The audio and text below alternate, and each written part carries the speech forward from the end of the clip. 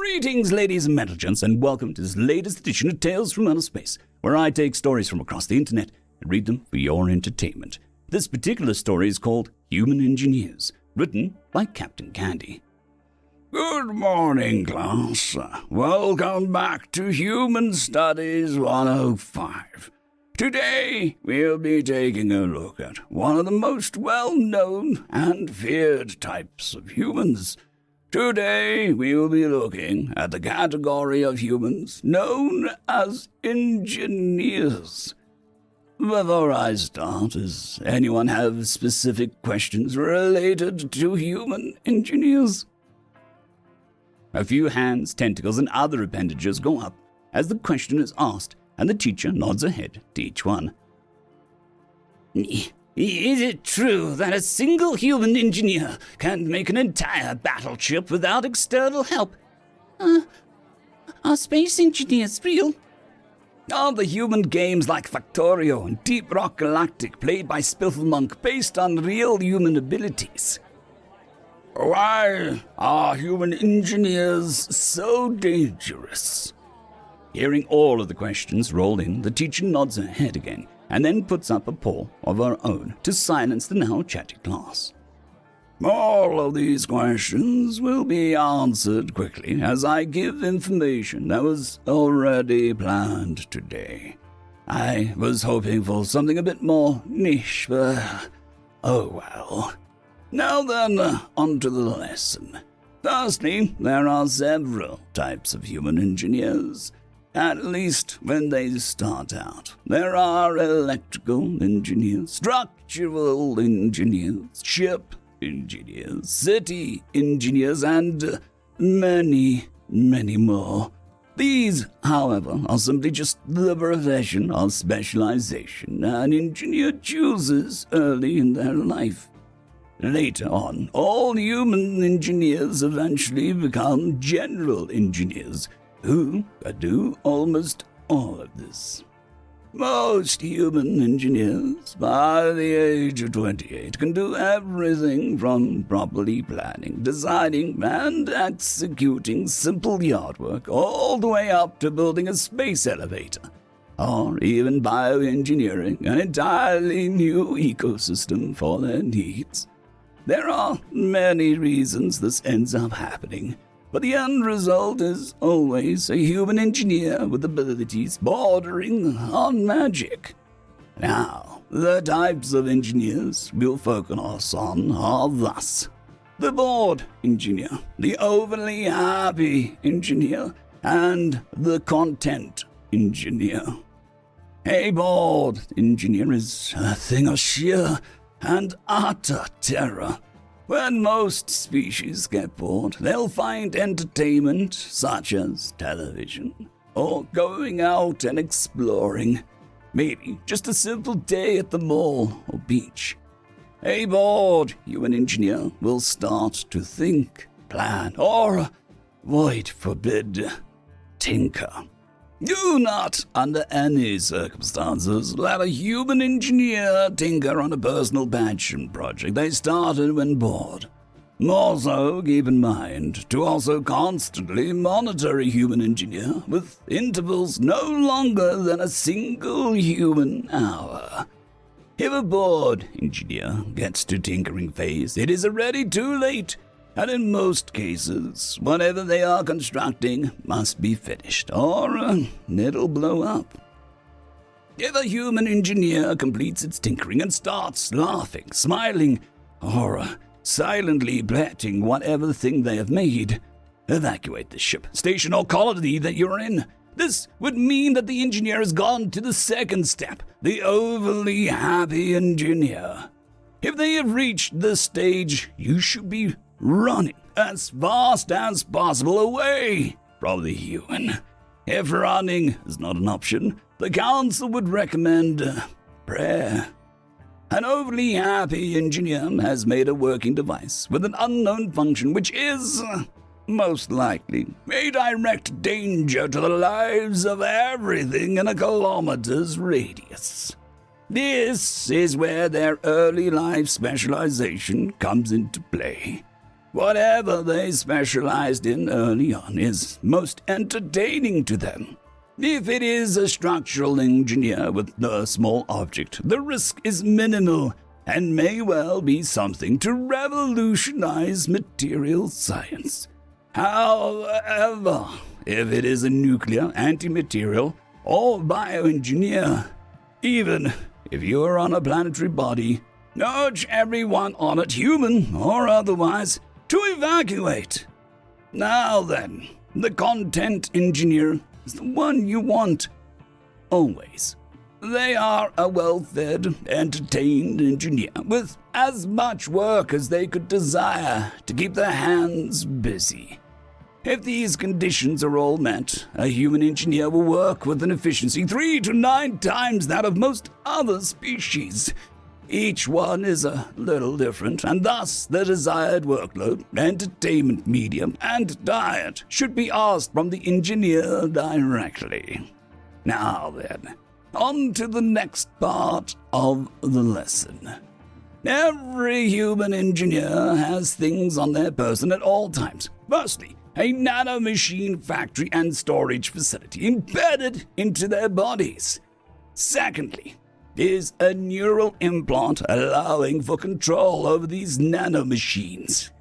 Third, and finally, a human in general, but definitely an engineer will always have a weapon. Let's look at each of these in more detail. The nanoforge/storage facility will allow the human engineers to do any work they deem necessary and acts as the mother of all moldy tools. This means if a human were to crash land on a planet and be the sole survivor, yes, they could build a whole factory to eventually manufacture parts to escape from their planet. This means that, yes, a single human with the resources could easily make a battleship single-handedly. Finally, yes, a human by itself could easily go on a mining expeditions and exterminate hordes of invasive or even native insectoid hives in the search for valuable materials. The neural implant is a critical part of what makes this all possible. It is wired directly into almost every part of a human brain and helps them in many ways. First and foremost is the fact that they can control their nanomachines like they are an extension of their body. Because, for all intents and purposes, they are. Secondly, it allows them to design, plan, and understand how to execute an engineering project they may wish to conduct. It also means that they can augment their bodies to unheard of levels, making things like space engineer distinctly possible. Finally, the humans will always have a weapon on their person. Do not try to remove or take a weapon, as they will result in you, the people around you, and most likely the surrounding kilometer to evaporate. Human weapons are downright unholy in their destructive capacity, and that's for a normal, run-of-the-mill human. A human engineer, much like a human soldier, will augment, alter, and improve their weapon. A human engineer with a sword should be feared like a demon god has descended. It may well be a fifth-dimensional sword that can cube time like a herbivore dicing vegetables for breakfast. A human engineer with a gun? No. If they have a handheld pistol-type weapon, you are in least danger. But still, a single shot from one will launch a projectile at 5% C at the low setting. Do not threaten engineers. Do not be deceived by looks either. The simpler the human weapon looks, likely the more dangerous and horrifying it is. If it looks like a human toy of some sort, it can probably collapse local space-time into an inverted singularity. The more complex it looks, the more likely it is to simply fail or misfire. If you're lucky, it just fails and nothing happens. So you get to see human get into a fist fight. If you're unlucky, it misfires and will kill everything on that grid section of the galactic map. Hateful light year of space dead in an instant. This is why human engineers are so dangerous. Now then, it's 2 minutes to the buzzer, so I'll end this class early today. As homework, I want you all to write a paper on how you think best to keep a human engineer content. End of story.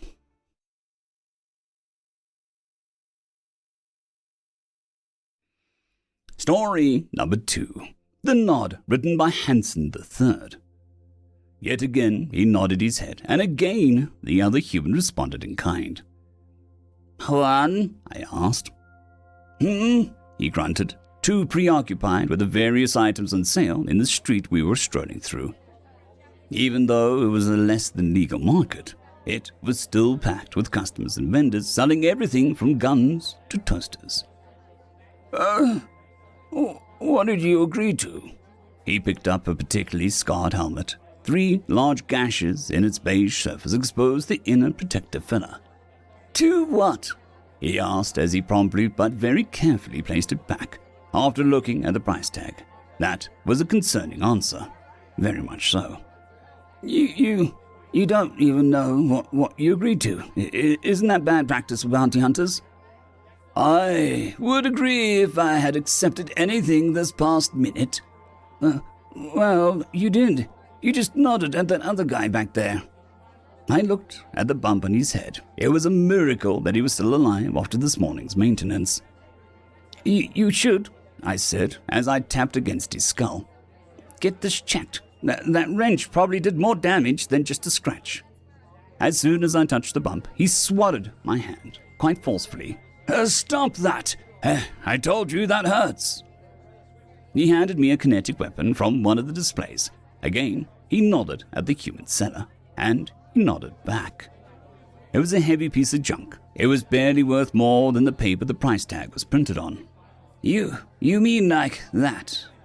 That can mean I agree, but old man doesn't mean so much more. It is almost universal.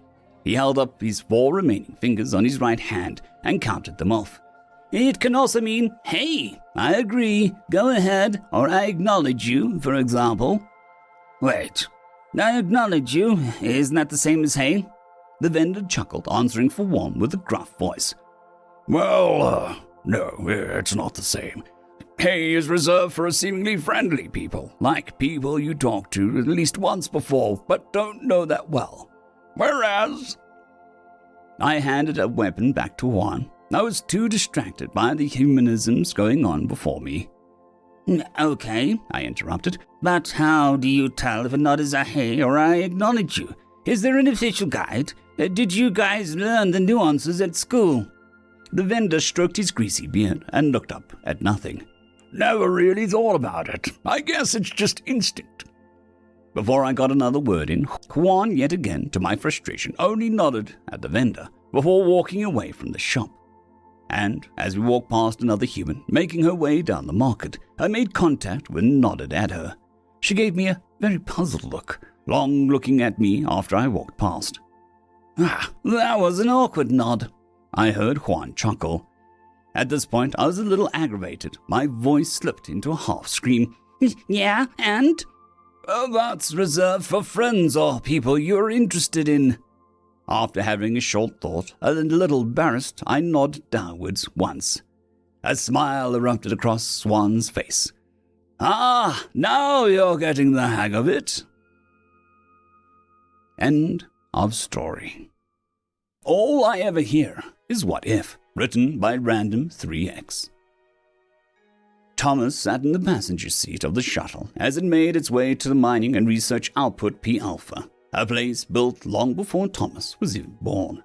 Established as the United Solar Government ruled, no mining of objects visible from the occupied worlds was permitted, especially after the Helium-3 mining scar that now marked the moon's far side.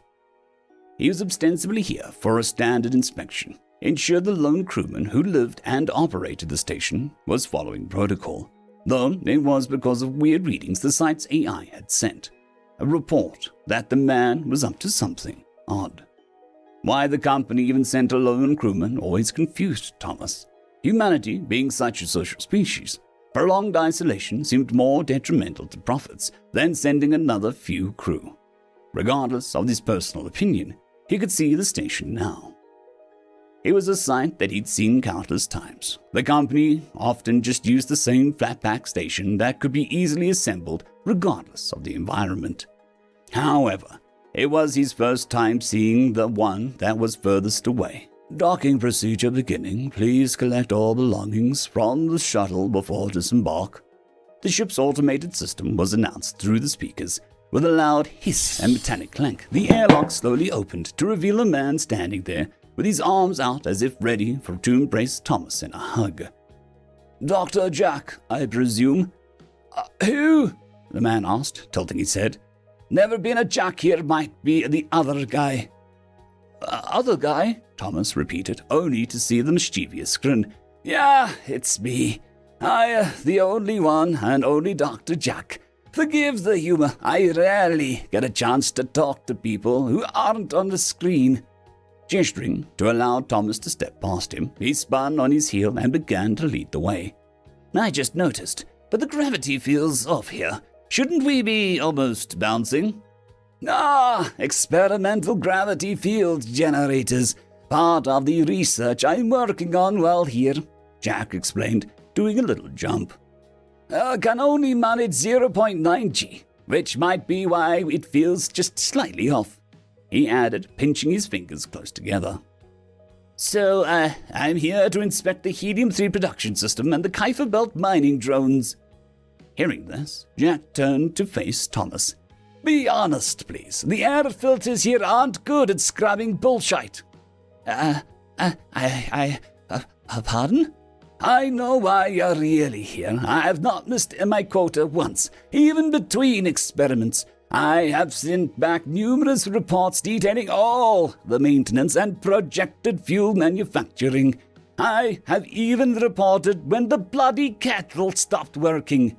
Thomas paused a step, shocked to see Jack's vitriol towards the kettle issue. Sorry about that. British and tea and all. He gave a light-hearted chuckle, as if to brush his outburst under the rug. So, why do you think I am here? Thomas asked, wondering if the psych hold might be best for the doctor. Simple because Gertie went and told teacher about me. Thomas paused once more to look at Jack. He was under the impression that the message the AI had sent was well encrypted. To think that he was aware of it worried him. You didn't know I read it. It's simple enough when you have an endless free time. What is a month spent decrypting when you have nothing better to do while automated experiments do their thing?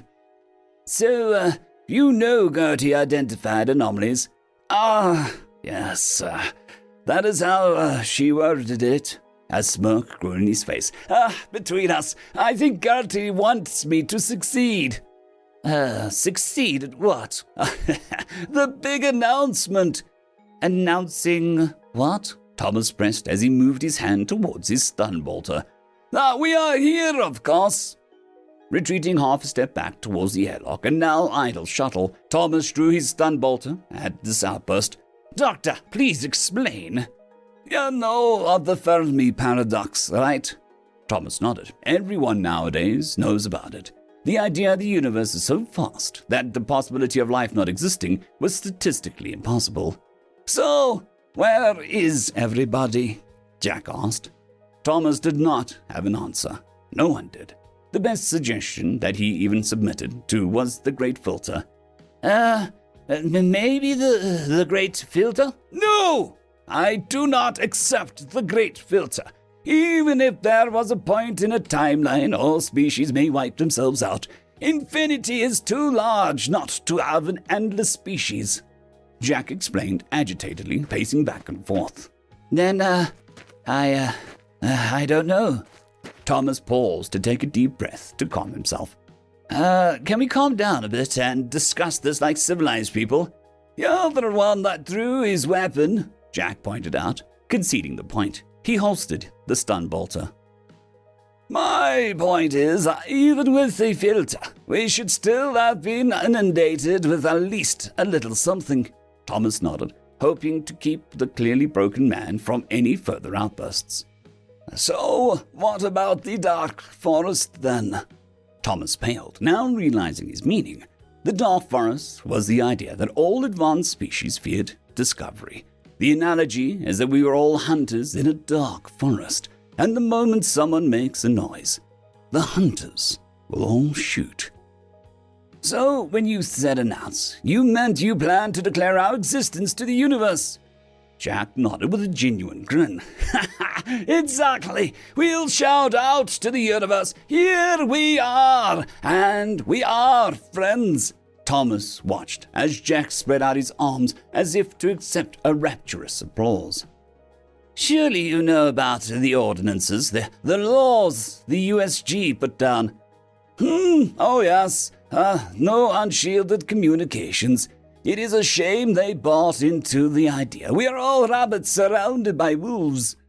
Listen, it's not too late. We can just put this up to some void fever and get you some treatment. You don't need to go ahead with this. You mean this? Jack asked, gesturing to a podium with a large red button that began rising from the floor. Thought it would be more dramatic, he explained with a bashful grin. Immediately drawing the stun bolter once more, Thomas took aim. Please, I don't want to do this. I understand, but why are you so opposed to the idea of announcing us to the universe? Why is everyone? Well, what if they're all dangerous beings? What if we're enslaved or destroyed? What if announcing us brings calamity? What if? That's all I ever heard when I discussed this with others. But let me ask you this. What if they are friendly? What if, like us, all species have empathy that transcends species? He paused to take a deep breath as he finished with a whisper. What if everyone is just too scared to take the first step? I understand your frustration, but this is illegal. I will shoot you if I must, Doctor. Shoot me if I do this. Thomas watched as Jack moved his hand towards the red button, only for him to fire the stun bolt and send the doctor into spasms before collapsing to the floor. We'll get you the help you need, Doctor. Sure you will, he replied through gritted teeth. I'm sure our friends amongst the universe will also love to help. What do you mean? I broadcast the day after Gertie sent the message. The red button was just for a disco light setting I installed to amuse myself.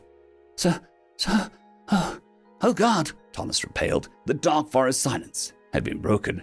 You know, Doctor, if they do end up being violent enemies, your name will go down as one of the greatest villains, if not the greatest humanity ever produced. Well, I'll accept that. But I believe whatever comes, if it does, we can befriend it. If that does happen, I will be declared a hero. You really have gone crazy. Maybe. But it is the maddest of our species that boldly takes those steps forward. End of story.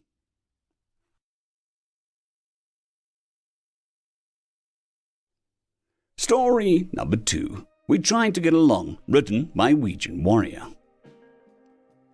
Ambassador Josh checked the seals on his survival suit for the last time before striding down onto the floor of the Galactic Council. This would be his last time here, he knew, but he had pleaded for one last chance to address the Council before the human delegation would have to leave for the last time. Hundreds of visual sensory organs belonging to dozens of different species tracked his process down the shadow ramp. Hundreds of manipulating appendages tweaked the settings on the auto-translators. Hundreds of auditory receptors would listen to the last message Terra would ever deliver to the ancient assembly. Most of them assuming that it would be a last plea for a council seat, some expecting a curse for not being given one. Josh waited in the center of the hall until the Tri-D cameras had a good view of him. He knew without looking that a much larger-than-life hologram would be projected above him, letting everyone get a good look at whoever was speaking on the floor of the council. He looked around at dozens of delegates around him, slowly starting to smile. "We tried to get along," Josh started, deliberately ignoring the traditional observances of greeting the council. "We tried to be friendly. We tried sharing our technology, culture, and history.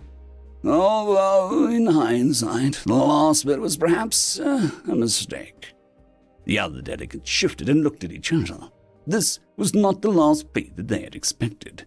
This wasn't even polite. "We tried teaching you, all of you, about biochemical barriers," Josh continued as his smile grew wider.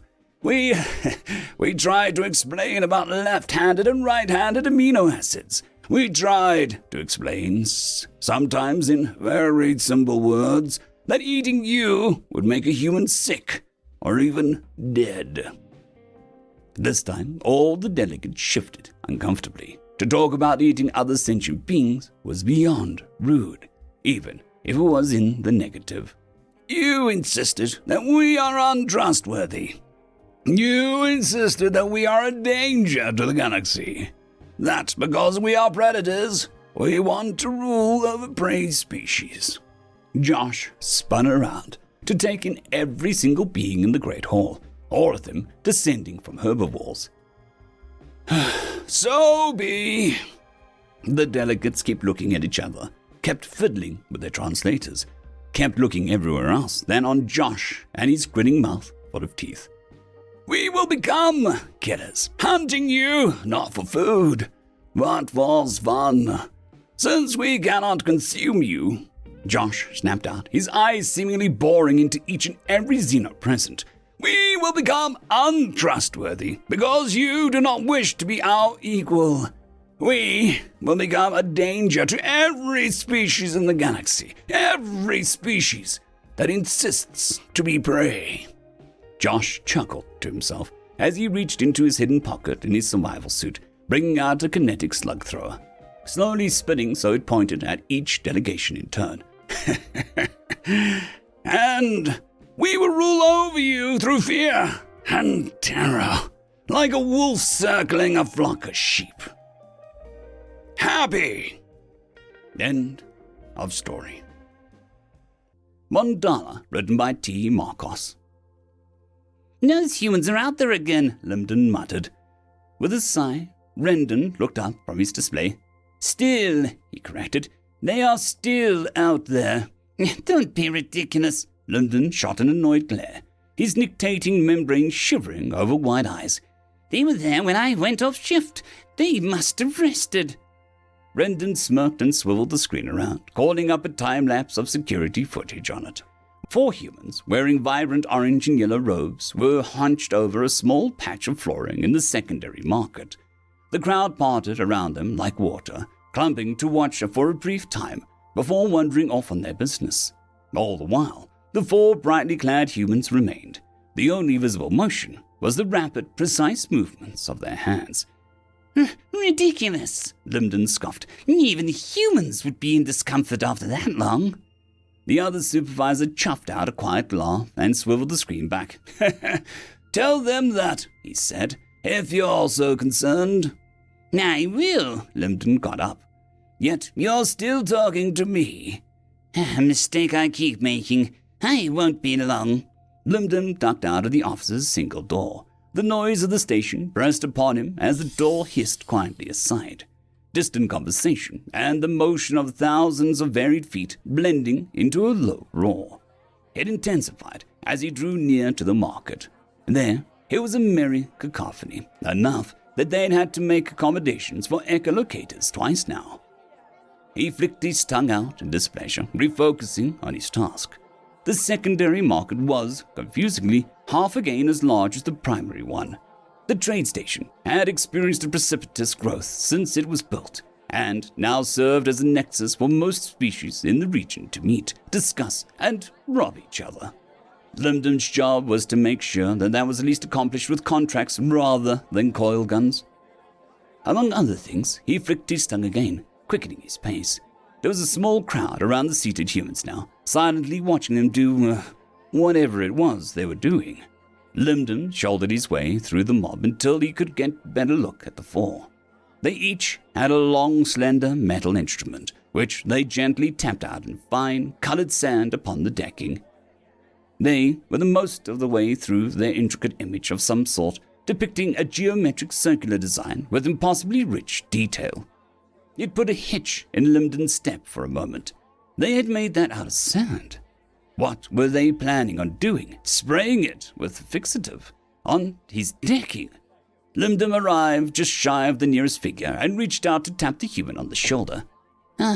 Station administrator, Linden said gruffly. The human looked up at him. His skin was smooth, even across the top of his head.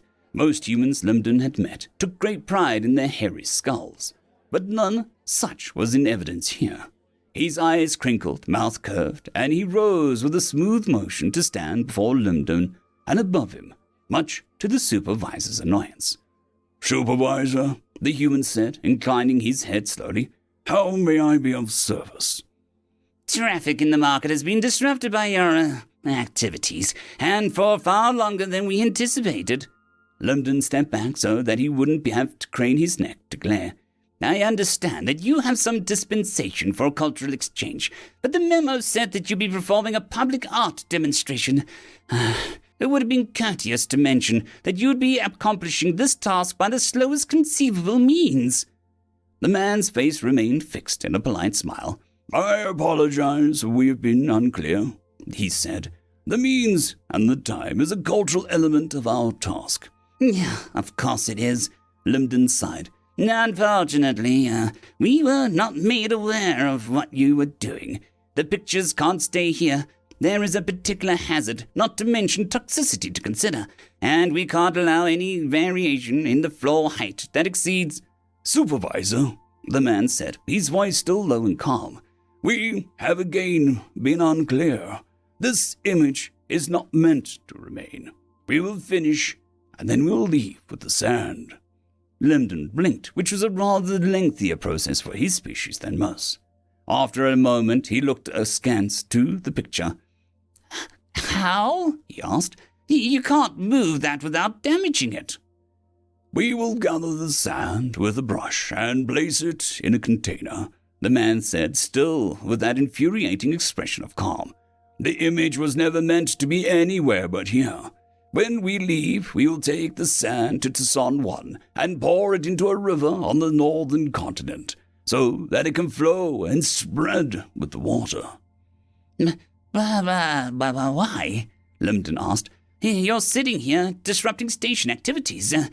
Far better part of the 10 duty cycles, subjecting yourselves to severe strain, and all for no benefit whatsoever. The man's face changed, finally his mouth smoothing and his eyes opening a bit wider. They looked down at Linden.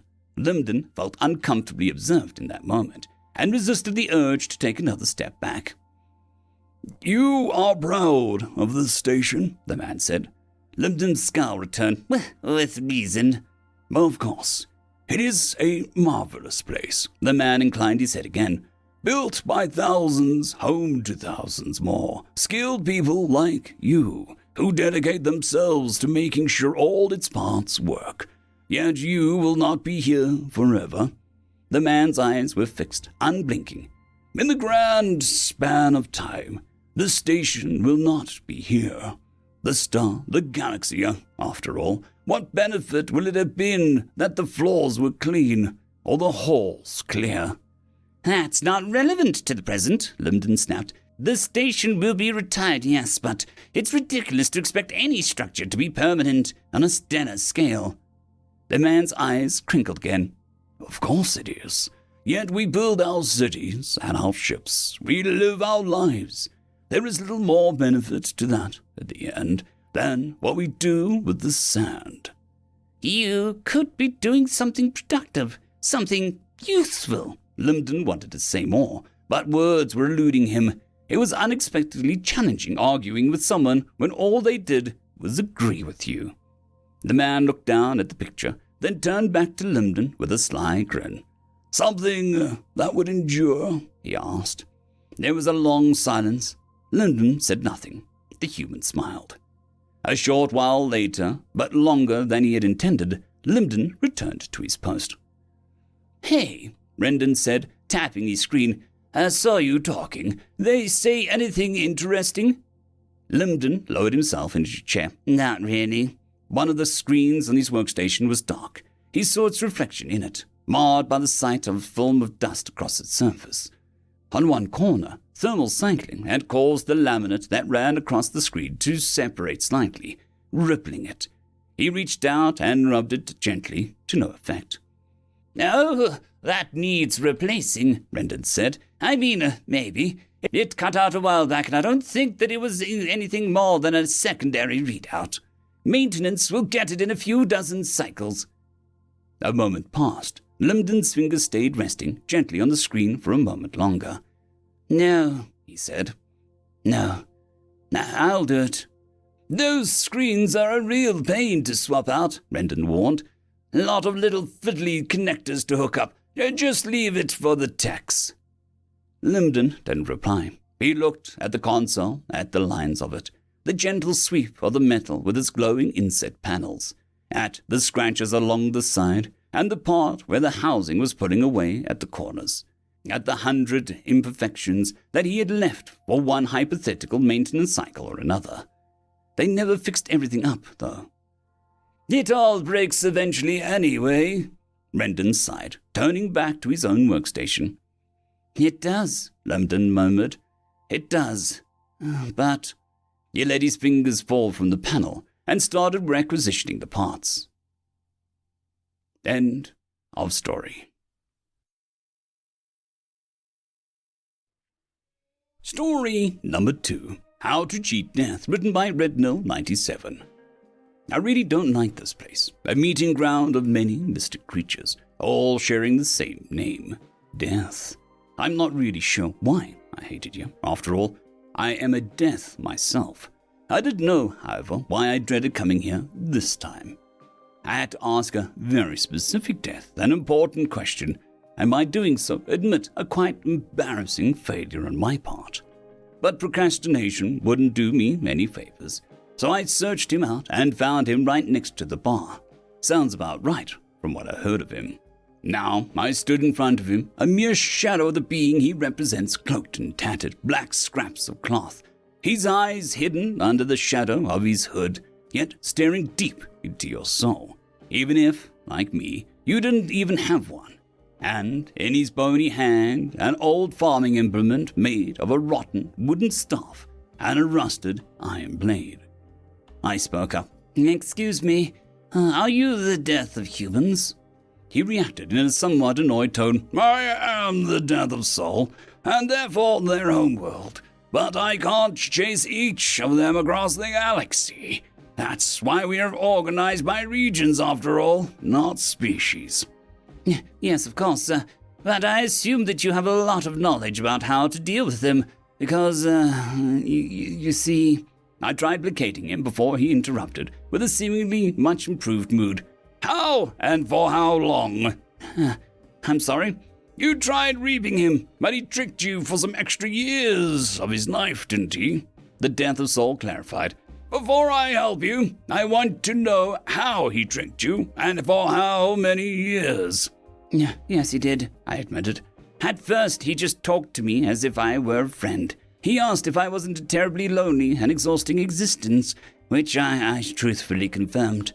So he asked me to rest with him just for a little while. I didn't see any problems with that, so I agreed. After some time, he pulled out a game of cards and some drink. Then he taught me the rules and we played. I see, he answered. I assume he won quite often and in turn made you drunk. I swear, I didn't know it had alcohol in it. Oh, then alcohol even works on us. He called it Keshwasser, so cherry water. Why would you call it water if there's alcohol in it? I straightened myself out again. To answer your second question, he won 10 years of life from me. I'm really sorry. How do I fix this? he replied with a chuckle. Cheating at cards and making him drunk off Keshwasa. That's a classic that never gets old. Wait, what? He cheated? Of course he did. The way we perceive the world, you literally couldn't not look at his cards. How else could he have won? He took my deflated posture as his answer and continued, And while 12 years isn't that bad, there's no fixing it. Unless he agrees to come with you of his own free will. As for the next time, just be aware of the risk and don't trust humans. Do this and you will be fine. Damn it, my superior will have my proverbial head for this. The hooded figure remained calm. Nah, he won't. You're Serexi sector, right? Under, what's his face? That weird 7-legged elephant guy. Turlock, Death of Darius, I informed him. Yes, he's my direct superior. Why?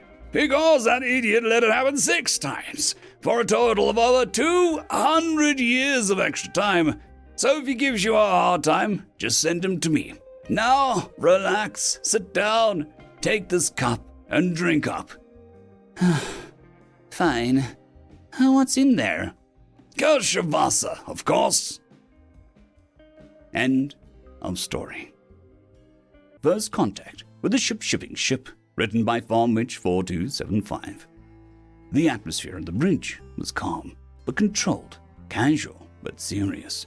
Everyone was on guard, but not as much as they usually were. No major wars, no serious fighting, no pirate activity. It was just a simple, routine patrol on a backwater system bordering Confederacy space. I sat at the engineering console and pored over some minor scanning data from weeks ago. I took a deep breath, my beak chattering idly while I looked at some minor energy readings from the local star. Any idea what exactly we are looking for? Or is this just a be here to be here kind of thing? I idly asked nobody in particular. It's just a routine patrol one. Nothing too serious. Kind of peaceful these days, my captain said as he sipped some tea. Captain, I am getting interference in the local waveform calculations, but they don't make any sense, the scout leader said. What do you mean, no sense? He replied. The quantum waveform suggests that a number of ships have been through this planet recently, but the readings are, off the charts. The energy bleed readouts tell me that the ships are in excess of 20 times the Confederacy's average size, he said. We all looked at him. That's impossible, I said, and decided to look at his console myself. I know it is, but there's the data right here. To make this kind of radiation bleed, you have to have a petawatt reactor at a minimum. No ship in the fleet has those. I have already filtered out the local star's radiation excess, so there's definitely something here, the scout leader said, as he pointed out the data with his flipper. That is odd. Well, it might be fleet moving through. Can't filter out individual reactor signatures. The Orane Imperium uses these backwater systems for their pilgrimage routes, after all, I said, and returned to my console. A sigh of relief came over the bridge. Well, that explains everything, doesn't it? Quantum waveform detected. Unidentified ship inbound vector 330, the ship's AI suddenly spoke. Within seconds, a massive, truly stupidly huge ship suddenly appeared in our view. A multicolored supersized ship 50 times larger than anything we had ever seen, suddenly imposed itself upon us. Evasive maneuvers, the captain called out. A momentary panic suddenly shattered the calm of the bridge and everyone got to work. We worked in beautiful concert as we hastily and carefully maneuvered our ship through the massive hulk that suddenly appeared. We narrowly avoided the damn thing and scared ourselves to death as we raced inside it. It looked like an enormous shipyard dry dock with engines. Suddenly, our engines cut out. Engines off! Thrusters not responding! The pilot yelled out as she lost control. Reactor 2, idle? Oh no, that thing's shields overloaded our capacitors. Attempting manual restart, I yelled out.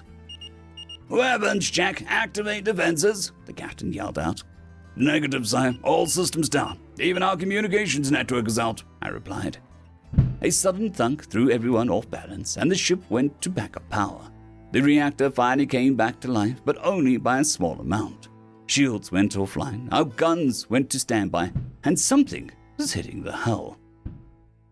Docking procedure complete. Thank you for using Autotech Industries for all of your shipping needs. Please have a nice day, our ship's AI said in an all too comfortably cheerful manner.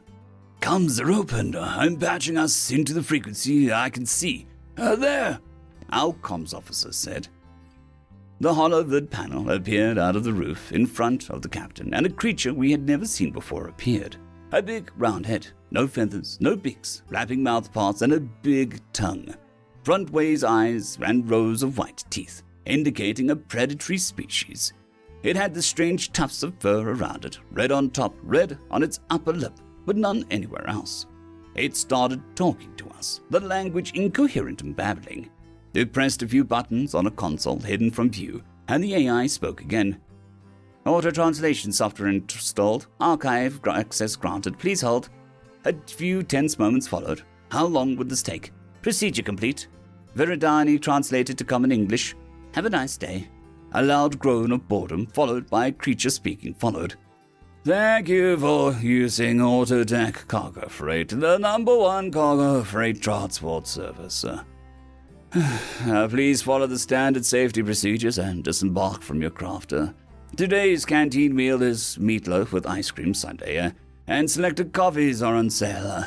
Please be aware that free meal service is available only to first-time active duty military personnel. Thank you and welcome aboard. The creature moved away from his screen, but stopped in his tracks, seemingly confused. Wait, what did you say?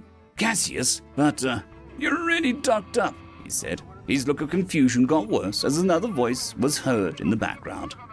Oh, for not again. Goddamn side traffic, fecking hitchhikers thinking they can just get free ride by stealing someone else's slot. Look, just take Bay 47.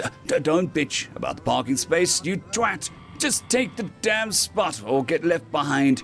You already paid for it, so get going. He angrily yelled at whoever was talking to. Okay, what the hell did I just catch in a dragnet? Damn hitchhikers, he said. We were able to see from external sensors that some kind of mechanical appendage had appeared and was scanning our ship. Captain, what do we do here? I asked. I have no idea, Ensign. We can't escape. We can't defend ourselves, and we can't hold the card against this thing if we could do anything anyway. Let's just hope that the entity is at least open to talks, he replied calmly. I ruffled my feathers a bit nervously as the creature continued. Wait, what? What the hell kind of ship is this thing? Who built it? I mean, I know I catch some oddballs here and there, but how does this matter? What the smack is this? Hey, Marty! Look at this thing! Yeah, Bay 17. A little bit of radio chatter followed between this creature and another, seemingly one named Marty. What? Alright, well, I don't know. Yeah, I can't. They aren't pirates, and they don't have probable cause. Yeah, it's illegal. Yeah, alright, let's see. Docking arm engaged, standard ops. Good. Welcome aboard. Please follow the arrows to the hotel. The creature continued to talk with someone off screen. Alarms started ringing. The ship's computer started alerting us to what was going on again. Docking procedures initiated. Please hold for bacterial sterilization procedures. Complete. And equalizing atmospheric conditions. Complete. Accessing biological data. Scanning. Complete. Pressure equalized. Humidity increased. No risk of bacterial infection. You are clear to enter. Please enjoy your stay. The ship's atmosphere regulators kicked in with a soft hum and the door to the airlock slid open. We stood there in shocked silence for a few minutes.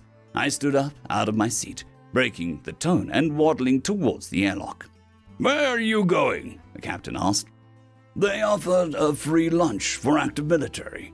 I am active military and I am hungry, I simply said. I had no other way to handle this, but I was in fact hungry, so I essentially said, screw it. My feet padded away through the corridor, and my breathing became easier. I became more focused, almost as if the air filtration system was a lot better than ours. The corridor gave way to a sterile white tiling, with various artworks including pictures of strange apes, landscapes of countrysides, and the overall feel broken with soft greenery. Eventually, I found myself in some kind of dome complex, in the center of which was a large brown barked tree. "Oh, pretty," I chirped and headed towards a sign my translator marked as canteen. My captain and crewmates followed behind me, our flippers waving as we walked through the strange vessel. As they came through the corridor into the dome, a creature nearby appeared, stopped dead in its tracks, and stared at them. They simply stared back and followed me into the canteen, waddling slightly faster. It was only now that we saw the size difference. They were 4 times our size. "Oh man, did somebody lose a shipment of mutant penguins?" the creature said as we passed by. We ignored it and headed for the canteen. Almost immediately on entering the door, my senses were overwhelmed by a massive number of delicious, delightful sights, sounds, and scents. I couldn't help myself and stood there sniffling about. By instinct, I tapped my foot on the floor in excitement and waved my flippers about. Something in there smelled absolutely magnificent. I ignored the creatures around me and moved to an empty table, waving my compatriots behind me to an open spot. It was a bit awkward to figure it out, but we got seated after observing our surroundings and copying the creatures nearby. I reached into my flight jacket and produced my service ID card, placing it on the table. Nothing happened for a bit, and I squawked. How does this work? Is it self-service or is there a waiter?" I asked, my translator making sense of my squawking to the creatures. "Oh my god, sentient space penguins," one creature said. "Hey Mel, 24 orders of the meal serve special," one creature yelled out, snapping everyone out of their stupor. 24? Well shit, we got a fleet order up today or what?" a voice asked from behind the counter. "Nope, aliens. We caught a Xeno ship on the Dragnet on our last pass," another voice said. That voice was the same creature we saw in the hollow of its screen. "You what?" the voice from behind the counter squealed in shock, then appeared out of the door to the side. "Get back in there and cook. I'm the captain here. I'll handle this," he replied and approached our table. "Hello?" I said, looking up at him. "Can you understand me? Your translators get the update we sent them?" he asked. "Yes, they did. Thanks," I replied. "Well, we weren't expecting you to show up, so sorry about that. Glad to see that you aren't exploding, so I guess Atmo is compatible. Again, sorry. We have a privacy protocol that stops us from scanning ships too much. Captain Timothy Blythe at your service," he said, holding out his right hand. I grabbed it with my right flipper and shook it. "Pleasure. Engineering Ensign Codsworth V. That over there is the captain," I said, pointing at my senior officer. "Oh God, he's wearing a little Napoleon hat," a voice said behind us. Timothy looked at the voice and glared at them with a death stare. "Sorry about my crewmates. Before we begin, I have some things to ask. Do you have any allergies to certain foods, herbivore, carnivore, or omnivore, and do you eat any kind of dairy or milk products?"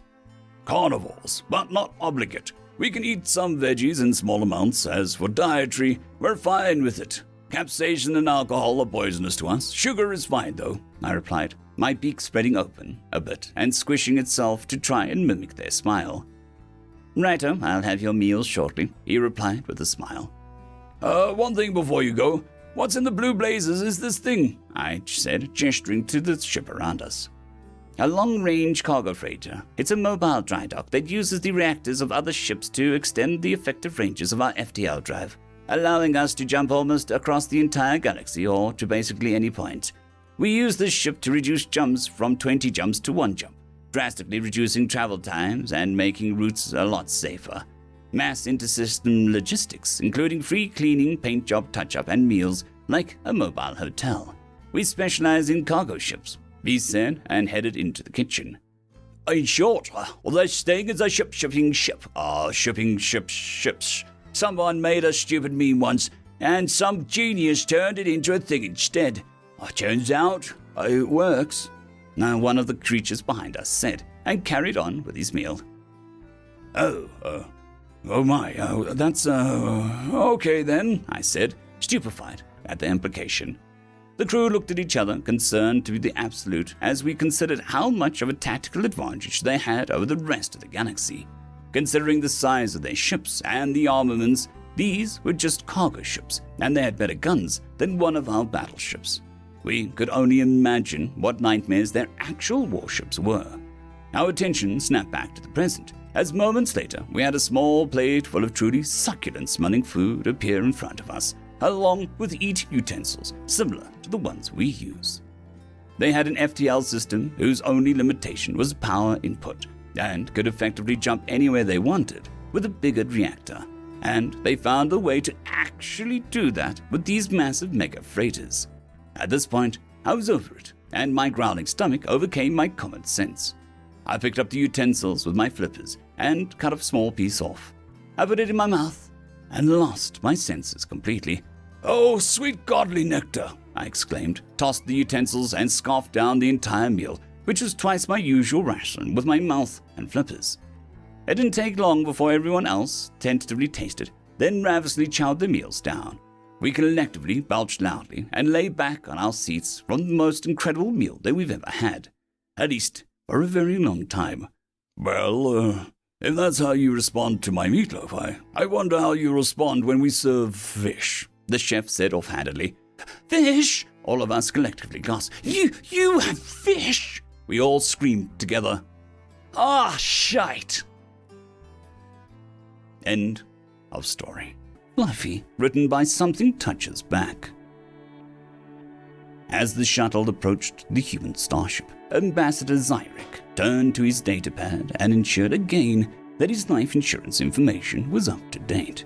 The starship was all curves and bulges in a gaudy patchwork of vibrant colors, with way too many windows and not enough weapons. The visage was made all the more cringeworthy by the sheer size of the human ship, dwarfing the sleek metallic needles favored by his own species, the Renthan, and perhaps even larger than the hulking angular dreadnoughts favored by the Mulgrog Imperium. It was an act of desperation on the part of the Renthan government that Ambassador Zyric was being dispatched to the human homeworld in an attempt to elicit aid. Any aid. Unless something changed, Mulgrog dreadnoughts will crush the remaining Renthan defenses in a matter of a year. 2 at most. Watching the unlikely excuse for a starship growing in the forward view screen, Zyric thought back to his first astronavigation class. Professor Bizga drew 2 dots far apart on a sheet of paper, with a straight line between them. "Imagine you are 2-dimensional beings moving about on this paper, and you want to move from point A to point B in your 2-dimensional view.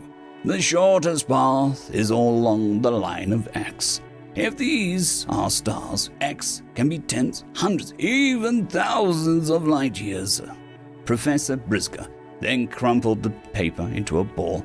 "But if your 2-dimensional self could somehow see in 3 dimensions, you might notice that another path exists, one that crosses between instances of your 2-dimensional view, and this path is much shorter."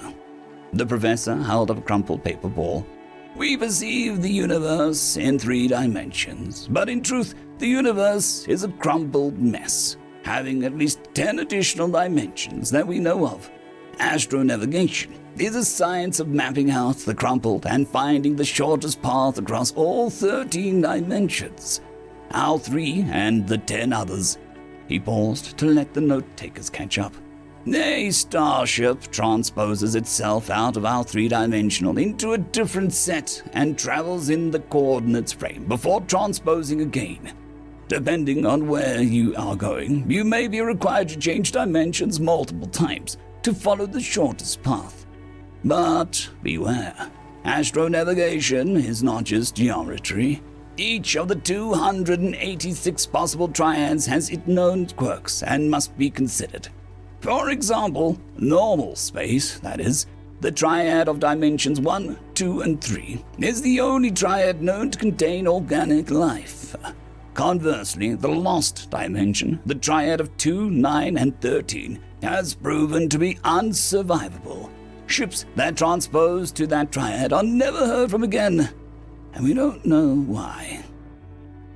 A decade or more back, the humans had come out of nowhere. Well, not exactly nowhere. They'd been observed transposing out of the Lost Triad. The first few ships to show up were tastefully drab blobs bringing natural scientists and anthropologists. They seemed non-threatening and friendly enough. Then the big ships came. It was an invasion like no other, not a military invasion, but rather an economic one. The big ships disgorged hordes of shockingly ill-disciplined troops. Haggard-looking officers in matching uniforms of black pants and pastel-colored short-sleeve shirts tried to corral platoons of brightly mismatched ground forces, carrying no weapons but money. Lots and lots of money. The troops spread out through the planet, buying any small item they could get their hands on: clothing, decorations, art, even pictures taken with the locals. The kitschier, the better.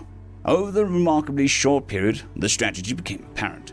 The vast influx of currency caused rampant inflation, and the local culture and traditions got commodified and distorted to the point where the planetary economy became dependent on the feast-famine periodically driven by the arrival of human ships. By the time the Renthan central government realized the threat, it was too late. Multiple planets had diverted manufacturing away from the war effort entirely, and now the Mulgrog were advancing. The Renthan had no choice but to try to turn one invader against the other. Ambassador Zyrek moved closer to the view screen. Were those logs?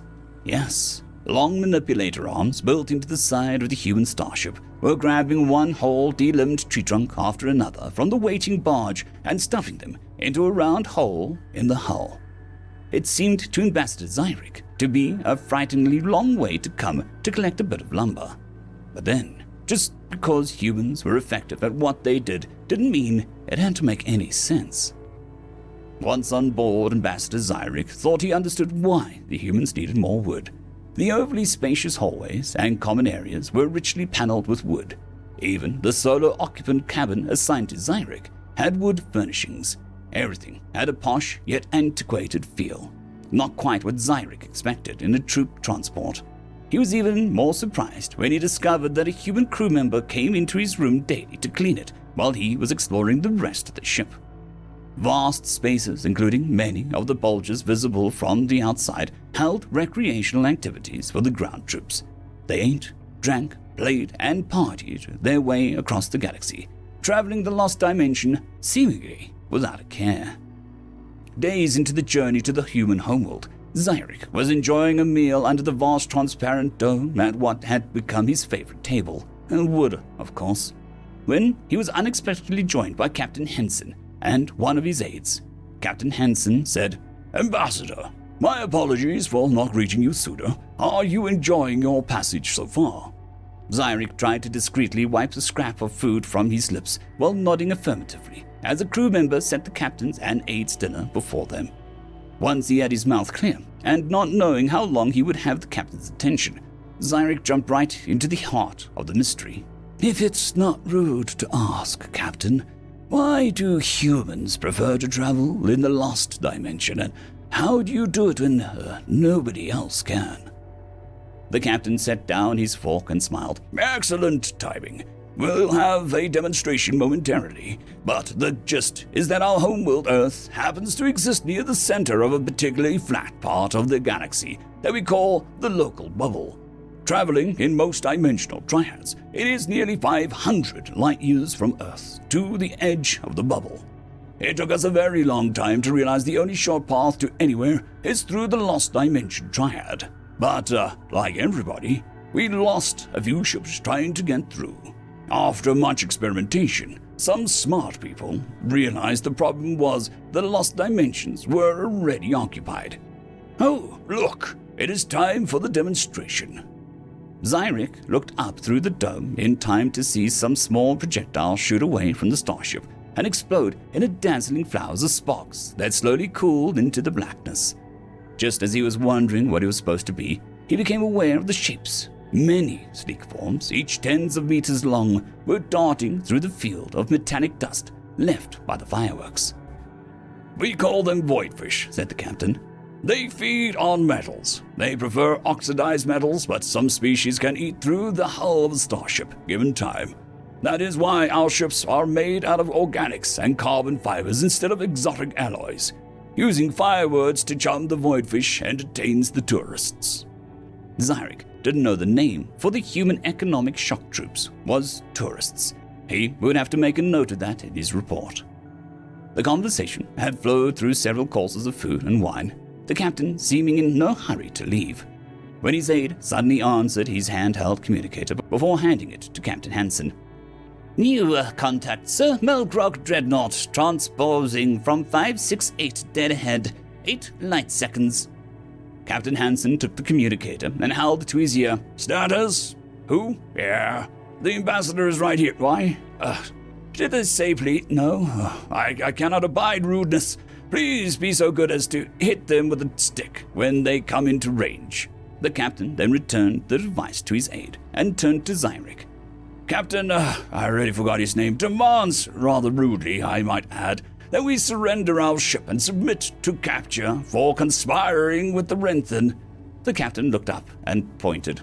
That's him, that faint dot in the distance. Zyric looked where the captain was pointing and noticed that the school of voidfish was already moving off towards the new source of metal. Just then, the ship shuddered as an entire tree trunk was accelerated into the void, leaving the starship at a healthy percentage of the speed of light.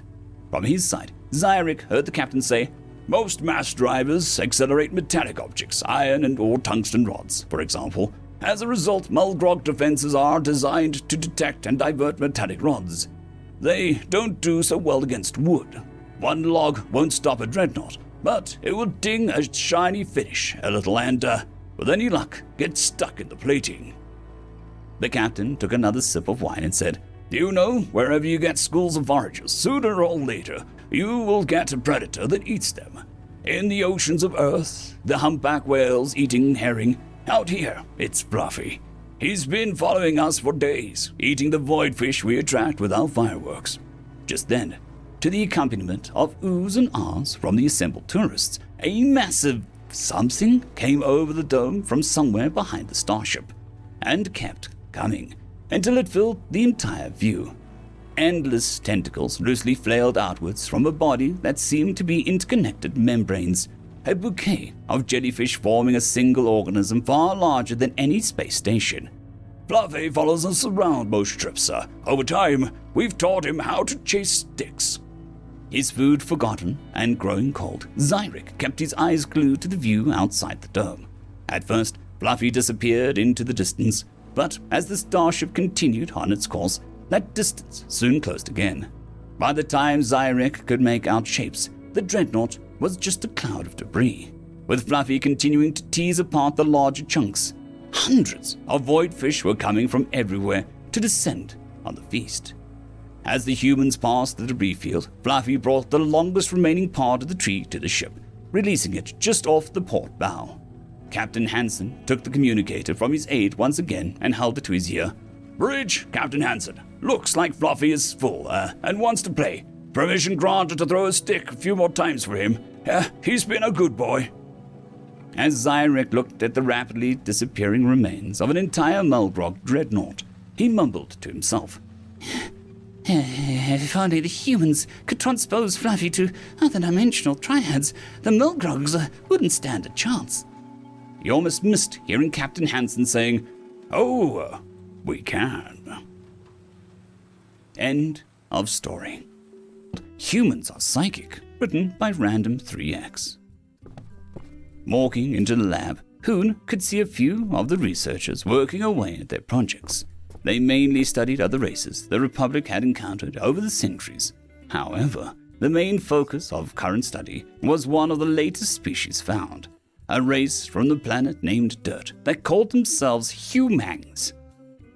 Ah, hello, sir, Prost said, looking up cheerily. How goes the psychic studies today? Somewhat confusing, if I can be honest, sir.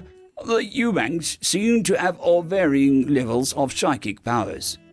Oh, this intrigued Hoon. The biological scans of volunteers showed they had none of the neurochemicals needed to be able to, so to be told otherwise would be a breakthrough indeed. Oh, yes, sir. Oh, it's fascinating. I even have a chance to interview one such subject. Would you like to observe? Hoon considered the offer before nodding, thinking this would be an excellent chance to witness such an example. Following Prost to the interview room, he split off to the observation room adjacent. Inside, he could see the human. It was a colloid-shaped being with 2 pairs of limbs and a head from the central body. Welcome, human, Prost said as he sat down. Thank you for having me. Though I will say you've misspelled human in your documents, but I guess it may be a translation thing. It is phonetically correct enough. Oh, thank you for informing me. I shall send a message for corrections, Prost said with a slight bow of his head.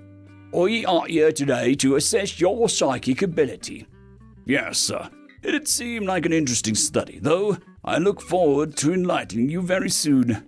You said, for you to properly read my aura, you would need me to answer an in-depth questionnaire. Yes, that's right, the human replied with a nod and a grin.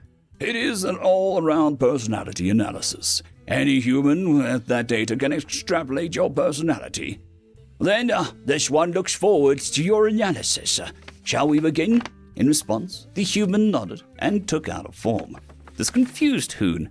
He was aware psychics could gauge vague feelings of others, but to have such a document spoke to a higher level of detail. Okay, first things first, Prost.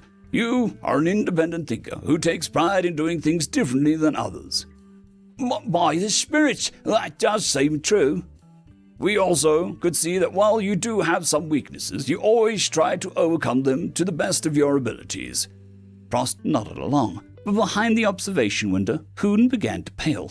Such accuracy was unheard of amongst psychics. If humanity could achieve such a response with atrophied mind transmitters, then how would they fare with them improved? You are also often as generous as you can be when it is possible, but you also sometimes feel like you could be more generous. Indeed, this one does regret that he cannot offer more to others, Prost replied, nodding. Seeing this, the human nodded before putting the form on the table and sliding it across. Okay, feel free to read the rest of it and tell me how accurate it is. Then I will enlighten you. Looking down at the document, Prost read through it, though his ear flaps twitched as he went through.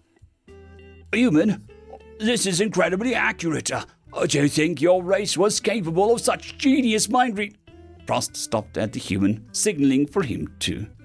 Prost, I must confess something. I will first start with an apology. My race has no psychics. We thought, how could we share our understanding with you? Someone suggested we play a little trick. A trick? Prost echoed, confused. Yes. You see that form in front of you is not an analysis of your answers. Oh, it's not? Nope. In fact, when I ran this test on my own students, I gave them each an identical copy of the document you have in front of you now. Surely you jest. They are all so accurate and specific to me. Sadly, no, they aren't. Prost, they are all vague and generalized statements that can apply to nearly anyone. It's a thing my people call the Barnum effect, that we connect to vague statements that we think apply to us, when they all are just as vague. So, there are no psychics. None that can be proven in a scientific environment. Seeing Prost become more and more distressed, Hoon stepped into the interview room. Now see here, human, we do not appreciate this deception. I understand that you are upset. Standing up, the human approached Hoon and put his hand on his shoulder. I'm sure everything else going on, this is only adding to your stress. Hoon audibly gulped. He had told no one of his family troubles. How did the human know? How could he see unless the humans were covering up their true psychic might for some reason? I am sure that it is a deeply personal thing. Family, yes, family can be a great source of stresses. How did you know it was my family? Because you told me. It's all another trick. What I'm doing now is called cold reading. I again made a vague statement, and your reaction told me that it was accurate. But how did you know that it was family-related? Family is often something people worry about. We humans do have psychics of a sort. but they are tricksters, charlatans, and performance artists. They use magician's tricks to guide you into revealing things with only your body language. Frost and Hoon shared a look. They had tried studying psychics for years. Many of the races they examined all had similar natures. Many came from social races. But the best explanation was brain chemistry. But now, this human was revealing that it may have all been a trick. Human, are there no supernatural powers then? The human, in response, shrugged. Couldn't say. It could be that everyone is using the same tricks we do. It could be that there is an extrasensory power. Could just be good old super advanced technology. Would you assist us with our research then? Hoon asked. Sure. I don't see why not. I'm sure I can make the amazing Randy proud across the stars. The amazing Randy was a magician who very much disliked the people who used these tricks maliciously.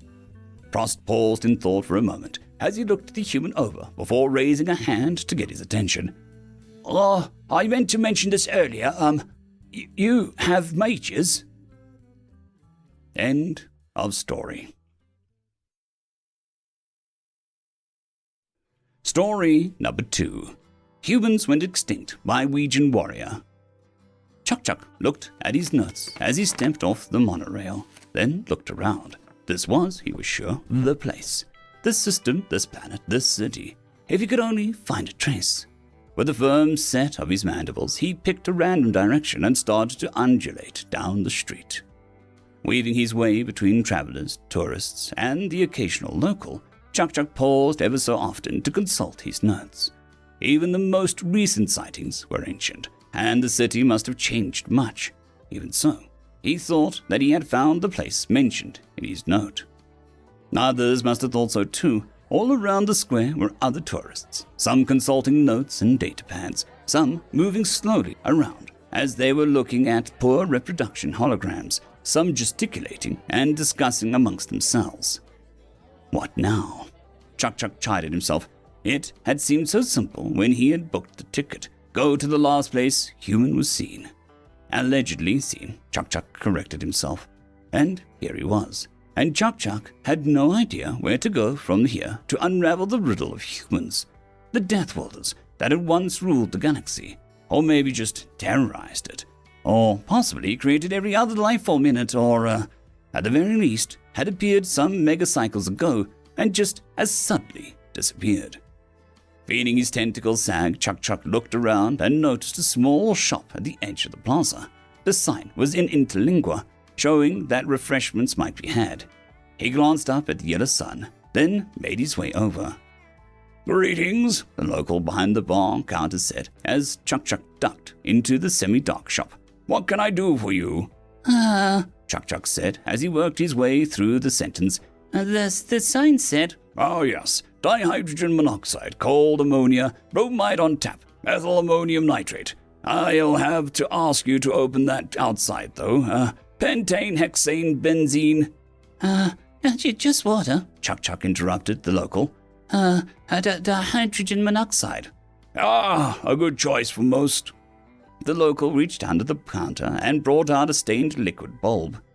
What more can I do for you? A snack? A souvenir? Some light reading? Chuck paused as he reached for the bulb with the tentacle. Souvenir? Ah, yes. I got magnets you place on your sustenance cooler, head covers, and human figurines. The local extended a stiff, jointed limb towards the shelf behind Chuck. I see, Chuck said, as he looked over the cheap, mass-produced figurines.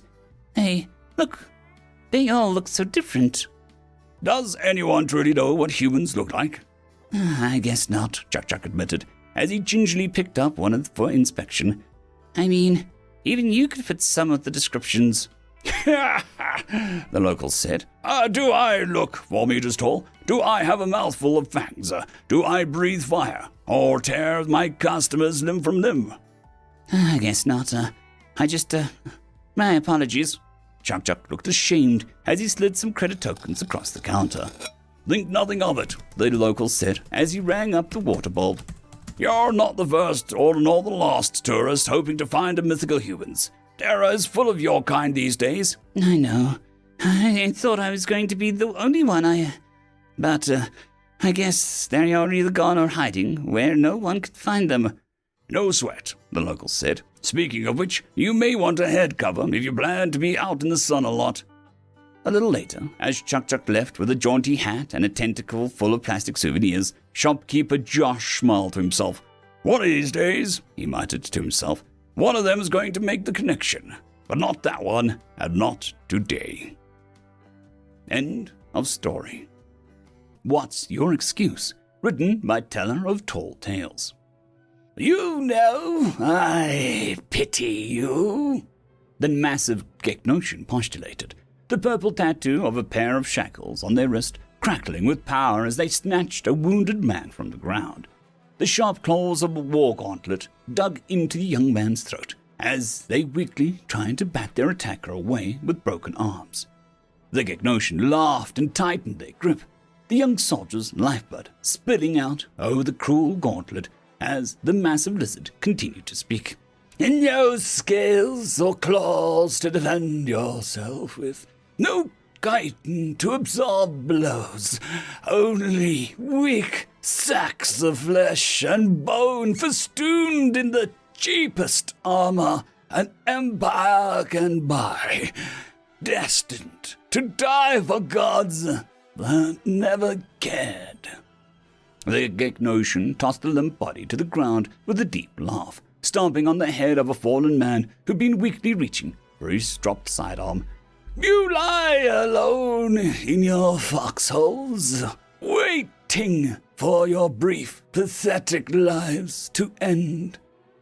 The Geknoshan gazed at the burning evacuation outpost, corpses in green, mottled camo littering the ground. A deep rumbling laugh escaped their throat as they kneeled beside a human in officer's garb, roughly panting as they held a tourniquet around the stump of their leg. I, as a chosen of the divine, enjoy all the universe has to offer.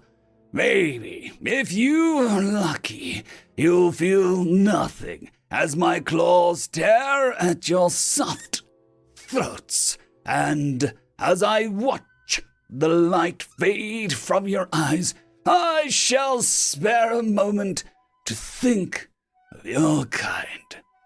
The Geknoshan's gauntlet slammed down, crushing the officer's throat with a brutal efficiency, and as they choked and gasped for breath, they laughed. And I shall only laugh. The spark faded from the officer's eyes, and the Geknoshan chosen chuckled mirthfully, turning their eyes up to gaze at the small streak of condensation that was a refugee evacuation. They watched as red light burned through the atmosphere towards the small ship, raising their arms to bask in the warmth such a detonation would create. But then, the red light streaked past the pod, sailing off over the horizon and out of sight as a ragged voice croaked. You would laugh, monster, but let me remind you. The Geknoshan raised a scaled eyebrow and turned to face the wounded human soldier, who unsteadily rose to their feet. Half their face had been burned away by divine fire, the charred flesh still smoldering as the human jerked a knife from their battle belt with a grunt, holding it up with the blade parallel to the ground in front of their scorched, bloody chestplate. They growled, that within this weak sack of flesh and bone, unguided by the gods and wept for only in nameless sacrifice, beats the heart. A human heart. Another soldier, one that the Geknoshan could have sworn had been unable to move, slowly, painstakingly rose to their feet. Clutching the M40 carbine, they took an unsteady stand at the side of the other. The knife-wielding human took a swaying step forward, voice a death rattle as they spoke. And within that heart, clad in disposable armor and defended by cold steel, burns the fury of every man, woman, and child from every forgotten corner of the universe. Within that heart that knows only fear, uncared for and mourned by only those whose lives they saved, stands the courage of all mankind. More wounded soldiers stood, drawing weapons or retrieving them from the ground. Some only raised their fists, their grievous injuries not even slowing them as they took their place at the speaker's side. The Gegnosian grinned, flexing their claws hungrily as the human began to march towards them, voice inexplicably growing stronger. Within that weak sack of flesh that you so openly mock beats the heart of a man. The knife stabbed at the Gegnosian, and they simply went to bat it aside, only for the blade of the knife to power through the half-hearted slap and skitter off his breastplate. The Gegnosian's eyes went wide as the shouting soldier ripped the knife back. He is a factory worker. The Gegnosian blocked a swipe of the knife as they backpedaled to keep distance, the human pursuing. A tungsten penetrator ripped the side of his helmet open, slicing his face as the owner glared at him through the scope, calloused hands firmly holding the rifle, even as their guts hung from a tear in their stomach. He is a scholar.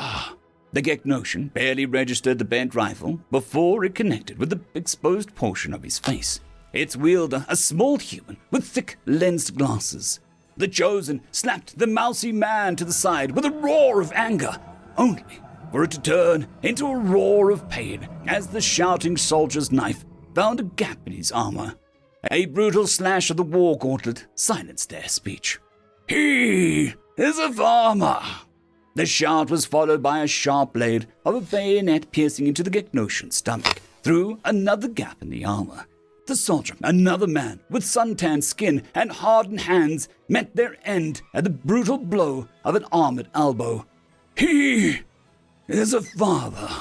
A young, dark-haired man with bright blue eyes screamed as they drove their fist into the chin of the Chosen's helmet, snapping the video cable and plunging it into darkness. Their throat was split open by a wild, blind slash of a war gauntlet. He is a brother! A tungsten slug pierced the Chosen's chestplate, lodging in their spinal cord and sending them slamming into the dirt as their legs refused to support them. The Gegnosian looked up in shocked bewilderment as the corpse-like soldiers slowly encircled them, one eventually straddling him and pressing a pistol into their face through the hole.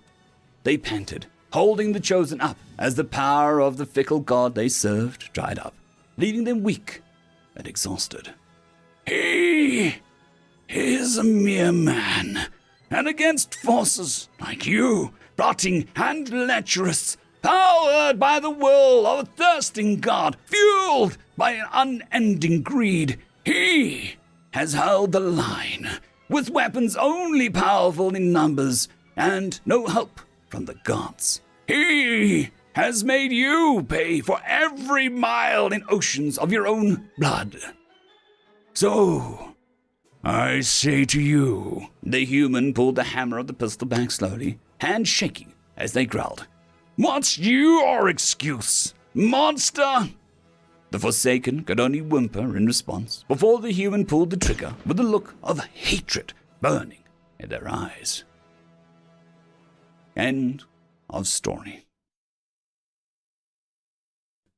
Story number 2. Terror Isn't an Empire, written by Ouijan Warrior. It has come to my attention, Sub-Commander Kaidala said as he rose up, that the fleet proposes to invade GF359P12 in order to be able to launch an attack against the Roxolani from an unexpected direction. Kaidala swiveled her eye stalks to take in the whole room. Most of the others were unsurprisingly not paying attention. As the fleet's leading and indeed only remaining xenohistorian, I must advise against this course of action. Several eye stalks swiveled to take in Kaidala. GF359P12 has given rise to an ingenious sentient species, as this committee is well aware. Being curious, and it being within a purview of my position, I took it upon myself to ascertain why Terra, as the natives most often refer to the system as, had not formed the nucleus of a stellar empire, nor been swallowed up by a neighboring empire. My initial postulate was that the Terrans had reached a detente with one or more star nations, allowing them a measure of self-determination. the eye stalks had dropped again, Kaidala noticed, while Z knew that they would pop up again in a millicycle. Further studies showed that my assumption was erroneous. The Terra is where empires die. Almost every eye stalk in the room focused at Z as Kaidala went on. It is a place where every sentient is armed, where every tiny vessel carries battleship-class fusion torches, where every little asteroid has a mass driver. Uncertainty showed on a tentacle full of faces. It is not that Terra has been conquered. It has, time and time again. The Woskoriks, the Kazin, the Fifth, those grey-skinned guys with the oversized eyes that we never found out what they were called. They all conquered Terra. Kaidala paused, partly for breath and partly for effect. But not the Terrans. No one has managed to conquer the Terrans. Further along the dais, a tentacle rose as if to ask a question. They are barbaric, yes. Several more tentacles rose. They fight each other all the time as if for sport, whenever their system isn't threatened from outside. Do you know how many planet-wide wars they've engaged in before they even tried to climb out of their own gravity well? 2 that we know of. Against themselves. The tentacle dropped again as the others tried to absorb the information that had kept Kaidala awake for several sleep cycles. Yes, they are crude, rude, and primitive. Kaidala reaches up and unpins her sash of rank. But they are stubborn, persistent, and they keep fighting until you leave or until you are consumed. And they will learn and copy whatever tech you have that is unknown to them. And I will have nothing to do with this decision to attack them, as it will be the undoing of my own ambitions. Z carefully folded the sash, not looking at the others. Terra isn't an empire. Z put the sash down at the podium, a small spasm in Kaidala's eye stalk, the only thing betraying what it meant to give up her position. Terra isn't beholden to an empire. Kaidala pulled herself to the doorway, managing to do it in a purposeful and determined manner. As the door dilated, Z turned to the others in the room and delivered the conclusion of her studies. Terra is the graveyard of empires. End of story. The F-Bomb, written by SlowAD2584.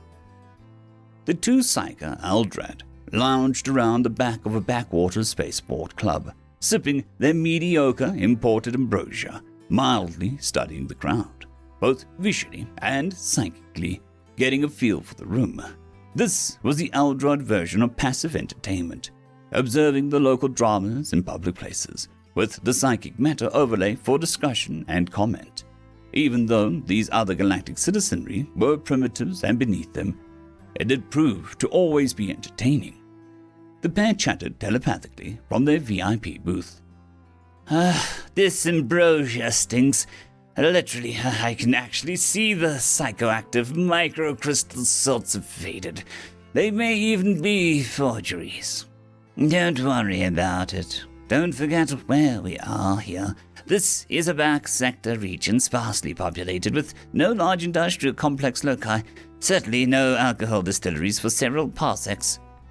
There was a crash of commotion across the club floor. Some of the station locales were having a scuffle. Voices were raised, drunken fury kindling hot. Oh my, here we go, finally. Okay, what's the matter on those two? The tall one with the cobra neckhead is a Selectingon, a wicked, imperial-minded conqueror archetype. Rather stereotypical, honestly.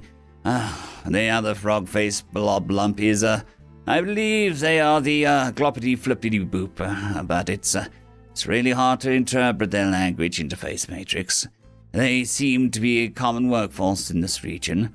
That is one is an admin of the sewage treatment plant. The frog-faced alien was picking itself up from the floor, in trembling fear of the cobra-headed warrior looming over him.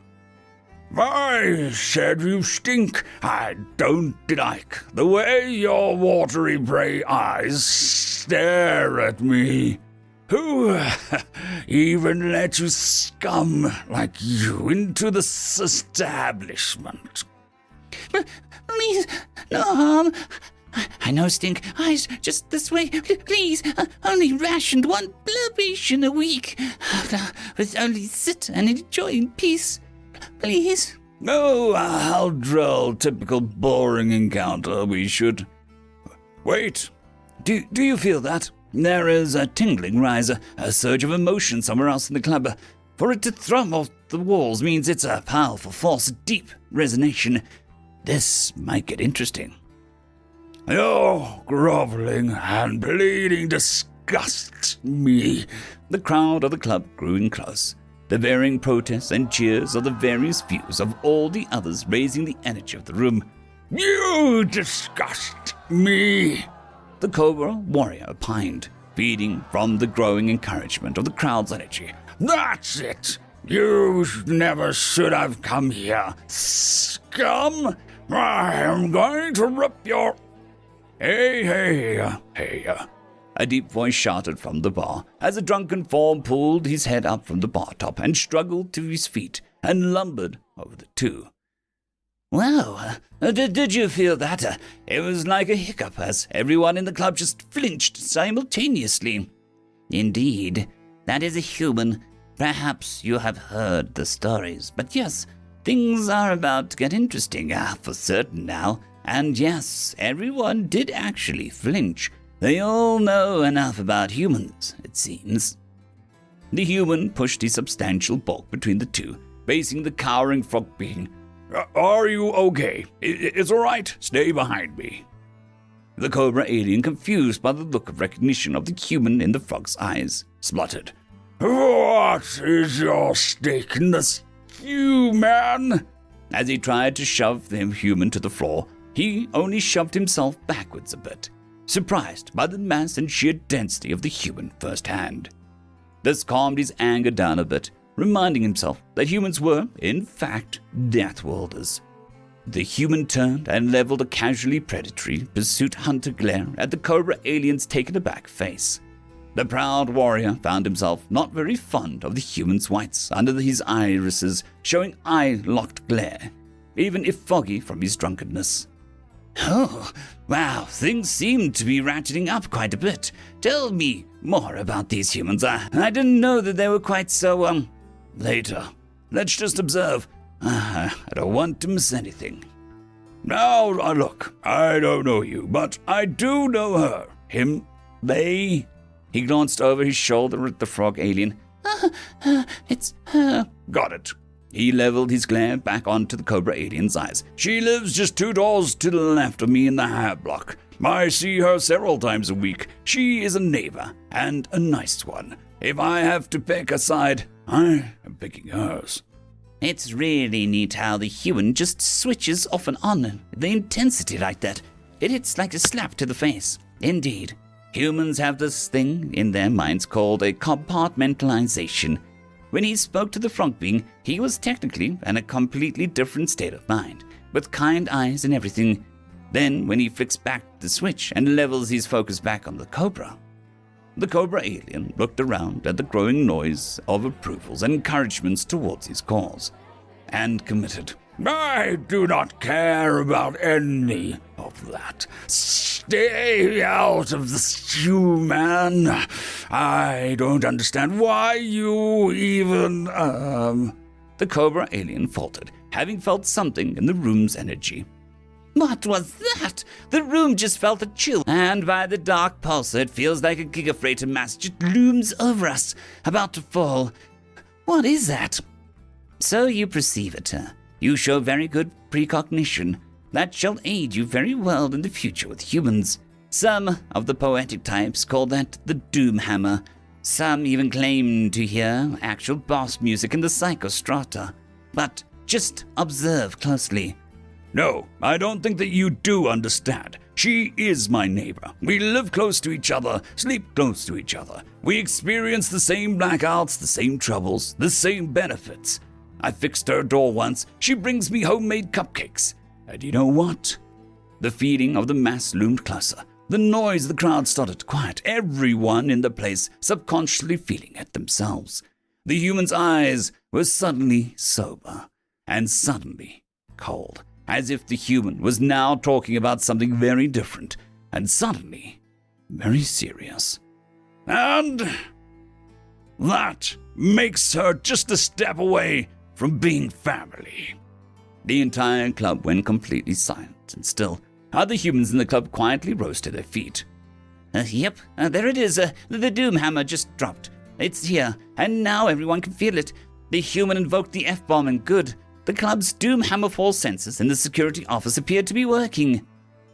The F-bomb? I don't quite get it. Some part of pack bonding, and why is this whole place suddenly so quiet? In the human lexicon of language, there are some very serious, very deadly words and concepts. The F-bomb is one of the biggest, and yes, absolutely the deadliest. Everyone is so quiet because they want to be very certain that they don't seem to be laughing at, making light of, or mocking that word. The Cobra alien, unfamiliar with humans to the degree that the rest of the club's patrons were, was more put off by the sudden silence that filled the room than from what the human had said. It looked around in confusion, as if suddenly realizing that it was in a trap. When the club's security team firmly grabbed him by the shoulders to escort him out, he was actually relieved for the extraction. Well, that certainly was actually kind of scary. Nah, humans are okay. Everyone local to this club lives just fine with them. We just have to learn the triggers and such, to know when to shut up and just wait respectfully. Yes, it seems that I have a lot of studying to do. I had the F-bomb completely wrong. End of story. Story number 2. Humans Put Us Out of Business, written by Imitated Self. Do you know the history of the Astellan C762BM? It was a wholly unremarkable cruiser when it was still in service. Certainly a capable Admiral-class flagship, but one of the approximately 3.4 million that were ever manufactured. Officially, the ship was put in service in the galactic year 3478 and was lost in space at the Battle of Tricasa Nebula 139 years later, with all hands lost. Even in this regard, it was undistinguishable from the other 49 Astellan series ships lost in the same battle. The remarkable thing about C-76-2BM comes after its official service ended, because despite it being lost, it was not destroyed. A clever engineer figured out how to save the ship from the titanic electrostorms and radiation of the nebula, although the engineer wasn't quite clever enough to save the ship before everyone aboard was doomed to radiation sickness. Eventually, a group of outlaws trying to make a last-ditch effort to avoid their pursuers stumbled upon the ship sometime later. Although the outlaws were unable to fly the ship, it served as a safe spot in an otherwise unstable part of the galaxy. And thus, this unassuming cruiser began its second life as a stopover for all manner of people who didn't wish to be found. And for a time, it was a premier hub from which all colors of dictators, despots, tyrants, and autocrats purchased the supplies they needed to stay in power. Small arms to planet-busting bombs, laser death rays to biological shredders. C-76BM was a place to go. Now, look at it, practically empty. Only a few of us even remember the place exists. Why? You want to know why no one needs 600 thermogenetic detonators I have? Why not a single person wants to buy a blast reactive auto-molded hyperplate personal shields?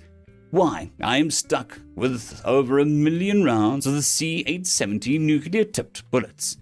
It's the humans, those stinking no-good warmongers. They are practically babies. I've been selling weapons for 785 years. Longer than that dang species has even been able to waddle past their own solar system. And sure, like everyone else in the business, we loved the humans at first. Who wouldn't?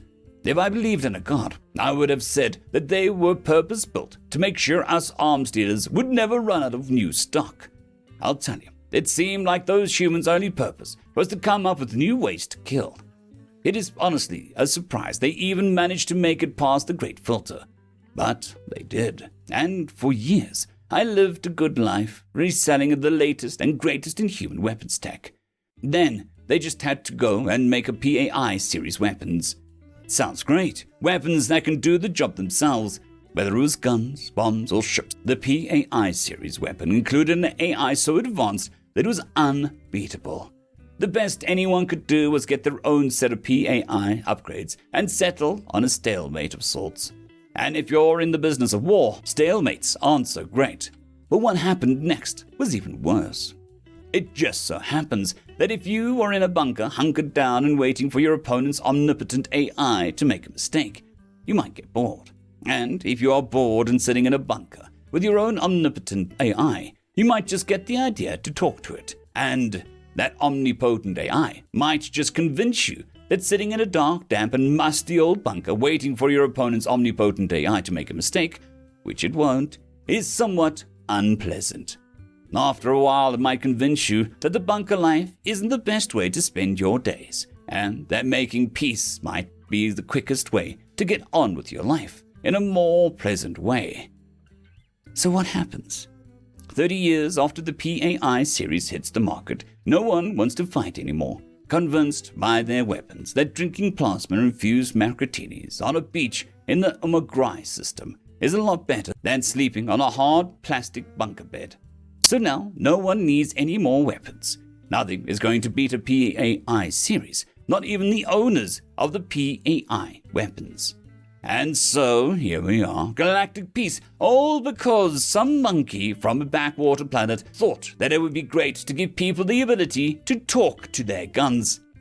Well, it's quite an interesting story, Mr. Hercal. As a PAI weapon system, this may be out of line, but surely it would be a lot nicer if we were having this conversation while watching the sunset on Omagrai 8 instead of this dingy old black market.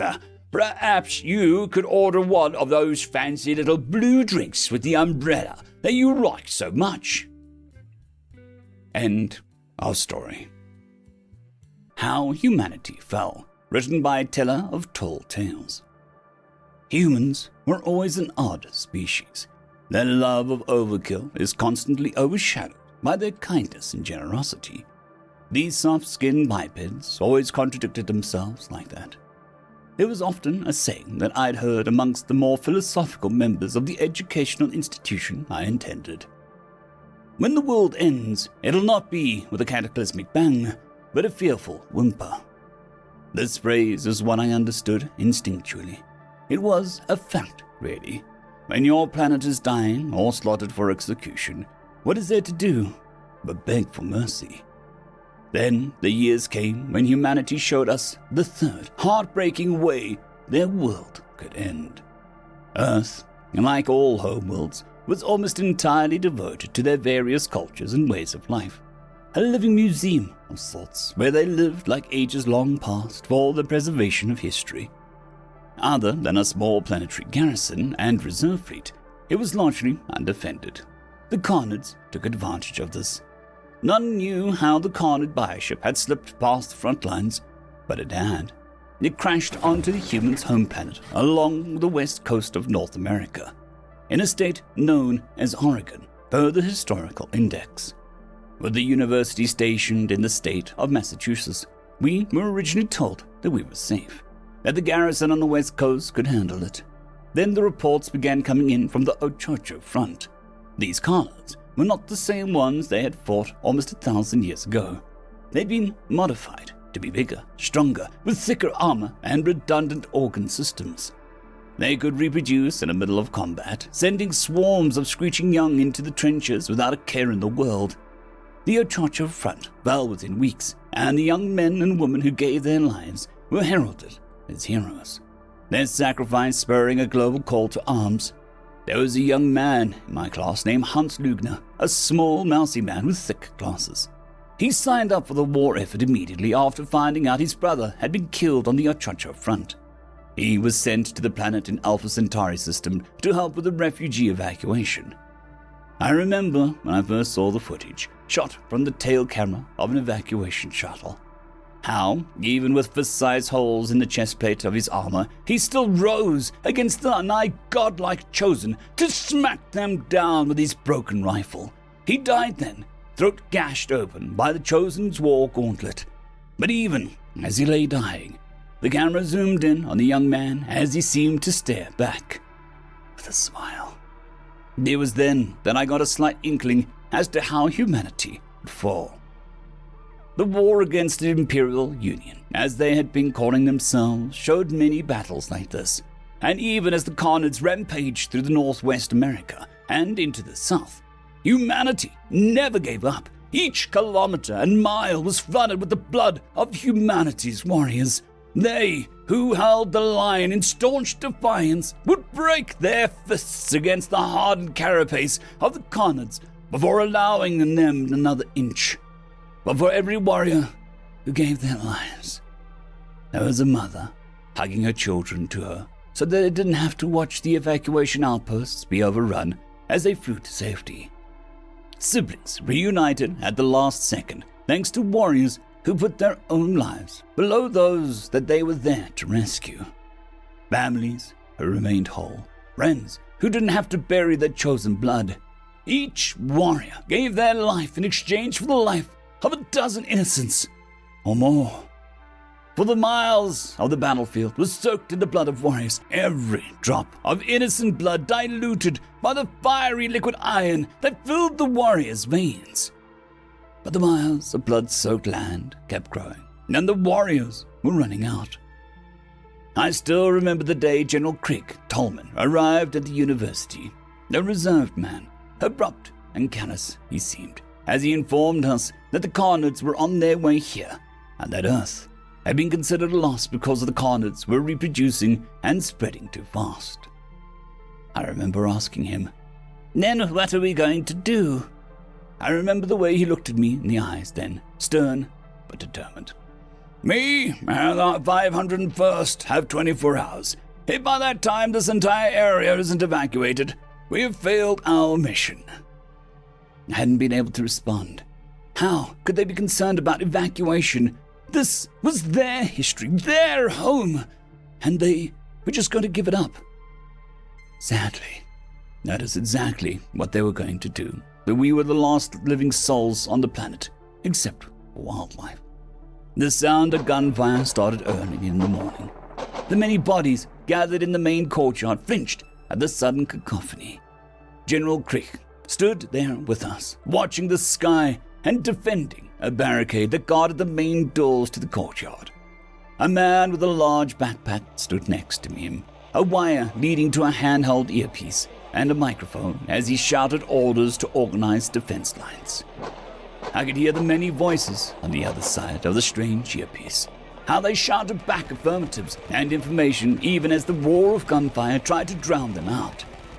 It wasn't long then that we heard the heavy thump of artillery fire and the crackling rumble of explosions. The first shuttle arrived perfectly on time, took half of us civilians away in one trip. I was slotted for the second ship, and I did not mind at all. It was a choice, to allow Hans's mother to go ahead of me in honor of a son's sacrifice. But she had also refused, giving it to one of the younger students, a Solarian girl with red-rimmed glasses. The battle raged on easily into midday, the amount of voices shouting back on the radio ever lessening.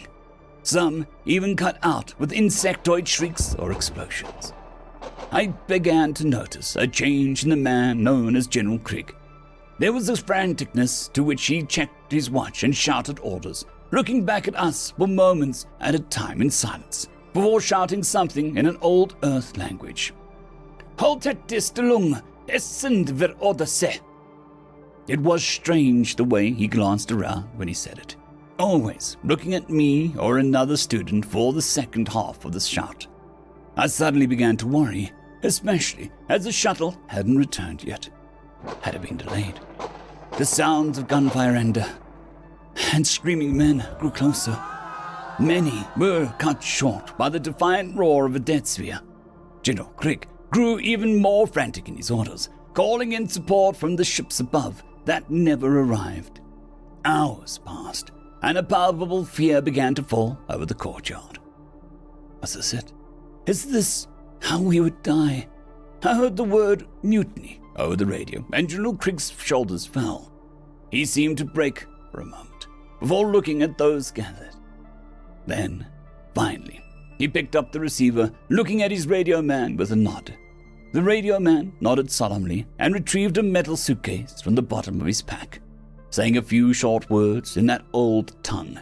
He turned and faced us as his radio man opened up the suitcase with a thumbprint. Typing in a few codes, a big red button rose from the center of the device as the big blocky letters spelled out "armed" on its screen. General Krieg took a suitcase from the radio man and slowly marched over to me. I took the suitcase in bewildered surprise. General Krieg looked at me with a stern but trusting look. There was a mutiny aboard the HES Wantsum-Feck. They sabotaged the evacuation pods, and even though they quelled the mutiny, the pods are still going to need roughly an hour to be repaired. Krieg snapped a sharp salute as he informed me.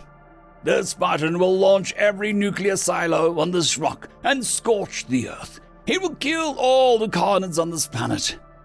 But they will also kill this planet. As a soldier, I cannot make that call. I cannot choose to take all of you out with us to take out the carnets.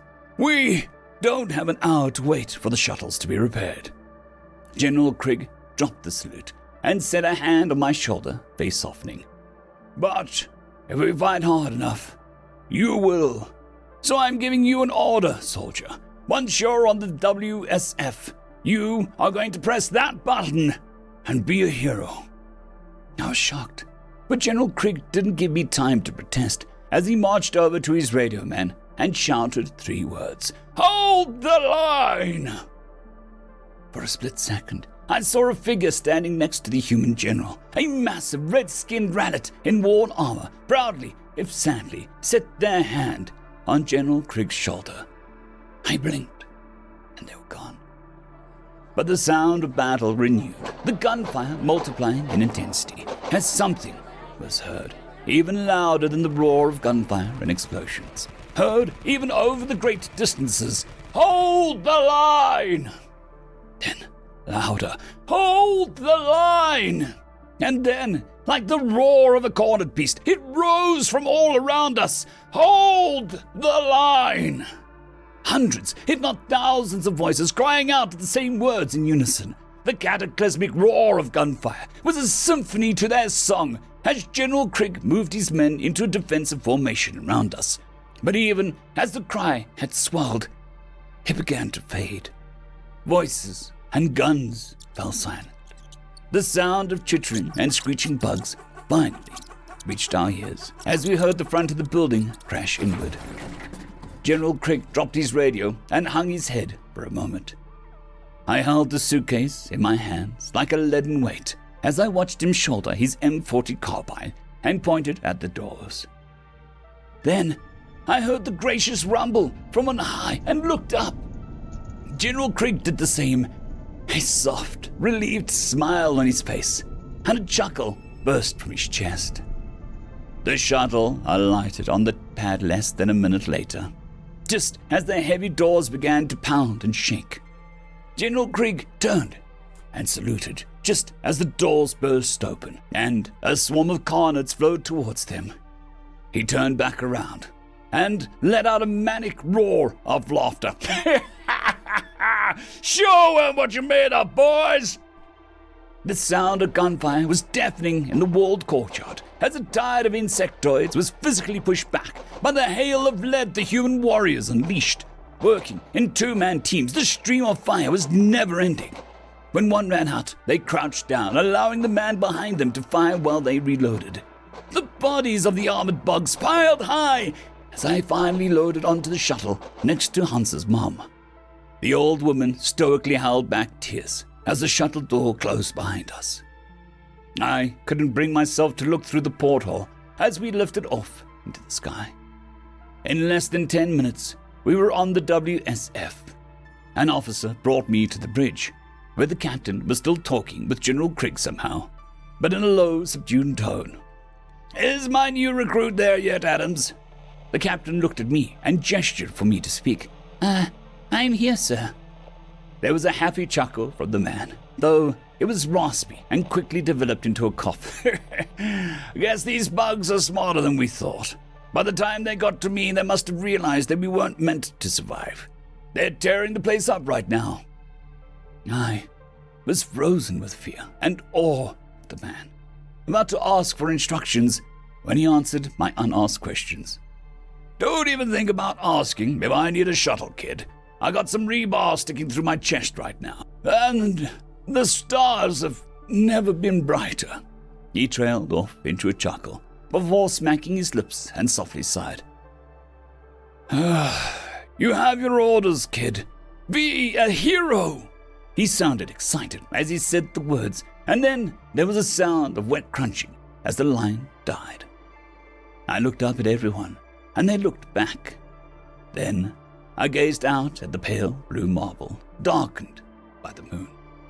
And, with a heavy heart, I pushed the button, understanding now that humanity's fall would not be with a whimper or a bang, but with a bloody smile and the last laugh. General Krieg's soul sat atop the roof of Harvard University, staring at the sky with his men as new stars rose into the sky on trails of smoke, clinking the brown bottle in his hand against the one in the hand of the being next to him. He sighed happily. Did we do well, boss? War gazed up at the failing missiles with pride. You did more than well. Your father awaits you with open arms and tear-filled eyes. General Krieg nodded contently. Kind of sad to see the old rock go like this, he mused as the missiles fell ever closer. But then the two chuckled as the first new suns lit up the night sky. But like her people, she'd rather die than live the life of a slave. The heat and pressure washed over the souls, turning the gardens and building around them to ash, but leaving them untouched. And when the dust had settled, there their father stood, a young man, eyes wet with tears as he held out a hand. Come, we have a long journey ahead of us, and we have a lot to catch up on. General Krieg smiled and let death haul him to his incorporeal feet. End of story. We're the Vassals Now, written by Drifty241. That damned transmission was the greatest mistake of our time, but who could have guessed that it would have turned out like this? The humans were a fledgling interstellar race. The escorts they sent for the first contact were armored in assorted composite plating, and their weaponry was little more than crude nuclear missiles. With only 10 systems under mankind's banner, they were a weakness, a bypass to the defensive line of the Zeptide state. So, we did what we always do. A transmission was sent to the humans. Your state is too weak to survive in this harsh galaxy. We demand that list of terms to ensure the protection of our mutual interests. Survival. Term 1. The current governing body of humanity, the Planetary Treaty Organization, is disabled.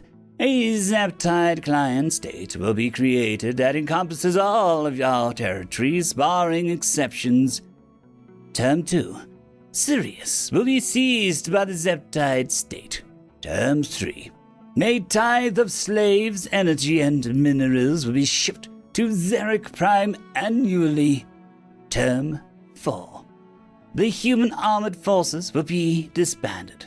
Term 5.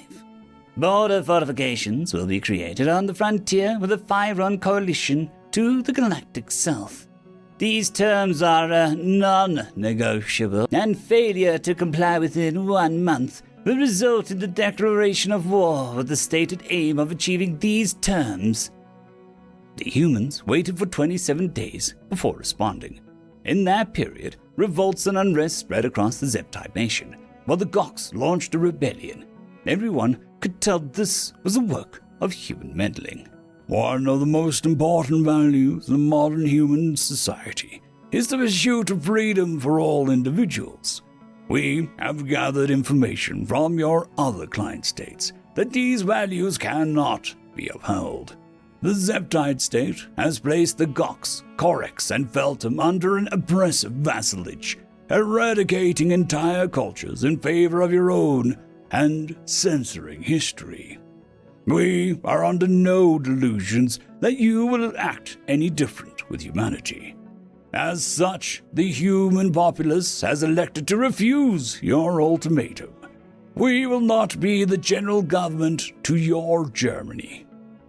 We couldn't pursue the humans for this insult. The Navy had focused on putting down the second Gox insurrection. We would let them be, if only momentarily. 20 years passed. Human society had completely transformed. New systems, worlds, and peoples fell under the flag of man. Weapons development ventures doubled, then tripled. Forges burned with the fires of alloys day and night. Fleets were assembled, and men signed up in droves. Our transmission had awakened something, serving as the kindling for a long-dead martial spirit, eager to burn across our worlds. But Zeptia was stronger. Our grand flotillas were the bane of all the Orion. No species had resisted, and humanity would not be the first. The transmission was once again sent to Earth, albeit more strongly worded. But now, the response was not a passionate defense of egalitarianism. It had been replaced by the declaration of war. Your transmission 2 decades ago injected adrenaline into the apparatus of human society. We have toiled for 2 decades to prepare for this day. As such, humanity has elected to declare a state of war between our nations with the intent to destroy your systems of government and liberate all of the oppressed peoples under your control. The response was mocked and scoffed at. The common opinion was that there was no species as worthless and arrogant man who dared to point a sword at his only route out of war. That was our first mistake of many. The human fleets, now modernized and enlarged, surged over the border. Our scattered, demobilized task forces were isolated and destroyed in their moorings, while worlds fell under the human jackboot faster than planetary defense could hastily be organized. A lightning campaign like never seen before had swept up our nation. It hadn't even been considered that humanity could ever touch the Zeptide core, but they entered unopposed by the once reserved arsenal of our kind. That was where I came in. My duty as the admiral of a defeated fleet was to brandish the great shame of surrender and sign the treaty that would condemn my people to chattel. Admiral Myrax, thank you for coming. We'll skip the pleasantries. Just read the document and sign here, said President Marcus, gesturing towards the thick slab of paper. Terms of surrender for the Zeptide state. Article 1. The governing body of Zeptide society will be disbanded. A new civilian government will be created under human supervision to aid in the removal of extreme ideologies. Article 2. Xeric Prime will be placed under military occupation for an undefined period of time. So far, the treaty seemed just like any other. They would remove our noble overseers, send our people to the re-education camps, and destroy our heritage. Article 3. The Zeptian Navy will be reduced to 6 cruisers, 67 destroyers, 127 patrol craft. Article 4. The governing body will be formally inducted into the Solar Treaty Organization as a client state. You want to vassalize us? I gasped, rereading the sentence multiple times. You have a sixth sense of humor, you humans. We believe that it will benefit your civilization if the strong guiding hand of humanity is present to steer the course, stated the President Marcus blandly, hiding his real feelings. Why can't you just leave us be? For the same reason you tried to subjugate us. We realized that your state posed a risk to galactic stability, so we neutralized it and now want to oversee this region to ensure continued peace. We have to defend ourselves, just like you. You said that like you put down a sick animal. You destroyed our proud civilization, I shouted. You brought it a giant content to slumber. The Zeptide state was responsible for its own collapse. End of story. Story number 2. Ban those damn human players. Written by Real Nectarine 7986. Message from disgruntled player to Interspecies Gaming Corporation. Good day to everyone in the IGC. I am writing you this message on behalf of a total of 15 teams out of the participating 16 during the last hour's VR MMO finals. We would formally like to request that human players be banned forever and the championship be redone. My team has won the championship for the last decade fair and square without breaking the rules. And of the 14 other teams, half of them are well-renowned teams who are capable of giving us a run for the championship. Then the upstart new species came along, joined the galactic community, and their very first championship they somehow not only managed to win, but they did so with only 25% of their total health stat remaining. Not counting the qualifier rounds, of course. That is impossible, plain and simple, to do without cheating in some form or another. I have taken the liberty to list their usernames below for you to check their records. Team leader is Hold My Beer 1944. Second is Bombs Away 1945. They think they are cute _9. Eat SH1T. Chinese Sausage 65252. Deutsch Schnitzeljagd 3364. Bismarck for President 1864. Russian Bias Bitch 85. Simba the Lion King 1994. Not So Serious 1. Leroy Jenkins LOL. Bigger stickers, bigger than you, mate. Best of wishes and hope to hear from you again soon. Player user Lu Uta. Response from IGC. Dear player Lu Uta, we have received your request, and after considerable deliberation and investigation, we have decided not to follow through with your request. The human team, Team Shepherd, showed no signs of ever breaking the rules or even using foul play outside of active combat. Team Shepherd has been asked about a certain proclivity, though. 5 rounds into their qualifiers, they were losing. But afterwards, they suddenly began, as they say, streamrolling through the rest of the championship. We'd suggest taking a detailed look at the player logs we're about to release on the website. With kind regards, the IGC team. Team log, Team Shepherd qualifiers, end round 5. The team from the elf-like Thuntella people were busy roasting the new team, Team Shepherd. Get good, you noobs, the leader sent the message. Moments later, a response came. Getting good now. Better hold on to your diapers. For the next 15 minutes, not a single human player was killed, and none dies for the next 7 qualifiers either. Finals. Team Shepherd set up their position in an old tower in the center of the map and was scanning the entire field, making note of where each of the other 15 teams were situated. They then left in teams of 4, ambushing 2 teams who were embroiled in combat, ran across the damned map to bomb the crap out of another team's base by sneaking past their sentry turret, while the team was busy preparing their next move. Next, they used some ancient weapons we placed around the map as decorations to bombard 3 other teams. Nobody expected those antique cannons to work. The leader of Team Shepherd commented, "Is this map modeled after World War I? They even got the markings and ordnance correct on these siege mortars. Load them up, guys!" Next day, they took out 3 teams who had united to defeat them, including the team of Lu Uta, and found them in the trench network near the artillery piece they had just used to scare the ever-living crap out of the nearby teams who heard the booming sounds of those shells. And Team Shepherd decided to continue with loud noises by utilizing grenades. Once the last 3 teams were dead, the humans left to hunt down the last remaining team hiding in the forest. Good thing the game engine does not render blood, because the next events would have been unprecedentedly bloody, as the humans decided to utilize their combat knives to finish off the half-strength team. Many people watching the log recognized the team was the Thuntella team who had told them to get good. Before the humans killed their last opponent, they gave a simple message. "We got good, yeah?" End of story. Avoid the Void, written by Swift Hound. A large swath of our galaxy is shrouded in a truly impenetrable void.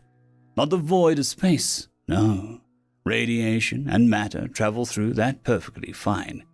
In the edges of the void, the stars begin to dim. Signals weaken. Gravity can no longer be detected. Rogue planets that get too close lose their shape as they spin all their matter into space. Any and all ways of communication and signaling breaks down until only matter exists and survives in perfect darkness. Even the physical vibrations of speech in a starship become muffled, distorted. Inside ships, the lights still function, though barely. They break more often, they require more energy, and nothing ever penetrates the void enough to see what's in it. We've tried. By the stars, we've tried. We've sent beacons that used every type of radiation to try and communicate back. Their signals faded long before they should have. We've sent ships in FTL. They slowed down to the speed of light when they entered, were able to re-engage the FTL to turn back, and were lost forever, as normal thrusters could never counteract the speed of light.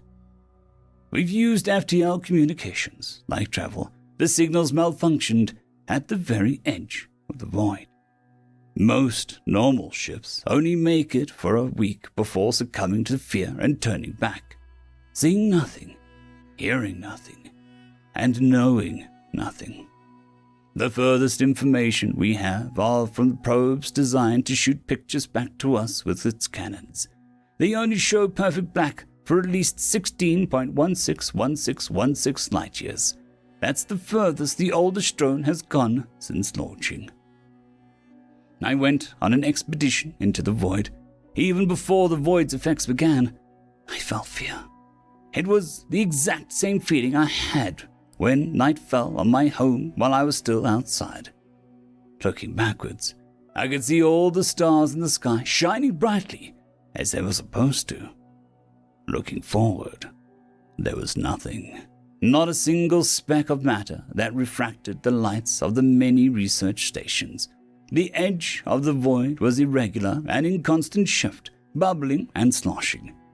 It slowly expanded and retracted, sometimes seemingly striking at suns that had gotten too close. The effects started only a couple million kilometers before the void became impenetrable. Our ship was the fastest ever intentionally sent towards the void, practically guaranteeing that we'd be inside the void for at least 4 months before our ship's thrust could get us back. They'd made us sign agreements before letting us experience the fear. All of us were foolhardy, and only now were we even beginning to regret our choices. What most ships experienced in hours, we experienced in seconds.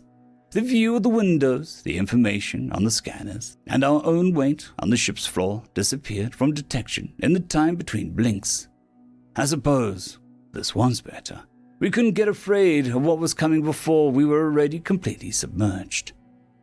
The lights required as much power as an artificial gravity had before to illuminate the holes of the ship like before. I guess I saved the energy in the void. Normal duties on the ship were mostly relaxed and shifts were shorter. Our reactor worked normally as the void's vibration muffling effect took hold.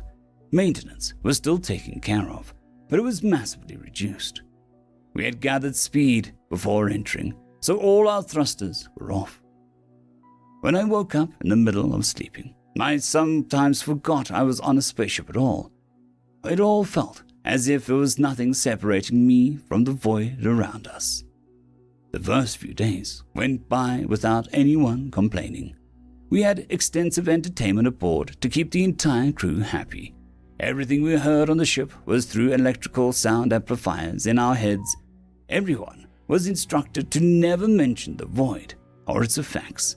Effectively, our entire plan was to purposely blind and deafen ourselves from any of the void's attempts at our sanity. It worked for the most part, but the void didn't have to act fast. It only had to wait for a single individual to break under the stress. To our misfortune, Our captain was the one to break first. Though she lasted 2 months, she had been assigned to the ship, not chosen to be on the ship.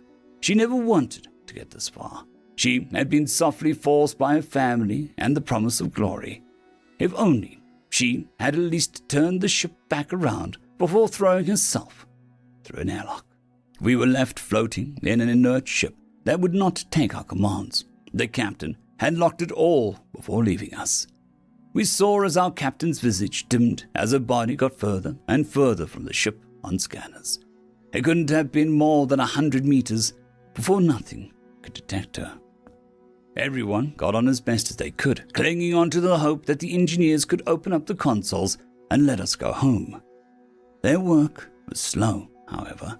They could not trip any of the tampering alarms, or they'd risk jettisoning the very thrusters that could lead us to the light. 5 entire years went by as we got more or less used to the idea of never going back. Well, the ones who hadn't joined the captain were used to it. 12 of us, from the original crew of 231, were all that was left. I suppose the careful vetting of the participants truly was done well, considering none of the ones left were going more insane. The last crewmate's departure was 3 years ago. With as few people, maintenance became less and less important. Most of the ship was permanently locked up and unpowered. Most of the survivors were engineers. They used recreational drugs, talked about ship systems, the video games they played, and who had banged who. The 3 data analysts, myself included, often joined in on the drugs and video games, but the ship systems conversations terrified us. We still had 99% of our energy storage remaining, which was good. What wasn't good was that the navigation system had malfunctioned, and we no longer knew which way our ship was facing. This pretty much sealed our fates to die on the ship, alone in the void. It wasn't much of a shock, not after so long. Most of us had even ditched the electrical audio amplification and simply lived with having to talk a little closer and a little louder than before. It was the retirement many of us had hoped for, in a pretty fecked-up way. There was romance, there was drama, there was comedy, and there was an unbreakable camaraderie between all of us still alive and kicking. The room for remembering the dead wasn't visited much. The engineers had hit a wall in their attempts to overriding the thrusters and resigned themselves to keeping us comfortable. I used a lot of my free time staring out the window on the bridge, hoping that my eyes could spot something the scanners hadn't. It was an illusion on my part, of course, but none of us had made it this far by being sane. We just stopped getting worse over time. A few of us had actually recovered from the worst effects. Not me, though. I kept staring at the black. After a while, I turned the bridge lights off and just stared for hours while listening to music. 7 years had gone by, and we had traveled at a constant quarter C for it all. Under 2 light years traveled, nowhere even close to what was the furthest we knew the void extended to. I slept on the bridge now, going to sleep while staring outwards. I still socialized and enjoyed the company of my friends, but not as much. I began dreaming of creatures in the void, long white spires of metal piercing the void and parting it from their path. I screamed for their aid, banged the glass that I had been looking through all this time. My hands hurt from the impacts. I cried as I noticed the pain. My friends could not hear me through the void's muffling, even in my dream. The pain in my hands reverberated through my psyche. I realized this was no dream. It took a while for me to notice the communication station lights coming online, having been roused from their long slumber by something. I floated towards the console and assumed my practiced task, though it took a good while to remember. I woke up the ship's computers to begin passing the message being received. My, have you come so far in the space? A translated speech echoed in the empty bridge. A cadence shifted melodically through a small range. It was the first voice I'd heard in years. It was pleasant. I tried to speak up, but just a croak came out of my mouth. I realized it had been a few days since I'd last spoken. I tried again. We lost our captain. She went mad, locked the ship, went out. I kept staring out at the white spire, the only thing I'd ever seen outside these windows. It had no flaws that I could detect. Why did you come at all? The same voice asked. Its voice became softer, and the cadence varied more. Research. We don't know what this area of space is. We want to know. Curiosity, the oldest enemy of any cat, we understand. In a way, it is why this area exists at all. You are not the first we found here, but we wish that you might be the last. We will help you. Drop your ship outside the boundary, but you must deliver an explanation and a message in return. I was offered what we'd been hoping for, on a platter of platinum no less. I became worried about the message. I did not respond in time, and the voice began talking. The zone is the lingering aftermath of a weapon, if you can even call it that. It was meant to take energy from nothing and store it until the targeted reality string snapped. We expected a small, localized twist in the fabric of reality, one that would shut itself into a black hole. We found out that space was much more tightly wound than expected. One string snapping turned into 10. It began to cascade. False vacuum decay was the theory's name at the time. It wasn't correct about most things, but it got the rapid expansion right. Most things caught in the area were fine, however, not reduced to energy like we'd feared. But the vibrations of strings were greatly disturbed. They could no longer transmit the song of existence for infinite distances. The great strings were no more than shreds, individually capable, but unable to cooperate. We now know that our reality is just one possible form of energy to coalesce into distinct forms. We know that there exists 1 trillion systems for a matter to exist. We had broken the barrier of sorts, allowing the nearest dimension entry into ours. It took us over 10,000 years to reinforce the boundary you know of, and we'd barely managed even then. This area was a start and an end, but you'd never reach the end. The deeper one travels, the less the strings coalesce naturally. We are currently still in the very outer edges of it all, similar to a planetary crust. The mantle and the core are places you must avoid. There be dragons, so to speak. Whatever we caused, it allowed for creatures of the dark to enter. We don't fight them. We only drive them in circles around the darkest pits of this place. We try to keep them far, far away from true reality, where they would likely start feasting by consuming the spaghetti that is reality, with suns and plains being meatballs in the mix. They are clever. They follow the tracks of their prey comes and goes with. You have left them with nothing but straight lines to follow your tracks with. Avoid the void. End of story. The humans are forced from the battlefield. Written by Credible333. The truth. Davek's ears barely heard the demand through his own screams of pain.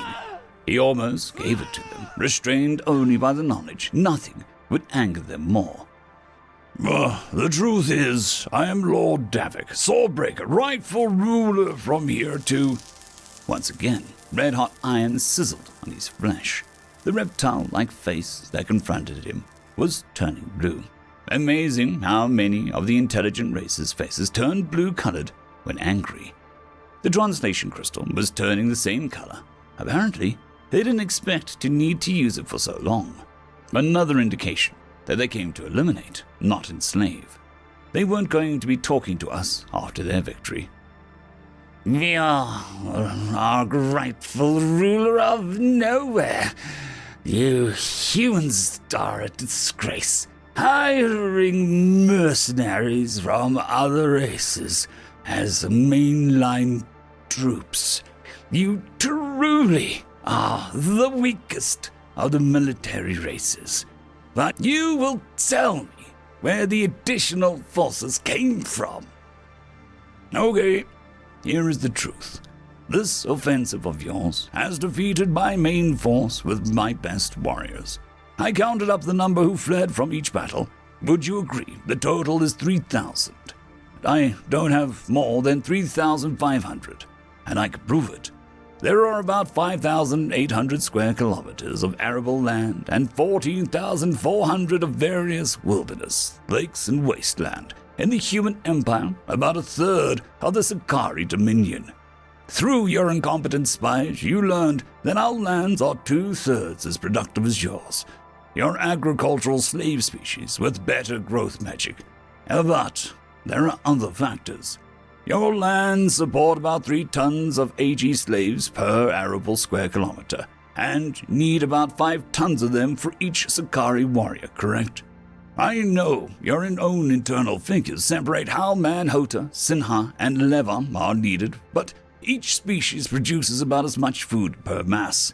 Humans are 80% Sakari mass, so you expect 1 human for each 4 tons of ag slave. So 1 per 2 square kilometers, or 2,900.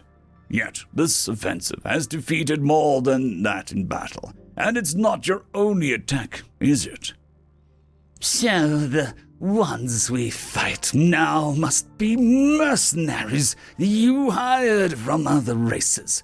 We saw some Atri and some Kane, but there were others, the size and the shape of humans. Who are they? How many do you have? How did you get here so quickly? Were our plans betrayed? Normally, I eat slaves, but I'll eat a human supreme dominator just as eagerly. Part of the reason they got here so quickly is how we use our horses. We have a method that allows us to increase their effective long-term speed. The reason it works is the same reason our army has so few animals compared to yours. We can avoid tiring out our animals by substituting a method every human knows. Tell us the method. It won't save you. We do it much better. Each of us trains for years to master this technique. Even before full-growth humans can outmatch the greatest Sakari warriors. Well, aside from the few sickly individuals who you might beat at this. A Z ran into the room. Davik had heard the Z. Apparently, they were night hunters before they, like all other races on Nova, were kidnapped and left here. They looked like someone had starved a bear, then stuck 4 octopus tentacles around its face. Apparently, the Sakari used them like humans used the Atri, as night guards and light recon. They were about 1/10 of the Sakari force. They did, however, have an advantage the Atri didn't. If Supreme Dominator Ka had actually watched his own auxiliaries, he would know what was going on. But he was the strongest warrior of one of the strongest military races, so he assumed that he didn't need to know his inferiors. They could see the fight well enough at night to prevent the Sakari being massacred in their beds. Relying on them more than that was weakness. Dragon leaders are reporting. Dominator, we must abandon this town. The humans are flanking us on both sides. Yes, I know. They're attacking on all sides of these lackluster fortifications. No, not just tactically, strategically. They have 2 forces heading towards the only decent bridge in the area. Fortunately, Hawk Leader Tell noticed humans sending forces way out east and checked on them.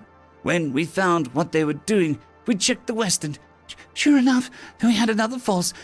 We've been able to slow them down, but didn't you tell me the Z were the best night fighters on Nova?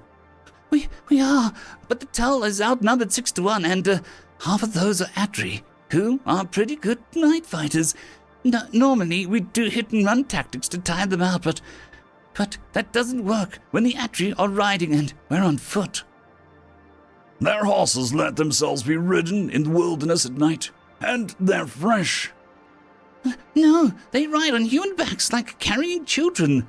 Where are they getting these new forces? New forces? What new forces? Did you not notice the same banners over and over again? There have been 3 attacks since nightfall, and not one of them had fresh units. There were wounded coming over the wall each time. We've been fighting the same people for over 8 hours. We'll lose a lot of the rear guard, but if we dump all of our equipment... Retreat now! My warriors have fought all for over 3 hours minimum. I've thrown every company into the front line and kept them longer than any battle I've known.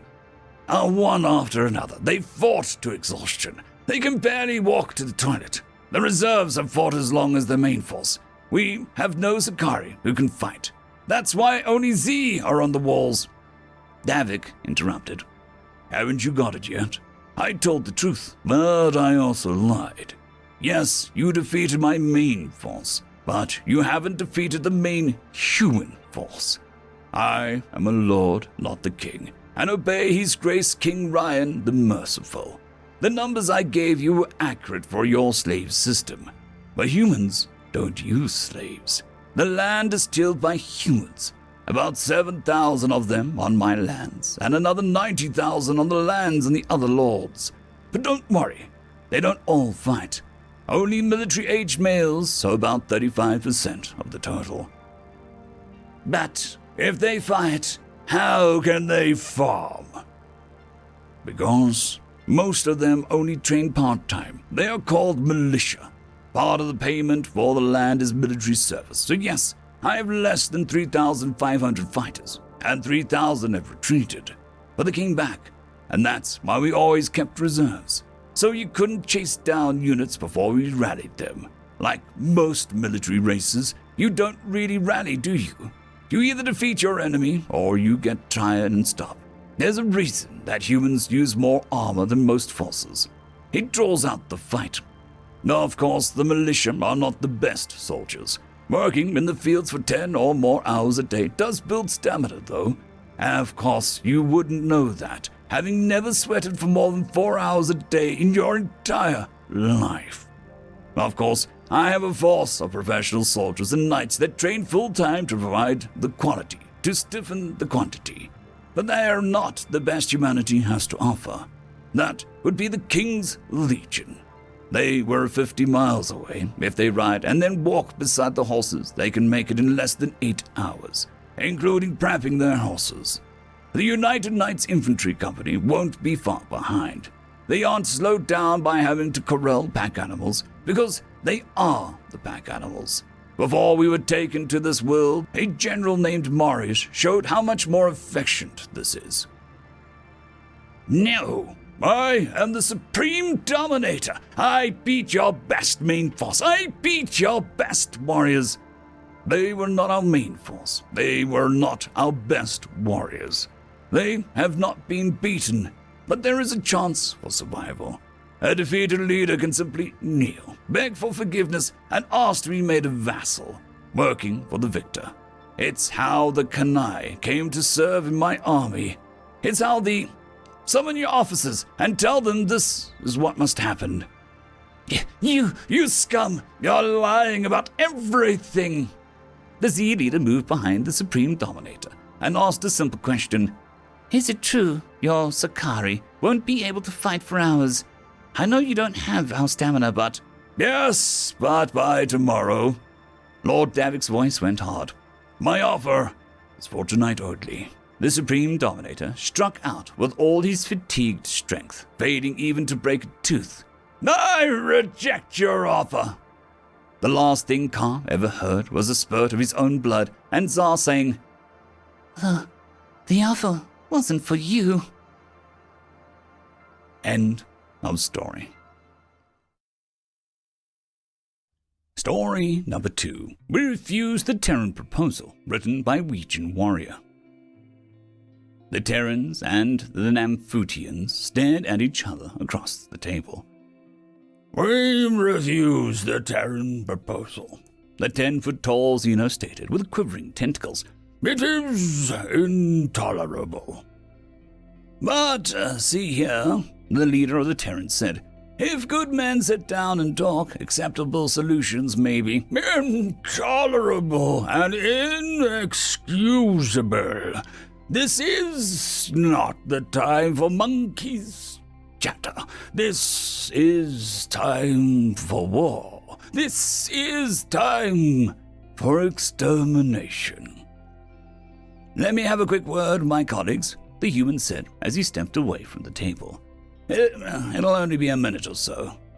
The Terran delegation discussed briefly between themselves before the leader stepped up to the table again, fangs showing. "So, are you quite sure that you want to declare war on Terra? Or possible Terrans?" "Yes," the spokesbeing for the Numputh delegation hissed. "Your hot-blooded species is an affront to the goddess and must be Sure, the Terran interrupted, as two of the other Terrans brought their manipulatory digits together above their heads.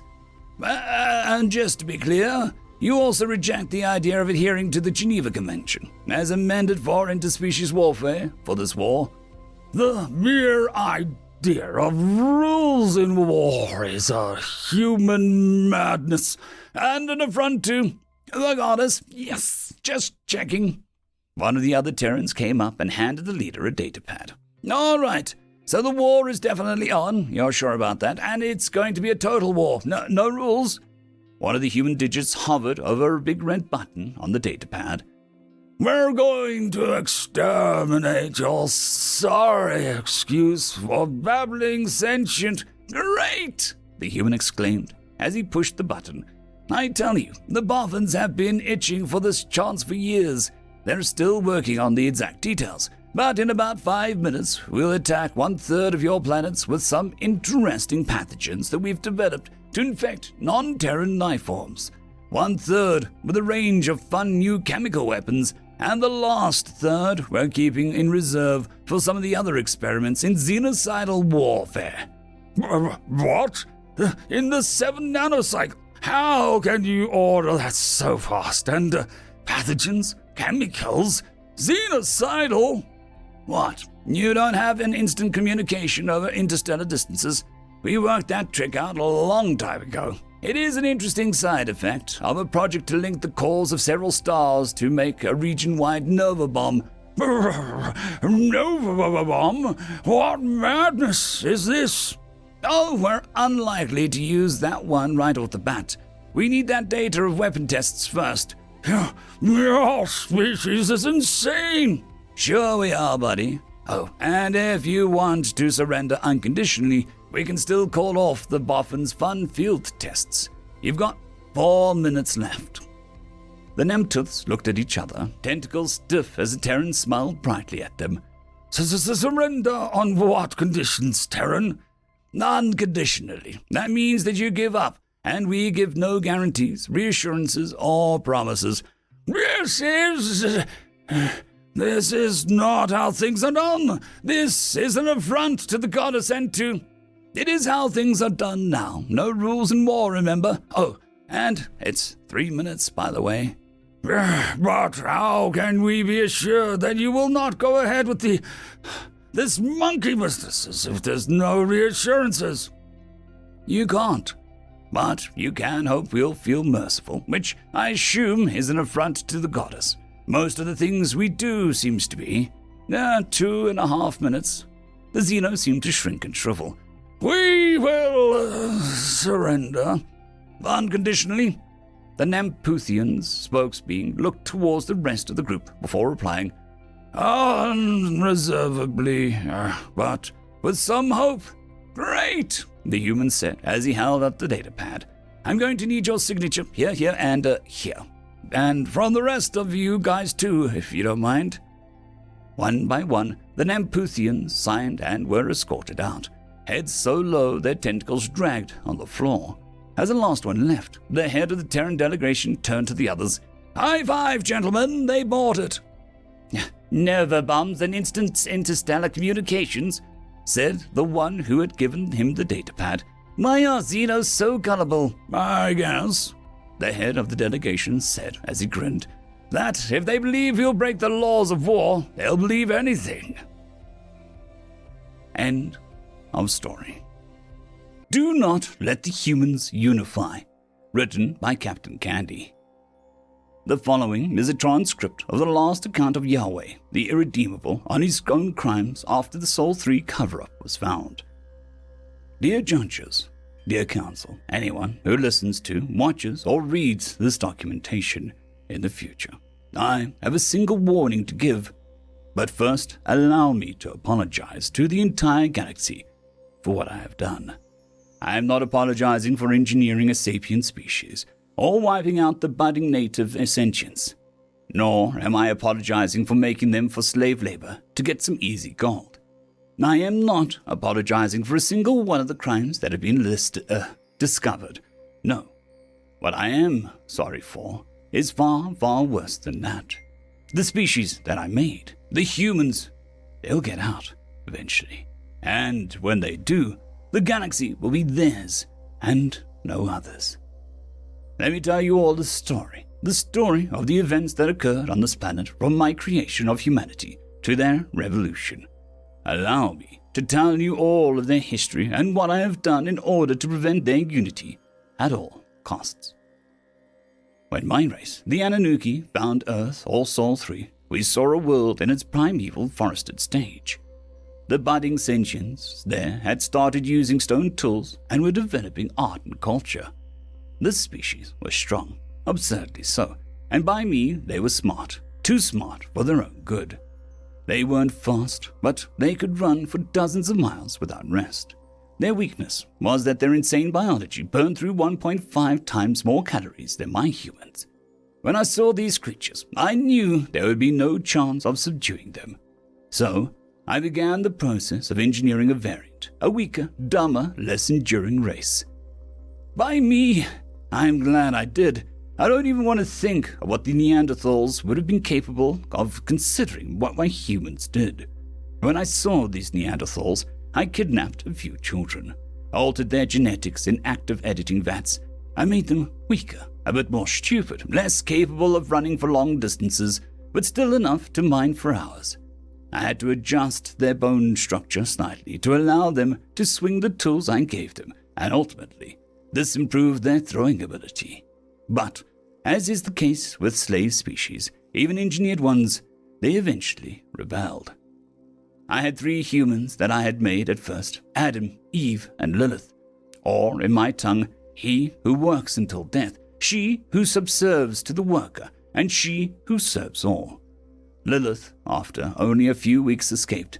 We scoured the planet. We couldn't find her, no matter how we looked. After this, we implanted tracking chips into Adam and Eve's necks and put a tracking stealth satellite in polar orbit. A more difficult orbit, absolutely, but it ensured we would stay there for millennia before destabilizing. Then, we encouraged Adam and Eve to have children so that we could have more slaves. They did, and with our technology, they developed quickly to adulthood and had their own children with some genetically shuffled clones we produced.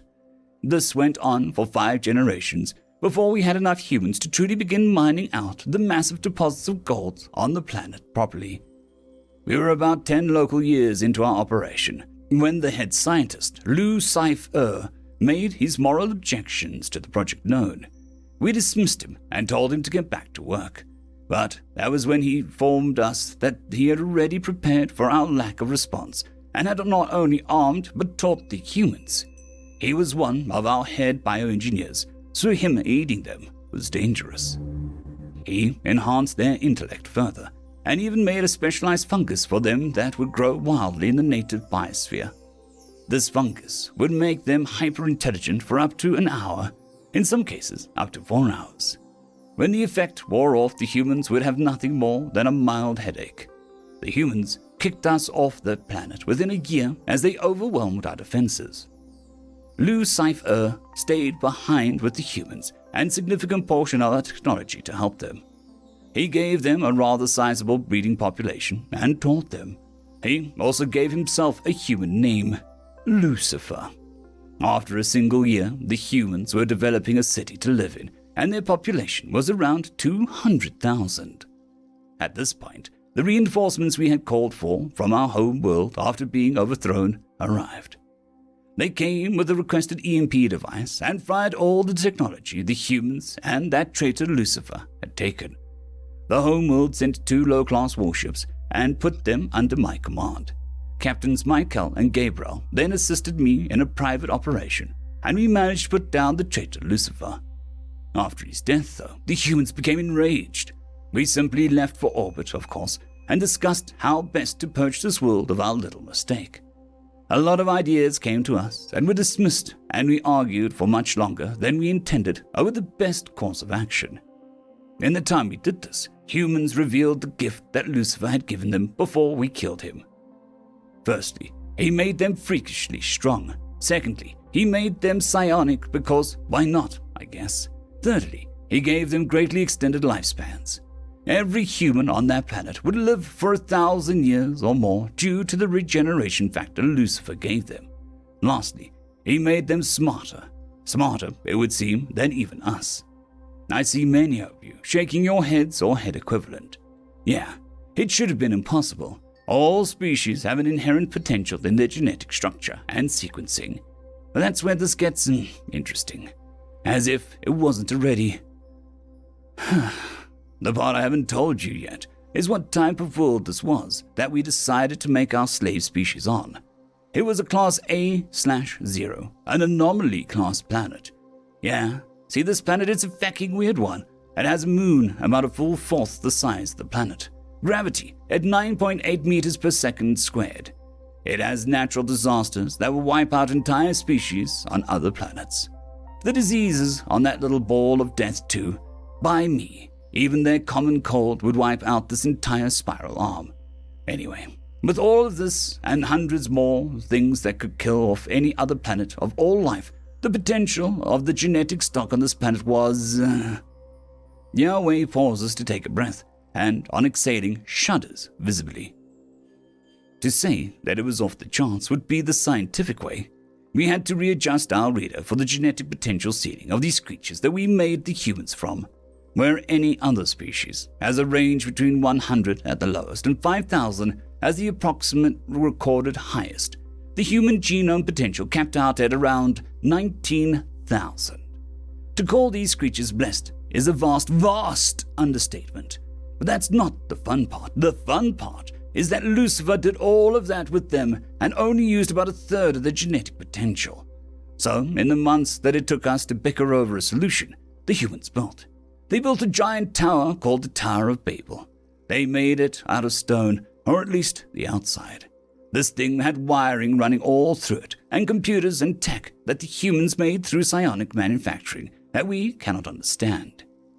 When we saw this tower, we hit the big red panic button, fired all but 5 of our fusion bombs at the ice caps on this planet, and flooded the whole damned thing. But another crew member, Beelzebub, also had a moral dilemma about the whole thing that we were doing, and warned a human named Noah about the whole affair a month before we saw the tower. Beelzebub knew that we would obviously hit the big red button, and he also knew what it did. After all, he was a technician who worked the security for the whole system. He did in fact try to shut us out entirely from the system.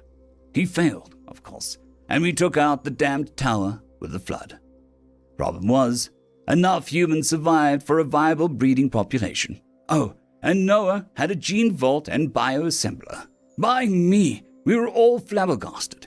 These humans would just not die. But at this point, we were able to take them in isolated groups and adjust their memories and put limiters on their absurd abilities. I see some of you looking at me in confusion, wondering why we didn't just kill them all if we could do this. Simply put, we couldn't. Beelzebub sabotaged all of our handheld weapons, and apparently there were 4 others on the ship that went around and sabotaged everything that we could use to actually kill the humans. We called them the 4 Horsemen after the event that had them all executed alongside Beelzebub. How did we kill them, but not the humans, you ask? Simple.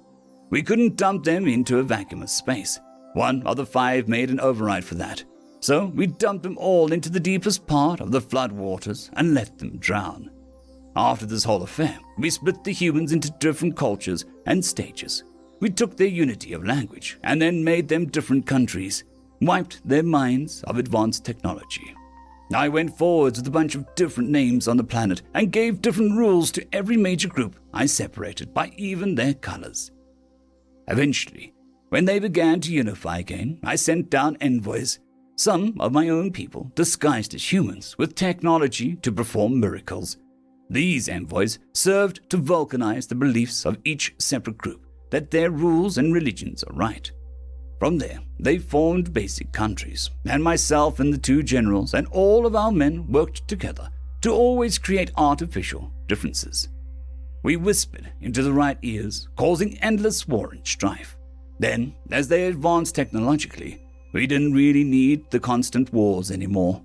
We let them have their peace, but as many separate nations. If they looked like they were going to unify or even remotely start to, we would cause another small conflicts and stop it. The humans are distracted with killing each other, and this is setting them back. This was by design. When they were lost in unity, they were terrifying. There are 3 rules when dealing with humanity after you all have had me and my men executed, and then lock my species to our home planet. In order of importance they are: do not, under any circumstances, let humans unify. Do not allow them to rediscover and speak the old language they called Enotian. This language is how they channeled their psychic energy. If they rediscover it, they will be psionic once more. And lastly, do not let them start to push their limits as a species, or the limiters we put on will come off. Not only that, but the human's general potential that Lucifer left open will explode forth in ways that we cannot possibly predict. We capped their genetic growth, making them unable to evolve or grow their potentials as much as we possibly could. Follow these rules and keep the humans on their little ball of death we named Earth, which in our old language translates to place of no peace. They will still leave eventually, but they will do so through conflict, war, and the desire to suppress the other faction from their home. Do not give them a reason to unify. Do not attack them. Do not undercut them. Leave their children and pets alone. Send them aid when you can, but don't outright save them from utter destruction. Besides, nothing can actually kill them all the way. We learned that the hard way. Keeping the humans separated and keeping them docile is a fecking art form, and one we've been perfecting for tens of thousands of years now. I admit fully to mine and my species' crimes, but for the love of all of creation, please, whatever you do, do not let the humans unify. They'll become our rulers in a matter of years, not decades, not millennia, not centuries, years, if not months. Check the recordings from our ships, Heaven, Hell, and Purgatory. The recordings show just what those monsters can do when they unify, when they have a single goal. Even before they built the tower to kill us, they were taking our own technology and making advancements with it by the week. Do with me what you will. Do with my species what you will. But please, please heed my words. I can be killed in the slowest, most painful way any of you can imagine, in repentance for what I did. But if you don't heed my words, you doom any other race here and any other race not of Earth, not human, to a life below the reign of the future human empire. I don't fear punishment. What I fear is that even after I die, my sons will continue to pile up in this universe, long, long after I'm gone. Do not let the galaxy suffer because of my mistakes, my species' mistake. Do whatever you want with us, just don't let the humans find unity or you doom everyone.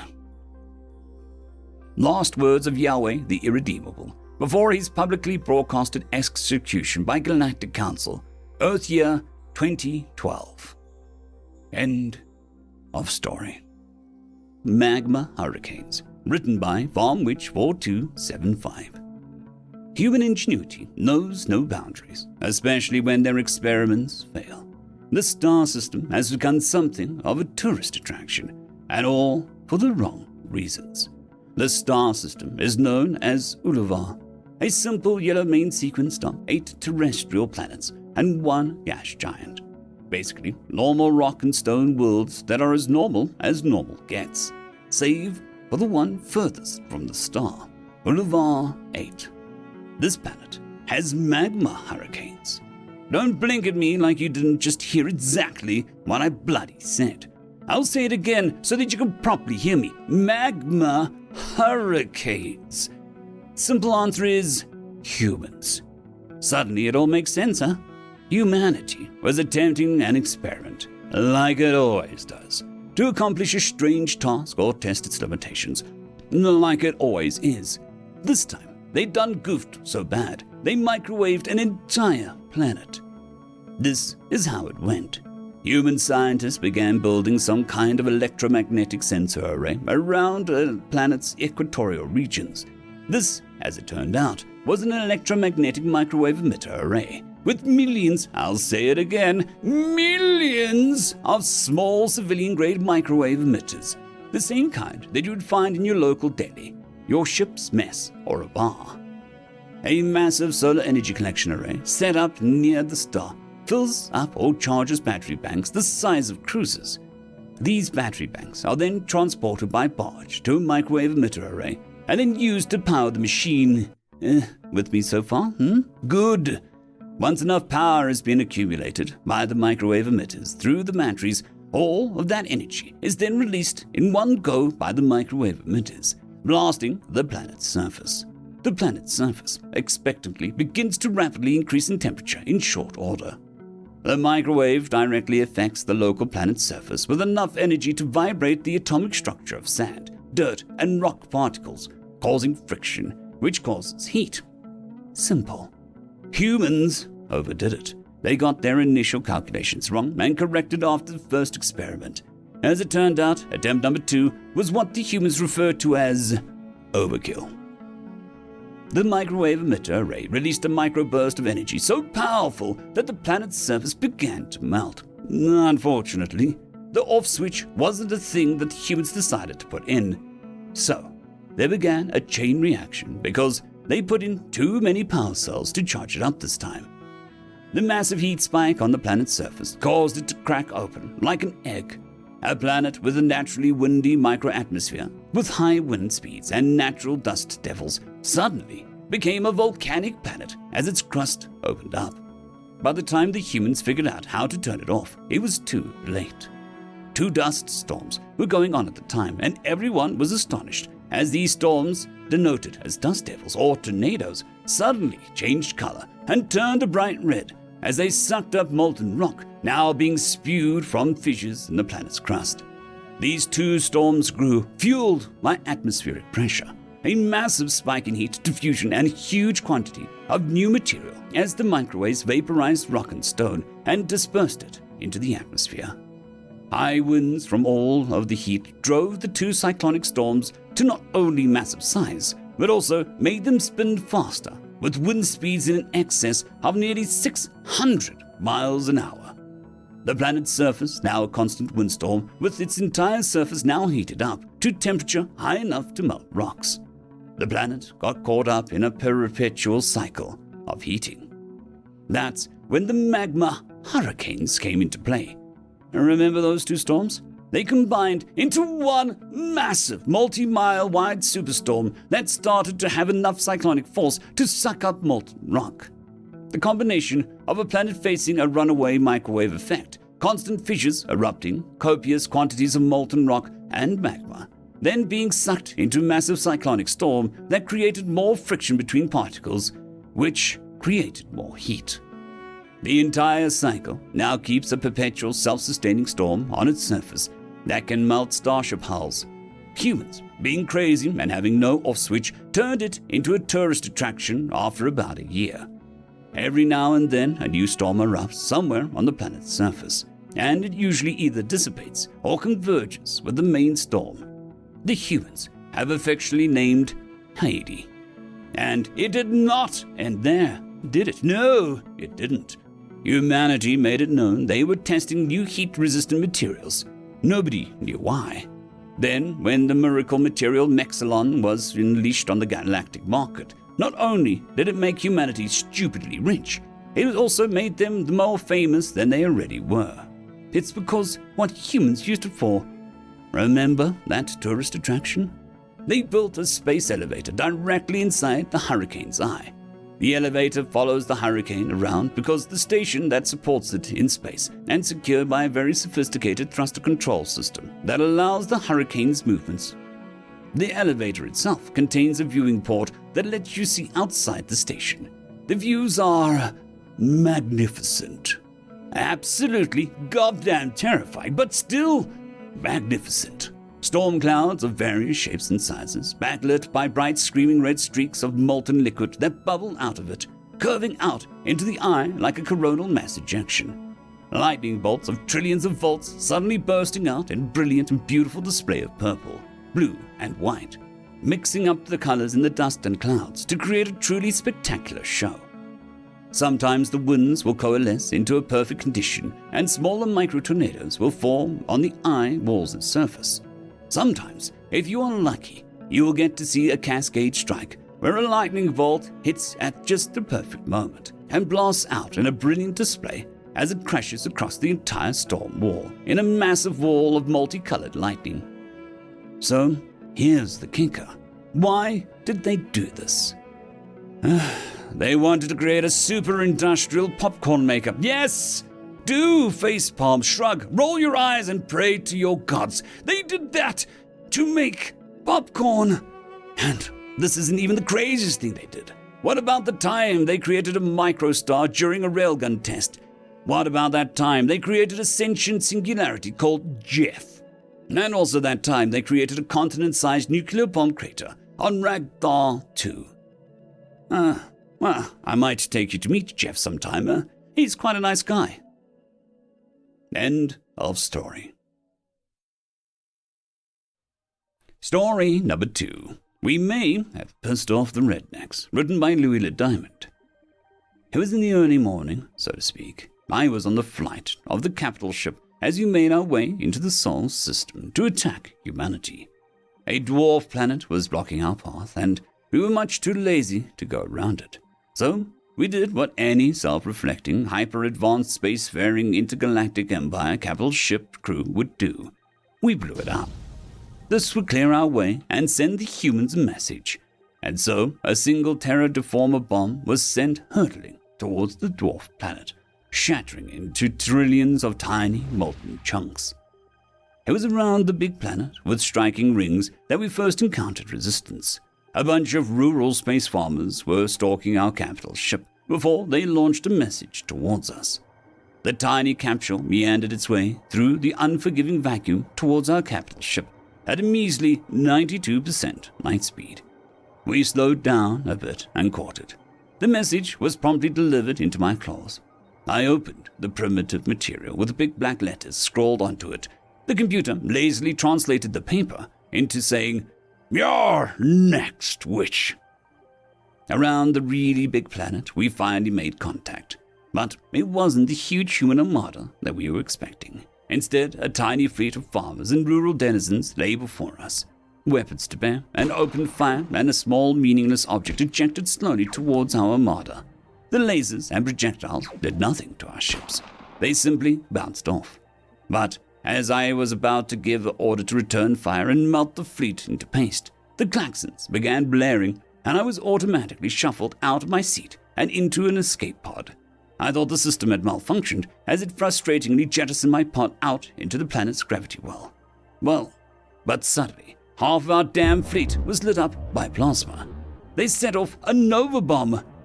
My pod did some quick calculations and determined that the small object was in fact an improvised high-yield anti-ship explosive device.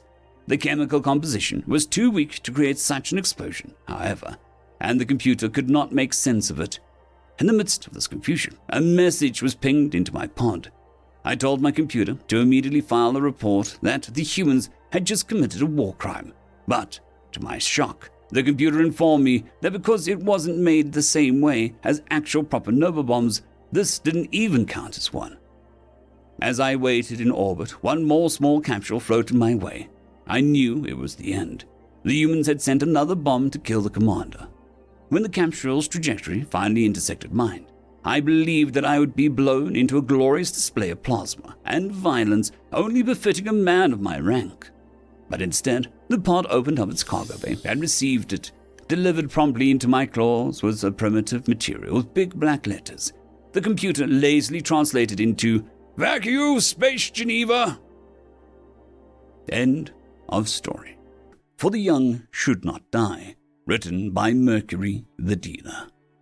Blood, sweat, mud, steel, fear. So much fear. Alecria ran through the battlefield, steel in hand and desperation in eyes, as she prepared to clash against the enemy forces. Her heart thumped against her chest as she saw men and women from her side get killed, and vice versa. She watched the foul-mouthed Roderick cut deep into the guts of a human, only to get stabbed by his victim. His last moments being on a foreign land, with foreign spear lodged in his lungs. She felt her magical core thrum with power as she forced her energy on her arms and legs, and then extending it to her blade, which she used to tear open a man's neck. Bright red arterial blood sprayed everywhere, tainting her clean uniform. The shrieking of metal as blades collided mixed with the terrified screams of young men and women sent to die because some old men wanted a few more coins in their vaults, creating an unholy symphony to which the Grim Reaper gladly danced to. She killed 4 men before reaching the enemy trench. Blood and mud made up the floor of the hastily made shelter. The humans had been unprepared for the opening of the elven portals and were forced to muster a defense much faster than they would like to, something that her people's leadership had successfully exploited. Of course, while the generals and strategists patted themselves on the back, people like her were forced to actually do all the killing. She walked unsteadily through the trench, her legs sluggish and her blade like lead.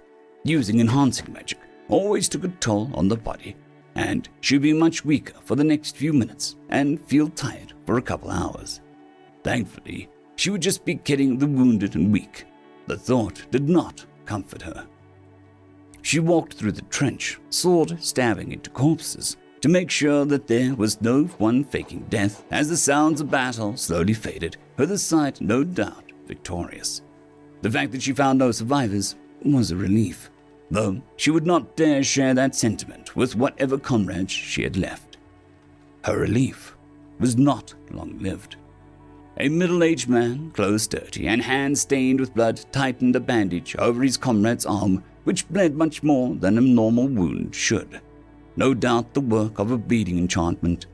He had the human symbol of a healing marked upon his steel helmet, and rust and scratches of which telling the tale of one that had seen many battles. 5 other men in different states of injury surrounded him while he worked his calloused fingers with the precision of a veteran, wrapping the wound and injecting a human tonic to his arm. Official orders from the king during times of war was to not harm healers unless they actively fought back. Unofficial orders from her superiors were that if the healer was dead, then who could say if they fought back or not? She raised her blade. The men looked at her with a mixture of fear, anger, and resignation. All except the healer. "Comradia! Comradia!" he shouted, an elven equivalent of comrade at her, not taking his eyes off his patient. Only once he finished tending to the wound did he lock eyes with hers, eyes filled not with anger or fear, but pity. Her blade crashed down, cutting down the earth as she lacked the strength of both body and spirit to aim it towards the enemy. She wished she could. She wanted. What? Her heart beat like it was going to explode as she felt a surge of energy rush towards her. Dwarven artifusion artillery. She immediately forced her core to the very edge of its power, creating a thick shield of magic around her, hoping against hope that it would be enough to save her from the hell to come. The healer got up from his feet and rushed towards his bag, drinking and injecting himself with a dizzying cocktail of human tonics and potions. And then he threw himself at her. Her shield, made only to fight against heat, did nothing to stop the man from slamming into her and forcing her to the cold mud. She tried fighting back, but found herself unable to do so as her energy was drained. Instead, the man dragged her across the mud and into a nearby crevice that was barely big enough for them both. And then there was fire. Blood, sweat, fire, ash, pain. So much pain. Alecria felt like she should be screaming and crying in absolute agony. Yet her body refused to do so, either because she had used too much magic or because she was just too injured. Probably both. And she was moving. The dying rays of light from the setting sun were too blinding for her to truly see her surroundings, but the feeling of being dragged was unmistakable. Had some ally survived? Was she being rescued? Was she going home? Camaradia! Oh. Alecria felt what little hope she had left vanish. She'd been captured by the healer and was going to get tortured and killed, or get tortured and then left for the enemy's soldiers. She was not sure which was worse. She felt the man drop and kneel beside her and tried her best to prepare herself for whatever was coming next. Which was relief? Alecria tried and failed to moan as some form of gel was applied to her skin, instantly dulling her burns where it touched. The man unapologetically flipped her over and spread whatever divine concoction that was throughout her raw legs and back, something that would have been most inappropriate in polite society. He flipped her back and gently but firmly opened her eyes, dripping some weird liquid that cleared her vision and made her eyes itch. Finally, he put a few small berries in a mortar, crushed them with a pestle, mixed them with a potion, ground everything thoroughly, put the resulting semi-solid liquid in a full water skin, shook it for a good minute, and then forced it down her throat. The drink was bitter and left her mouth and throat tight and itchy. She would have spit it back if it weren't for her weakness and the fact that the human was holding her throat and massaging it to both help her swallow and prevent her from resisting. Once she finally drained the drink, she felt an uncomfortable warmth spread through her chest. She felt itchy, feverish, but also much more alive than just a few minutes ago. The human gave her a final look and tried to rise to his feet, only to find her hand holding his arm. She pointed at herself. Alecria. His worn face, with old scars, split into a tight smile. Marco. The elf gave a weak nod and fell asleep. The next 2 days were confusing and painful. Marco had dragged her limp body using a thin but durable cloth, the kind humans made their tents with, which allowed her healing skin to feel every rock and rough surface that they passed through. She was dirty, with the closest thing to a bath being when Marco decided to clean some of her rougher burns with another one of his potions, and threw some water on her when he was finished. It mostly just made her clothes wet, but it was better than nothing. Her savior coughed loudly, a wet and gurgling sound, followed by him spitting a thick reddish-black phlegm and then walking like nothing had happened. Alchemist's disease. She'd heard of it, but never seen it before. Elves relied much more on magic than alchemical products, so they rarely got it. Humans, on the other hand, had much less magical potential, while having a truly staggering resistance to poisons, alchemy, and even some natural resistance to magic. She had at first wondered how the human had survived the explosion, but now the answer was obvious. The man had probably injected himself with an enormous cocktail of potions, which sent his body into superhuman levels of resistance and healing. He coughed again, this time much deeper, and staining the back of his hand with blood. And now he was dying. She wanted to have a laugh. Whoever this man was, whatever reason he had for dragging a nobody soldier from enemy nation across the wastelands back to her allies was, it would not change the fact that he was not going to leave this place alive. It was not funny. This was unequivocally a tragedy. She was just too tired of crying, so she laughed. The human stopped, looked back on her, then laughed too. The wasteland was silent except for the sound of the whispering wind and two very different soldiers sharing a moment of mutual bewilderment of the absurd. "You good, Flesh?" Allecria nodded and had a small smile. Better. Marco and her had both been speaking much more openly after their shared laughter and, due to a mixture of boredom and dread, they were sharing language lessons. Apparently, the man had a very, very basic grasp of Grenadian Elvish, and thus it was decided that she would expand his vocabulary instead of the other way round. It had gone better than she had expected, but much worse than she had hoped. She had become seriously concerned for her safety when he first asked the previous question, and it took the good half an hour for him to convey that he was asking her about her physical health. They had shared another laugh, this one much more genuine. Once she explained this to him, it had become an inside joke amongst the two of them now. The man smiled, a thin smile that showed no teeth as to hide his blackening gums. He knew it. She knew it. He knew that she knew it. She knew that he knew that she knew it. Neither spoke about it. Marco pointed at rocks, drawings, potions. Allecria diligently translated. Marco walked, and she was just dragged ever closer to her destination, which she had long identified as being the general location of an Allied fort. She did not ask why he did not go towards his people. Soil, water, birds, grass, trees, and blood. Allecria kept herself deathly still as Marco dragged her across the grass of the forest, barely able to stand, and yet trying to pull her after doing so for far longer and further than any mortal had any right to. His eyes were crisscrossed by crimson lines and, much like his mouth and ears, leaked a black viscous liquid. He was dying. Let us rest, she said. He did not respond, instead dropping the rope and sitting next to a tree with all the grace of a falling log. She crawled out from what she discovered was indeed a repurposed tent and moved next to him. She could not walk for long periods of time, and her magic had been truly exhausted. She would take weeks to recover. Still, she could crawl a bit. She knew deep down that he was not getting back up. He knew it. None commented on it.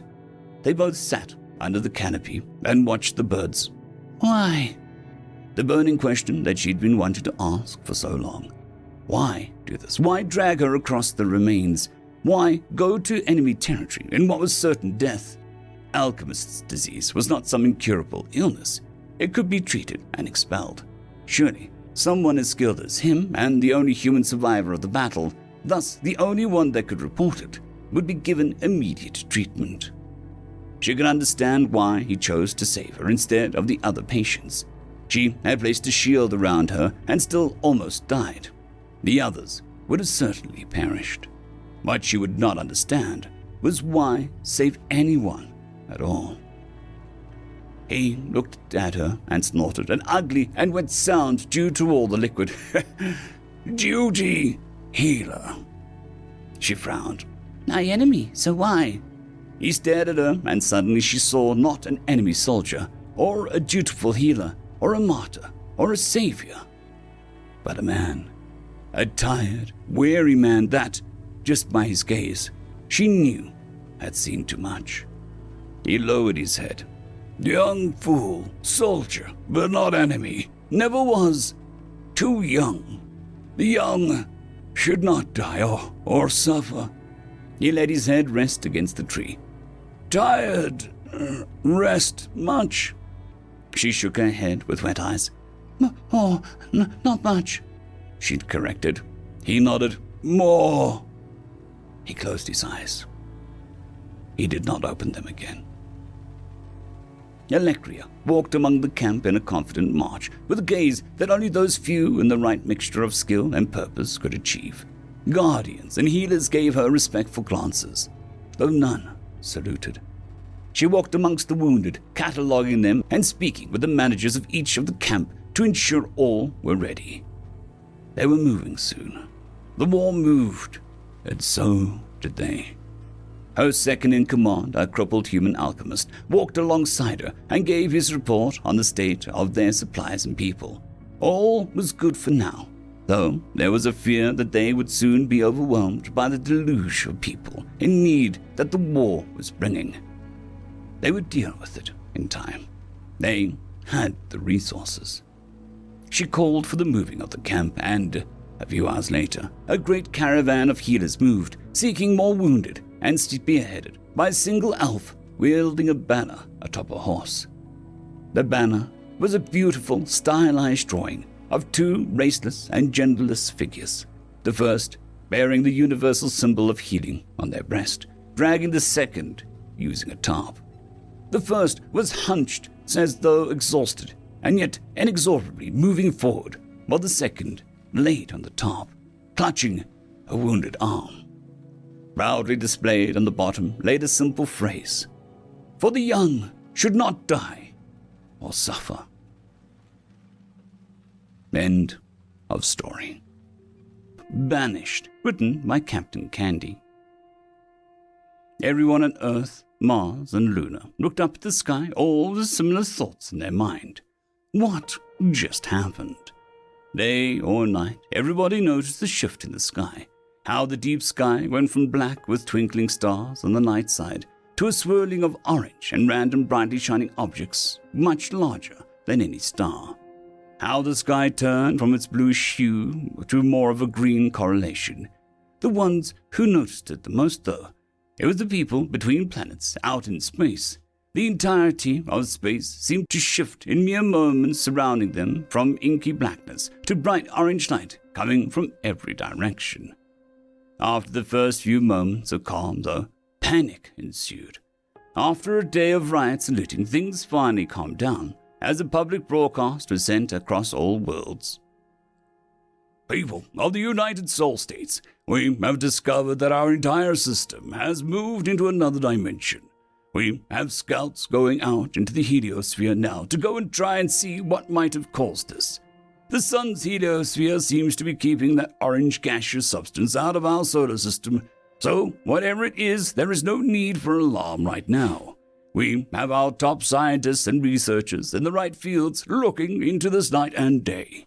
Please remain calm and continue as normal.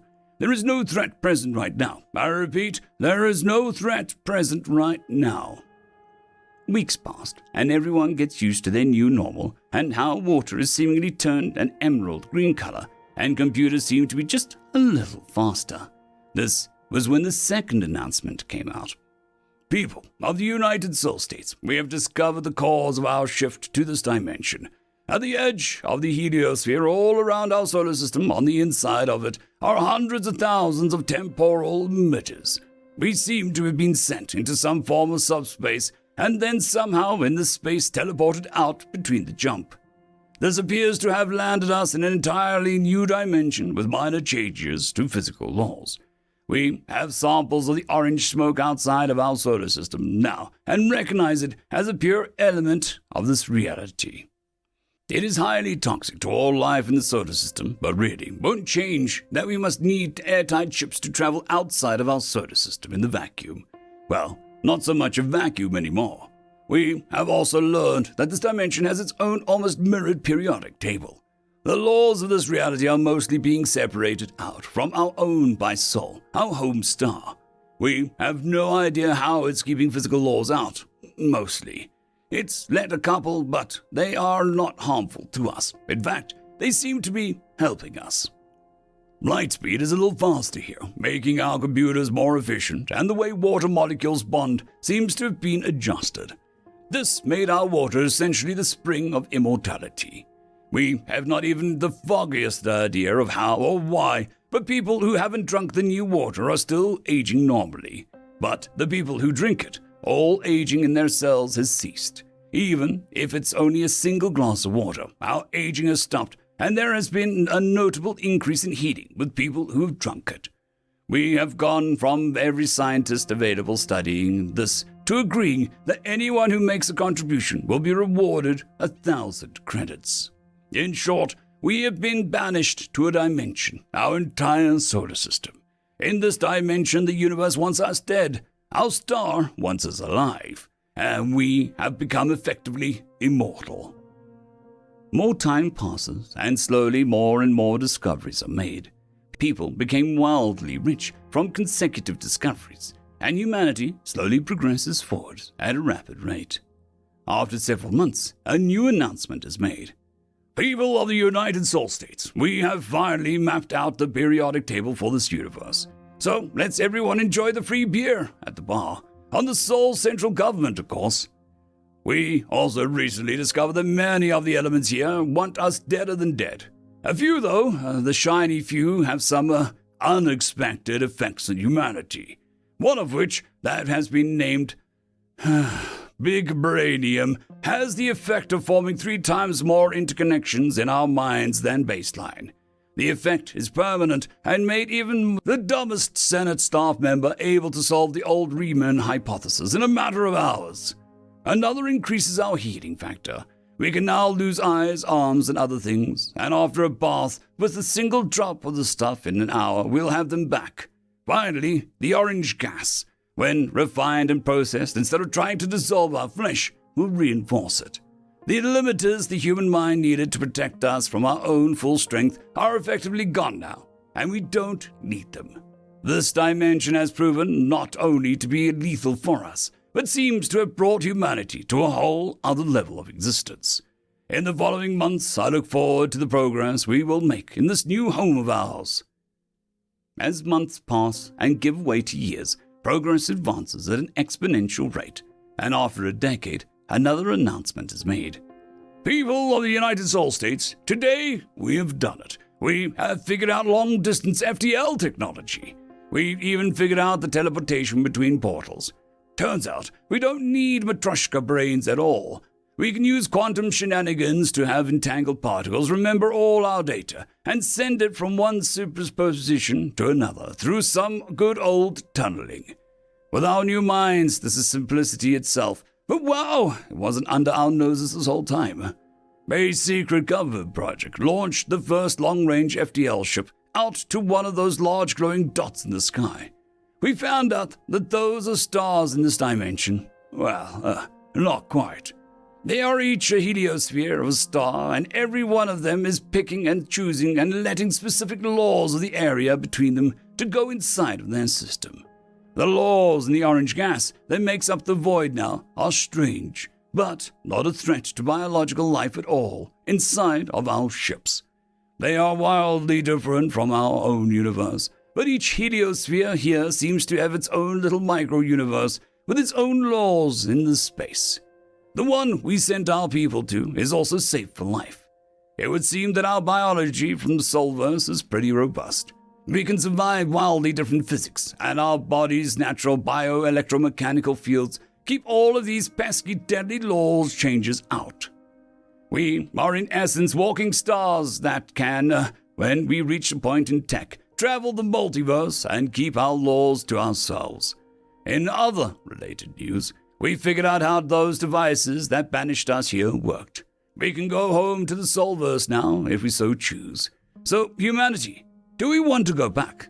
Before you vote yes or no, though, there is another option. We could stay here for another estimated 10 years. In this time, we would send out terraformation drones to find the suitable star in the old universe to be New Earth, and keep the solar system here. We could keep our little slice of heaven and have a 24/7 public portal system to go home. Finally, and lastly, we have discovered a fun new element here inside the new star system that gives us psionics. But you probably guessed that, since I'm sending this message to everyone's head right now. A large-scale vote is put out, and humanity decides to keep Sol where it is, and simply build a new Earth in their original universe to go to and from.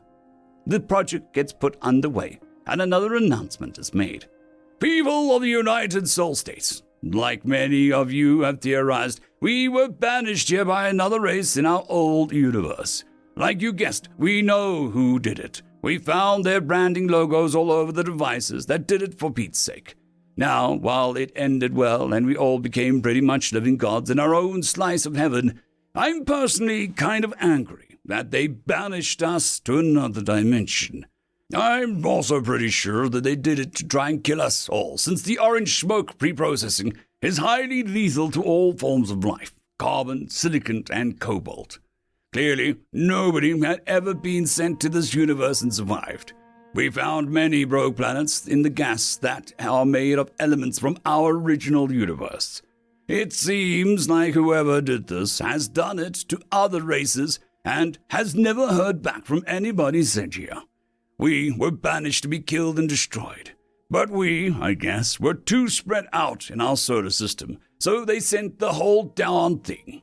Good for us that they did, since we got sent with Sol's laws here, didn't kill us all, and the solar winds pushed the gas out of the way so fast that it couldn't even bother us. Our planet's magnetic fields keep it out too, but by looking at the other planets, we can tell that this was temporary. So, when we get back, do we think the aliens who banished us take their heads in a war of revenge, or just give them a slap on the wrist and tell them not to do it again? Another large-scale vote is put out, and humanity ultimately votes to banish every alien homeworld from any race who helped banish them. No star for them, though. Can't go giving them a chance to survive, after all. This dimension is human-only by law. Captain Natch slips down into his chair in relief as he says, Good work, crew. We managed to banish the whole system without being discovered. That was too damned close for comfort, though. How do we not notice the wildly dangerous things until this far into their development? Seriously, a gravity well like that, eating poisons and acids for flavor and their strength factor. Why? Just why? Whenever we manage to banish the humans into Dimension X, we won't ever see them again. Somebody send a message back to the core world. We got the humans. They are banished to Dimension X, star and all. On a personal note, I look forward to our bonus when we get back home. This mission had way too much risk involved, and I plan on retiring. I'm authorizing the unlocking of the inebriants for the next standard day, too. We all worked hard here, and we deserve to celebrate. 30 years later, Council Prime World in orbit around Sagittarius A. An image is being projected into the room of a star in what humanity called the Orion Cluster. The entire chamber is deathly silent as the general speaks at the front. Council, the recording was taken 5 standard days ago. A freighter was making its way out to the edge of one of the galactic arms for some rare materials that cannot be found near the core. With the human system removed, there is an amazing little shortcut through that area now. However, when the ship stopped at a nearby star system to refuel at a gas giant, they noticed lights on one of the rocky worlds. This usually means sentient life, and so the ship's made its way there to assess the race. To the utter horror of the crew on board the ship, at the time, they found humans. We banished those wildly dangerous apes to Dimension X 30 years ago, in the largest banishment ceremony ever done. Yet, even after sending these death monkeys to Dimension X, which nobody has ever returned from after millions of world banishings, they came back. Not only did they come back, they did so stronger than before, and with abilities we've never seen before in any other race. They are lifting what appears to be blue steel beams by simply pointing at them and welding them into place by pointing with their other hand and directing the light around them into thin beams of laser wire. Whatever is in Dimension X seems to have not only allowed the humans to survive, not even just thrive, but to grow stronger. If this was not recorded by a freighter from one of the companies that makes the banishment devices, I would call this a bad joke and have every crew member launched into the galactic core. But council members, this is real, and humans have come back seemingly as living gods. No, this isn't just advanced technology looking like magic. We did every scan imaginable without being detected, and they all came back saying that the humans had 0 implants anywhere in their bodies. Council members, to be honest, I fear the human retribution because not only did they survive the unsurvivable, they came back as living gods. They solved multiversal travel, clearly, or at least reverse engineered our banishment devices and reversed the process. Either way, we should be afraid of them.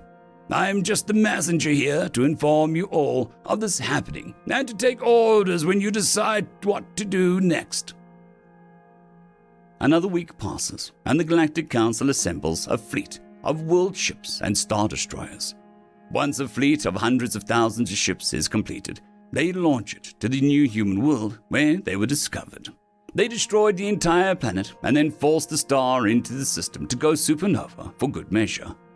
Once their mission is complete, they leave the system and report the success to the Council.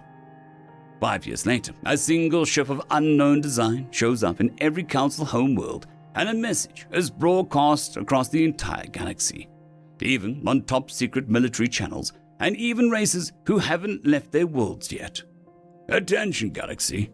This is a message to broadcast the live world banishing of every council member that attempted to banish and commit genocide on our entire human race.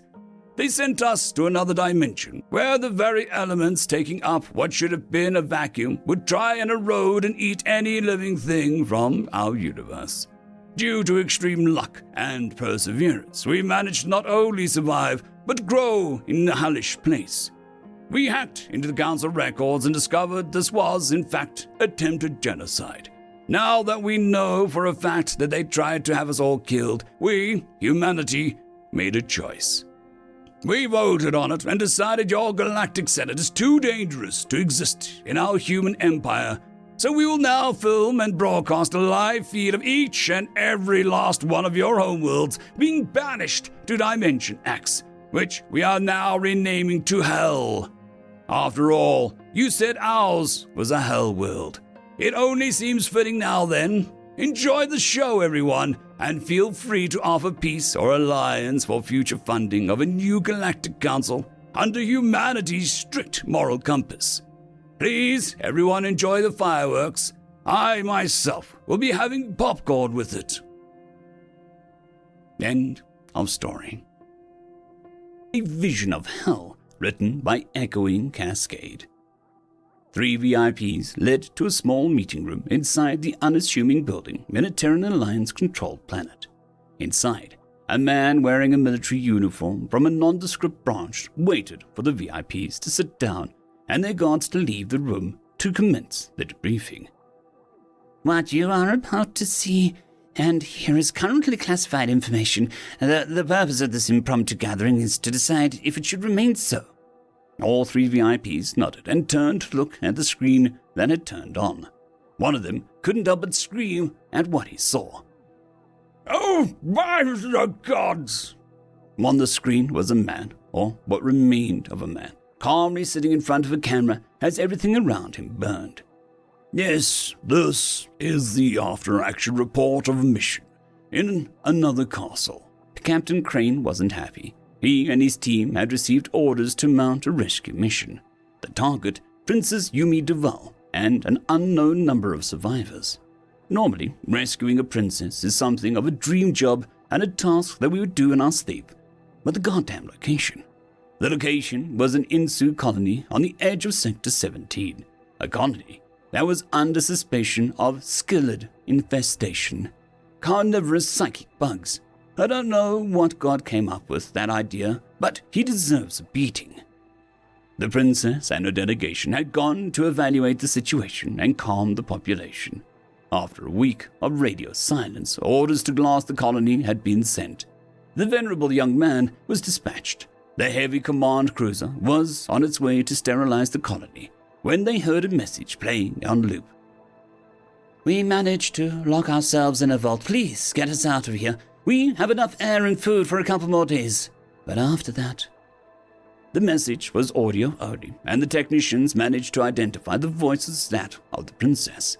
The mission shifted from glassing, followed by search and destroy, to rescue. I've racked my brain around a non-suicidal plan, but the best I can come up with is a 4-man team assisted by a war gear. A Walker was a heavily armed humanoid combat platform. It would be remote controlled from a venerable young man by specialist Jonas. Lucky bastard. Time to give the good news to Valkyrie, Loki, and Doc. Boss, if you want me dead, I have this perfectly good gun in my bunk. Just give me a minute to get it. No need for all these theatrics.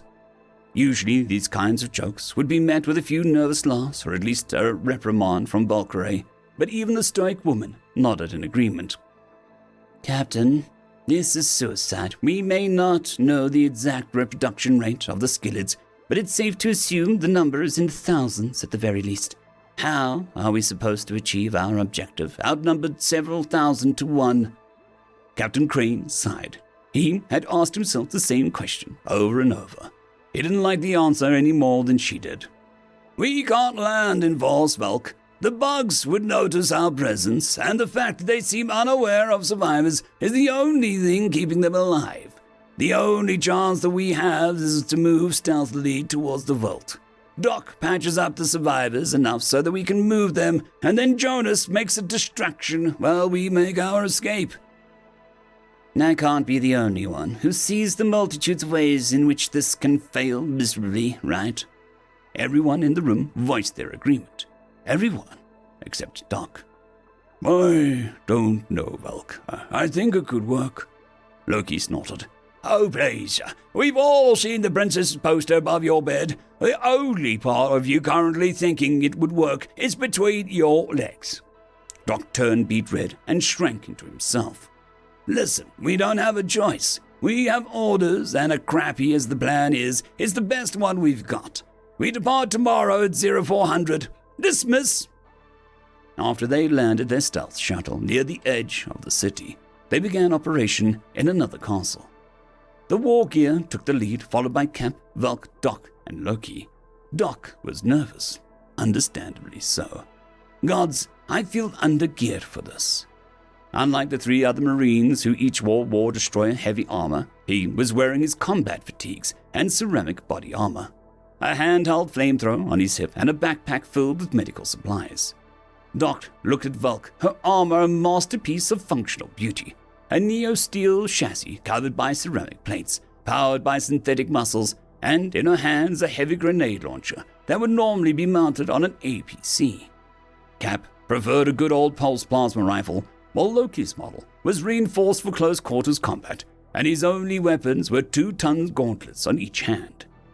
The war gear was the most reassuring presence to Doc. Standing at nearly 11 feet tall, it towered over the rest of the team. It was armed with dual Hellfire napalm launchers mounted on its shoulders, a fission minigun as its main armament, and could take a direct hit from a tank without any damage to show from it. Jonas is the best gear pilot we got in the whole battalion. Hopefully, we won't have to prove it on this mission. Loki was calm. The nerves he felt before a mission had faded the moment he put on his armor. With this baby on, nothing can hurt me. He knew this wasn't true, but he somehow always managed to convince himself of this while on field. A trick that had allowed him to keep his cool when others would have panicked or begun to jump at shadows. This is why the following was taken very seriously by everyone. Loki suddenly turned his head to 3 o'clock. Anyone see that? They all turned as one to face the direction Loki was pointing. I've got nothing on sensors. Nothing here.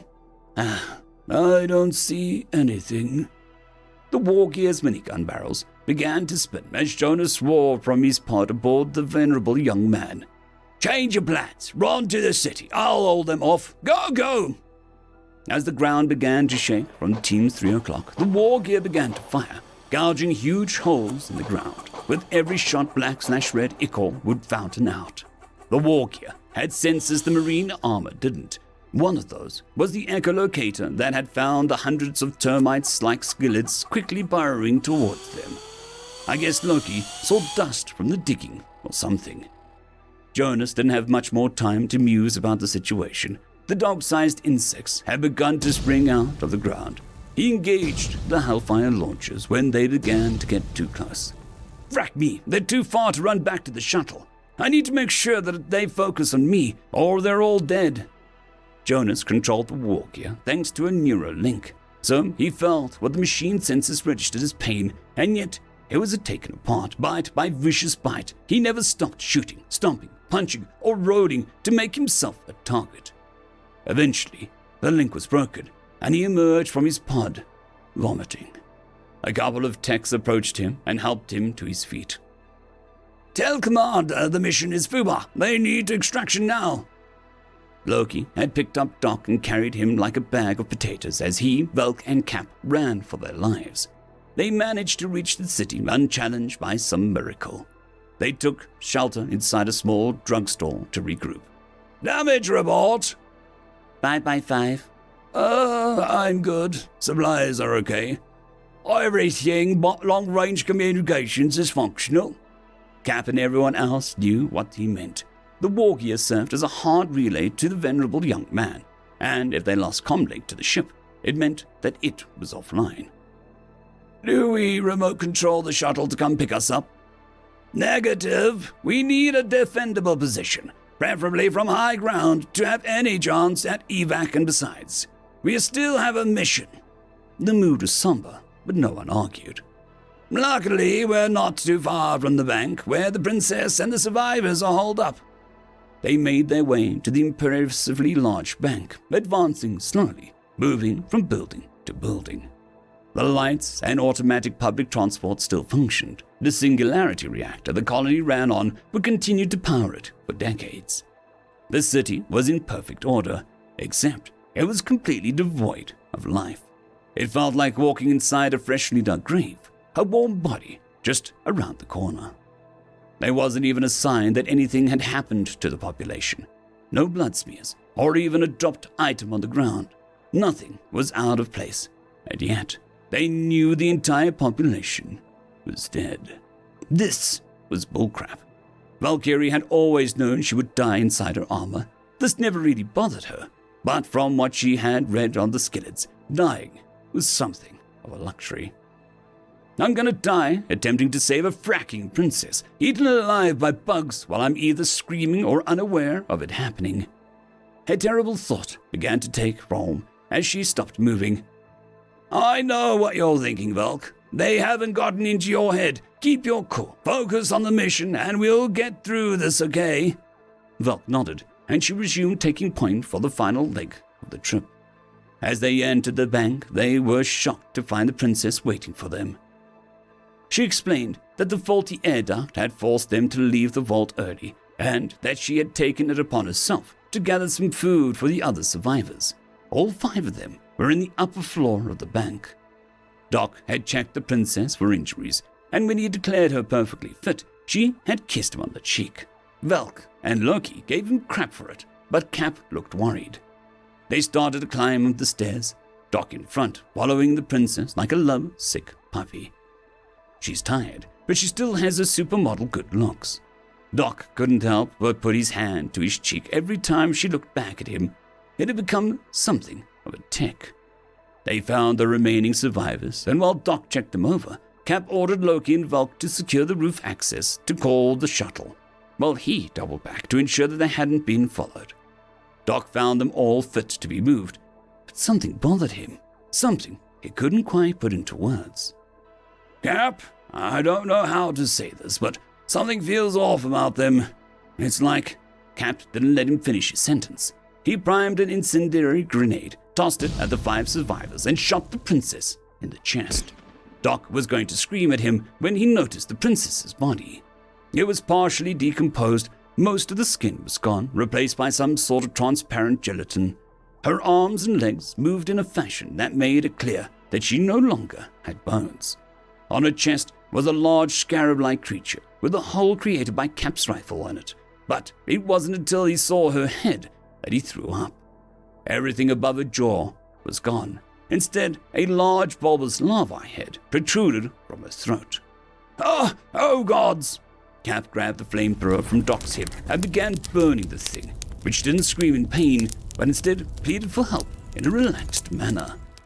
It hurts, Doc. Please tell your friend to stop. Now I can make all your fantasies come true. Doc looked at the survivors, which now looked like nothing more than egg sacs. Come on, we have to leave. No sooner had he finished saying that the walls began to crack and insects poured from them, small at first, but larger as the cracks widened.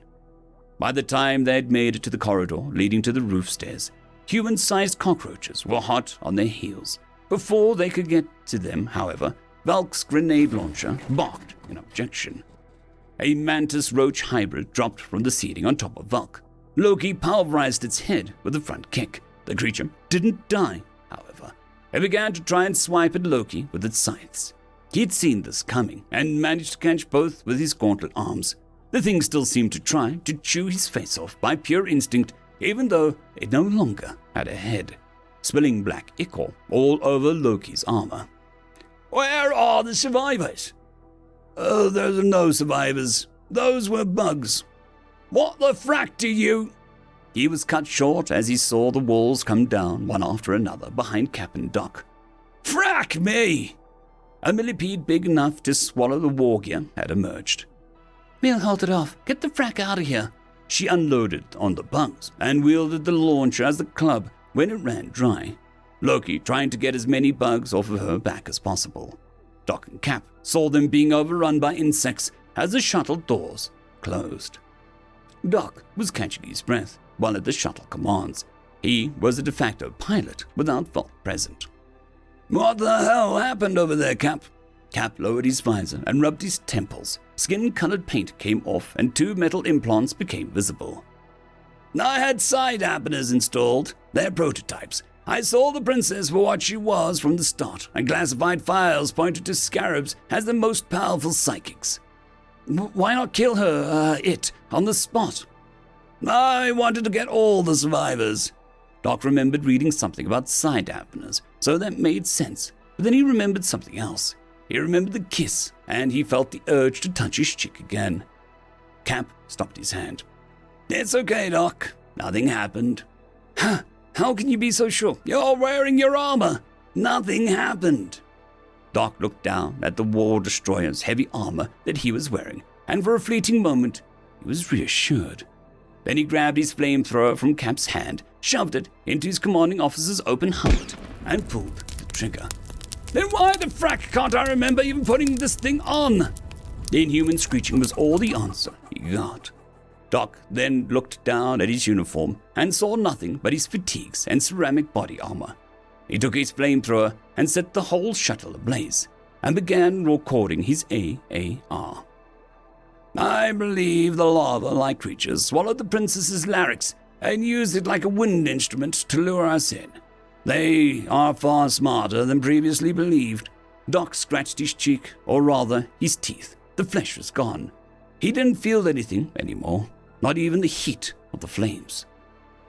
The plan was probably for us to take the survivors back to the venerable young man and use it as a springboard to infect more colonies. And once I figured something was wrong, they shifted to keeping me and Cap alive to do the same. Multiple alarms began to blare behind Doc.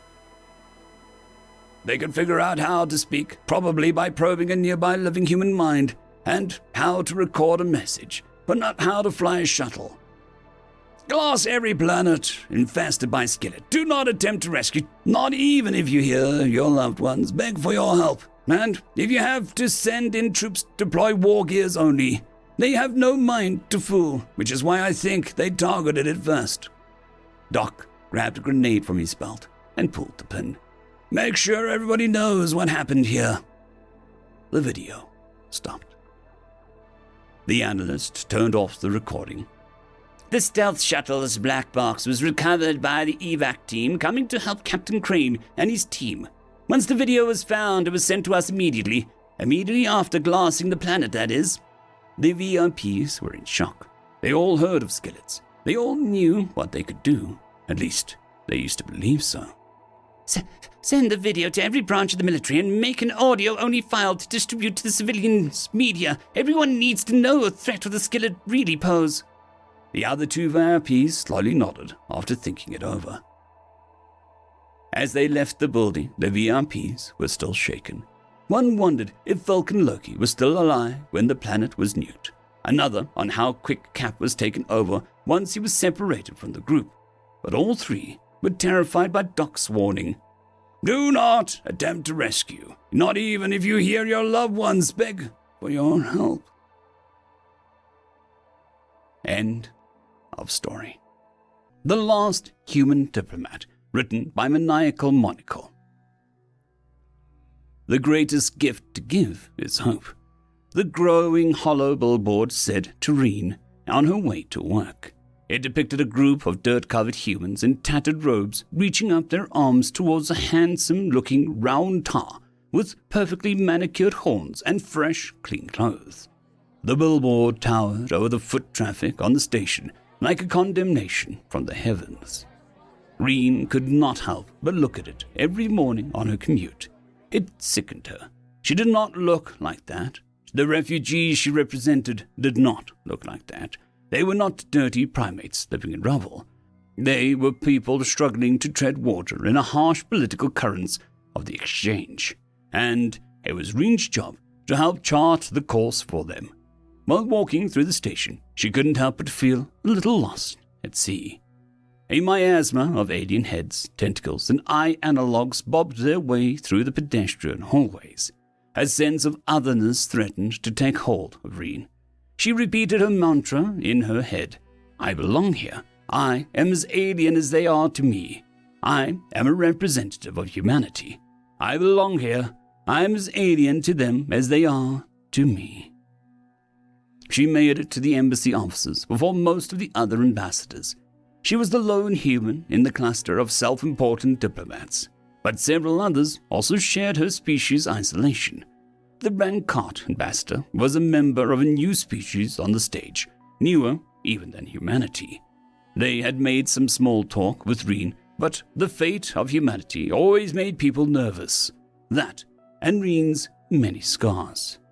Reen sat at her desk and enjoyed a cup of coffee. Commonalities of biology meant that many species of the exchange utilized mild stimulants, and some of those that did specifically used caffeine. It was not terribly hard then for Reen to convince local fabricators to design her some coffee grounds and a machine to brew coffee. The fabricators could not have imagined how important it would be for Reen's mornings and for her meetings with other human refugees. Little comforts like hot coffee went a long way in this alien land. Reen was early enough that she could enjoy her morning coffee without interference or interruption. The other ambassadors trickled into the annex, and Reen managed to greet some of them. Being seen, and more importantly, being seen as friendly, were fundamental to her job.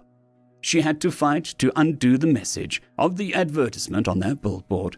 Humanity needed help, but they weren't a huddling mass of miserables waiting for a mighty savior. Humanity was scarred and determined. They would not be at anyone's mercy ever again. Reen poured out her cold coffee as the Runtar ambassador finally arrived. She entered like a sovereign returning to their castle. Luck was the most senior ambassador and represented the most powerful nation in the annex, the Runtar Republic. Her importance dwarfed the other diplomats like a gas giant consuming a field of asteroids. Luck made her usual good mornings to the ambassadors that she was clearly working down today. Reen returned to her coffee to await a moment. The human ambassador's office was not sparse, but it was not lavish. She had 3 paintings on the walls. All of them faced one chair that she had set up for visitors. Reen's desk was a faux wood of a dark color with complicated patterns in the grain. She had been very specific with the fabricators, and even she didn't remember her precise reasoning for its design. It contrasted with the generally light metal walls and their obnoxiously clean surfaces. Reen liked to imagine that it gave her desk an impression of being something real placed into a simulated world. Reen was pretending to read through the messages as she waited for Luck to arrive. Luck would normally pop her bovine-like head through the door and ask some innocuous question, then depart. She did it nearly every day, making appearances, being friendly, being important. Luck was a born and bred diplomat. Among the Runtar, that was likely literally true. Reen did not dislike her for it, but she found some of their habits clearly disingenuous. Reen hoped, somewhat naively, that among professional liars like the other diplomats, they could at least be honest with each other. But deep down, Reen understood that a diplomat's job was being a constant actor, putting on display what she wanted others to think of her people. Reen stirred when she heard Luck chatting up the Runecart ambassador that shared a wall with her office. Reen arrayed her desk to have a thin layer of data sheets and printouts. Luck popped her head into the doorframe and spoke through the ambassador's translator. It expressed tone and inflection perfectly, but its disconnect between the lips sound could never be removed. "Morning, Reen. How's the atmosphere? Not too..." Reen interrupted her. "Yes, fine, Luck." Her voice was sweet and her tone endearing. She spoke the Runtar High language well. "I'm glad you stopped by, actually. Are we still good for dinner tonight with the representative from Yonk College?" Luck kept a translator set to Reen's language. "Oh, yes. Of course. I am glad you reminded me. I'd have been late again. You know how the Duro ambassador is with his lunches. They always seem to stretch between 2 meals. Luck dipped her large head almost imperceptibly as she continued her rounds through the office. Reen was quite pleased with herself. It took careful tact and foreplanning to get a bow from the Runtar. That slight head dip wasn't exactly a bow, but Reen considered it a victory nonetheless. The dinner with the Yonk representative had been extended to Luck, not Reen. Reen had been maneuvering for weeks to get her invitation. 4 ambassadors were going, including Luck and herself.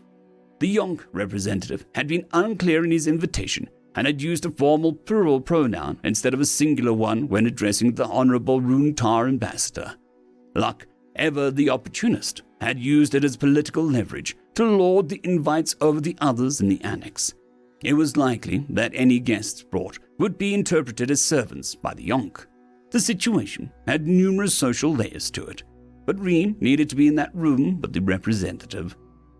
Reen set herself to actually reading and responding to her messages. Her position as ambassador was tenuous, to say the least. For one, she didn't represent a nation or a state. The rest of the workday was relatively relaxed. Reen took calls with refugee representatives across the exchange and worked with suppliers to get relief packages shipped to where they were needed. Luck had disappeared around midday to lunch with the Duro ambassador, who had afforded himself an isolated office away from the ambassador complex. It was clear his separate office was meant to convey prestige and put his Duro clan on a level with the Imperium, but Reen just thought he was an ass. With about a standard hour left to the station's main work shift, most of the ambassador's complex was empty. They usually worked lax schedules. Working too late into the night could convey that you were busy, and a busy ambassador looked stressed. And what would an ambassador be stressed about? It did not look good to be stressed. Oh yes, what could I possibly have to be stressed about? Reen thought as she sighed and reclined in her chair. Everything's cheery and fine for a human being these days. In her mind, her inner thoughts oozed with a vicious sarcasm. Her final task of the day was not logged anywhere, and she had been careful not to even write it down on the corner of a report anywhere. She packed up her things early, which to the other ambassadors was late, and locked up her office. Only the Runecart ambassador was still there when she departed, and they will likely be there well into the night, as their people tried to avoid war with the Imperium. Reen made her way carefully and casually to the ritzy part of the station, known for its exotic foods. She walked through the front entrance of an ancient-looking establishment, and then straight into the back. The staff knew her, and some even waved as she came to pick up her order. The restaurant served a wide clientele, but specialized in food tailored to a species near the core. This was one of the few places on the station that felt truly multicultural. It was a widely known secret that the chef was a Kyran. If people on the station had any issues with him breaking from traditional caste roles, they didn't voice them. Reen found familiar faces in the kitchen. She'd made herself a regular here, and might have gotten a handful of Vartes line cooks addicted to coffee. A sous chef saw her and shouted something and Reen did not recognize. Not soon after, the head chef, Mekta, emerged. His facial tentacles moved in a pattern that Reen had come to recognize as a sign of joy. The two hugged tightly, and Mekta replied in Imperium Standard, You showed up so late, I barely have time to eat with you before your dining room fills up. Reen laughed and replied, Late?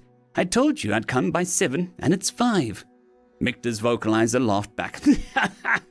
Come over here, I got your order ready. He nearly waddled as he walked. His age was evident even across the species border. Reen did not know what differentiates a young Chiran from an old one, but Micta nearly shouts his age at the universe with his actions. I might have some time to make ya some gunbutt soup, he offered. Reen raised her hands in defense and protest. I have a diplomat dinner tonight. I can't show up full again. Micta waved her protest away. Those Diplocor cooks don't know what they're doing. You should eat something edible while you can. Micta approached a cook and sent them off to collect Reen's order. Before she could protest further, he began making something at the stovetop.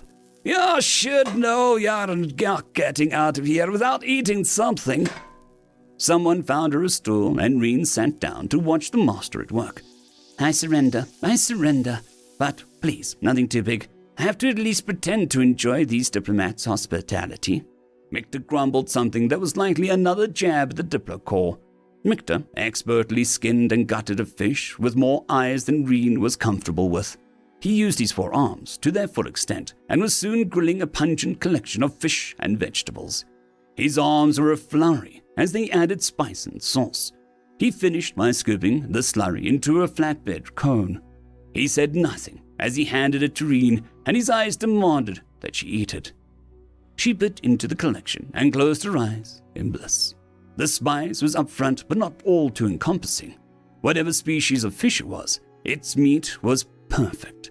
It all crumbled together in her mouth as she chewed. Some of the alien vegetables crunched beneath her teeth, while others formed a flavorful mash. She was foolish to ever resist Micta's cooking. If Micta could smile, he'd be beaming like an old grandfather. He turned to Reen's order and examined each item with a keen eye. The staff had learned their lesson from previous outbursts, and none of it was sent back. Micta took an extra moment to look over the loaf of human-style bread. He showed the full length of the baguette to Reen and asked for her approval. He behaved as if she was an expert, but Micta never missed an opportunity to master a new culture's food. He looked through the final bag and pulled a long, thin fish out of it. Now be careful with this one. If you cook for any yonks, you have to be careful about deveining it. He turned the fish over in his hands, inspecting it carefully. Let me get it for you. He moved to grab a knife, but Reen stopped him. I can handle it, don't worry. I'm not cooking for any yonks with this. I just wanted to try it. Micta looked unsure, but returned it to the bag. Be careful still. I don't know how it would affect humans if you cut it up wrong. I'll be extra careful with it, Reen assured him. You worry too much, Micta. She looped her arms through the bags and took another bite of her flatbread cone. And thank you again for the food. Micta switched from doting to adoring. It's called a I will make you many more when you come to dinner here tomorrow. Reen laughed, but agreed to come back for dinner. Micta shooed her out like a child late for school. Reen was running late. She considered taking the station tram back to her apartment, but stuck to the pedestrian walkway. The tram would keep a record of where she got on and where she got off. So she took the longer route, sticking to the pathways and sidewalks until she finally arrived at her apartment in one of the mid-rings of the station. Her apartment was a stereotypical ambassador or politician's home. Wooden surfaces had become the recent wealth display across the exchange, and Reen had followed along. In her case, all of the woods was false, with metal or tile breaking up the monotony. Unlike co-workers, Reen wasn't an ambassador for a sovereign nation. Her salary, her entire position, was funded through donation. As much as Reen hated the condescending billboard from her morning commute, the donations it brought in funded her job. If the exchange didn't pity humankind, they wouldn't throw money at refugee relief. Without that petty money, Reen couldn't buy Micta's exotic fish. She set to work carefully. She put all of the produce in her cooler and organized the meats by the prep needed. She set aside a small collection of green vegetables along with the toxic fish that Micta had warned her about. She turned on a stovetop and quickly sliced a few cubes of greens. She didn't know what the veggies were called, but they were close enough to cucumbers for her palate. She let all of the constituent parts of her dinner sit in her frying pan on low heat. Her main objective became the deveining of the toxic fish. The creature had a set of 6 eyes that Reen tried not to look at as she cut off its head. The thing wasn't a fish by Earth's taxonomy, but translation was already tricky enough without scientific pedantry. The fish had a large chitin plate that ran the length of its back. She ran a thin knife between the plate and the flesh beneath. A web of membranes fought back at her knife. She was careful as she went, cutting as close to the chitin as she could manage. As Reen neared the tail of the fish, she was tempted just to rip it off the chitin. She was diligent, however, and carefully cut away the last few tendons connecting it with the fish's flesh. Her reward was a disgusting view of the fish's red and purple meat. All along its thin back muscles ran deep blue veins, filled with toxins that would kill a yonk in a minute and make human feverish. She had practiced this next task several times. She put on her sanitary gloves before she started. The deveining went even slower than the shelling. Her hands cramped before she could finish. The veins resisted careful extraction, wanting to tear in halves and spill their deadly contents. In the end, she had a handful of loose veins and viscera. She took a portion of the toxic veins and tossed them into a composter. After cleaning her knife, she chopped the remaining fish into rough fillets. She threw the fillets into a frying pan with a little regard for seasoning, while she collected the remaining veins into a mortar and pestle. She ground down the viscera until she was left with a pinky-sized pale blue mash. This was finally deposited in the sealed plastic baggie that Reen pressed flat into a coin shape. She made a show of trying to finish her staged dinner. She burned the ends of the fish meat and took a few bites that were eventually spit out. Most of the dinner ended up in the composter along with the previously discarded veins. She threw her knives and the rest of her kitchen implements into a sterilizer. Hopefully, if anyone got to this point, they'd see what she intended them to see. Reen had cooked herself a somewhat exotic dinner. The dress she had chosen was a reserved maroon pantsuit that was maybe a half size too loose or along her waist. The designer was over a century dead, and Reen didn't know of any seamstresses that could fix it for her. Her constructed appearance combined the vague impression of professionalism and a hint of enticing mystery. Or, at least, she believed it would with a human crowd. For all she knew, she might be the spitting image of some yonk chicken analog. She hid the disc of poison in a concealed pouch along her hip. The ancient designer had been gracious enough to stitch in pockets. Reen looked at her data slate and saw that she was definitely going to be late. She sprinted to the tram station near her apartment block. The wave of alien passengers pressed against each other as she pushed her way into the train car. As 1,000 appendages pressed into a confined metal tube, that sense of otherness threatened to overtake her. The small disc of poison became her anchor. I belong here. I'm as alien as them, as they are to me. End of story. This particular story is a continuation of last night's story called The Last Human Diplomat, written by Maniacal Monocle. Lights flickered from the disrepair in the tram station for the Plains District. Reen emerged from the crowded train and climbed the stairs 2 at a time. A discreet scanner in the wall analyzed her ID and communicated with the turnstiles to let her pass. Reen emerged into the Plains District, a section of the ring purpose-made for the aristocratic class of the Roan Tar. Grass covered every patch of flat ground, and vines climbed up most archways and walls. Luck's apartment in the ring was much more of an estate than Reen's. It wasn't freestanding, still linking together with a long line of houses that formed a wall around a central walkway. It did, however, have a lawn out front. Luck had filled it with all the notable flora of the Run Far, the Run Tar homeworld.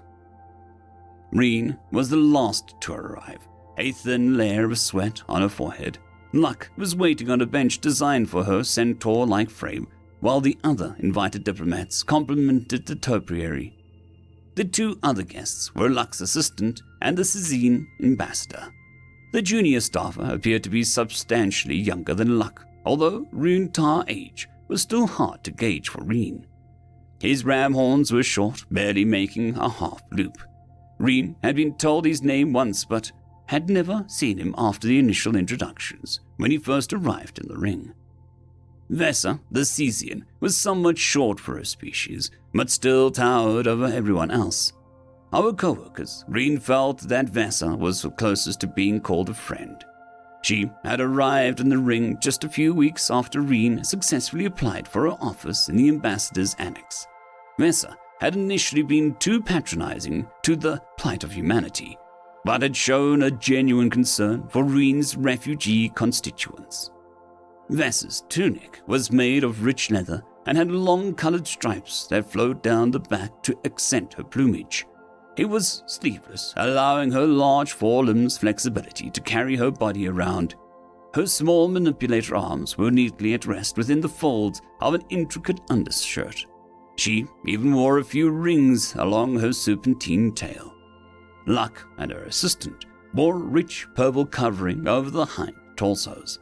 It reminded Reen of a saddle, but she kept that comparison to herself. Luck had a silken dress with a fractaline pattern crawling across it like lightning. Her assistant wore something incredibly modest so as to not upstage his boss. Thank you for waiting, everyone, Reen told them in Runtar high speech. She was trying and failing to hide that she was out of breath. Sorry, I lost track of time at home. Luck gave a short snort that was neither rude nor forgiving. Reen dipped her head slightly to Luck, and the junior staffer returned a similar nod. The social display seemed to please Luck and reinforce the desired hierarchy. Luck did not travel on the ring's public trams and would not degrade her guests by having them do so either. She had chartered a shuttle that left from her affluent neighborhood and would take them 60 degrees along the ring to the Yonk College. It was a well-decorated and automated shuttle, with almost all its fuselage committed to passenger comfort. Windows covered much of the ceiling and walls. It was not a machine that Reen would trust in open space. The vessel was of Runtar make, and the seats were likewise fitted to their physiology. While it was overly spacious for Reen, Vessa had a difficulty fitting her body between the floor and the ceiling. "Are you all right, Vessa?" Reen asked the Cesian as she wedged herself sideways into a tiny couch. Oh, don't worry about me," Vessa replied. She scrunched her neck back into her torso, which ruffled her ridge of feathers there. She looked somewhat comical, and Reen stifled a laugh. Vessa was in good humor and stifled the laugh herself. The trip was only a few minutes long. The shuttle took a less direct path to provide views of the ring's axial support structures and the parent sun, pale yellow. Reen had been disappointed that the star hadn't been given a more poetic name by the Runtar pioneers. The star system was populated exclusively by massive colorful clouds, rich in minerals but lacking in living space. It seemed to her that the Runtar Republic had grown so large that coming up with good names for their frontier systems just didn't matter anymore.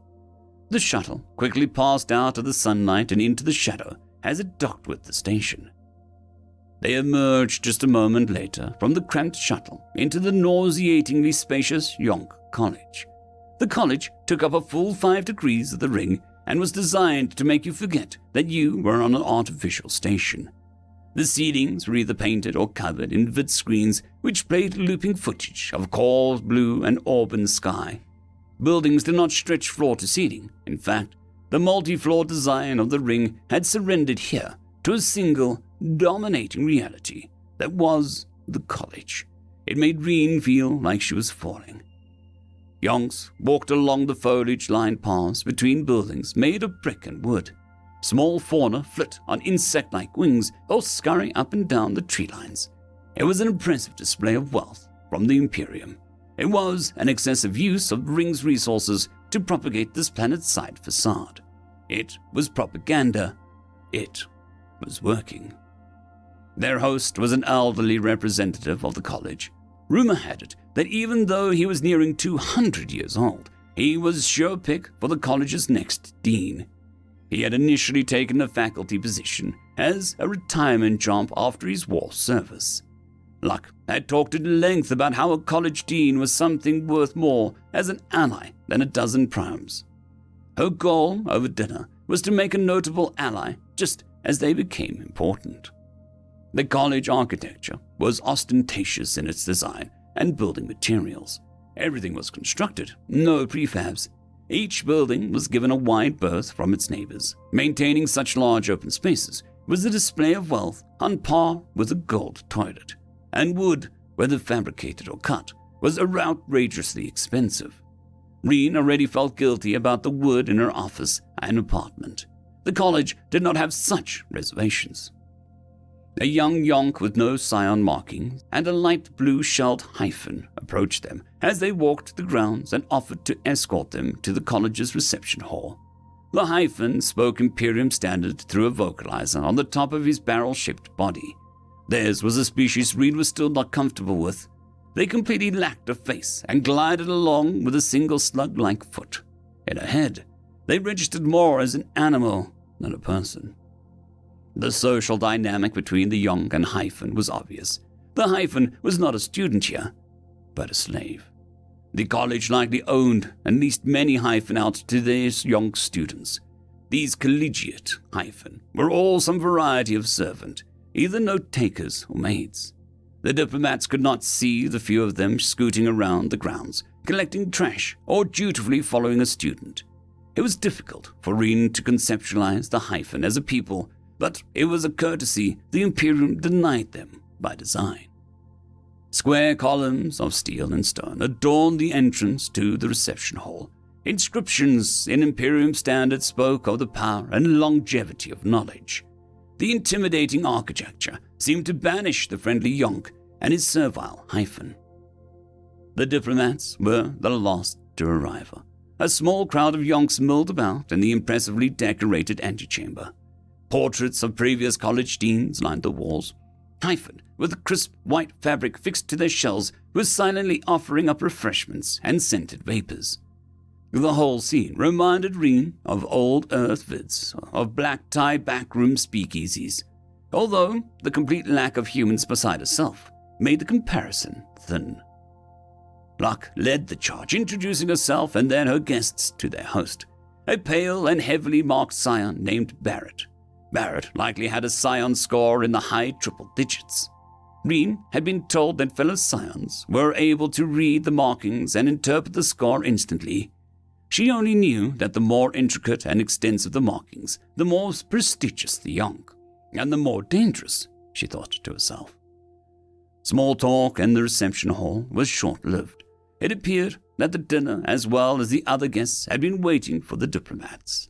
Not long after introducing themselves to their host, the doors to the dining room were opened. The central event of the evening was to be the classic yonk-style dinner. Contrary to their species' reputation as loader erudities, yonk festivities were long, involved social events. By tradition, dinner was always served across multiple tables, kept small to encourage conversation.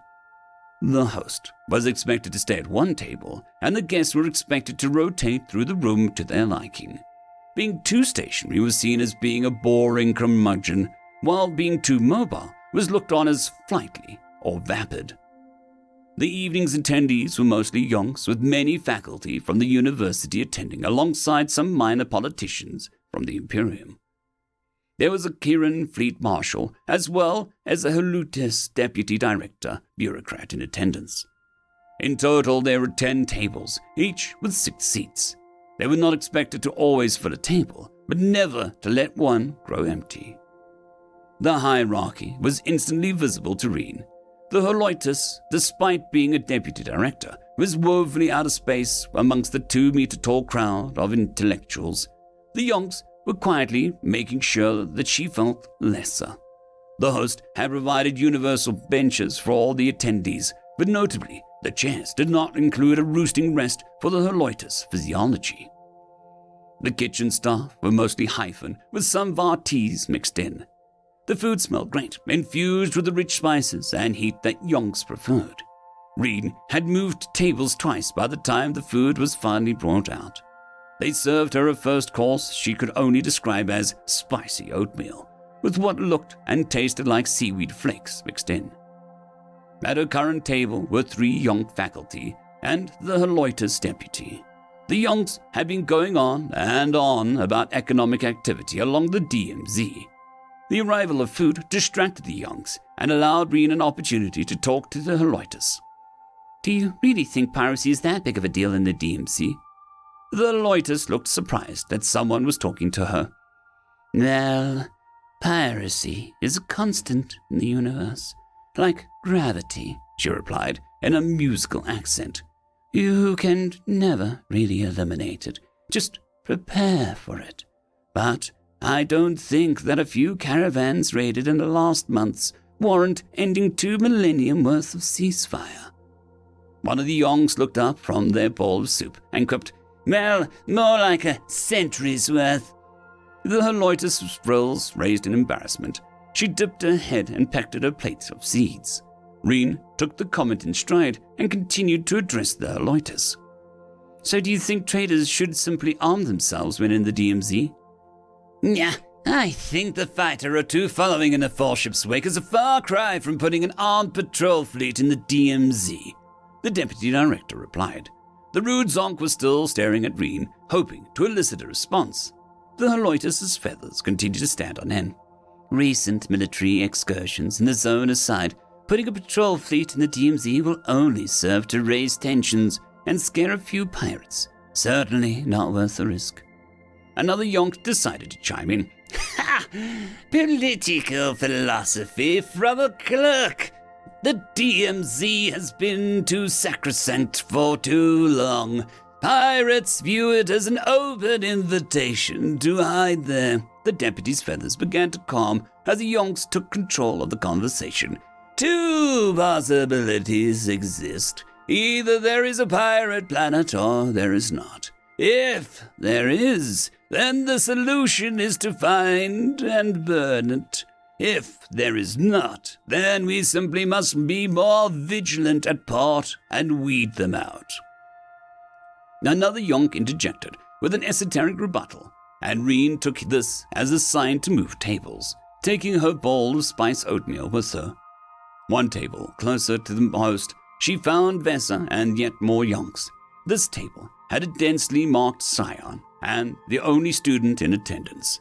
She was conspicuously the only of her species without scion markings in the room. The Chiron marshal had just left, and Vesa was talking about post-commonality literature.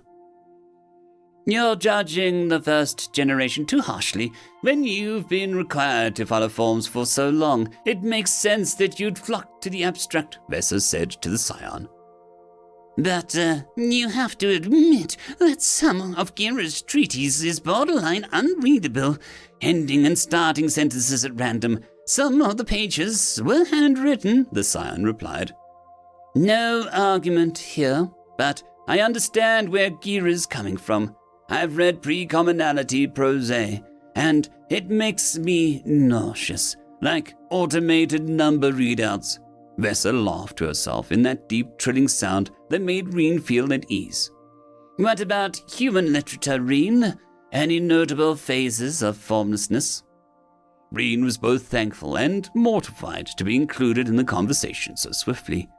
Well, that's the difficult question, isn't it? If it has a name, doesn't that mean that it has form? The scion flared her gills in annoyance and decided to switch tables. Reen continued to her audience of now just the student and Vesa. There was a movement called postmodernism. I've never been a huge fan, but a few people I know call it the only honest literature. The young student was intrigued. And what is the style of the humans' postmodern movement? Oh, well, I'm not a literature expert, but there was no one way to write. It sounds similar to what Vesa was describing, Reen said. The student now looked fully intrigued. Again, I am not hugely familiar, but one type of poetry is a stream of consciousness. You simply write exactly what is coming from your mind as you go. No real structure, end goal, or point. Just exactly what comes to mind. Vesa and the student looked horrified, Vesa blinked her eyes a few times, clearly lost in the grounding meditation. The student kept their eyes on the dinner bowl for a long moment. It was Vesa who finally returned to the moment and asked, So, just write exactly what comes to mind, as it comes to mind. That sounds horrifying. Well, perhaps I'm speaking the Imperium standard sloppily, but the style really only reads like a poorly edited monologue. Reen tried to reassure the table. Vesa was still visibly uncomfortable, but asked, I've been meaning to ask, do humans have imperfect memories? The student stared down at their food, clearly upset by the thread that Vesa was pulling. Reen absent-mindedly looked to nearby tables, hoping for a new guest to rotate in. She had no choice but to answer the question, unaware of the faux pas she was making. Well, no. Memory is a skill and is highly variable among humans. It also takes up multiple forms. The new info did seem to garner the student's interest. But if you mean precise memory, some humans have what's called photographic memory. So, what do you see when you remember things? The student asked. Well, I don't really see anything. I can somewhat picture something in my mind, but for me, it doesn't always come with clarity. Vesa and the student nodded. The table felt much less tense, and Reen didn't know why. The student began to lead the conversation, asking Vesa about her history in politics and how she'd come so far from Nest. Another yonk joined their table, and the topic shifted to Shazin's spacecraft. Reen stayed at the table until her oatmeal was nearly gone, and then stood to hand it to a hyphen waiter. She saw her opportunity to finally join the host's table, and took it.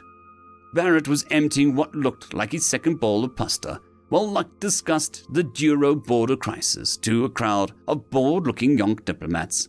It is the inconsistency of it all that maddens me. One day I'll have a formal trade agreement from a clan, and the next day I get a call the same clan has raided a caravan. That's what you get for trading with brutes, Barrett replied, with fish meat still in his mouth. What do you expect, Luck? They are barbarians with warp drives. The blatant racism definitely shocked Luck, and she did a meager job of hiding the fact in her impassive face. I'd take an honest brute over a lying sophisticate. Barrett ignored her comment and charged forward with a rant that had clearly been brewing. The problem with the Duro is a culture, lack hierarchy and discipline. He took a triumphant slurp of his stray noodle for dramatic effect. When no one challenged him, he continued with confidence. Each clan acts as its own, unconcerned with the needs of the whole. Their leaders pursue the fleeting desires of the day with little control or oversight over the rebel.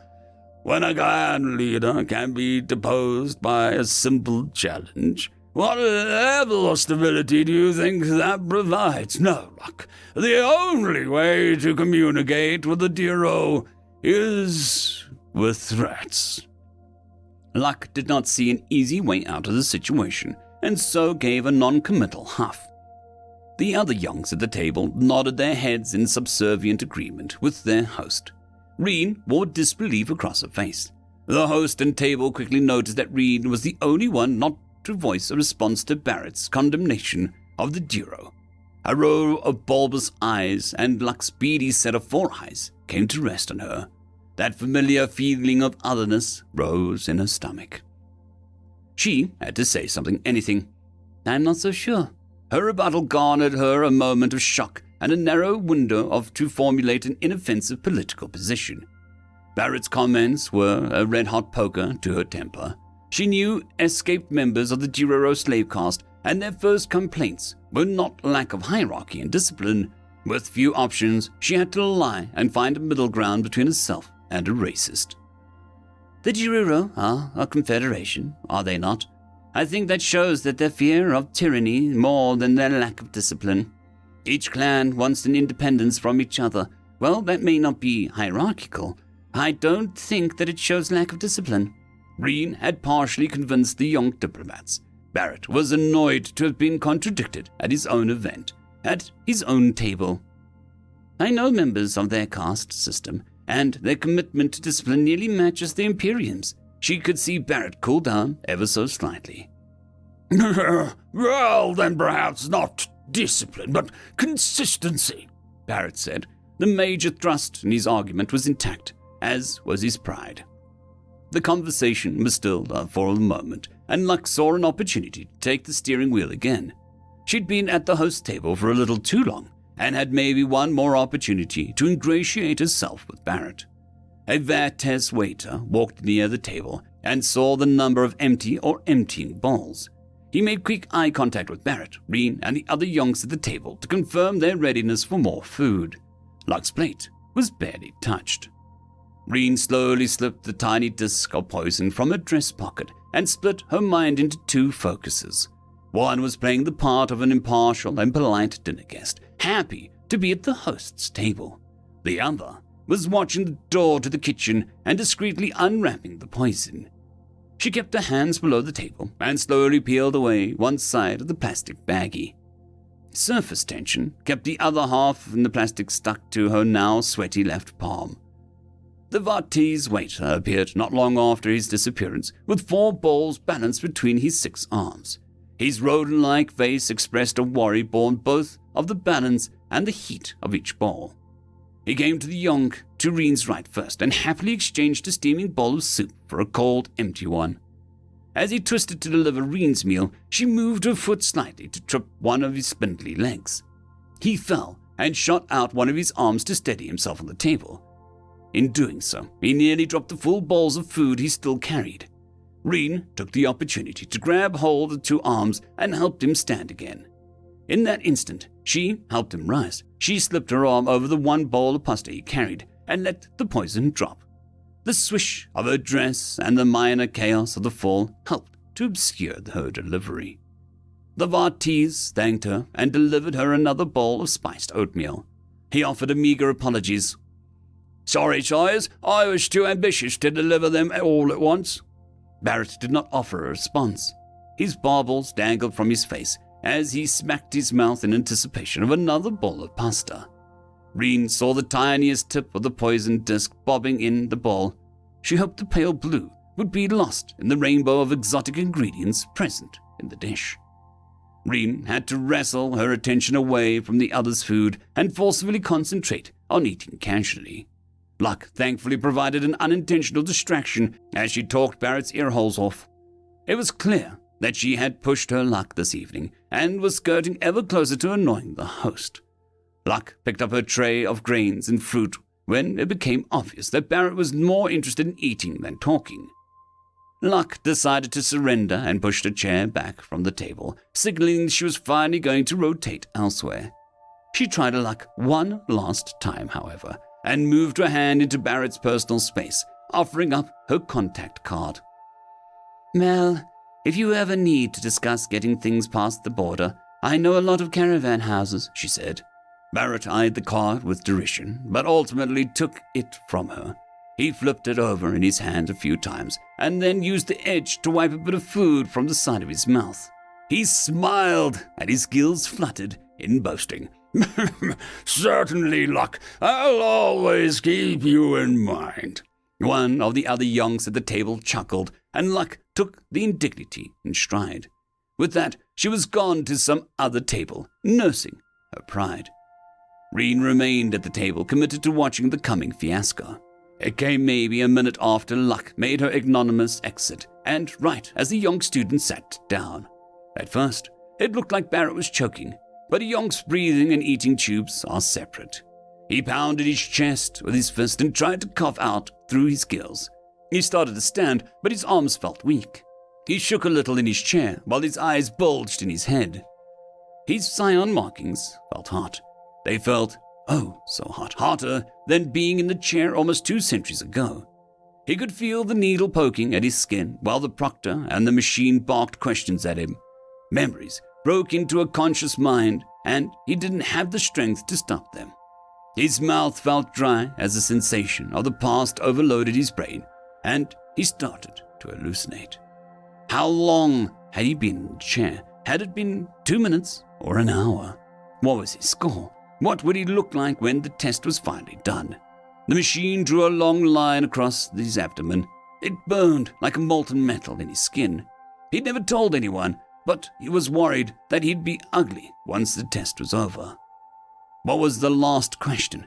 Something about time distortion and L3 point between 3 moving black holes. Could he ask for repeats? He couldn't remember. Oh no, he hadn't been breathing. Was the test over? He was on the bridge of the Dutiful. Some marshal was reading off casualty reports while the Scion War Council looked over 100 reports a second. His head felt woozy, and he skimmed through satellite images. Someone was saying his name, but he couldn't quite hear them. His arms felt weak. How high up were they? Was this orbit safe? Did humans even have any orbital defense missiles left? How much longer was this madness going to last? It needed to end. He was so tired. Why was he so tired? He was back in the college reception hall, and there was no oxygen making it to his brain. Barrett thrashed at the table as his gills turned a dark red. He tried over and over to cough. The yonk next to him was trying desperately to smack him on the back and make him cough. But Barrett was moving around too much, trying to grab something like an idiot child. He started clawing at his gills, trying to get the air in them and the clotting blood out. He needed to clear his airway. He needed someone to strike him just in the middle of his back, where the minor lungs connected to the pulmonary branch of his gills. Why wasn't anyone helping him? Was he having an allergic reaction? It wasn't the air. Nothing was that quick, and some other yonk would have been affected as well. Was it something in the food? Nah, it couldn't be. Half of the yonks had ordered the same dish. Luck's business card. He wiped it right on his mouth. Foolish, terrible discipline next to a foreign agent. Barrett was standing back from the table while a fellow yonk nearly punched him in the back. It didn't solve the problem. Blood was starting to drip from Barrett's overinflated gills. They had already sustained enough damage that he'd need a transplant anyway. His eyes darted around the room frantically until he found Luck. He jumped at his table and clawed at the business card. His arms were starting to grow rigid. Each movement looked pained and false. He had to steady himself on the table with both of his arms as strength left his legs. His species double-jointed arms didn't ever truly lock in place, so he quickly fell. His face impacted the bowl of pasta with force enough to knock over the table. In the chaos, he had managed to get a grip on the card. A mess of food and blood splayed out around his now convulsing body. He clawed around to orient himself facing Luck. With their eyes locked, he took a business card and smacked it over and over on his now shattered dinner bowl. The crowd stood back, so shocked at the hectic display that no one moved for a moment. A host of servants from the kitchen had appeared and were trying to administer first aid. Their efforts were in vain. Barrett had stopped moving. His last actions were clear to the guests assembled. He had condemned Luck. The table of yonks had seen her hand over her business card shortly before leaving the table. They had seen him wipe it on his mouth. Her embarrassment and her foreign status were all they needed to condemn her. No one said anything, but they all stared at her. Vessa moved up next to Reen, as did Luck's assistant. They knew that they had to condemn her immediately if they were going to make it out of the college. Luck took the stares of the crowd like a criminal on the way to the gallows. She took out her data slate and called the Runtang consulate for the ring. Hello, yes, this is Luck. I'm requesting diplomatic privilege. The crowd began to stand in a wall between the exit and Luck. You can check the record of my blood. I've earned the right. She continued over the call. The yonks began to look toward the Chiron Fleet Marshal as the authority figure in the room. At first he was confused, then moved into the role of a military commander. Madam Luck, if you would, I am placing you under arrest for the murder of Scion Barrett, his vocalizer announced in a commanding Imperium standard. It took a second for her ambassador's translator to deliver the Chiron's command.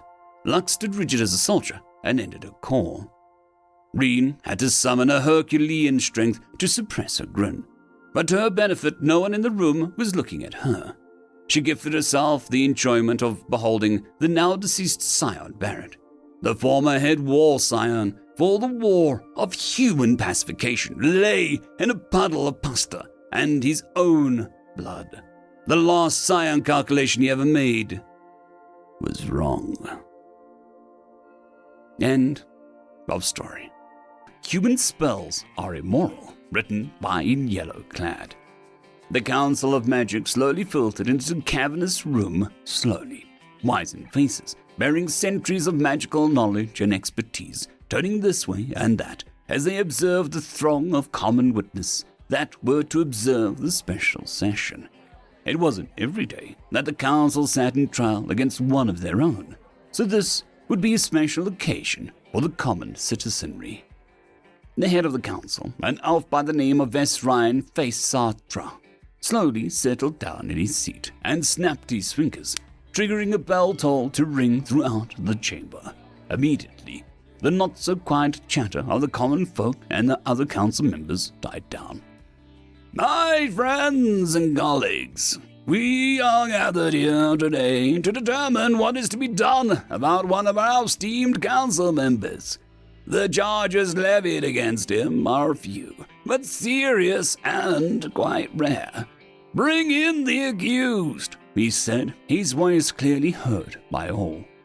A set of doors opened at the far end of the room, and all eyes turned to face them.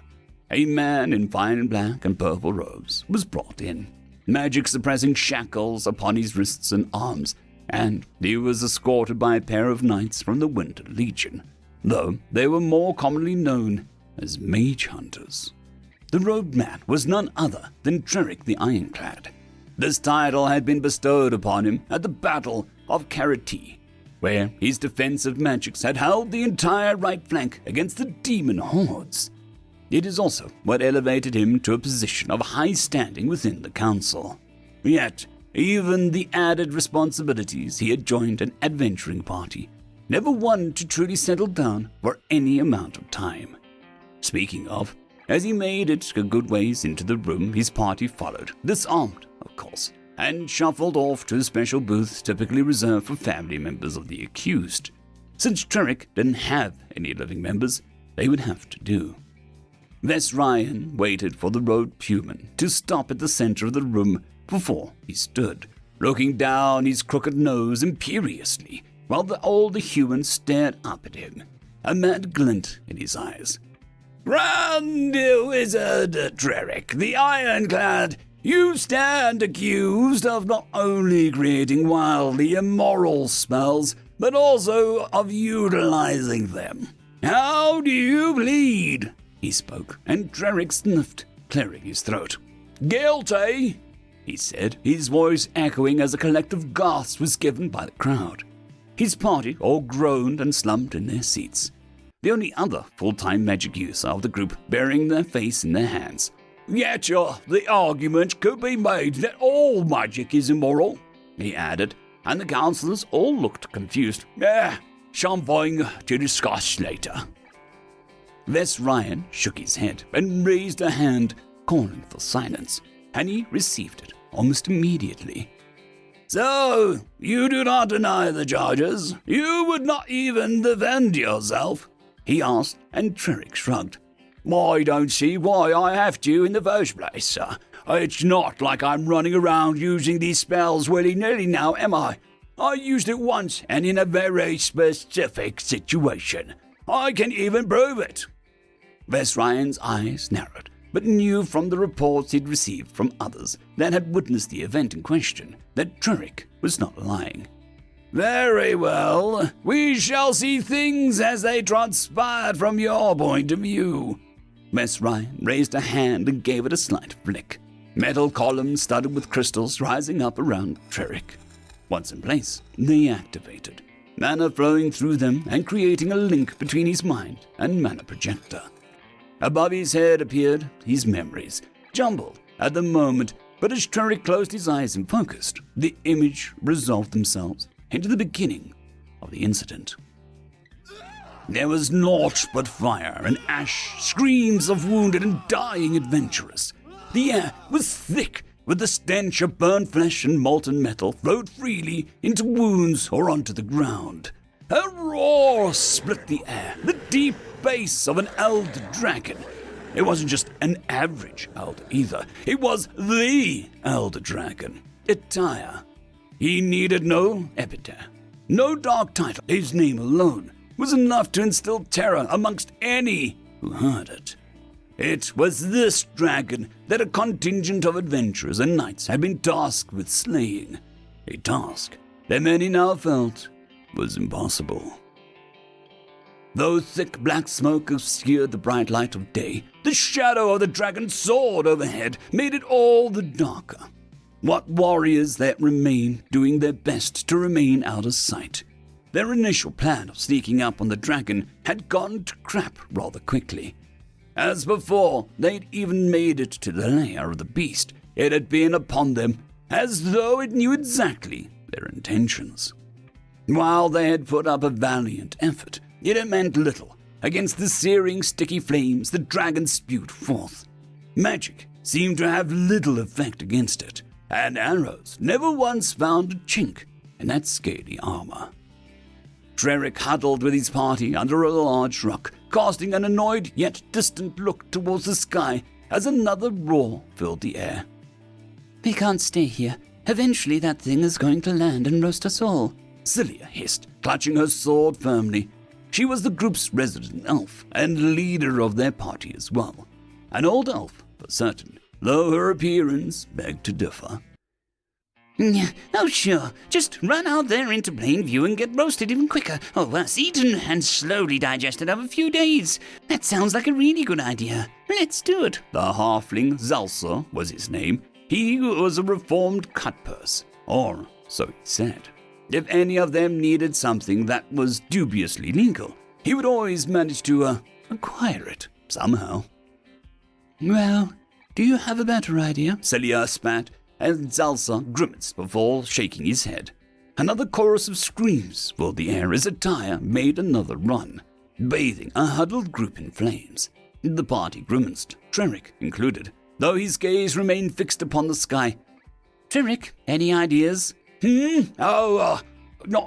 Not really. I might have one if I knew the sex of the beast, but it's hard to determine that from here, Treric said, and for a moment the slaughter around them faded as the party stared at him in bewilderment. The sex?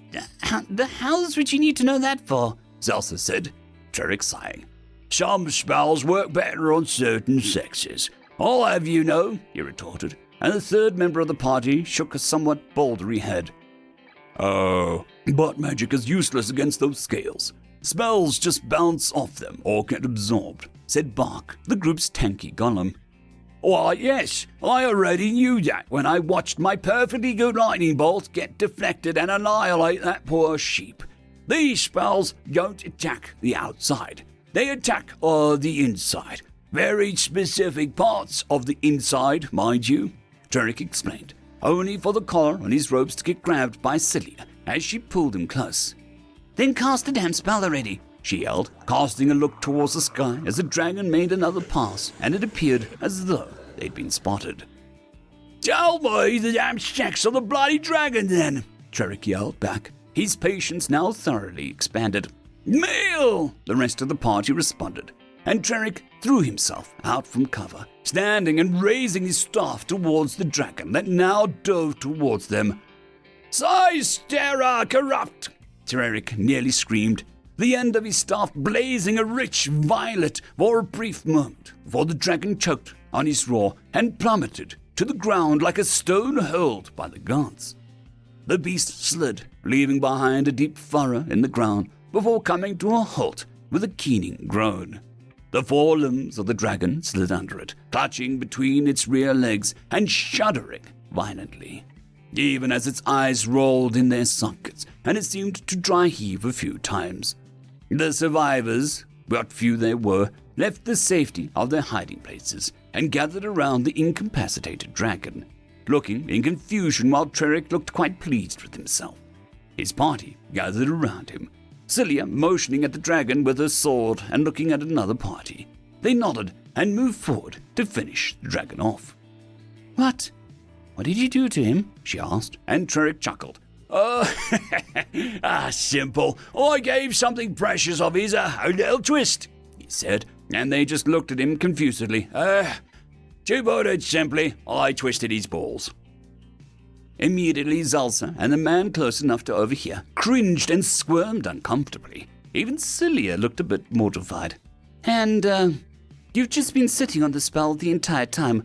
Why haven't you used it before now? Well, it is a particularly nasty way to fight, isn't it?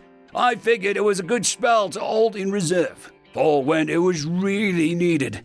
Besides, I wasn't really sure it'd work. Yeah, okay. And why didn't you know he was a he from the beginning? Zalsa asked, adjusting his breeches a bit as if he was still uncomfortable with the thought of balls being twisted.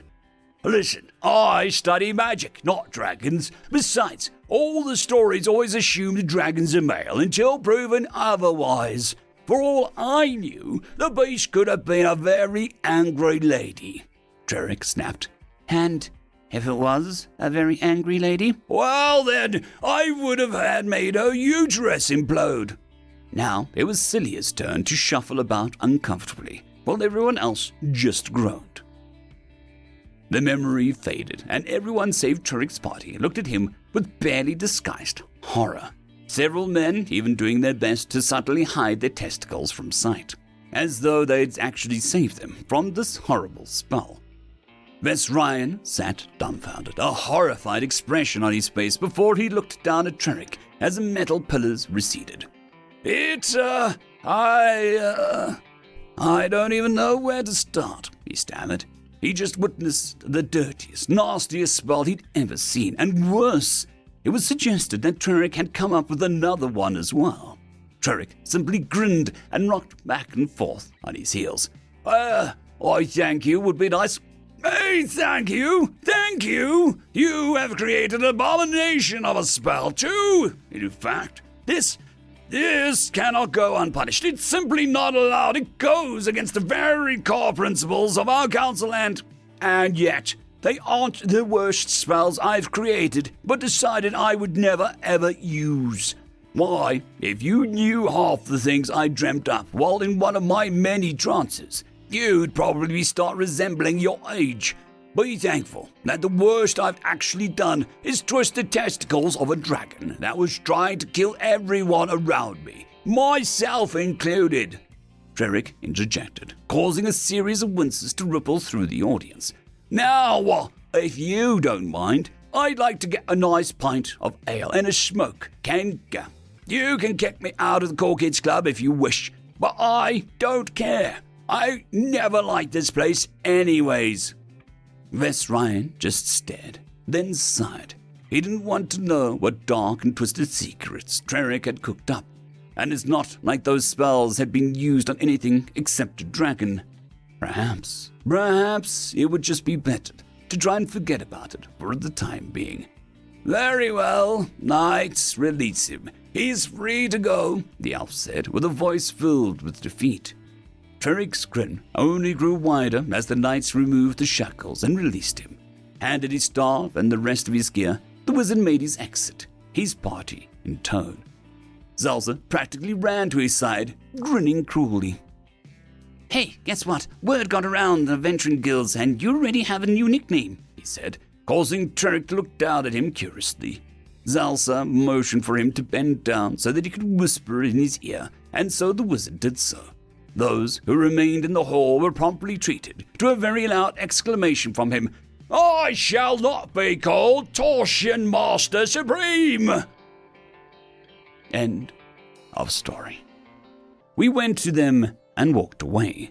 Written by Shades Kira. She looked out over the control station. Her otherwise boring command of a defensive installation on a shipping lane had become a hotbed of activity, as more and more Reaper and War fleets disappeared in the outer reaches of the Empire. And who was the culprit? According to Strategic Command, the Virilius. But she never trusted Command and looked at the rumors and gossip of the passing merchants. The gossip was hot indeed. According to them, a thrall race of her empire was in revolt and winning battle after battle. The ship's IFF show calls for vengeance and war. primates from some backwater the merchants wouldn't even think of shipping to. However, all of them spoke of the primates as kind and friendly, oftentimes demanding a single scan before sending them on their way. She thought it over, uncomfortable with the idea that these primates were letting her allies' merchants through, even as they waged war on her people. The food ships, too, had halted, along with every major resource her empire's colonies provided. The stockpiles in the center of the empire are more than enough to last for a millennia, but the nobles, such as herself, hate rationing. Ma'am, we have an incoming arrival signature. Count at 45. A sensor officer said quickly. She groans. She doesn't have a fleet. She has a station. Yes, a powerful and heavily armed station, but still an immovable and static object. Power shields to full and activate the secondary and tertiary generators and send a data burst to Central Command for immediate reinforcement. She barked back, her eyes reading the names of the ships entering her sector of the Empire, teeth clenched tight as she recognized some presumed lost cruisers from the Reaper fleet that vanished a month ago, to the battle dreadnought that was part of the last war fleet that lost contact with command. Her mind noticed a pattern in the naming scheme. Every captured ship of her people was renamed with some kind of insult to her empire, and every ship of her enemies was named in a vengeful manner. This isn't a revolt, it was a thrall race fighting back. But why? From where? Ma'am, we are being hailed, the communications officer said in confusion. Put it through. I will see my opponent's eyes and judge their merit. She said back and watched her terminal flicker to life with the image of a primate. The computer identified as an seeded thrall race from PS328C. Greetings, Admiral Vostrium Volgelmon Klosmas, the primate said with a wide smile. I am Admiral Kenji Watanabe. I am under order to deliver the United Earth's terms to your Emperor. We grow bored of your arrogance and inability to put up a fight. We are willing to make peace, the primate said. His tone and voice sounded tired and uninterested. Bold of you to presume that you can defeat us. The forces you have been picking off are barely full fleets, but small detachments from our main force, she says backward, for it to sound so underwhelmed by the sight of her station was irritating to her. I will commend you on accomplishing this much. To have succeeded in eliminating 7 fleets is impressive for you backwater monkeys. Really? The primate asked, seemingly shocked and confused. Do you think kicking your rear into space dust would be hard for us? Of course. I will congratulate you on figuring out space travel and FTL technology, even if you reverse engineered it. But your effort to deny your purpose is over. Surrender, and I will personally see to your race's ethical and fair treatment as honored thralls instead of the common grunt, she said, making no plans to honor such promises. Her eyes darted to the countdown for the reinforcement fleet from Central, their arrival vector hidden behind the moon her station sits beside. Oh, wow, that sounds so tempting, the primate says, then orders someone off screen. Call the rest of the fleets. It looks like we're going to do this the hard way, before it disconnects the hail. Her eyes go wide in fury. Was she just ignored? Her attention was broken as the tactical display starts to beep as more and more arrival signatures ping into existence. The count of incoming ships from the same vector as the primates grew steadily as their battle line stretched wider. Her heart beat faster and faster as the count surpassed her reinforcements, and she ordered in a small panic, Data burst Central, we're about to engage in an invasion force. Her order was about to be carried out when the station rocked. Ma'am, they just took out the long-range transmitter, the engineering officer said. It was a dual kinetic attack from the flagship, milliseconds apart. Her eyes went back to the tactical display as an armada of 400 ships was idling in the void of her sector. Even if the ship of the primates were half the size of her people, the range and firepower each possessed was far greater than she imagined. She swallowed hard as her mind raced not for honor, but for survival. A disgusting thought of giving in to the primates' demands sent a chill down her spine. Ma'am, they are healing us again, the communications officer said, clearly shaken by the precision and firepower of the primitive apes. She nodded and waited as the image of the primate came on again. Choosing to be first to speak, she cut the primate off. You have made your point, monkey. I can see now why you don't fear us. But the Golden Armada of the Throne World will not suffer any damage from your weapons, and they will destroy you unless... She swallowed, unable to believe that she was about to make such a treasonous offer. You have a noble speaking on your behalf on your ship. The Golden Armada, the primate said, pulling up some kind of crude data storage device, swiping its finger on it. Oh yeah, 500 ships, mostly supercruisers, and supported by a halo, a high-power orbital ring around your homeworld, armored and armed to the teeth. That Golden Armada? It asked. She nodded slowly. Yeah, let me make this clear. We will not be entering your home star system, because we don't need to kill your empire, the primate said with a small, apologetic smile. See, we are here to make you deliver our demands. Failure to comply will result in the deployment of a superweapon into your home star system that will destroy everything in that space sector, it said far too coldly to be a lie. She went pale, not expecting such a brutal and honest response. We pick you as our messenger because you are the Empress's sister. So here is the deal, peace or eradication. And remember this. The weapons I used to knock out your long-range transmitter was a basic weapons platform on our warships. So you can just guess how accurate we are with our actual big guns, the primate added quickly. She sunk into her throne, her mind reeling from the idea of actually asking the Empire to recognize these apes as equals, if not superior. Her hand hesitantly opened the file the Empire had on them and drew a shaking breath as the file ended its active recording during the height of an ape called Alexander and his conquest. Her mind realized her kind were unable to reap them at their threshold, and they had achieved a theorized possibility, a thrall race meant for war that didn't obliterate themselves with nuclear fire. Her will was shaken, her mind understanding the gravity of the situation and the danger this ape posed. But she filled her lungs and looked up with a determined look. What are your terms, human? The primate smiled. Why, nothing much. I'll transmit our demands now. End of story.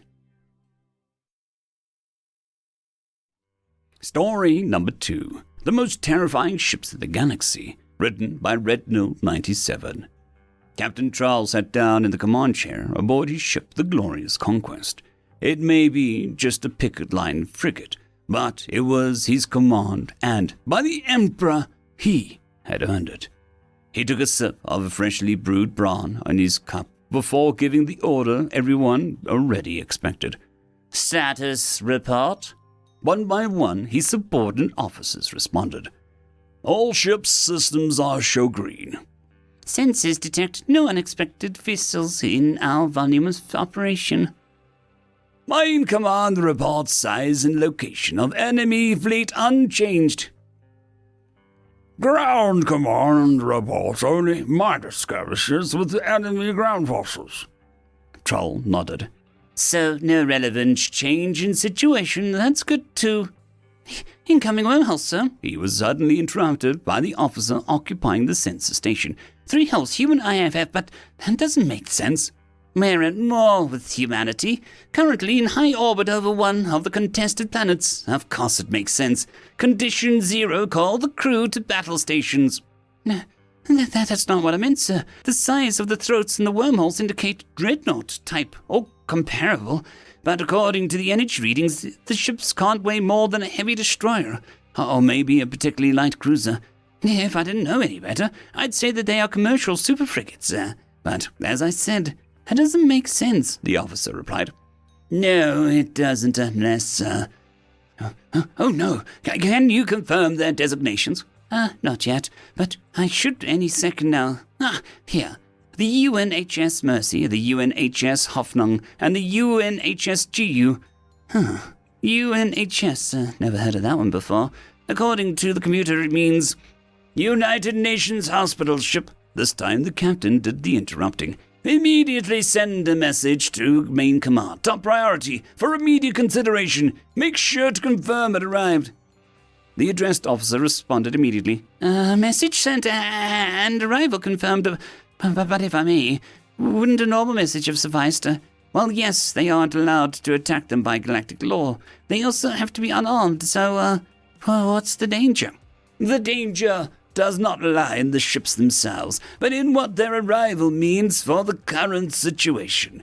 You see, each of these vessels is capable of treating up to 15 million injured personnel, with over 2 million emergency surgery bays. Even the presence of a single one of these ships means the humans are expecting a hell of a lot of casualties. But 3 of them, that means they are expecting an attack on a planet-wide scale. Yeah, I wasn't aware that we were planning for a mass assault. That's because we aren't, and considering the quality of human spycraft, they would know that too. But if we don't plan on attacking, that would mean they do. End of story. Origins by Marilyn of Many. 2 figures approached a third for a conversation of momentous importance. Of the 2, neither moved easily on the planet's gravity, but both did their utmost to proceed with decorum. One was tall and slender, with skin the color of the void and eyes as wide as forever. Its fingers were spindly and delicate. Its mouth was pursed in a thin line. It moved slowly to disguise the strain of the world on its bones. The other was short and sturdy, as strong as a hyperdrive, with fur as pale as starlight and teeth as sharp as the sun. It clenched its jaw. It moved slowly, so it didn't stumble and spring upwards to where the planet's pull was even less. The third was a native of this world, in its own form much the middle ground between the 2, and it watched their approach with unabashed joy. "Hello," the native said, matching the mouth sound with mind sound appropriate to the civilized race. "Welcome, can you understand me?" The 2 visitors confirmed that they did, and they came with questions. "Well, sure, if I can ask some too," the native replied with a smile. "What is life like out there in the stars?" The tall one spoke first. "Life is rebuilding," it said carefully, conserving its breath. "War destroyed the network, our connections and travel, and many generations have gone into regaining what we once had." The short one stood very still as it spoke. "Some of us make strides faster than others." The tall one gave it a sharp enough look to cut the ship's hull, but the short one stared ahead at the native, ignoring it. "Wow, so it's true," the native said, gesturing vaguely upward. "They say there were some supernovas in every part of the sky ages ago. Then the cosmos went silent." It lowered its arms, then spread them in welcome. "I'm so glad you've come." The tall one positioned its hands in a complicated shape that said that it had a delicate matter to discuss. The only people to use that exact handshape were those on its own world, but its tone was hard to miss now. "We followed the traces of the old civilization that we could find," it said. "Old records are gone, but new technologies are here." "And so are we," interrupted the short one. "And so are you. Tell us, how are your records of the past?" "I think you've got it pretty well figured out," the native said. "We did lose some things in our own upheaval. About the time we ran out of resources for space travel. But the idea of leaving the planet has been unfashionable since then. Round upon, sinful even, just not done. But that doesn't mean that we will hold anything against you guys." The native raised his hands in a hurried reassurance. "You can travel all you want. We're just focusing on the planet instead of space now. We've fixed a lot of things, and I tell you, we're still exploring the sea." The 2 visitors blinked politely, processing the avalanche of words. The tall one opened its mouth to say something, but the short one got there first. "Can you tell us which of our races is older?" it asked, and therefore the best remained unspoken. The native splayed out its hands briefly. "Not off the top of my head," it said. "We'd have to check those records." The tall visitor made a dismissive gesture and spoke in a tone meant to clarify. "Both of our cultures trace our origins to this region." It gave a short one another sharp look. there has been some competition. I bet there has, the native said, with a sympathetic shake of its head. Then it brightened. Hey, did you ever meet any real aliens? Dumbstruck expressions were all that the two visitors would come up with for a long moment. Real aliens? The tall one asked. Yeah, you know, the native said, moving a finger back and forth between the three of them. Not based on humans. When silence greeted it again, it continued. Anything that is not a humanoid shape. 2 arms, 2 legs, a face, something like this. It waved a hand around its head. That is the universal constant for intelligent life, the tall one said, its eyes wider than before. The only logical form that it could take. Oh, dang! Guess not, the native said. What do you mean? The short one barked. Based on humans. Now it was the native's turn to look surprised. But you know you came from here. You just said. The short one flung its arms sideways and nearly toppled over. Somewhere around here, yes, but obviously only one of us descended from you. We're too different. Well, yeah, that's the genus splicing, the native said, looking from one to the other. The whole thing around colonizing other worlds. We had to change somehow to better fit the different environments. Like you're obviously from a heavy gravity world, right? Probably a cold one, pale fur, you know. The short visitor nodded in shock, nearly unbalancing again. And you're either a tiny planet with a low gravity or a gas cloud with barely any at all. Either the planet is hotter than this one, or the gas cloud doesn't have much ozone to filter out the sun's radiation. Dark skin, we have a whole rainbow here. The tall visitor nodded as well, but the native kept talking. Now, I haven't read up on the subject since school, but I remember there was a bunch more. One had scales. Are they still around? Yes, the tall visitor admitted. They have the fastest ships of us all. The native clamped its hands together. Oh, good for them. It stepped forward, holding out a hand to each visitor. Please come meet everybody. They'll be so happy to see you. Welcome home. The tall visitor and the short one looked at the hand spread in front of it, 5 fingers, just like their own, with skin of a light brown. Family. Slowly and wordlessly, they both reached out to clasp the hands. They looked at each other briefly, sharing a moment of unnameable emotions and whirling thoughts. What would they say to their people back home? But that was a problem for later. The native was urging them forward, leading the way towards civilization, where their futures and their shared past awaited. End of story. Story number 2. The Gun Runner, written by Ouijan Warrior. Sir Alctisi looked up in disbelief towards his door. Towards where his door had been until a second ago, he corrected himself. A Terran wearing a long coat stepped over the smouldering remains, casually pointing a Mark V flechette pistol at him. Behind him, 2 Terran Espatiers in combat armor, holding heavy assault rifles, filed in and scanned the room. Despite himself, Sir briefly pondered how much those weapons could have been sold for on the black market. Sir Alctisi, the leading Terran asked, bringing Sir back to the here and now. Sir ducked his head low. Yes? Fidgeting, Sir thought of the hidden panel behind him and the merchandise it concealed. If there had only been one Terran, he might have had a chance. Gun runner, smuggler, wanted on 5 worlds so far. Supplier to several low-life organizations. We will not answer that question. You don't have to. Consider your current contracts voided. We want, Sir said as he forked his tongue slid over his lips, a lawyer. No, the Terran replied. You do not. We see. We ask if you can make it quick and painless in that case. Oh, you're in it for the long haul, sir, but the amount of suffering is up to you. And please step away from that hidden compartment. We don't want any accidents. Sir thought hard as he took 3 steps sideways. The panel should be invisible.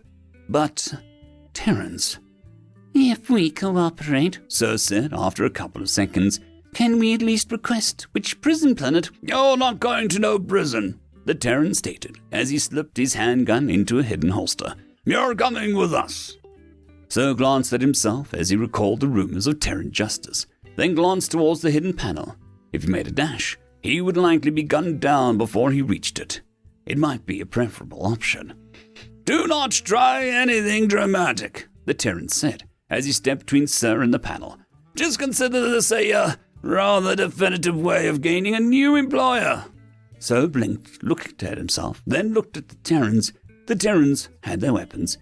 "You want us to work for you?" "Yes, you do not get a choice." Sir blinked again and stared at the Espetier's heavy armor and rifles in disbelief. "But Terran weapons are the most sought after in the sector. Why would you need a small-scale gunrunner?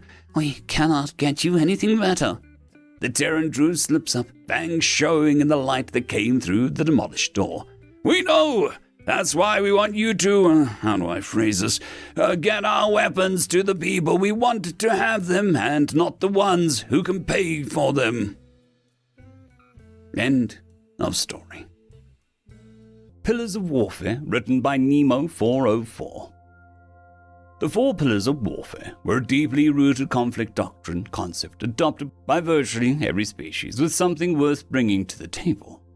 Each species had something akin to a strong suit and an Achilles heel when comparing those pillars to the equivalent ones of their friends or foes.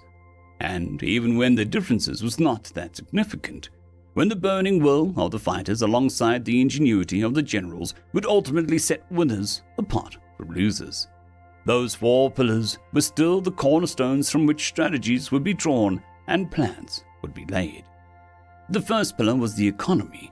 The Ul-Ul was a species known throughout the galaxy as one to have mastered this concept to perfection, followed closely by a handful of its allied species. It was not as if the rest of the galactic community was unable to see the importance of mass producing and sharing resources in wartime, nor they failed to realize the potential of economic sanctions on a dragged-out war. But the subtleties and nuances required to forge strong interspecies friendships, capable of withstanding the unforgiven trials of the turbulent times, were just not everyone's cup of tea. The second pillar was technology.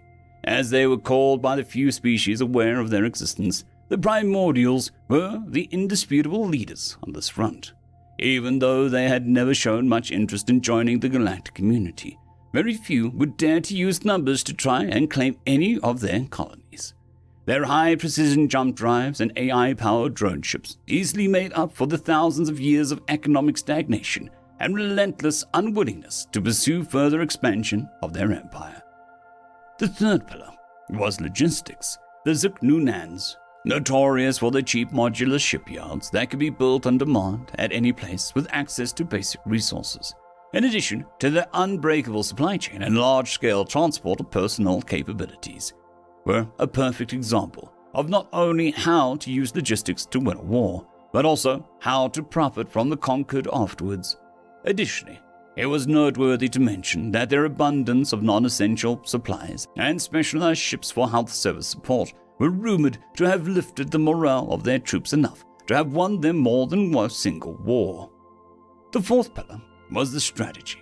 The Archoc's whole culture had always revolved around comparing their strengths and weaknesses against the other members of their society.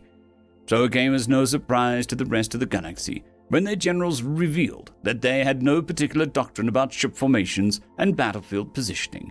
They would always have already collected more than enough information about their targets before starting any battle, and have already chosen the best positioning, attack, defense, and retreating tactics based on their take on how their current enemies would fare against the state-of-the-art of their technology. Those 4 old species had always had a special place in the Federation ideology, and directly or indirectly helped to shape its accumulated pile of millennial-old traditions, rituals, and customs that firmly held this institution together against the trial of time. In its conception, the Federation had been established to mediate conflict and cast light on growing anarchy lurking in the shadows of the old galaxy. But slowly and steadily it amassed more responsibilities, such as guiding new species and even uplifting others deemed unable to achieve FTL independently. Every time a new species was found, it was the Federation's duty to ensure that some other older species wouldn't attempt to take advantage of their, if any, new technologies, or explore the uniqueness of their biomes to make a profit before the locals figure out how to do so themselves.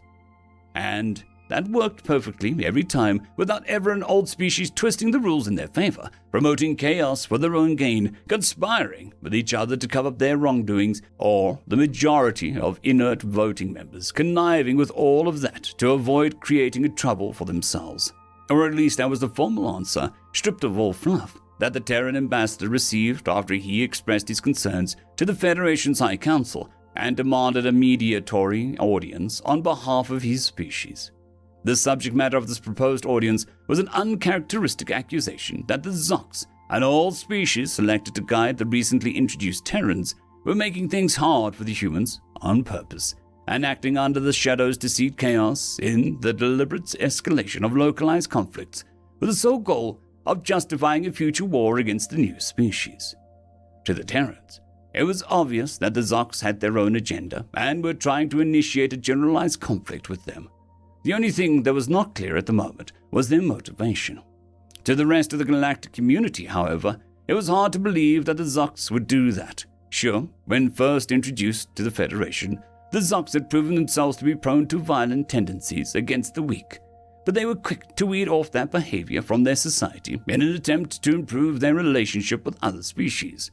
And while they kept some of their vigor and pride intact, the last war they had fought had been more than 300 of their cycles prior to their meeting with the humans.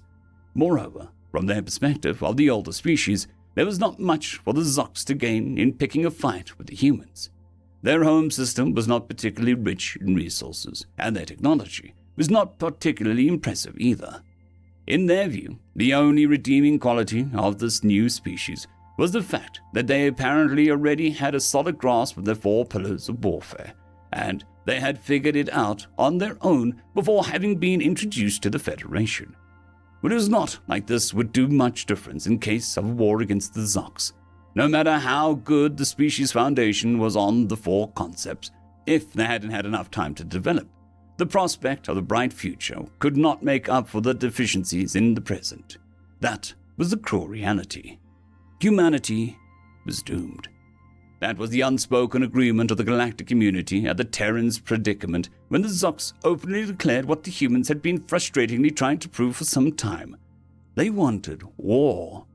What they had achieved less consensus about, however, was the motivation of the Zox.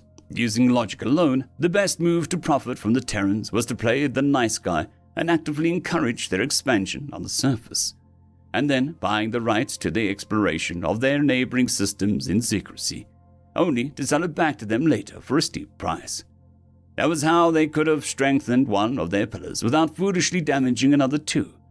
If only the Zox had acted along these lines, the Terrans might have become a reliable ally of the Federation in a few centuries. But no, that was not the path they had chosen. Their irrational decision of deciding war against the new species and calling forth the last mediation, a millennial-old tradition that definitely was not the kind of mediation the Terrans were hoping to get from the Federation, caught many of the members on the High Council unprepared. But they still managed to assemble their fleet in a hurry and somehow arrive with the ambassadors at the agreed planet before the worst happened. The last mediation required a lot of effort from all members of the Federation. Both species, the Terran and the Zox, were required to bring their full fleet and display it on opposite sides of the planet, while the remaining members should use their collective superiority to ensure that no fight would occur. That might seem like a silly tradition or a dangerous dance that would only waste time and resources, but the last mediation was meant to put into perspective the strengths and weaknesses of both sides and possibly convince the weaker to give up without a fight, even if they were offered terrible terms of surrender. Something the galactic community unanimously believed the humans would do given their overwhelmingly unfavorable circumstances. That's why it came as an absolute surprise to the reporters of various races when the Terran ambassador utterly ignored them upon landing in his modest ship and, without taking any detour, strode towards the dome where the last mediation would take place. From their perspective, the Terrans' best shot of getting out of this quagmire was to appeal to the goodwill of other races and seek refuge somewhere else, while the Zox conquered the few worlds they possessed. But no, the Terran ambassador's stern countenance and the imposing bearing of the surprisingly few soldiers who followed him from behind were diametrically opposed stance that sensible species would expect from someone in dire need for help. A wave of whispers and other species-specific equivalents spread like a contagious disease between the isolated alcoves that kept the ideal living conditions for the numerous representatives. When the High Speaker announced that the Terran ambassador had arrived and the last mediation would commence, the rumor that had originated from the landing site had been proven to be true. The Terrans had not taken advantage of the spotlight to ask for refuge. Under the scrutiny of many eyes and other less conventional sensory organs, both the Terran and the Zox ambassadors climbed the ladder leading to the podium at the center of the dome from opposite sides. Upon arriving at their assigned positions, the High Speaker announced from the center, "It is unfortunate that we are all gathered here under the present circumstances. The Zox have declared war against the Terrans and demanded unconditional surrender as the sole condition for peaceful resolution of the conflict. The Terrans had not agreed to this condition, and therefore we shall measure pillar against pillar and strength against weakness in a last attempt to show reason to the unreasonable and avoid any unnecessary loss of sapient life." The Zox representative took a step forward and unsheathed her long claws while sizing up the physically weak human not far away from him. No one could deny that the Zox looked scary with a bulky bipedal build and sharp claws, even if all that was meaningless in space warfare. In a clear attempt to show dominance, he took the lead and spoke first, but without breaching protocol. Give up, human. Our economy alone, orders of magnitude greater than yours, and we can produce more ships in any given day than your species did in your previous full cycle. It wasn't a surprise to anyone that the Zox ambassador had used so few words to describe the complexity of his species' economy, but the fact that the human ambassador had used even less in his reply was truly unbelievable. "We are aware of that." The lack of statement regarding how the Terran economy fared against the Zox was a clear breach of protocol. Refusing to give a statement in this formal gathering was akin to a slap in the face of all species that had gone to great lengths to ensure this instance of the last mediation would succeed. Of course, given that the Terrans were a new species, many delegates would cut them some slack. But that blunder wouldn't look good in the luminosity sensor organs of the neutral species of the Federation. The Zox ambassador's eyes became sharp, and his voice betrayed his excitement at his opponent's mistake, as he went on without breaching protocol. Now, technology surpasses that of you, the humans, in all possible areas, and our simulations show that one of our ships can easily take down more than 10 of those ancient vessels the humans call spaceships. A thick atmosphere of judgmental anticipation permeated the dome as delegates waited for another blunder from the human ambassador. This time, however, the Terran ambassador was offered a proper statement. "We are aware of that as well. That is why we have stopped the production of new ships altogether in the past year to focus the attention of our engineers on something more important." A gaze from the human ambassador was the cue the backstage personnel was waiting for to project the 3D image of the three immensely long constructions comprised of a myriad of lined-up rings that seemed to be a part of an endless line that disappeared from sight on both sides. A wave of surprise spread amongst the delegates at the ludicrous sight of the mysterious construction being projected over the central stage. "These are 3 makeshift modular coil guns that our scientists came up with after we realized the evil intention of those who were supposed to guide us through the ins and outs of the Federation. Each set of 100 rings has a jump station attached to it, making it a perfect weapon for first strike. You all may think that something that big would take a lot of time to assemble and fire, but no. Since each module is independent, the whole structure can leave hyperspace anywhere in the galaxy and fire an antimatter projectile at the speed close to that of light in just a few seconds. We know that we can't compete with the Zox in regards to technology, but a big enough trebuchet can demolish even a modern building. It's just a matter of size, after all. A cacophony ensued amongst the delegates, and it only intensified when the translator finished explaining what was a trebuchet to those species that were not familiar with its concept. Even though most of them were not familiar with the kind of weapons shown by the human ambassador, they were more than able to understand the implication of a lump of antimatter being accelerated to relativistic speeds just after leaving hyperspace. There was just no defending against such a weapon. The Zox ambassador could barely believe this was happening, and he knew that he could not passively allow the tides to shift against his species, or rather, against him, as he saw the resistance as a personal attack on his pride as a prince. There was no way that a backward species, such as those humans, could force his people, and by extension himself, to take a step back. Under such a train of thought, he remembered a couple of details from the last intelligence report that he'd received before the formal declaration of war. Such big guns for a species that can't even produce enough ammunition for it. I would be worried if there was a structure capable of converting the energy of your star into antimatter. But with your only planet factories, I doubt that you have enough of it to fire your weapon more than once. That is, if the whole thing doesn't blow itself up before firing, of course. The human ambassador retorted with such an expectancy of avoiding a war stamped on his face that the feeling managed to break the interspecies barrier and reached the hearts of some of the delegates. 3 shots, and 3 planets of our choice. Isn't that enough for your family to give up this war? The Zox ambassador was livid at his family being cited instead of his species, and doubled down instead of giving up. Don't compare your species with mine. We can afford to lose 3 planets. We have more than 100 colonies spread between multiple systems. At worst, we lose some nobles and a couple billions of useless peasants. The delegates who originally had come to the dome with no expectation of any excitement were barely able to keep up with the conversation, as both ambassadors on stage deliberated on the ramifications of their new variable introduced by the Terrans. When the shock from the Zox ambassador's last sentence hit them, the High Speaker was already announcing that the request for a recess had been accepted in accordance with the will of the human ambassador.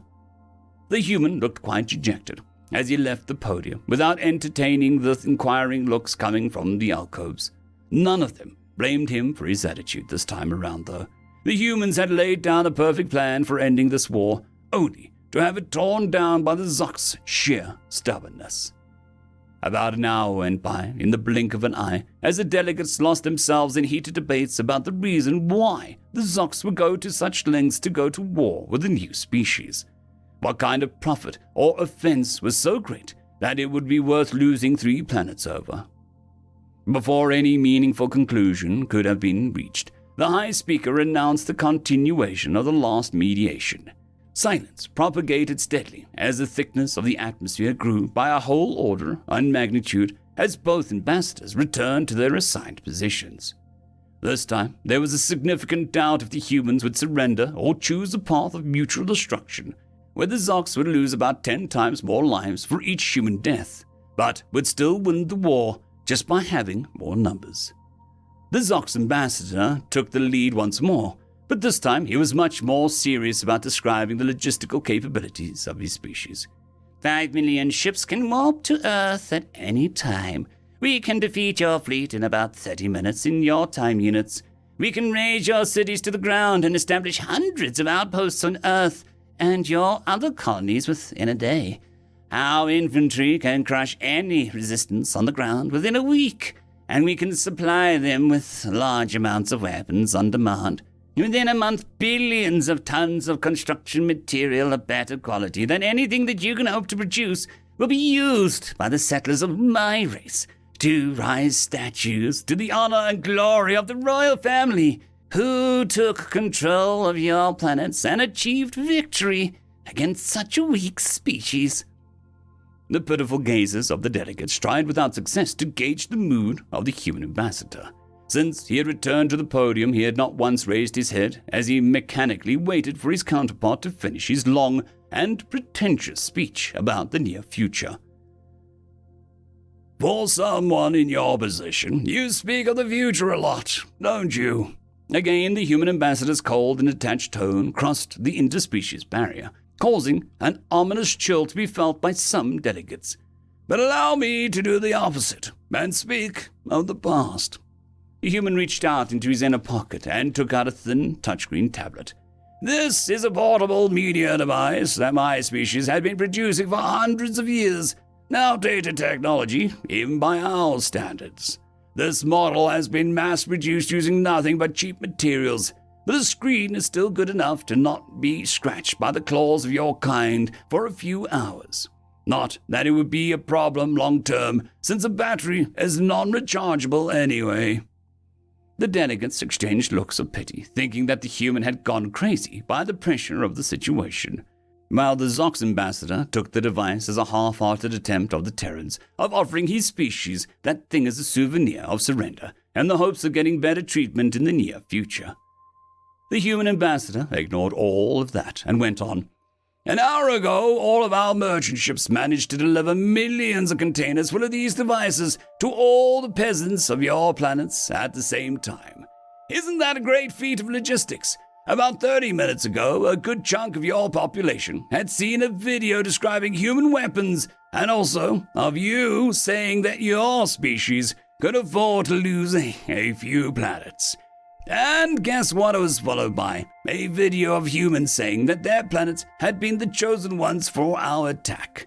But that's not all there is to the story. My fellow human also said they still had a chance of survival. That if in case they just killed all of the nobles on the planet, we would forgive them and spare the planet.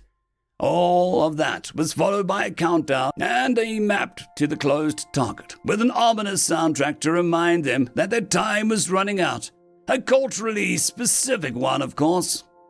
The human ambassador delivered each of these sentences with such intonation that the Zox prince immediately pictured the scenario of mass hysteria taking place in the many planets of his empire. It was so clear that he almost could touch it. Every piece of the puzzle made sense. The merchant ships entering the planet and taking advantage of the lack of security caused by his fleet attending the last mediation in its entirety. The peasants, who were mostly unsatisfied with the nobles and lacked proper education, believing humans and rebelling at once. The nobles, who were too complacent with the status quo not having enough security to protect themselves. Every piece fitted so perfectly that it was scary. Confusion, panic, unacceptance. Before the delegates could fully understand the implications of what the humans had done, the Zox ambassador shouted angrily, "The rules! Those animals broke the rules! During the last mediation, it's forbidden to attack the other. They all should be punished by the Federation. A transgression of this level can be punished with nothing but extermination." His loud voice and serious accusation caused a brief pause amongst the delegates. Then pandemonium broke loose, and all semblance of order was forgotten. It took more than just a single fake cough to capture back their attention, but eventually the human ambassador was able to speak on behalf of humanity. "We've done nothing against the rules. All of our military fleets are still orbiting this planet, and not a single gun had been fired against the Zox. If there is a rebellion happening on their planets, it's because their citizens do not agree with the war declared by their rulers." The Zox ambassador was struggling to calm down and prepared a series of good arguments to prove his point. The High Speaker was faster. "No rule has been broken, and therefore no punishment shall be inflicted on the humans."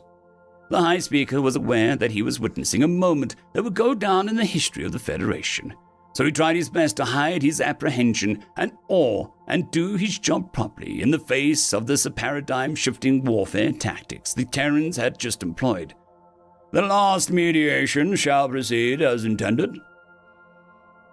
"There is nothing to continue. This war is over now." The Zox ambassador was furious. He scanned the delegates below with such intensity that some prey species nearly fainted on the spot, while a few predators amongst them took a step back out of reflex.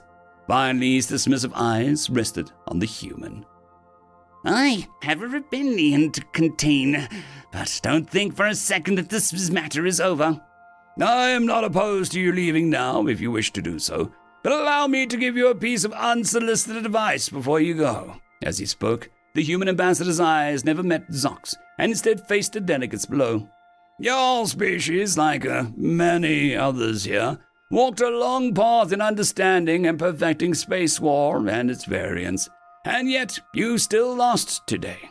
You lost more than what you know. You lost a war. You lost a kingdom. You lost the loyalty of your generals, and you also lost your life. You just don't know that yet. We know that your family sought this war because of a need of a foreign enemy to justify the lack of resources and care given to your own population. And we know that the nobles were thrilled to lead their shining ships to conquer a distant foe in remembrance of a nostalgic past of glory. All we did was see through your plan and react accordingly. But back to the topic of your life. It was not our intention to kill you today. It just happens that our communications officers in orbit were not pleased with all the harassment and threats that were coming from the captains of your ships. So they broadcasted some images of what was happening to their families back at Zock's Empire. Well, they were stuck here for the last mediation because of you. My advice for you is to stay in this dome as long as you can, because it just takes a single trigger-happy captain or some power-hungry noble to order an orbital strike on the ship of an unwanted monarch. The human ambassador then proceeded to leave the podium without even addressing the mess his speech left behind. To this day, many historians still try to piece together what happened behind the scenes that day. Some say that the Zock's ambassador was afraid to leave and followed the advice of the human for as long as he could. Others say he threw a fit and was arrested by security after trying to kill the human representative. The only thing that is certain is that his ship blew up later in the upper atmosphere, and the laser that hit it was fired from somewhere within his own fleet. This, alongside other casualties in the royal family, caused the Zock's monarchy to fall apart and their empire to implode in a complex process that some members of the Federation barely understand. But the humans surprisingly had a word for it: balkanization. The Terrans never formally left the Federation, but refused to participate in meetings or reply to any communications attempts. The 3 modular coil guns were never used in battle, but served as a great deterrent that allowed the humans enough time to develop their own technologies. Late attempts were made to bring the Terrans back as active members of the Federation, but when they had developed enough to have nothing to fear from us, it also meant that they had nothing to gain from us. In the end, just like the older species, they ended up following their own path, but not without leaving a legacy behind. Another pillar had been established, and the term information warfare was now known throughout the galaxy. End of story. They are barely better than cavemen. Written by Runner 1. The briefing of the Kalurian High Council had been succinct. A new inhabitant world had been discovered in a previously unexplored arm of the galaxy. A long-forgotten scout probe had followed an unexplained EM signal and found a nickel-iron world in the habitation zone of a moderately sized yellow-white star. The newly scanned world showed a planet with atmosphere conducive to carbon-based life, with easily accessible resources, and a mass that would be perfect outpost and colony world for the Kalurian people. A follow-up manned probe had found that the EM signal was due to the activity of the world's indigenous people. Humans, they called themselves, as serendipitous observation had revealed. The human population of the world was in excess of 8 billion, an obviously astonishingly high population when considering the physical size of the world. It was clear that the humans were reproducing at an alarmingly high and unsustainable rate, far in excess of what any intelligent planet-bound society could tolerate. This was the primary argument the Colonization Committee had used to get the humans declared as a Class 4 species. Though the Kalurian hegemony was composed of many different species from different worlds, position in Kalurian society was completely determined and controlled by your species class. Kalurian species class ranged from 1 to 6. A Class 6 species was lower life with little to no sapience, what many humans might consider animals. A Class 6 species was considered to be no interest and a little more than a nuisance or a source of protein. A Class 5 species was any sapient species that had not yet reached industrialization. Class 5 species were generally used for general labor and menial tasks, workers, servants, medical experiments, etc. A Class 4 species was any life form that had progressed to general use of machines and labor-saving devices. Class 4 species generally had not conquered space travel and more advanced technologies. Class 4 species were also used for labor, but were generally placed in more advanced positions of responsibility, but were absolutely considered to be unworthy of inclusion in general Kalurian society. Species of classes 1 through 3 were the only species considered worthy of inclusion in the Kalurian society. Class 1 was the ruling class. You must be a Class 1 species to ever have any possibility of being included in the Kalurian policy-making or political decisions. Classes 2 and 3 were members of general Kalurian society. Everything from laborers, technical, medical, and scientific positions were reserved for Class 2 and 3. Species of Class 4 through 6 had no rights under Kalurian law and were seen only as property. Several Kalurian council members had argued that the newly discovered humans were clearly at least a Class 3 species and thus must be protected as future members of the Kalurian hegemony. But they had been overruled by the council members who argued that any reasonably intelligent species would never behave in such a self-destructive fashion. The proponents of Class 4 classification had pointed out that rudimentary space travel and even higher-level technology did not automatically classify species as Class 3. It was clear that the humans' propensity for war and self-destruction clearly demonstrated that humanity was not ready for inclusion in Kalurian society. At the end of the High Council meeting, it was decided that the humans were a Class 4 species, and as such were clearly the property of the newly expanded Kalurian hegemony. Seeing that the inhabitable worlds were few and far between, it was soon determined that the planet known as Earth would be officially claimed as a colony world for the Kalurian people. An annexation mission was quickly planned. A fleet of Kalurian processing ships were dispatched to the human planet. The mission was simple. The humans' population would be reduced to a more sustainable and controllable level. An initial Kalurian outpost would be established, and the remaining human animals would be retrained to serve the Kalurian people when they arrived. The projected population reduction was based on several factors, primarily planet and resource size, as well as making the numbers of humans more reasonable by management of the Kalurian overseers. All of this was determined completely unemotionally and scientifically using formulas determined eons ago by the first Kalurian hegemony.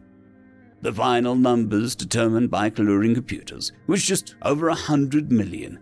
This would necessitate the extermination just under 8 billion humans. General Jatuk was selected as leader of the processing fleet. General Jatuk was a member of the Jewel people, a Class 1 society integrated into Kalurian hegemony nearly 3 millennia earlier. This was his third annexation mission. General Jatuk sat in his quarters reviewing the mission briefing. The humans had been classified as Class 4. The mission required him to exterminate the majority of the humans, grossly overpopulating the planet known as Earth. Then he was instructed to establish a Kalurian outpost and processing facility to prepare the planet for colonization. The remaining humans would be retrained in a processing facility to prepare them as laborers for the soon-to-be-arriving Kalurian colonists. As he reviewed his orders, he noted that the numbers of humans populating the planet was unbelievably high. Never in his life had he witnessed a planet so incredibly overpopulated. On his last annexation meeting, the target planet hosted a population of just over 800 million. That population had been reduced to just under 80 million, a completely reasonable number for the incoming Kalurian colonists to manage. But this planet, Earth, hosted a population of over 8 billion. At first, he thought the number was a misprint. Surely no planet the size of this one could support so many life forms. The most populous planet in the Kalurian hegemony was Cestus 3, and it hosted over 1 billion Kalurian citizens, and it was nearly 20% larger than this Earth. As he sat reading the reports, he realized why this mission was so large. When he'd been picked to lead this mission, he had been caught off guard by the size of the fleet that he'd been chosen to lead. 15 capital ships, each more than 10 kilometers in size, hosting nearly 1,000 crew and more than 1 million extermination professionals. Never in his life had he seen such a large annexation expedition. In fact, he didn't even realize that the Calurian hegemony had 15 million extermination professionals. Perhaps many had been quickly trained for just this mission. Even with 15 million extermination professionals working, it could take months to reduce the Earth's population to manageable levels. Reviewing the intelligence on the new world, he formulated a plan of action. The planet Earth had several large land masses separated by water. General Jatuk decided that he would place his fleet in high orbit and then send down 3 scout ships, followed by 3 more capital ships, to begin the eradication of the humans. Once these ships and their crews had completed their initial operations and secured a foothold, the remaining capital ships would land and continue the process. Intelligence had determined that the humans did have rudimentary spaceflight and aerial capability, but the humans relied on reaction engines for power. Rockets, General Jatuk snickered under his breath. Rockets would be as effective against our technology as throwing pebbles at a charging beast. Soon, General Jatuk moved his fleet into orbit of the blue-green planet known as Earth. This was no doubt that his fleet of 15 10-kilometer ships was clearly visible from the planet's surface. As he prepared for the initial incursion on the planet, he wondered what the humans were thinking. It was common for lesser advanced societies to view Calorians as gods. Often, lower species would attempt to pray and offer sacrifices to the Calurian colonists, believing them to be gods who had somehow been angered by their actions or inactions. It didn't matter. He had a job to do. This planet would be pacified and its remaining people processed to serve the Calurian hegemony.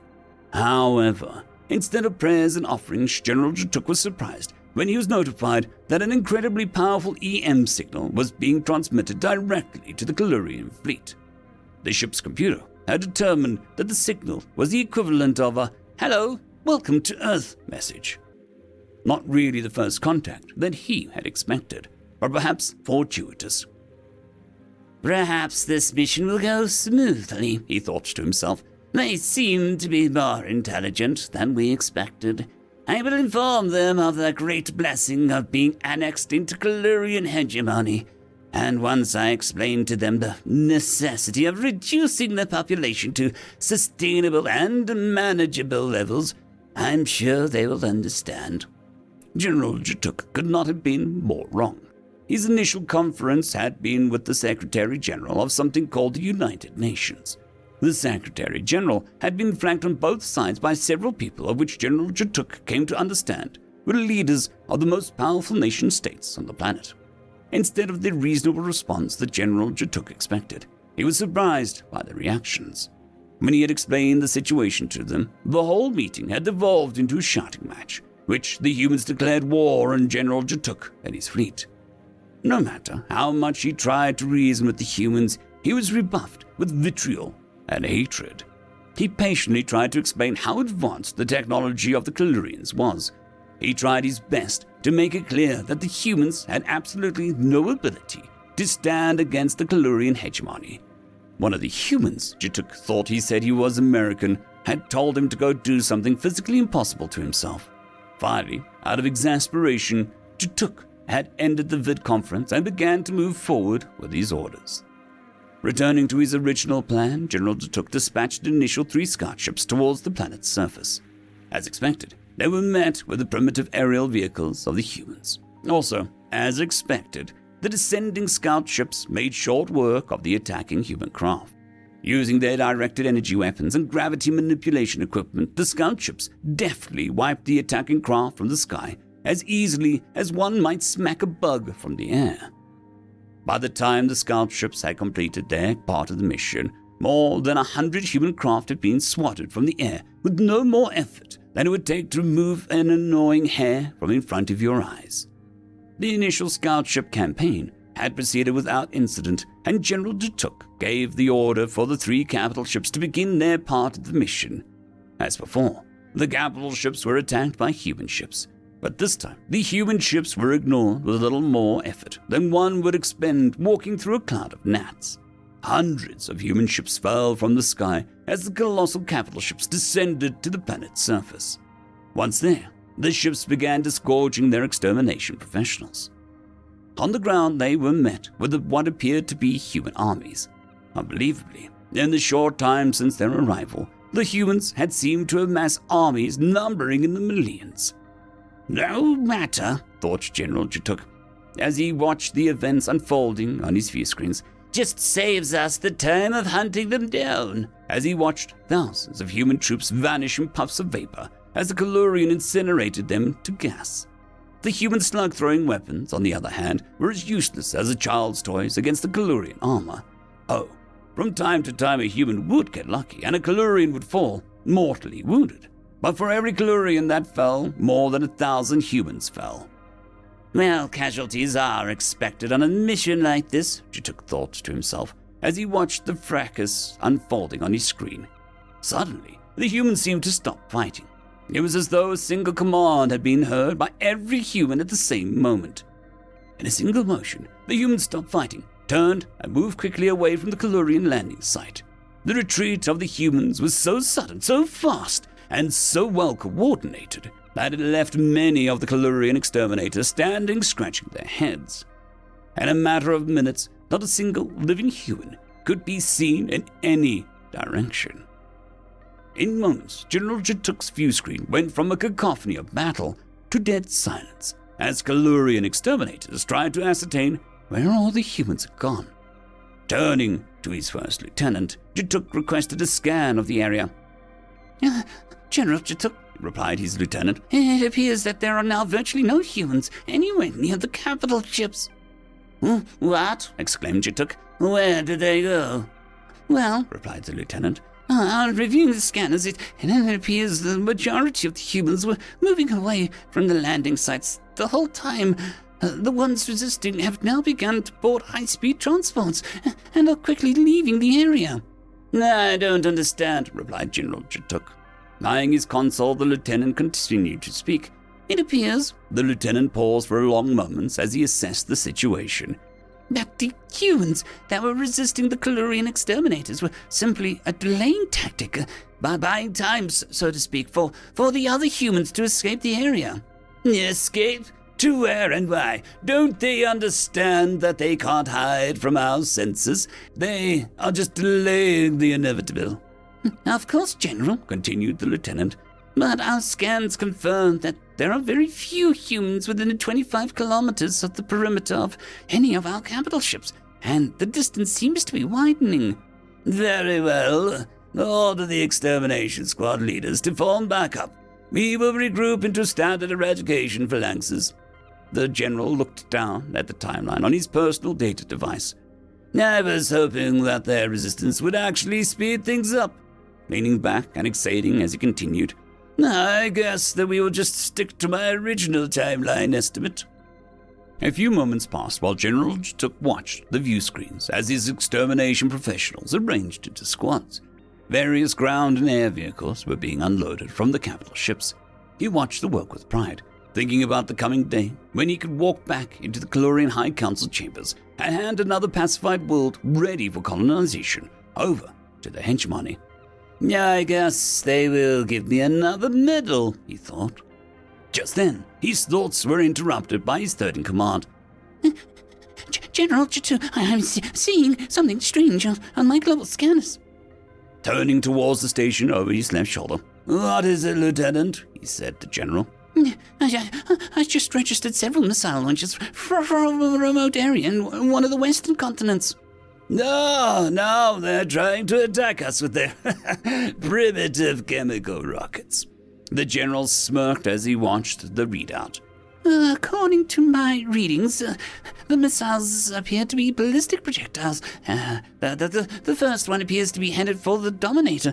As you remember, you assigned the Dominator to the eastern region of the Western Hemisphere for eradication. That missile should should reach destination in about 8 minutes their time. The other two projectiles seem to be on a polar arc, headed for the other two capital ships on the primary continent of their western hemisphere. They'll take a few minutes longer. So I did. General Jatuk rubbed his chin as he looked at the numbers on his screen. Well, at that speed, they might do some minor damage, but I don't think it's anything to worry too much about. Notify Captain Lamata of the Dominator, as well as the other captains, about the incoming projectiles.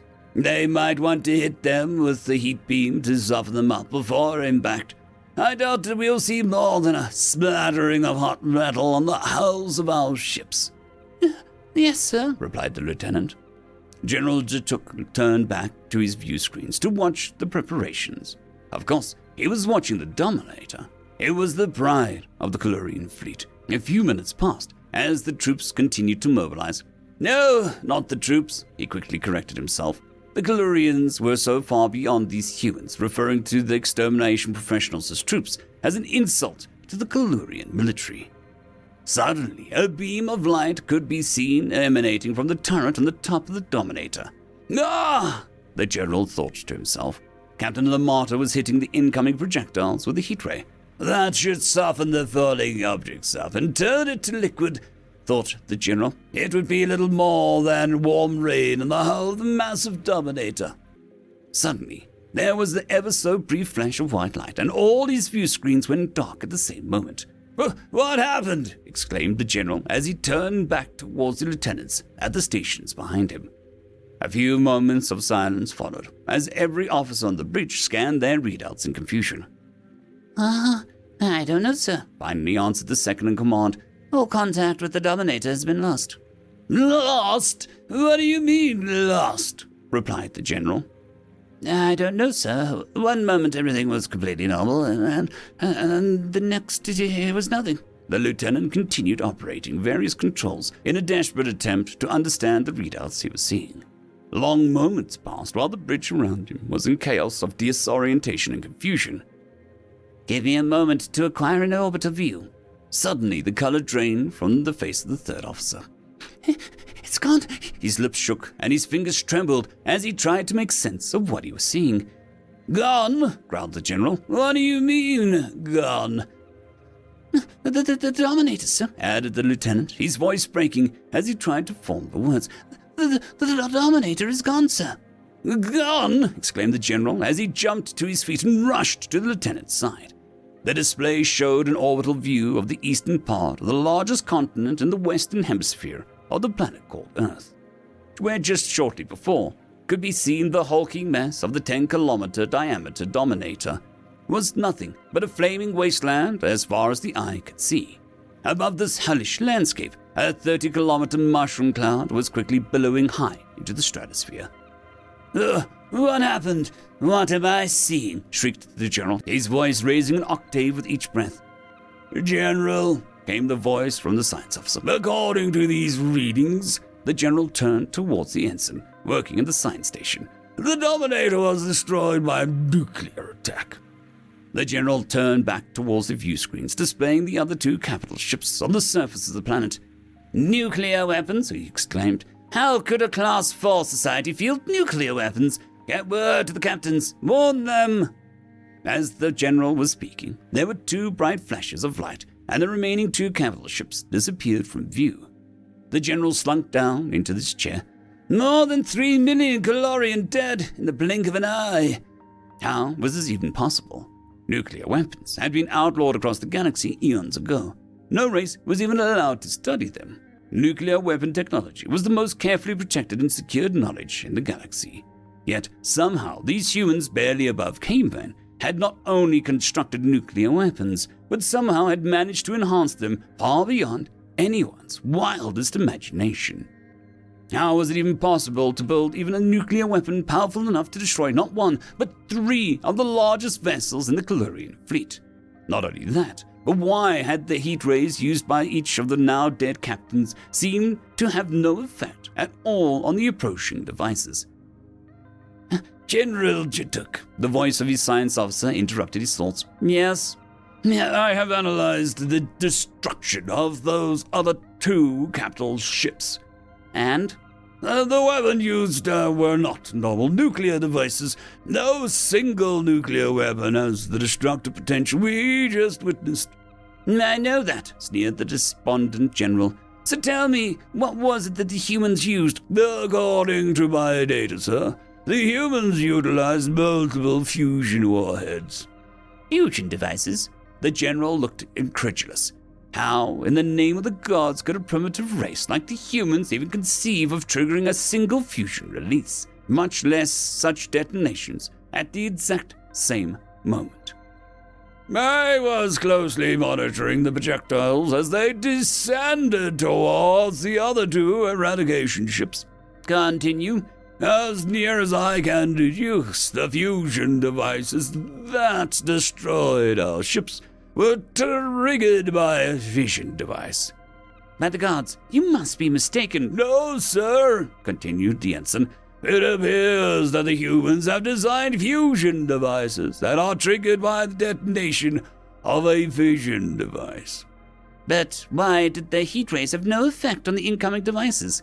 I could clearly see that Captain Lamata fired on the incoming projectiles with the Dominator's heat ray, as did the other 2 captains. The ensign swallowed a lump in his throat. I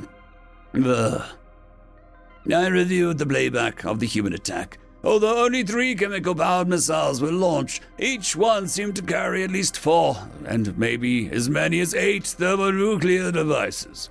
The ensign turned the view screen so that the general could see what he was describing. Here at Apogee, the ensign pointed at the top several curved dotted lines. Each launch vehicle seemed to expel its payload of devices.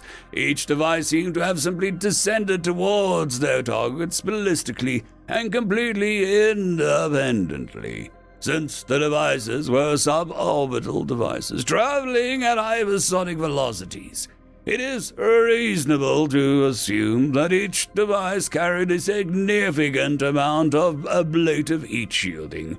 Considering the speed at which they were traveling, they would have been exposed to the heat rays for only moments. And, with multiple incoming devices with ablative shielding, the general added, there would not have been enough time for the heat rays to have any effect. No, sir. The ensign's analysis was concise and detailed, especially considering how quickly he had compiled the data. The general decided in that moment to recommend him for a commendation as soon as they returned to the Calorian home world. But now what? Thought the general. The fact that these humans possessed fusion devices with an admittedly primitive but effective delivery system changed the mission parameters significantly. A ground-based extermination process now seemed completely impractical. I better contact the council for further instructions. General Chituk. As the general was mulling over his options, his second-in-command's voice interrupted his thoughts. Yes, Lieutenant?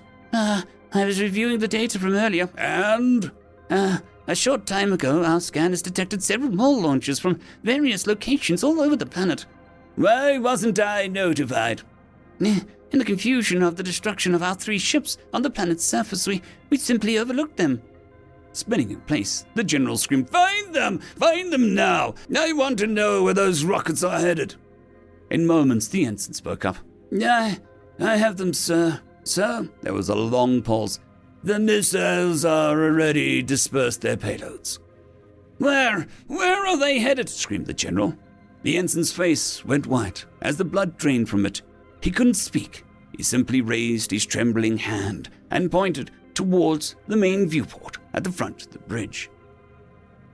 General Chituk turned towards the often ignored window at the front of the ship.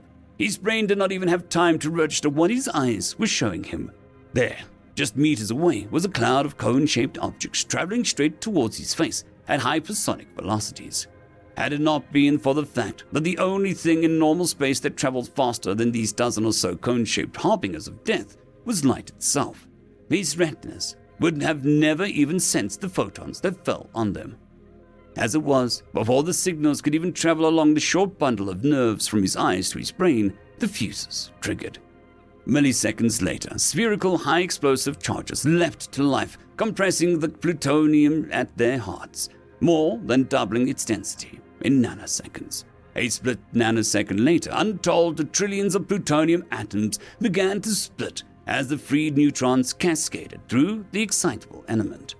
X-rays intense enough to melt a building-sized mass of lead poured forth from the primal forces being unleashed by a tennis ball size of massive metal. These rays, more powerful than those released by a star, impacted a secretive material known as fog bank, quicker than light could traverse the width of a human hair. This material became plasma, hotter than the surface of the sun. Sitting at the core of this conflagration was another small sphere of plutonium surrounded by caustic material. The raging forces of creation compressed the caustic lithium deuteride inwards towards the golf ball-sized sphere of silvery metal. Only nanoseconds had passed since the fuses triggered, as the signals rushed along the nerves from General Shook's eyes towards his brain. His body evaporated in a hellish inferno, hotter than the core of a star. His brain never even registered the flash of light from the detonation. All these apocalyptic energies unleashed by the primitives, barely better than cavemen on the planet that spun slowly below. Across the surface of Earth, millions of people turned their eyes skyward. For long moments, the planet had 12 new suns hanging in the sky. But slowly, the primal forces unleashed by humanity waned. The fireballs slowly disappeared, leaving only twinkling embers in their place. As the darkness returned and the stars once again shone forth, mankind breathed a collective sigh of relief. Nightmarish weapons that for decades were feared to be the end of humanity had become its salvation. End of story. Humans Are Insects, written by Catfish21 SM. Humans are insects. This thought once prevailed throughout the mightiest species to ever step foot in the galactic stage. They were right, in a way. The Crochavik just found a new world, vibrant and brimming with life. Most other species would have turned it into a protected zone and tried to study the natives there to learn more about them. Most Crochavik, however, were not in their mindset. They were far more technologically advanced than the humans could ever dream of being. When they saw the Earth, they did not see a living, breathing Deathworld populated with dangerous predators, no. They saw a resource-rich planet populated by technologically inept insects. Insects that could be easily crushed.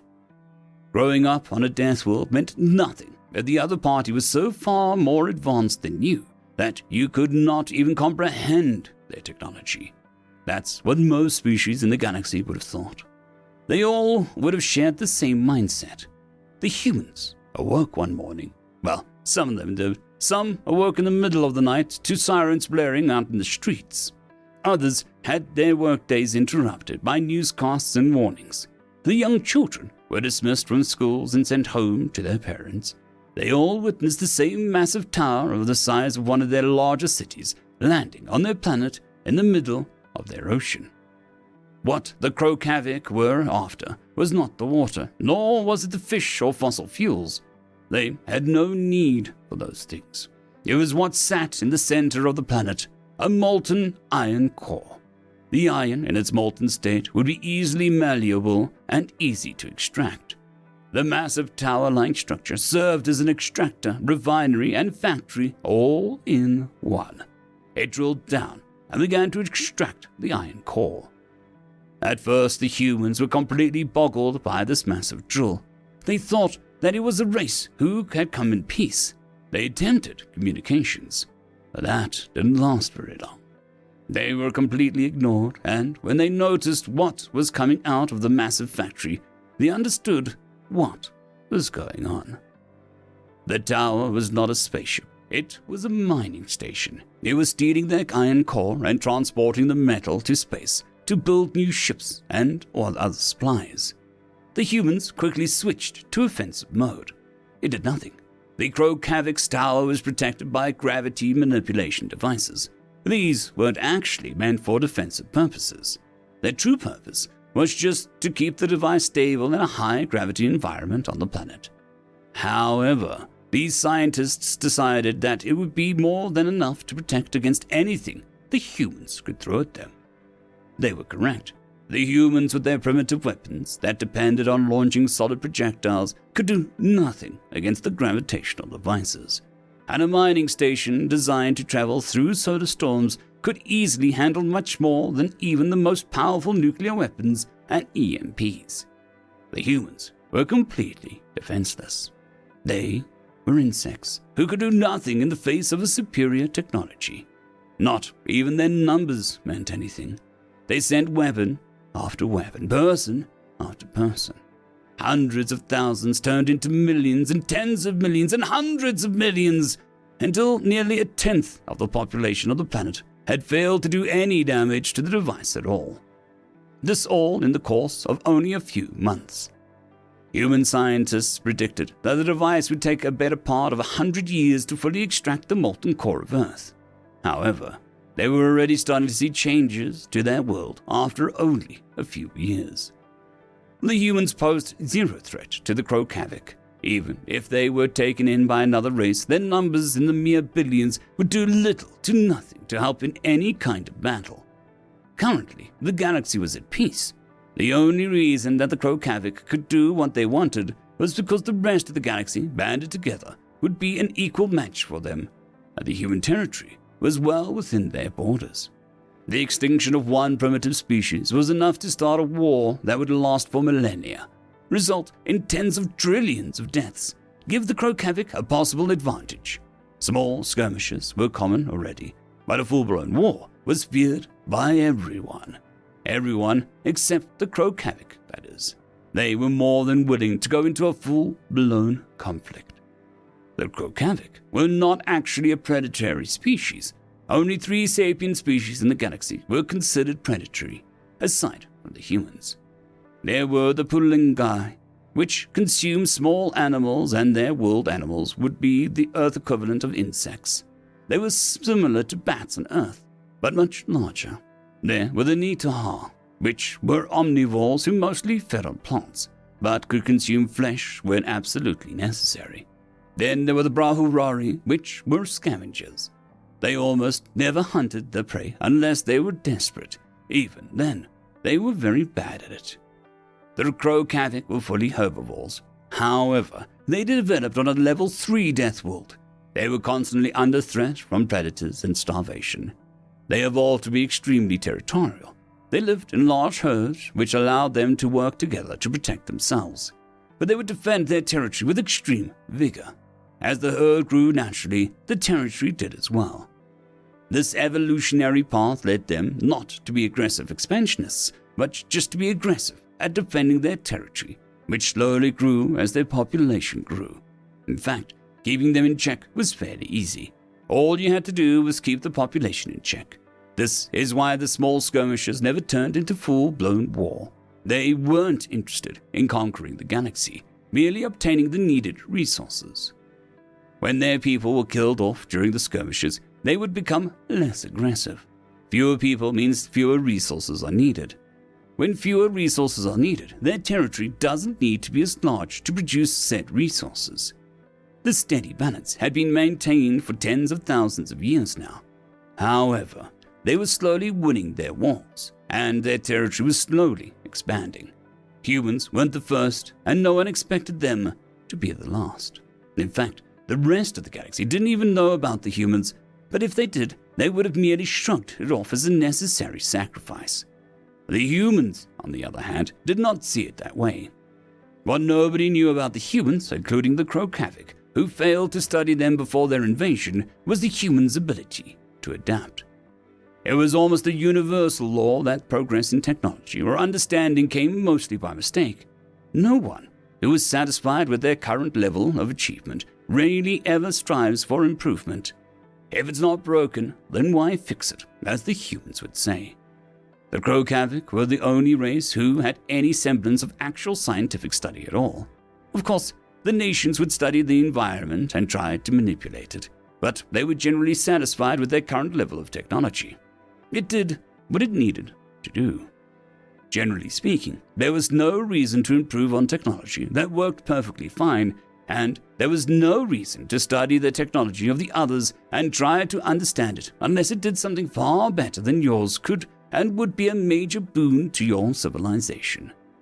This only ever happened for uplifted species, but the time and cost of such endeavors was such that other species would consider it completely moronic to even try if you weren't guaranteed significant gains.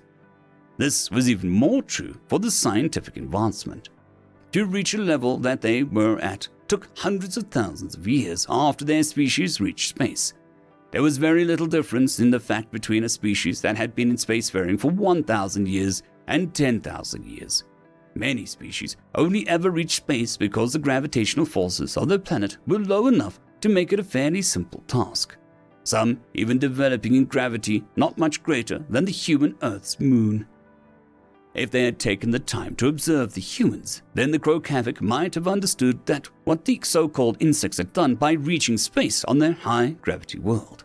With their primitive technology, this was a virtual miracle. The humans had accomplished what many other scientists in the galaxy would call impossible. Of course, the act of them reaching space was far from a miracle and only really a matter of time. Doing it with their current level of technology and with their current rate of technological development was downright horrifying. Had they studied humans more closely before just downright invading them, they might have understood, at least a little, about the humans' adaptability and ingenuity. But they did not care. They saw insects to be crushed and resources to be taken. That was all the Crocavik worried about. They didn't care about what would have been impossible for any other race in the galaxy. They only cared about what was right in front of them, what they could do and what the humans could not do. The humans, on the other hand, cared about one thing and one thing only: survival. They immediately began stripping their minds and placing all of their efforts into tearing down their cities for resources. The humans would stay in compact shelters, basically tents outside of cities, with tens or even hundreds gathered under large tent-like structures. They did this while they tore down their own cities and infrastructures for resources. They built ships, not warships, colony ships. They built massive self-contained colony ships, or perhaps it would be better to call them habitats. The humans knew that their home world was lost cause, so they focused on getting as many humans to space as possible. They moved to the asteroid belt, where they had ample resources. The Crocavik were not worried about their asteroids. They were only worried about the liquid metal core of planets that could be easily mined and converted into whatever they needed. The humans struggled to survive, losing most of their habitats. But their struggle only motivated them to work harder. They began building automated probes to study the ships that were destroying their homeworld, mining stations, and the transport ships and the probes.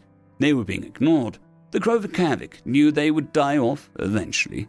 And even if they didn't, they would never become a threat. Just insects roaming around to be squashed under their feet as they trampled around their territory.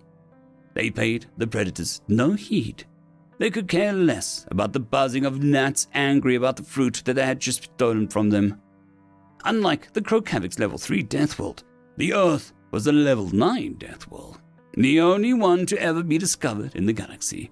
Based on stories told by the humans and scarce records of their homeworld, some argue that Earth should even be classified as a level 10, but most find the idea to be completely ridiculous.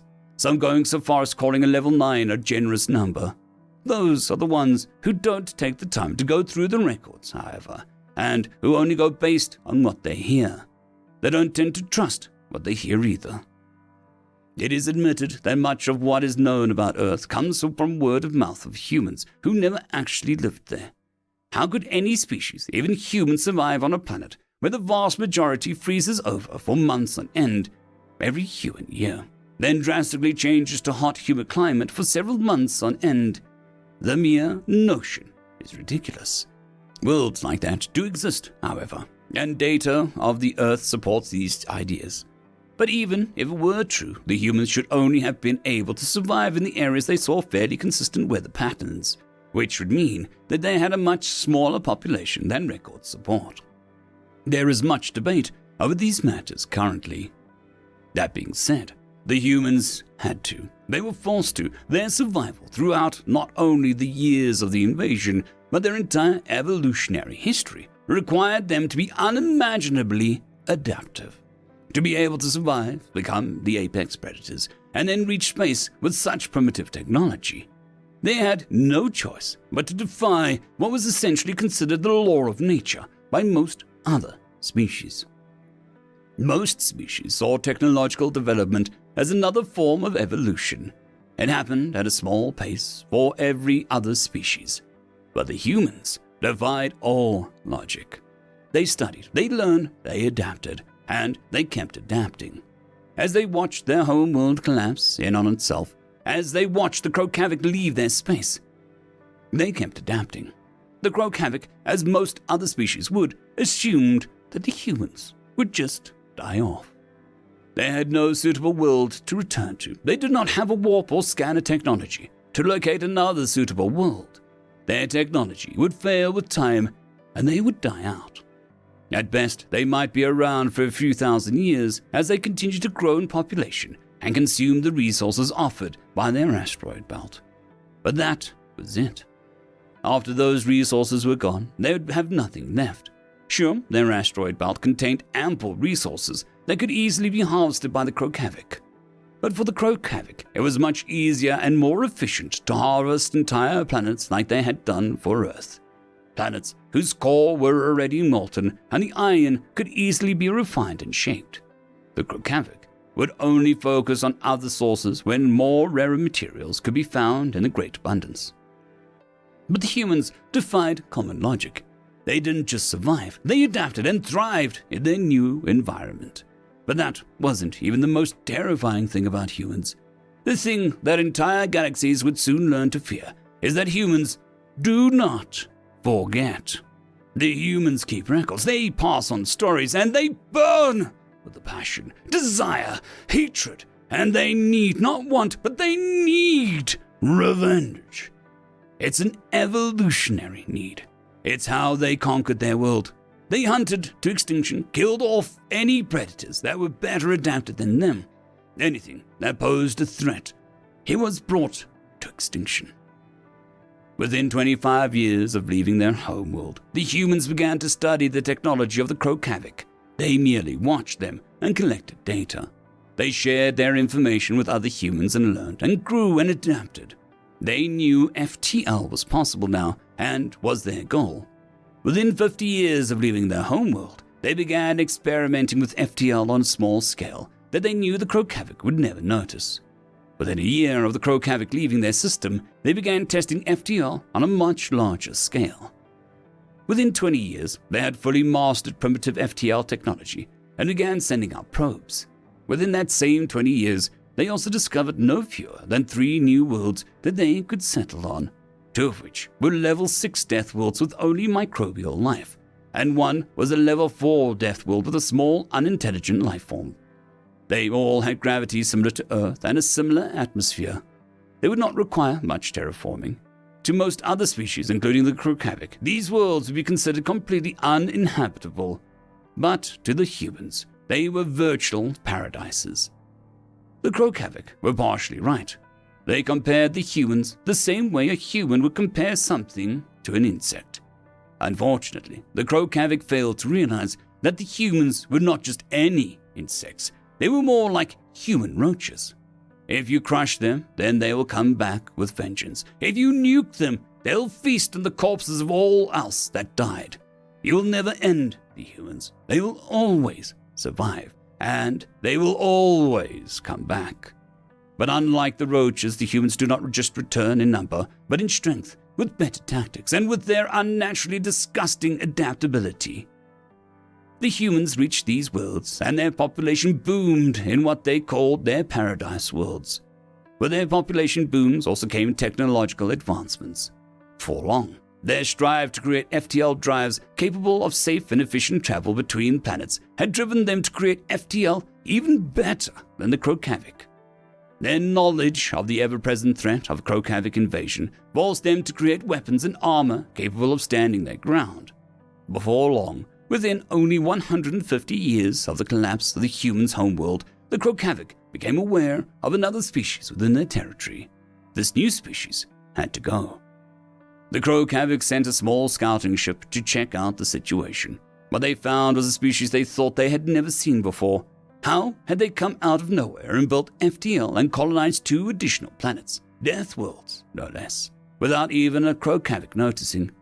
Well, they were noticing now, and they were not pleased. The humans, on the other hand, jumped at the opportunity to learn the full complexities of the Crocavik technology. The humans shot down the scouting ships and immediately began analyzing them. The Crocavik didn't really care. It was just a few scouting ships, no major loss. They lost far more in our regular skirmishes. They soon sent out a small fleet of battleships. Based on the intel they had on this new species, provided by the now-deceased scouts, this would be more than enough to take down the new enemy threatening their territory. They were met with technology far more advanced than what was originally reported.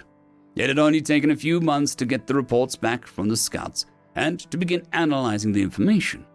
This new species must have been hiding their technology. Even so, the Crocavik were still more advanced than them. It was curious how a species with only 3 planets could produce such technology. But if their FTL tech was any indicator, then this was about right. They must have purposely stayed under the radar until the Crocavik picked them up due to their increased activity. They stepped up, and now they were going to pay for that mistake. Or so the Crocavik thought. After losing several battleships, they decided to take this new threat seriously. They would send in a full skirmisher fleet to each of the 3 planets. You can imagine their surprise when they, for the first time in their history as a species, were met with their own technology firing back at them. After their 2nd defeat, their 3rd going by human calculations, they decided that enough was enough. They declared full-on war with this new species. This is where they made their single largest mistake. They took several years to gather together and organize their ships. They had the capacity. They had to carefully and strategically move ships from their front lines to intercept this new threat while still securing their borders. This resulted in several years of relative peace that allowed the humans to do what they do best: adapt. They came with a full armada. They were met with ships that were few in number, but with technology so superior to their own that they were hard-pressed to do any damage to them at all. The more damage they took, though, the harder they had to fight. They could not allow this new species to exist. Unfortunately for them, that's exactly what the humans wanted. What the humans lacked now was not technology or scientific achievements, but resources. They were feeding the humans resources. As they fed the humans, the resistance grew stronger. As the resistance grew stronger, their war efforts increased. And as their war efforts increased, they only fed the humans more. It was at this time that the rest of the galaxy started to notice that something was up. The Crocavik were retreating inward. This was extremely unusual for them. The Council decided not to push, considering that it might be a test of sorts to see if they could act aggressively as a show of weakness. They feared war if they pushed inward towards the Crocavik territory. There was only so much that their humans could do, however. Even with their advanced technology, they only controlled 3 planets, and those planets weren't even close to their population caps. That was when the humans taught the galaxy what a real war looks like. You see, the humans, in order to prevent their own extinction, had to hold back on their homeworld when fighting wars against one another. They created unbreakable treaties and vowed to hold back their greatest weapons in order to prevent mutual destruction. Their next weapons would have been completely unimaginable to any other species, because no other species were expansionists like humans were. Other species created weapons for defensive purposes, not offensive. This was true even for the Crocavik.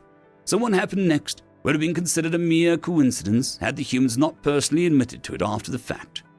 On more than 100 Crocavik city worlds, including their homeworld, pods dropped from the sky. Small escape pods like ships, no weapons or anything, just room enough for a few dozen people and never-before-seen compact FTL drive. These ships made landfall on the planets containing about a dozen Crocavik military personnel each. Some were dead, one of which was swollen and contorted beyond all recognition, but most were alive. They explained that the humans had injected them with this new experimental drug, then simply crammed them into the ships and let them go. No explanation as to why. Some were very bruised and battered with welts covering their entire body. It was thought to be a warning of sorts, psychological warfare, though it had been a very long time since the Krokavik were aware of this type of tactic. It was a common tactic used by predators to distinguish the weak from the strong in their herds. Though this was not going to work, the Krokavik were intelligent. They would care for their sick and injured and would work together. This threat would not weaken their resolve, but strengthen it. Within only a few weeks, military activity exploded among the Krokavik. They would not take this threat sitting down. They would stand up and fight to the last. Little did they know, this is exactly what the humans wanted. The humans couldn't last much longer, only a few years at most. Even with their rate of advancement and growing military power, they were limited in the number of humans that could fight. That's why they devised the single most horrific weapon ever to hit the galactic stage. Within a few weeks of taking in the released prisoners sent by the humans, more than 10 billion Krokavik had died from mysterious illness. Their bodies would swell up and contort. It was the single most painful and grotesque-looking plague in the history of their people. And worse yet, it spread so well that it could not be treated. Any doctors working on a treatment would die before they could make any progress at all. They ended up quarantining entire planets. By the time they finally got a sample safely grown in the lab, over a quarter of their population had been infected and killed. The death toll for infection, 99.9 reoccurring percent. This was a super virus, unlike anything anyone in the entire galaxy had ever even imagined possible. It went against all logic. Nothing like this could ever survive. Even if it had mutated from another similar species on their planet, it should not have had such a high death toll. It was as if the virus's entire purpose in existence was to kill. This went against natural selection, against the very laws of nature. But it existed, and they had to deal with it. They did survive, just barely. Using their advanced technology, they were able to create a cure and send it to their remaining population just in time. The virus would circulate and reinfect individuals multiple times. Building up an immune response was nearly impossible. However, with their treatments and proper quarantine procedures, they were able to reduce the rate of infection by about 10%. Not that it did them any good, but most importantly, they were able to increase the chances of survival from 1 in a billion to about 22.3%, enough to save their species from extinction. Just in case, because this virus was prone to mutate, they had completely quarantined several worlds that were never infected. No on or off traffic allowed in the system. The humans, however, they did not care about these regulations. In fact, they took full advantage of the weakness. The invasion had completely stopped and the military almost gone. The remnants left to defend a few quarantine systems left in their territory. The humans were not finished. However, allowing a small respite would not hurt. The humans expanded outwards, colonizing more worlds and building their fleets larger and stronger. Curiously, they did not name any of their colonies after their homeworld. There was not a New Earth or a Terra 2.0, though they did name them after cities, states, nations, or empires of their world. Some were named after gods, others' names were chosen at random. Before long, they made contact with the galactic community. The message that they received is still contained within the record. It is as follows. "We come in peace or war, your choice. Choose carefully." The entire galaxy was in an uproar about this new message, coming from a completely unheard of species, and from within the territory of the Krokavik. No one had any idea what was going on. They decided on peace. They were very happy that they did so as well, especially when they witnessed new terror. The humans finally decided to name a settlement after their homeworld. After tracking down the supply charts and finding the metal gathered from the planet's core, along with the metal repurposed for entire fleets of the defeated Krokavik, they built a massive Dyson sphere colony around their native sun. They allowed the rest of the galaxy to witness the completion of this colony. They forcefully gathered up the remainder of the Krokavik and placed them in a Dyson sphere. The Krokavik couldn't even breathe under the heavy weight of the humans' native gravity. They slowly died, fertilizing the soil for their new, massive habitat. Some say that the soil in this habitat still maintains a slight shade of green, similar to the color of the Krokavic's blood. But that was not even the most cruel thing those vicious predators did to the poor and innocent Krokavic. No, they did not kill them all. Instead, taking a small number, only about 10,000, and releasing them back at their homeworld. Then surrounding the homeworld with an AI-guided satellite network that will immediately target anything resembling electronics or advanced technology. The humans perpetually forced the Krokavic to live the rest of their existence in what was essentially the Stone Ages, never again to return to the galactic community. The humans made it clear that this was not a threat, but a warning to the rest of the galaxy. So you can imagine the panic and utter horror that enveloped the Council when they learned that the humans were expansionist predators by nature. They were not merely territorial and defensive like the Krokavic, who had conquered nearly half the galaxy previously, but they actively sought to expand their territory. With their current technology, no one could stop them, and they made it clear that even if the entire galaxy banded together against them, they would only end up like the Krokavic. This panic was eased not much longer after this, when it was learned that the humans could not thrive on worlds that most other species found habitable. The humans' extreme adaptations to their Deathworld required them to inhabit other Deathworlds. The primary concern was the gravitational level. Theoretically, a human could survive on a level 1 Deathworld that had high gravity. However, few of those had ever been discovered. The humans did not care for war. They only cared about survival and constant improvement. They would not war with us easily over resources.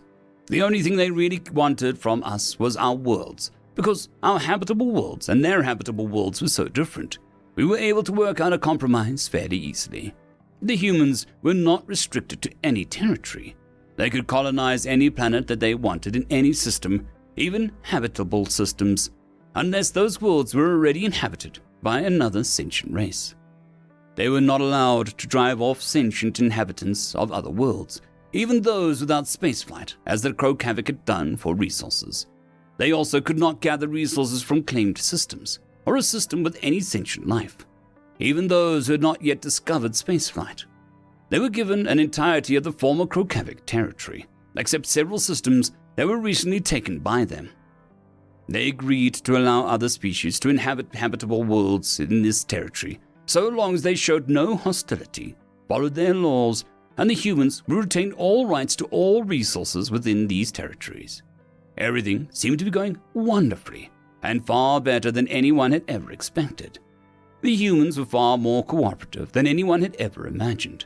Everyone was overjoyed by their new system of cooperations with the humans. Honestly speaking, most of the other species would have happily conceded to many of these concessions just to avoid war with the humans. But the humans were the ones who drafted most of these arrangements.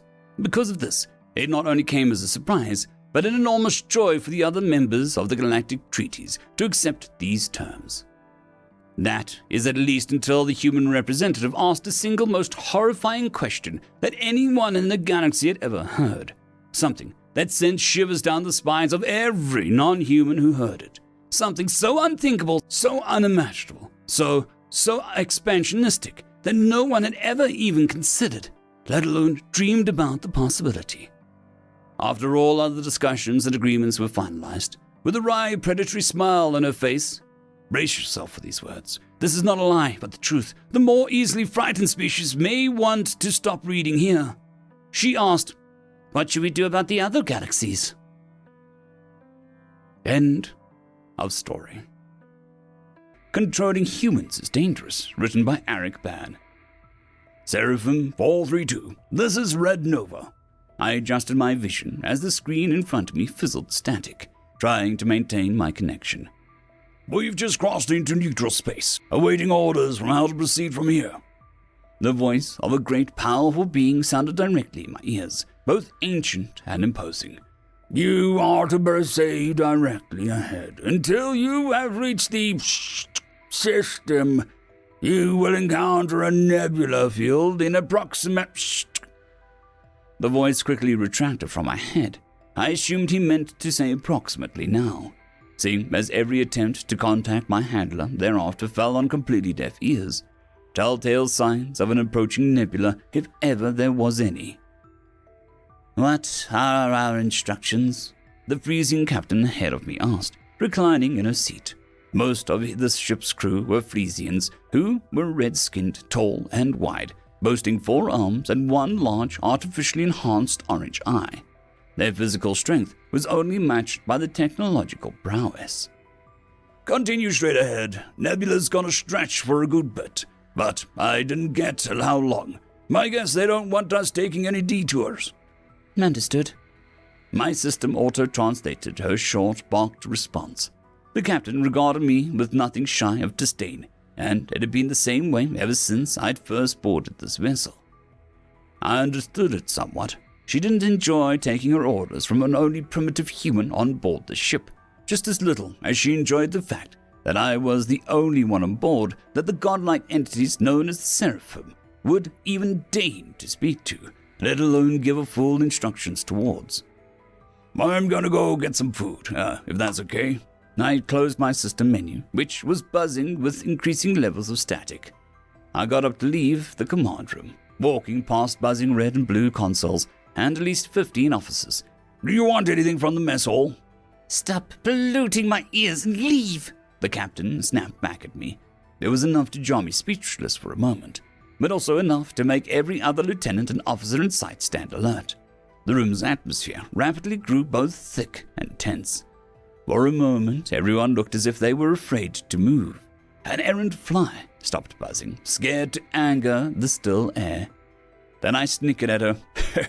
All right, I'll get out of your hair. See ya."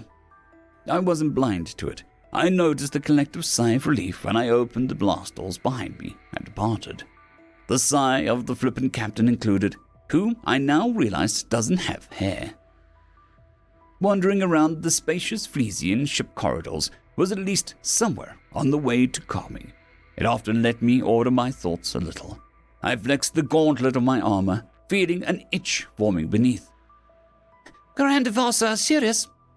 Both clarity and thought and potential peace of mind were ground into fecking dust as Prishta approached me, waving both left hands at the same time in greeting, a large toothy smile on her face. Well, Frisians didn't exactly smile, but Prishta was definitely trying, even if the result looked more pained than joyous. I looked up at the young private, who was about 3 feet taller than me. She walked a single step for every 3 I took. "I heard we're going to make it halfway to System 349B now. Is that true?" I'm sure whoever told you that is better at reading space charts than I am." Basically true for Frisians aboard the ship. I was both new at it and atrocious. "Awesome." She slammed the ground as she walked, easily more than double my weight, but armed with an impressively muscular physique, like nearly all of her kind. "I hope 349B is interesting. 1307D was a drag. I barely got to do anything there, and the air was really thin." She was easily the most inquisitive and energetic alien I'd ever met, and she kept buzzing around me like a bulldozer. I rolled my eyes at her display. "D-class planets typically aren't that interesting, from what I've heard. Little sapient life and low ambient matter levels equal not much to do besides the job." "And seeing as you're usually the only one doing the job, that means there's basically crap all else for us to do. It sucks, man." It was true. As an enforcer, aka Grand Enforcer, but I wasn't a fan of that title in training. I was meant to rely on as little on the surrounding crew as possible to carry out an on-planet duties, and 1307-D had actually been one of the simplest issues that I'd faced yet.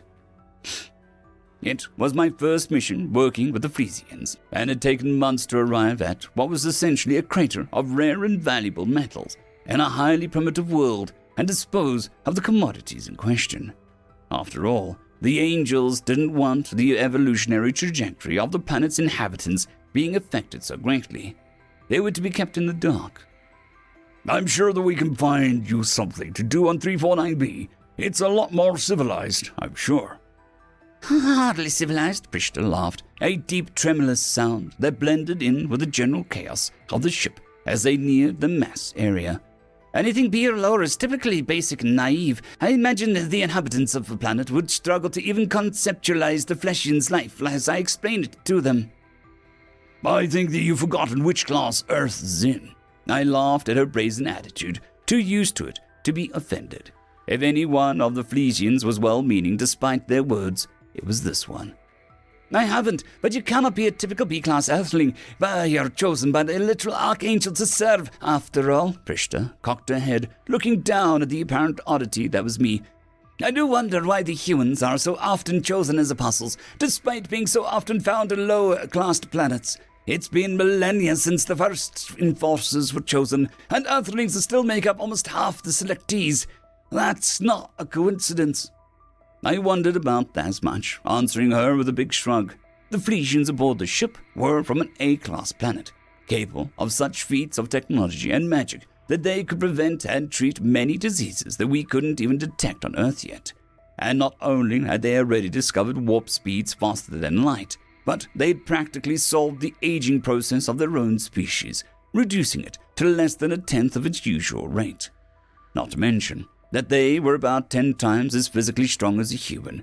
Without my enforcer's uniform, I'd barely be able to shake one's hand without being crushed in the process. Then, compared to all of that, there was me, a failed air traffic controller, unable to keep up with the hustle and routine of long hours without making an error that had cost millions in drone collisions. I'd been disgraced on Earth that day, lost my job instantly, and had no benefits or securities to fall back on, and was quickly burning through my savings.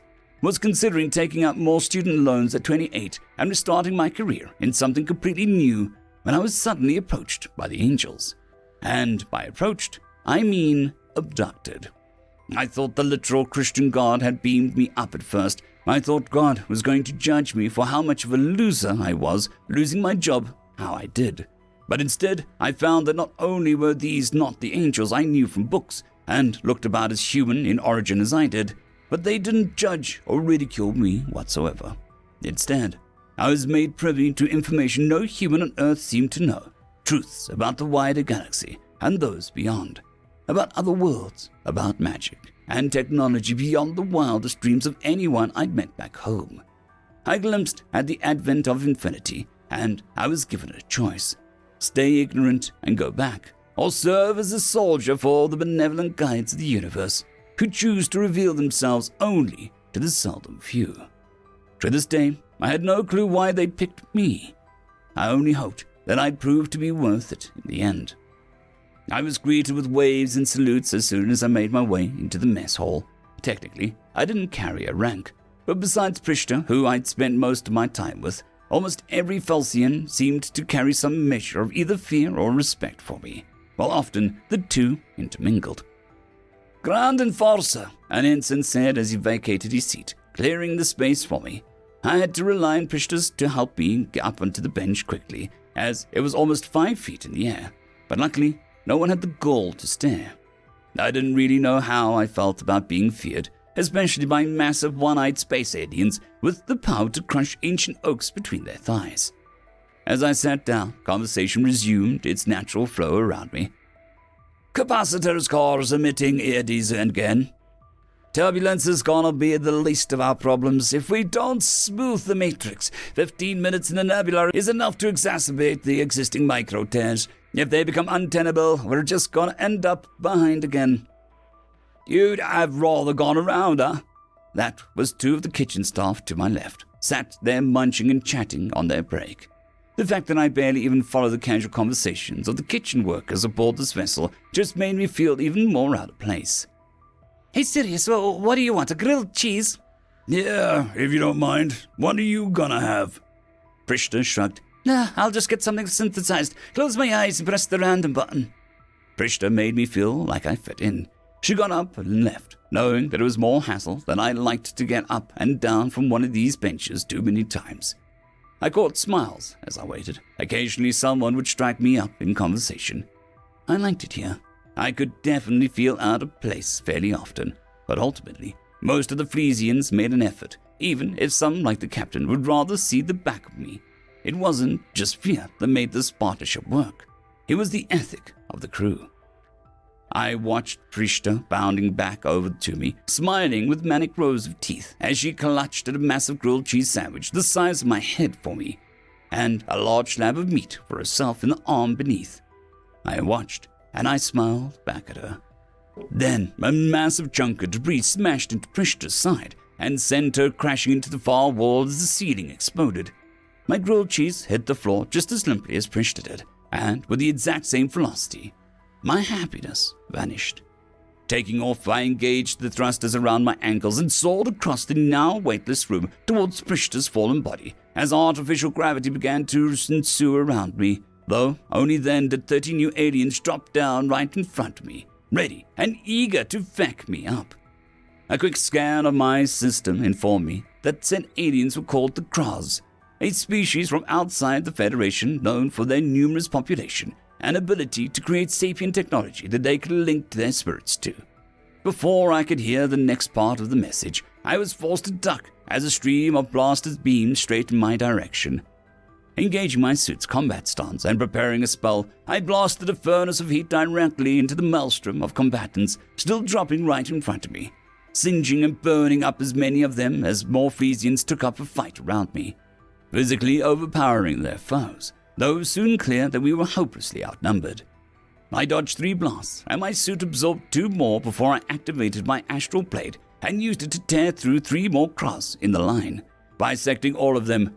It had taken me time to become this strong, years of training on foreign worlds, of missions, and while I wasn't sure if all of that fighting had been for the best reasons, if any of what I did was, I knew that right now my strength was important for keeping my crew alive, for keeping Prishta alive, if she even still was.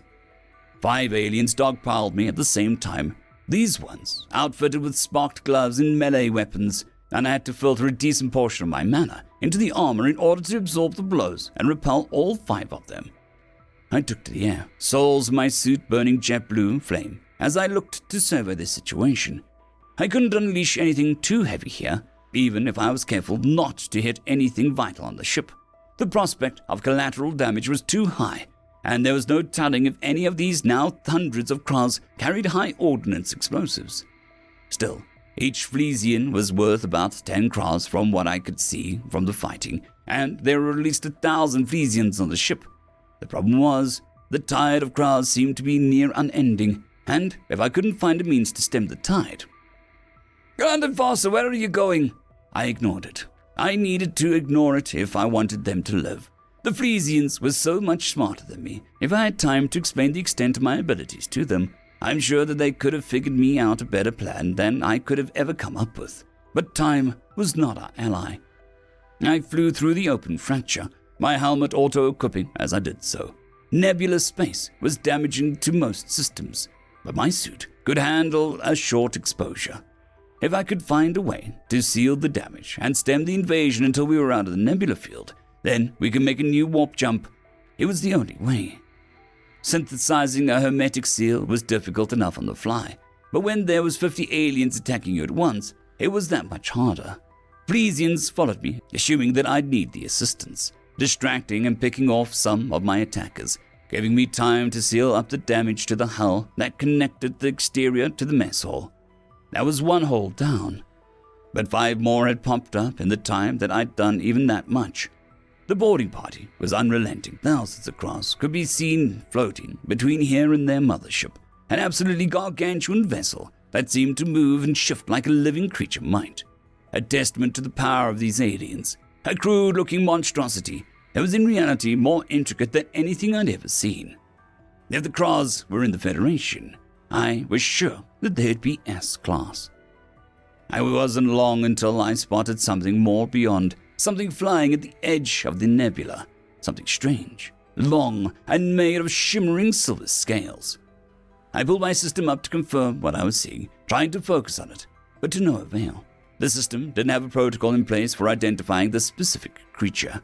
The only reason I'd even an inkling of what it was is that I'd been briefed by the archangels themselves on such entities. Specifically, I'd been told to avoid them. I considered my options for only a moment: stay and defend the doomed vessel, attack tens of thousands of Kraz alone, or fly straight at the thing that I'm not meant to. I took off without hesitation. The Flesians behind me might have been confused, but there was nothing that I could do but go. If I was correct, and I wasn't sure how I could be wrong, then what I was staring at before me was a wish dragon, one of the handful of cosmic dragons that roamed the universe by their own mysterious whims. These dragons were also right at the top of the Angels' Do Not Engage list, and while I wasn't really summoned to question orders or break protocol, I figured that I had good enough basis right now to need a fucking wish dragon. Hang on, Prishta, it's all I could think of as I launched my way through countless cross, a silver bullet gleaming red as more and more of them collided with my armor. Still, they attempted to stop me, entirely undeterred by the bloody death of their comrades. They were beginning to gain a foothold in our fight before I'd taken off. But now, even if they had an idea of how to neutralize me, they wouldn't be able to accelerate at my rate, to catch up in time to halt me before I could approach the great and terrifying beast flying in transit before me. The Graal's ship seemed to notice the dragon right after I did, as it similarly changed course, flying straight towards it. Like me, it was also in the nebula, where it had laid in wait, so its speed was also impacted, and the massive ship and I were in deadlock as we approached the impossibly long creature. The ship taking occasional pot shots at me while I spun evasive maneuvers, aware that a single shot from a vessel would likely be enough to pierce even this incredible suit, which is surely S-class in design. Not many things could kill me in one shot like a full-on proton blast, but then I was also a tiny target, and as I began to overtake the vessel, they stopped attempting to shoot me and put all of their remaining effort into catching up to the creature before me. They were clearly aware of what I was trying to do, and their reaction only confirmed my suspicion that my strong hunch had been correct. All I needed was to make a wish, You have approached without permission. State your purpose, and I will judge your conviction. The voice was in my head, and so powerful that it felt it might split not only my mind, but body directly in two. I was frozen, perhaps 3 miles away from the great pristine white beast, and the massive Krah's vessel was similarly suspended, wriggling in hopes of release. I knew what I wanted. I'd always wanted this. I had no doubts. I cleared my throat. I want you to save me and my crew from this nebula. Get us away from these aliens and save us. For a long time, almost too long, the dragon was silent. Neither I nor the enemy vessel moved. A part of me hoped that this had at least provided enough distraction for my ship to escape, regardless of the outcome. The Krah's warband has more faith in its wish. That wish is simple. The termination of every Republic life aboard your vessel, and the acquisition of your technology. They have not dithered as you have, and so I will grant. Of course, I was one person. The Krah's warbird held the combined desires and wants of every Krah's aboard, linked through their sapient tech. Meanwhile, I was plagued with doubts, with worries about my people, about my old life and my new one, about the purpose of things I did and the issues with my missions, about where I fit in the universe, about my bravery, my pride, my... No! I shouted through the voice that tore my mind and scathed my spirit. I shouted a word until my throat was raw. Then, in a feat of movement I could scarcely register, the dragon turned its impossibly large body to face me directly. You would interrupt me. Logical gods cower before me and dare not speak my name, and you would choose to... I tried beyond anything to force out my next words. It was almost impossible. The sheer pressure of the Wish Dragon's voice on my mind was so much to bear that I could feel my internal system shutting down, that all cognizant thought was forced from my mind by the primordial presence filling it, that it would be easier to drift in empty space and fade. Just me. I forced the words from my throat like molten lava. I knew what I was willing to do, no matter how much it hurt, no matter where it took me or how it happened. I knew. The dragon regarded me like I was a strange animal it had encountered. It snorted. The nebula pushed away like a plastic bag from a single flare of its nostrils. It considered me, considered my plea, considered my worth. Eventually, the behemoth nodded. Fine, just you then. Before I could open my mouth to respond, I felt the transponder lock on me and beam me back onto my ship. The nebula was lifted. The Kras had been locked in place long enough for our hyperdrive to engage. We were pushed back into space in mere instant, so far from where we'd been only moments ago that it felt as if it could have been a daydream. I saw Prishta amongst the wounded. She was alive, still, at least. I could feel myself beginning to fade already. It was a pact that I had made with the dragon, the only thing that I could think to offer that would show my dedication eclipsed by the Kras. My body, my spirit, everything I had to give for a crew that had welcomed me. Better than any questionable mission I'd served or purpose I'd pondered or heroic life I'd been promised. This was a true heroic act.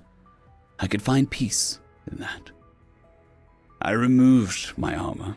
It was heavy. I laid on the floor of the mess hall, tuning out the sounds of the concerned Flesians around me. I felt my soul leave my body and held faith that it would find its way where it needed to go. I felt warmth. I felt peace. Humans are not chosen because they are the strongest, nor because they're the most righteous, or the smartest, or the wisest, or any such thing. Humans are chosen because they are irreverent, because they defy the natural order of things, because even in the face of harsh and crushing reality, if a human believes they can change that reality, they'll go to incredible lengths for even the smallest chance to do so. Humans should be kept in the dark. Their civilization should not be permitted under any circumstances to advance too far. Only a certain number of human agents should be selected and employed by handlers at any one given time. Always remember, attempting to control humans is dangerous. End of story. An Alien Plays Minecraft, written by FarmWitch4275. Greetings and glorious victory. My name is Spiffmonk and welcome to my Let's Play. Today we shall be playing a game called Minecraft. The reason why is because a subscriber of mine, a user by the name of Grey Still Plays, apparently, purchased it for me completely out of the blue. The message he gave me was rather specific too. Spiffle shows the Minecraft launcher open up and takes a look at the game. The new features added to the launcher is a number on the bottom left of the screen is an active player count, or how many players who are connected online and actively playing the game. 300 billion players?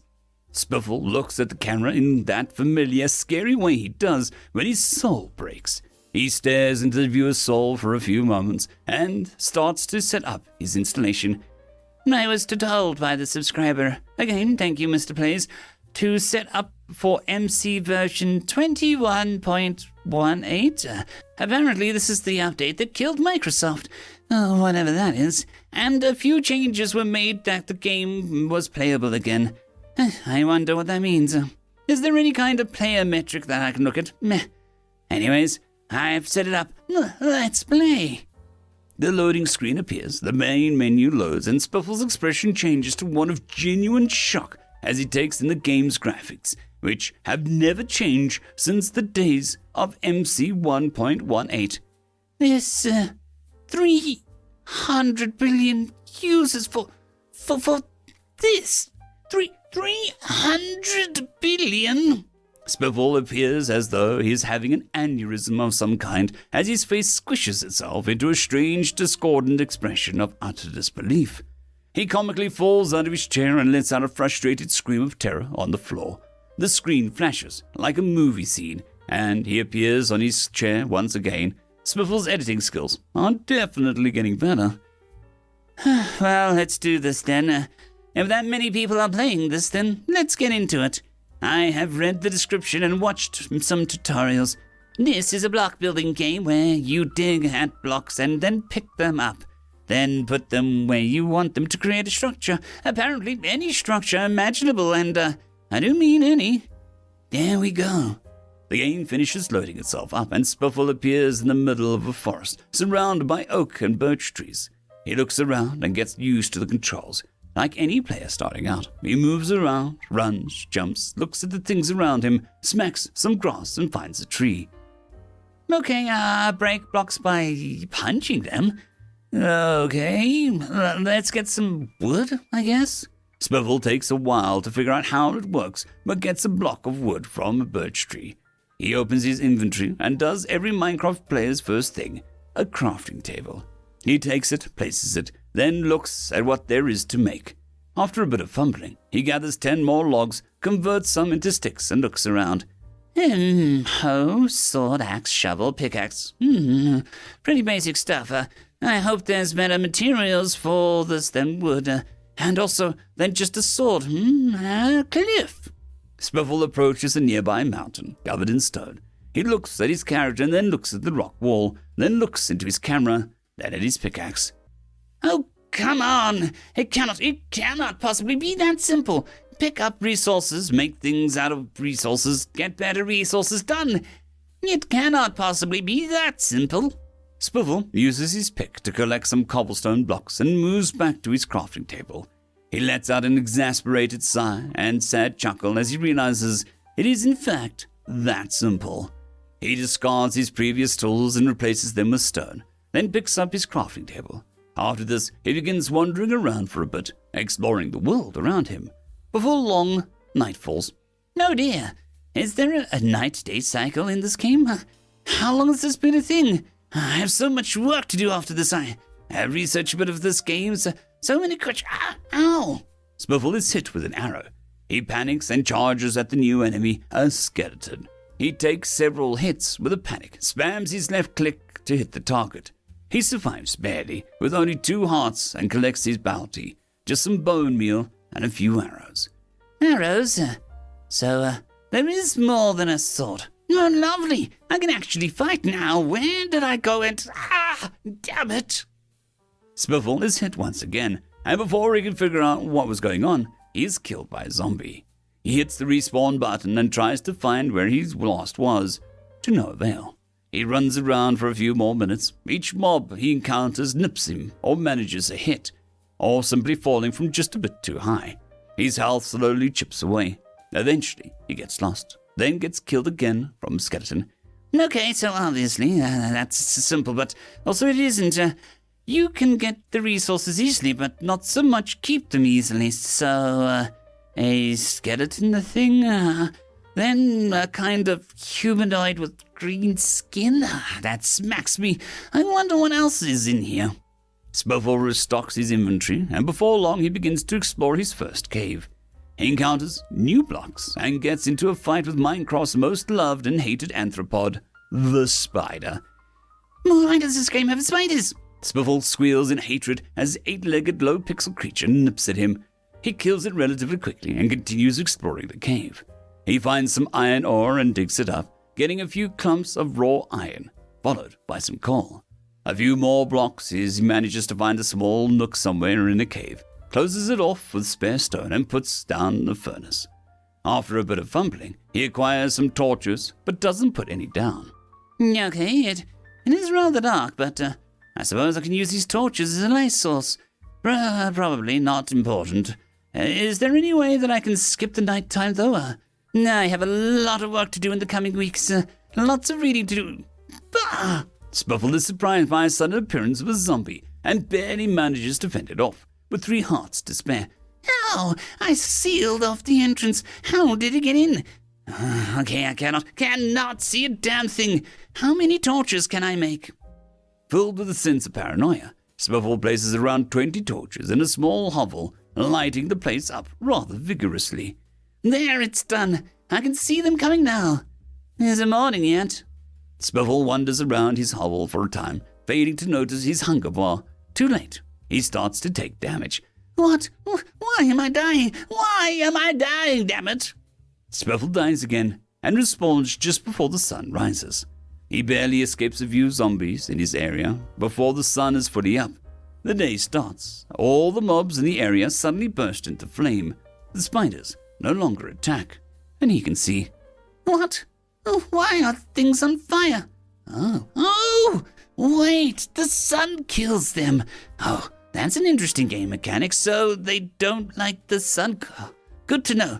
Can I find a cave again? Although I should really take better note of the local area and make pillars or torches. I can use the torches to find my way around. I need coal and sticks. Spiffle spends the next few minutes collecting sticks and other such things, replenishing his tools for the third time. While digging at some coal, however, he has his first encounter with the game's most notorious mob. Okay, coal. The blocks make these cute sounds like playing with bubbles. What's that fizzing noise?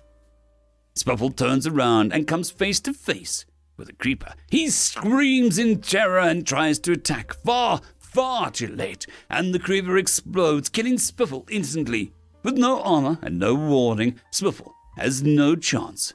He responds again, just as it turns nighttime. What the hell was that? I just saw a flash and then I was dead. Was that some kind of bomb? What even was that?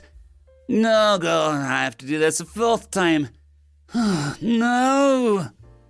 The frustration in Spiffle's voice is fully apparent as he dodges and weaves around the mobs, managing by miracle to return to his previous death spot, recovering his gear.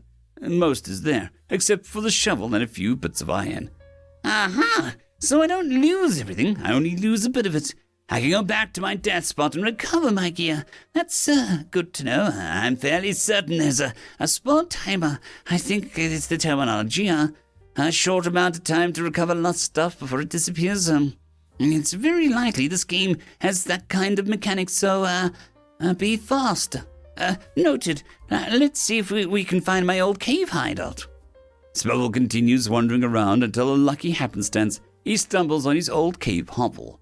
All of his gear had long since despawned, but there was still iron ore in the furnace that he could use. Oh, lovely. The place I died in. Did I starve to death, or was I attacked by an invisible monster? I hope this game doesn't have those. Oh, lovely! Iron ingots. I can use those, I think. Spiffle recovers 22 iron ingots from his furnace and makes some new gear, a pickaxe, a sword, and a torso armor piece. I have a feeling that I'll be needing these. I know where I am now, so I'll just put these back in here and return another day. I wonder if this is the part where I should start building my base or something. Do I even need a base? I know this game is about building things, but how impractical do I need to be exactly? Spiffle mulls around his hovel for a bit, managing to sneak out into the cave to gather more coal to make more torches. He waits until the mobs outside start catching fire, then picks a random direction and starts walking. What is that? Spiffle stops in his tracks a bit away from the cave entrance as he spots his first Enderman. Unfortunately, he looks at it for just 1 second too long. The Enderman becomes aggressive and charges. Spiffle, by lucky happenstance, standing under a tree that's the right height to stop the Enderman from getting too close. No, don't attack me. Why are you attacking me? It's not nighttime. Why aren't you burning in the sun? What even are you? No, get away. Spiffle manages to get a few close hits to the Enderman with dumb luck. Kills it. It drops 2 ender pearls that Spiffle greedily collects. Ender pearl. Was that thing an ender? What's a pearl exactly? Well, I think I have to figure that out some other time. Just keep it where it is. Now, how do I find food? I have a hoe. What do I do to get food? Trees, maybe? Spiffle wanders aimlessly, breaking his stone hoe on a tree. After replacing it, he tries actually using it on the ground and notices how the grass block changes to farmland. Oh, well, of course you use it on the ground to make farmland, Spiffle. Spiffle slams his head into his desk as punishment for his own incomprehensible stupidity. Because that's how you farm the land. He holds his head in his hands for a bit, groaning from the pain. After a little while, he resumes playing, finding a small lake on the grassland.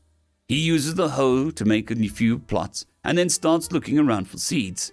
Right, so, presumably the seeds for what I need are here somewhere? Powers of deduction would state that maybe the grass or other kinds of land would hold seeds of some sort of cultivation. Eventually, Spiffle gets some wheat seeds and returns to his farm, noticing the sun going down. Well, I just plant these here and, oh dear, nighttime. Box. I shall build myself a box. Spiffle uses the extra wood and dirt he has to build a simple 2x2 block box and hides in it for the night. He's extremely cautious, if not outright paranoid, as he stands still in his little box for the night, with one torch on the wall. He only emerges from the box when the mobs start catching fire. Unfortunately, he leaves too soon and ends up set on fire by a zombie.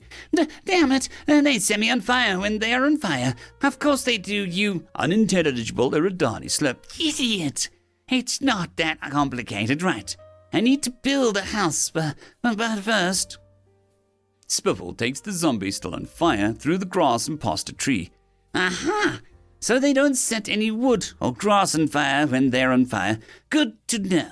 It's easy to build a house then. Can make it out of wood. Now, what kinds of things can I make here?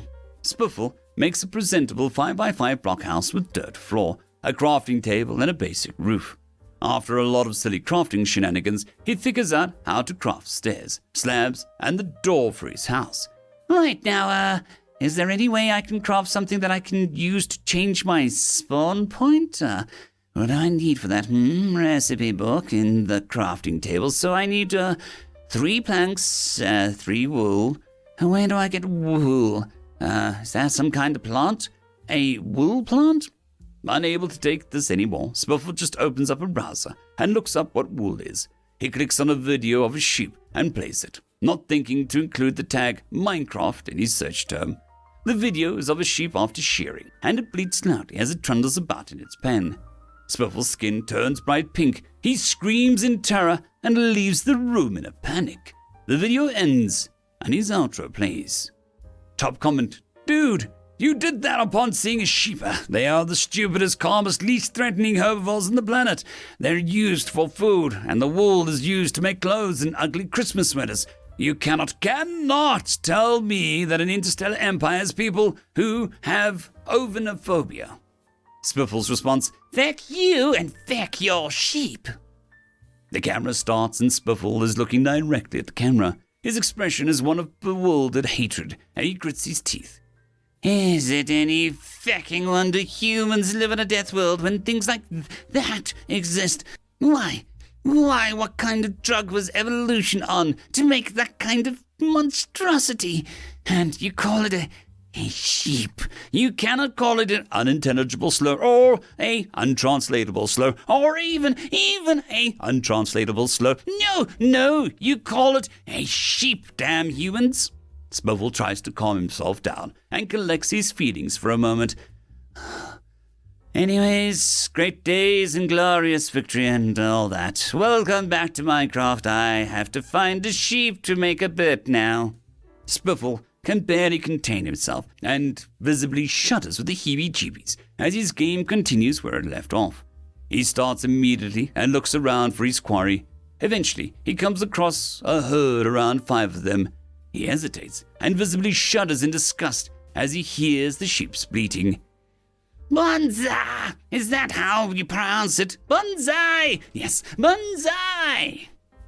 Spiffle attacks the sheep wildly, and even though the sheep are highly pixelated boxes, they're close enough that he visibly retches in disgust as he cuts them all down.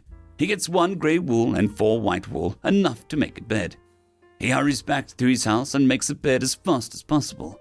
He sets his spawn and resumes wandering around. His farm has grown a bit since he started, and he begins to harvest. Hoe to make farmland, hoe to harvest food. Now, presumably, use the wheat to make food of some kind, and the seeds replant them. Wow, it really is that simple. After games like RimWorld and Factorio, I was expecting something so much more complicated. What's the purpose? Okay, then, I shall quickly look this up. I'm tired of wandering around in the dark. Spiffle pauses his gameplay momentarily, the screen fading to black. When the screen returns, Spiffle looks as though he's reinvigorated and has purpose. Right! So first, collect obsidian, build a nether portal. So for this, we need iron so that I can make a bucket. I know just where I can get some from. Spiffle returns to this cave hovel and collects the remaining iron. He uses the crafting table to make 2 buckets and heads deeper into the cave. A few minutes later, he encounters his first patch of diamonds.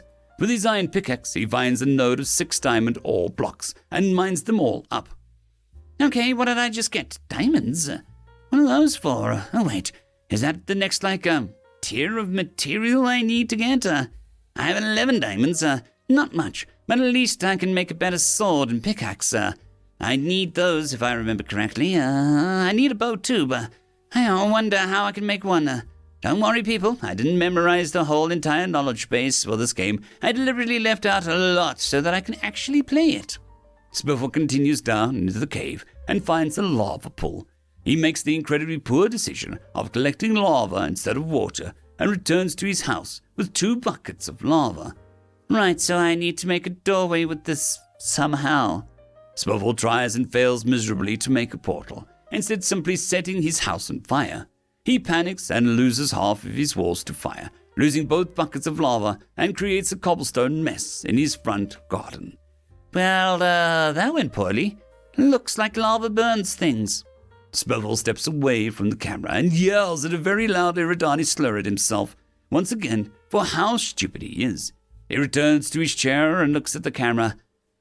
It would have been easier, and make more sense to just pour a bucket of water, or something to cool the lava, then dig out the obsidian, right? Yes, that's what I thought. Spiffle returns to the cave and stands in front of a lava pool. I forgot to actually get the bucket of water. Spiffle gets up, yells another Iridani slur, returns to his chair and finds water. A few minutes later, he pours the bucket over the lava pit he found and spends 15 minutes collecting as much obsidian as he can. He amounts to about 30 blocks and he frustratingly heads home. He builds a small portal and can't light it. He doesn't have a flint and steel. How do I open the door? Is there a little bell that I have to ring, or, oh, for the ancient's sake? Screen goes black, then moments later he returns.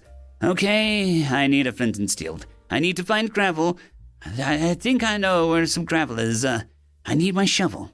Spiffle carries on and finds gravel. After digging several blocks, he gets a flint. Then he uses an iron ingot to make a flint and steel. He lights the portal and enters. Right, let's see what this place is like. Apparently it's a lot harder than... Spiffle trails off as he spawns in the middle of a lava chamber, a huge cavern with a massive lava lake nearby. Lava everywhere. I don't know what to do here. How would I... Oh, crap. Spiffle can't do much as he is attacked by a ghast. The platform he is on is hit and disintegrates from the explosion. He falls into the lava and dies, losing everything he has on him. He stares dead-eyed at the screen for a few moments. Why would I do this to myself? I normally work in virtual simulations of markets and mining stocks. Simulators that explore virtual markets. How did I get to this?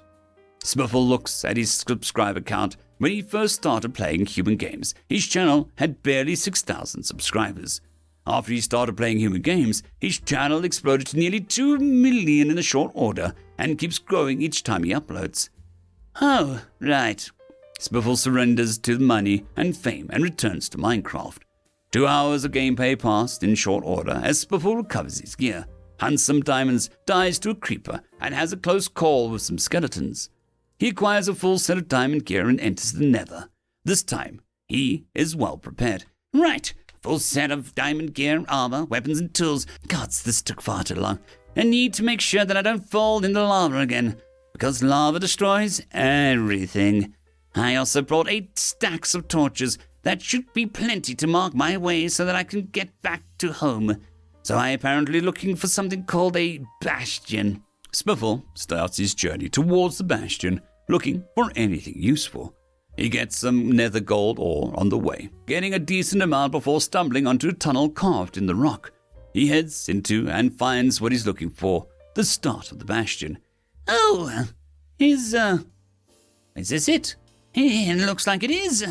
I like the rest of this place. Whoa, an achievement, terrible fortress. This is it.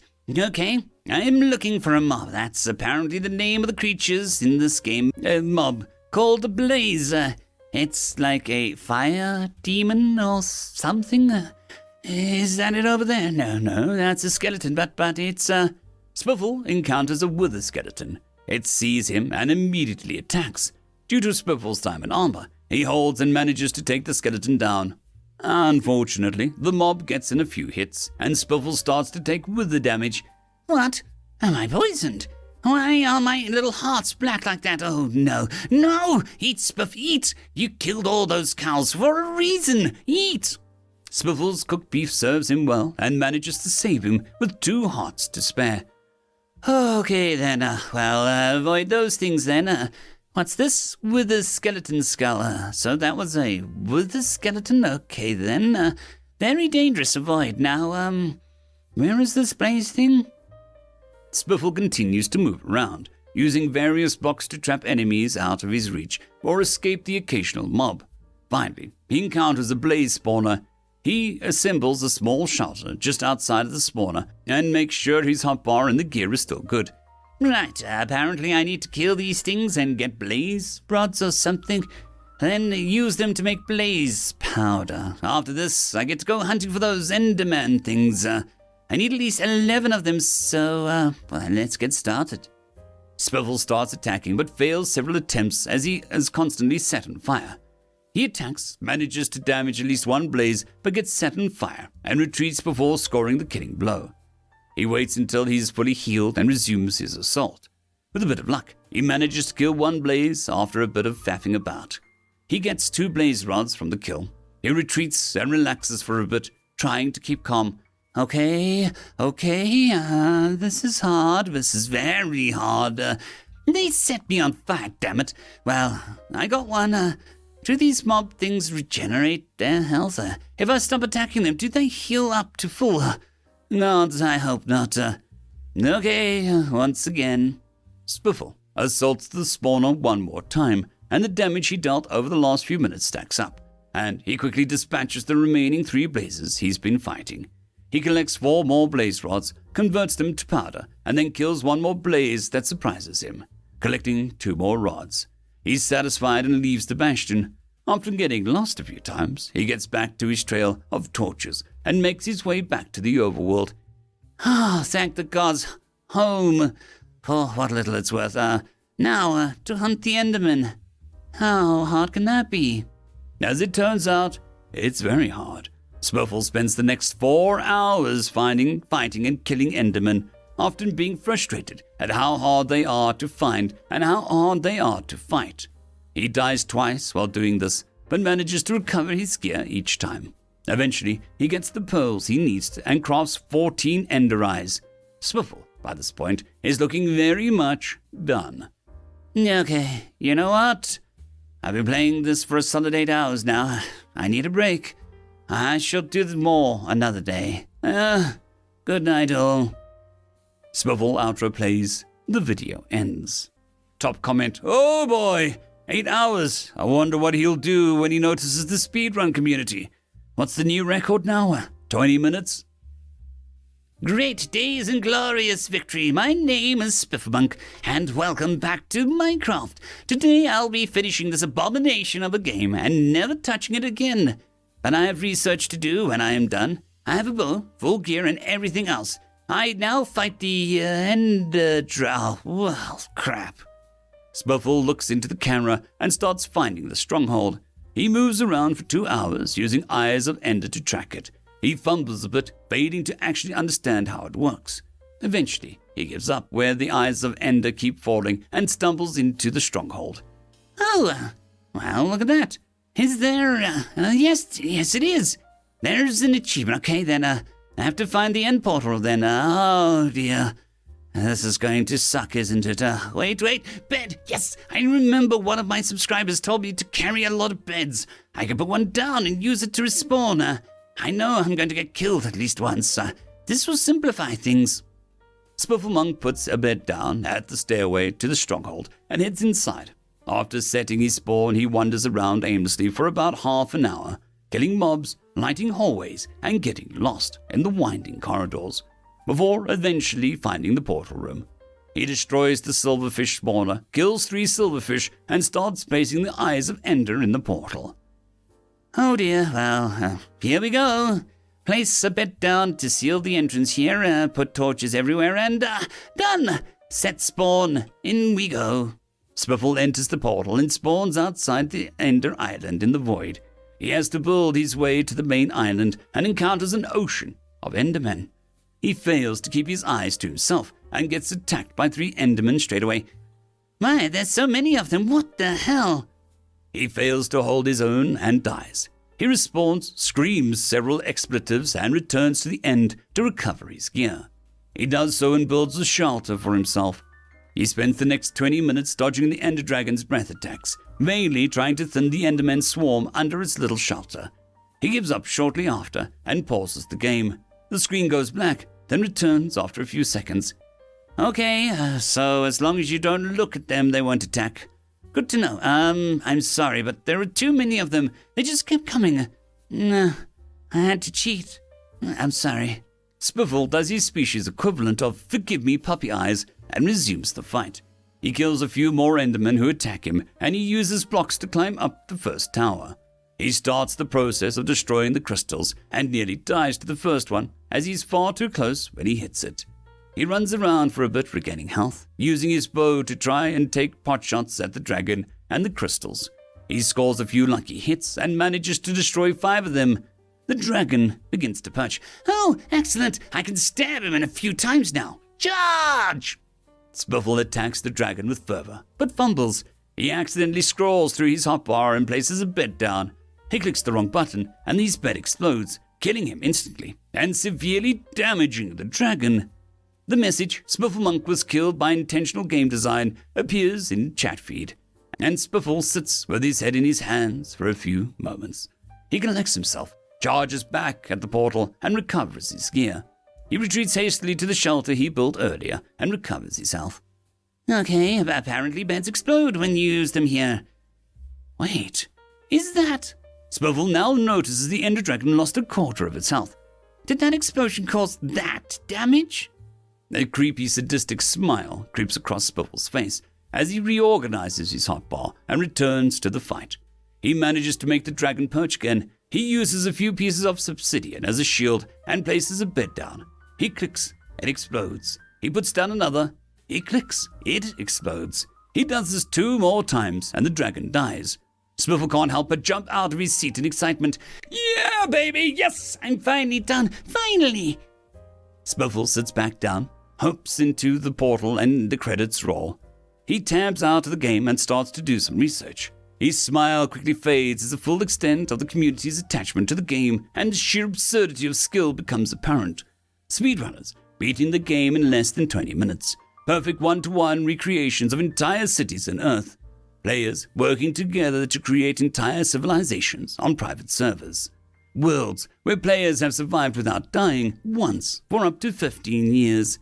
Spiffle cradles his head in his hands and his outro plays. He sobs out the phrase, "Crazy fucking humans." The top comment, "Yep, that's Minecraft. Why fight it? By the way, trying to use the wiki or ask for help is not cheating. Minecraft is a huge game, a giant game. There's no shame." End of story. Son of Hephaestus, written by Drachgraith. Another boom shocked the ship to the side. The klaxons continued their wailing, though there wasn't much point for an alarm to alert you to the situation you cannot fix. The shock was less pronounced here, nearer the center of the ship, where the internalized stabilizers had more time and space to distribute the force of the motion, but it was still enough to almost knock the woman and her children off their feet. The tallest child, Osric, kept a tight grip on his younger sister's shoulder and steadied them when one started to fall.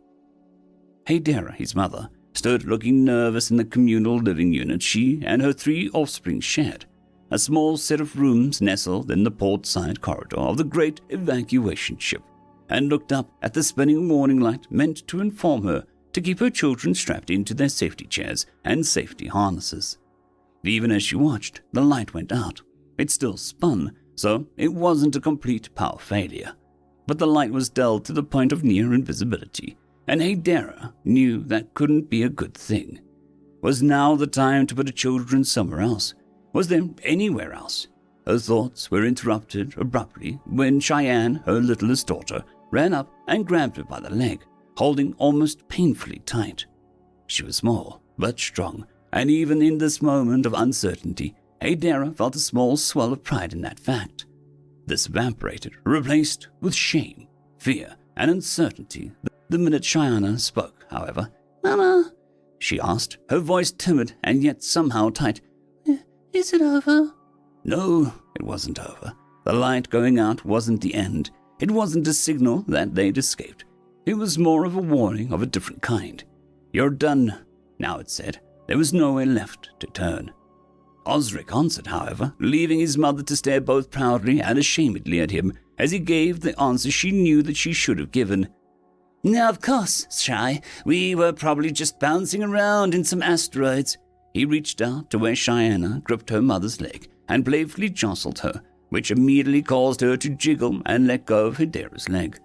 Children were always so astonishingly quick to recover from fear like this. Osric then went a step further, saving Haydara, as she felt an upwelling of emotion rise in his careful, considered response to the situation. He told Cheyenne and the middle sister Ura-A to head to the safety chairs, which had large stabilizing supports in the base to prevent anything less than a catastrophic turbulence from moving them, and strap in, just in case, so that he and Mama could go and check up top, and maybe get something to eat. If Haydara had been human, there would have been tears in her eyes. Her own kind's emotional responses, however, were far less obvious to onlookers, despite the similarity of their bipedal binocular vision builds. No, Haydara was a Taurian, and that meant that she didn't show her emotions in anything more than the tight way her voice sounded as she placed her hand on Osric's back and ushered him out of the room, telling her daughters, "We'll be back. Ozzy here has a good idea. We'll go get some snacks." When the door closed behind them, Haydara turned to Osric as if to thank him, but he wasn't paying attention. At a jog, he was taking off away from her, running to the front of the ship, to the great central zone of the evacuation ship, where there'd be viewports and a chance to know for absolute certain what was happening. He didn't have time for his mother's praise, and he didn't have time to help her feel any better. He was desperate to know, truly know, what was going on. Haydara followed close behind. The Taurian people had been at war with the Benedraians for decades. More accurately, they'd been declared war upon. They never had much of a chance to war themselves, as their species wasn't known for their predatory instincts, its weapons technology, or anything of that nature. They were communicators, translators, researchers, and most importantly, new to the Interspecies Council, and still even now waiting up full acceptance from a Class 1 species, worthy of full rights and privileges amongst other higher forms of the galaxy. Simply put, they were not prepared to fight back in any meaningful way. The Council made a token efforts to help. They provided transport ships from some of the first planets to be attacked by the Benedraians, or at least the planets upon which living Taurians had some chance of still being found. When the conflict had arisen, the Council had censured the Benedraians pending the Class 1 species classification, which should have at least guaranteed a few years of peace. It hadn't.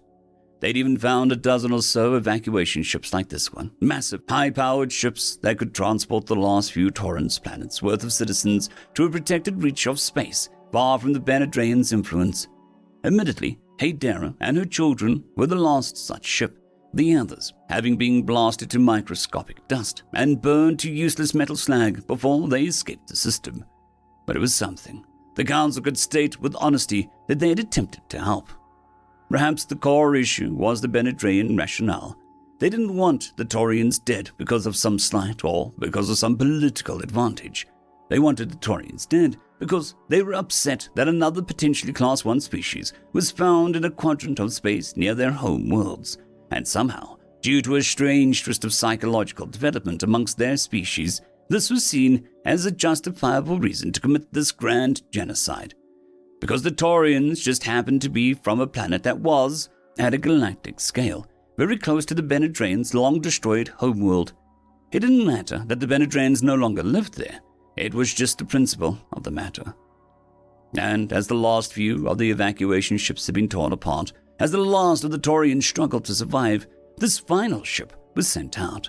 It took an uncharted star route, a terribly dangerous path through areas of space studied only briefly with far-reaching gravitic analyzers, and they had almost made it. Less than a week of travel before leaving the furthest outer reaches of the Benedrain system cluster, they'd been caught. 3 months of travel behind, less than a tenth as long left before they were safe, and the Taurians were spotted by one of the massive enforcement-class starships, a relatively weak example of Benedrain military technology. There was no reason for it to even be out here in this empty reach of space, but the Benedrains realized one of the evacuation ships was missing and charted the most likely paths of flight, and had somehow, in the worst example of luck possible, found them. Now the evacuation ship was taking heavy fire, and its lack of anything remotely capable of damaging a ship like the enforcement class meant that all it could do was hobble forward, hoping they'd lose interest, or at the least hoping some twist of fate might save them. A few naive Taurians even thought that the incredibly strong hull shields might make the attack too frustrating for the Benedrains. Unlike the other ships that had been attacked, they were now only under attack by an enforcement-class ship, designed for blockade control and long-term comforts for its passengers, not war. After 2 hours of non-stop attacks against the evacuation ship's massive hull, the Taurians no longer held any delusions about the enforcement ship giving up on following them.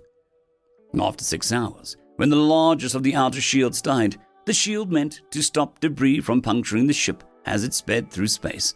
They realized their inner shields were designed for deflecting physical damage and weren't holding up well against the high-charge blasts from the plasma launchers. An hour after that, when Haydera and Osric burst into the central zone, the majority of Gawkers had lost their ability to bear witness to their slow death and had left to their individual pods or rooms, saying their goodbyes. And that's when the third ship appeared, a mere light second away, and thus from far out of visible sight, bursting from a hyperspace trajectory that it had been on for 6 weeks as it traveled from the human homeworld of Earth. The Taurian didn't see it. Their ship didn't track its arrival or warn them of its appearance, but the new ship witnessed them and the presence of the hostile Benedrains. The ship that had just arrived was identified not by its classification, but by a strange, seemingly random name, as human ships tended to be. The ship's rough classification as a mining-class wayfarer didn't matter much to its crew, but the name Son of Hephaestus seemed very important to them. It was here in the outer edges of Benedrain's system quadrant, because of a hunch one miner had that there must be in fact a wealth of heavy-density elements of untold composition in the system's ore cloud. Research showed that the star at the center had consumed another small star several millennia ago, and new research questioned whether the motion between the two stars had disturbed their collective outer system shells. Captain Allen didn't have much of an idea about the logic behind his conclusions, nor did he particularly care. It was his first command of his own ship, and the Son of Hephaestus was a beautiful craft. He exited hyperspace a few seconds earlier than planned. His view screen lit up with warnings. Other ships were nearby. Plasma activity was being measured, suggesting either proximity to an unexpected star, which made no sense, or weapons being fired in the area. Daryl Allen had literally no idea what to do with that knowledge, and so he simply stared at his view screen, his eyebrows furrowed and his lips drawn just slightly down into a frown. While he stood there, his second-in-command appeared. Unlike military ships, the rankings of his men had little practical applications, and that might explain why the second-in-command of a ship of this size was both an effective lieutenant and the head engineer, and the chief mining officer representing the company that had financed this little venture, and, of course, his cabin mate, as they doubled up most rooms to ensure that they minimized how much space each person required, to maximize the available size of the hold for when they started trawling the ore for heavy elements. Whatever his classification, Tom was a knowledgeable man who seemed usually keen to watch the view screen zoom far into space, revealing the distant battle. Benedrayan, he spat. I thought that we were too far out for the central hub to deal with those bastards. The captain might not know what to do, but he could keep to the social niceties. It gave him a strange sense of comfort to have those to fall back on. We would be if they weren't pursuing her. He paused to shift the view screen to the Taurian ship.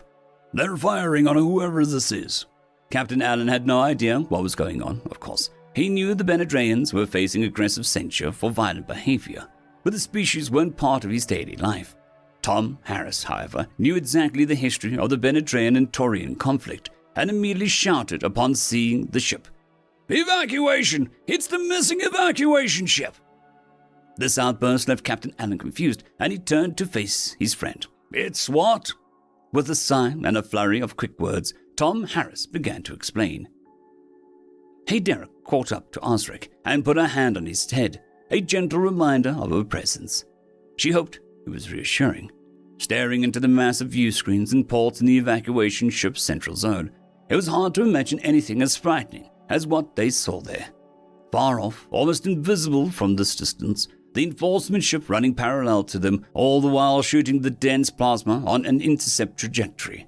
Nearly half the shots hitting their mark as the evacuation ship's damaged systems lost their ability to dodge. Nearly half the shots hitting their mark as the evacuation ship's damaged systems lost the ability to dodge with nearly the alacrity that they had a few hours before.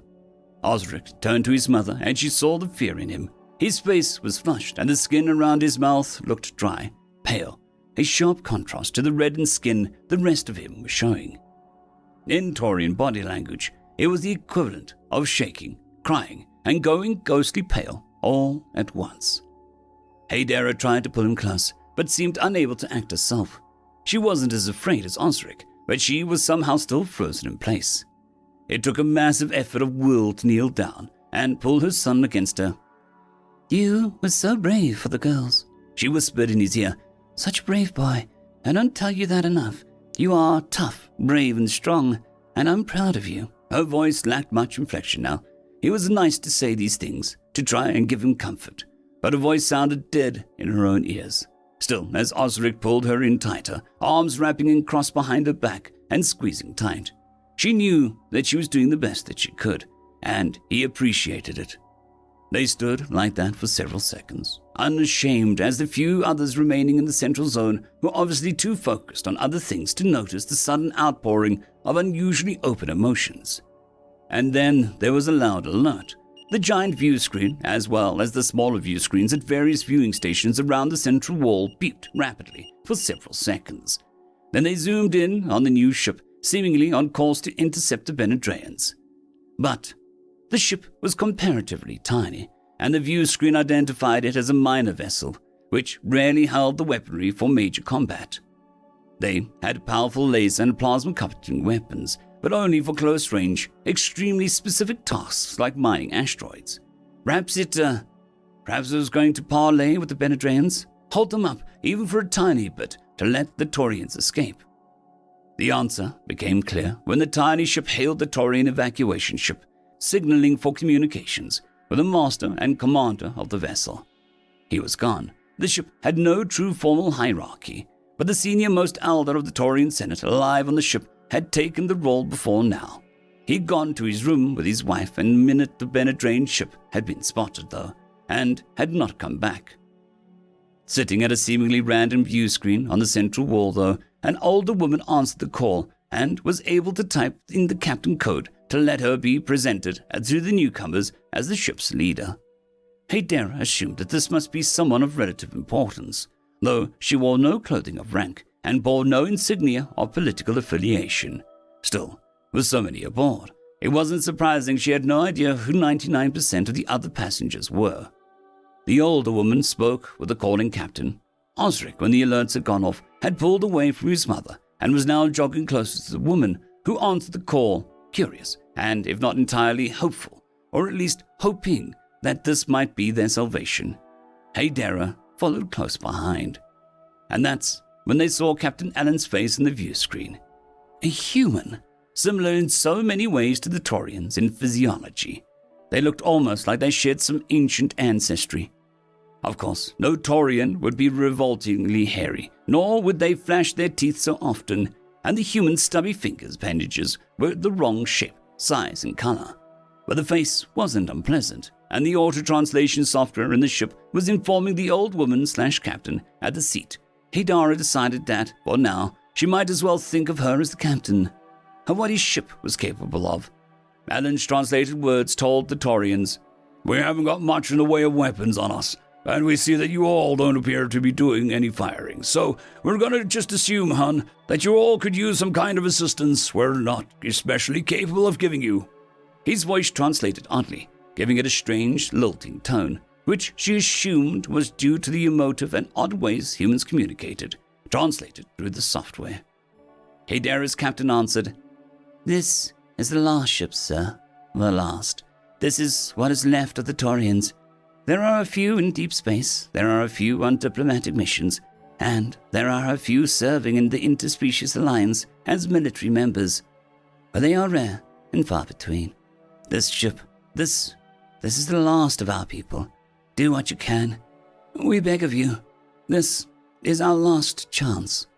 Hidara frowned at that speech. It was too weak, too frightened, and far too emotive. And the words, beg.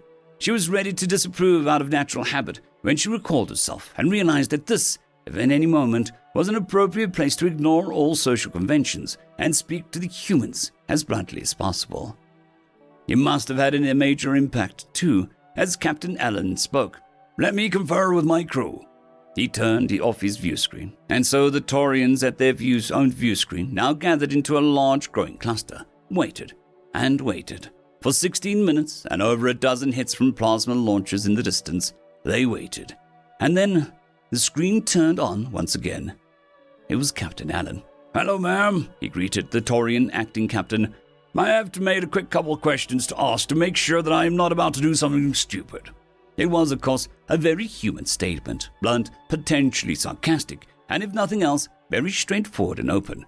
"First, how far are you guys from a safe zone? We don't have any maps charting the limits of the Benedrayan space."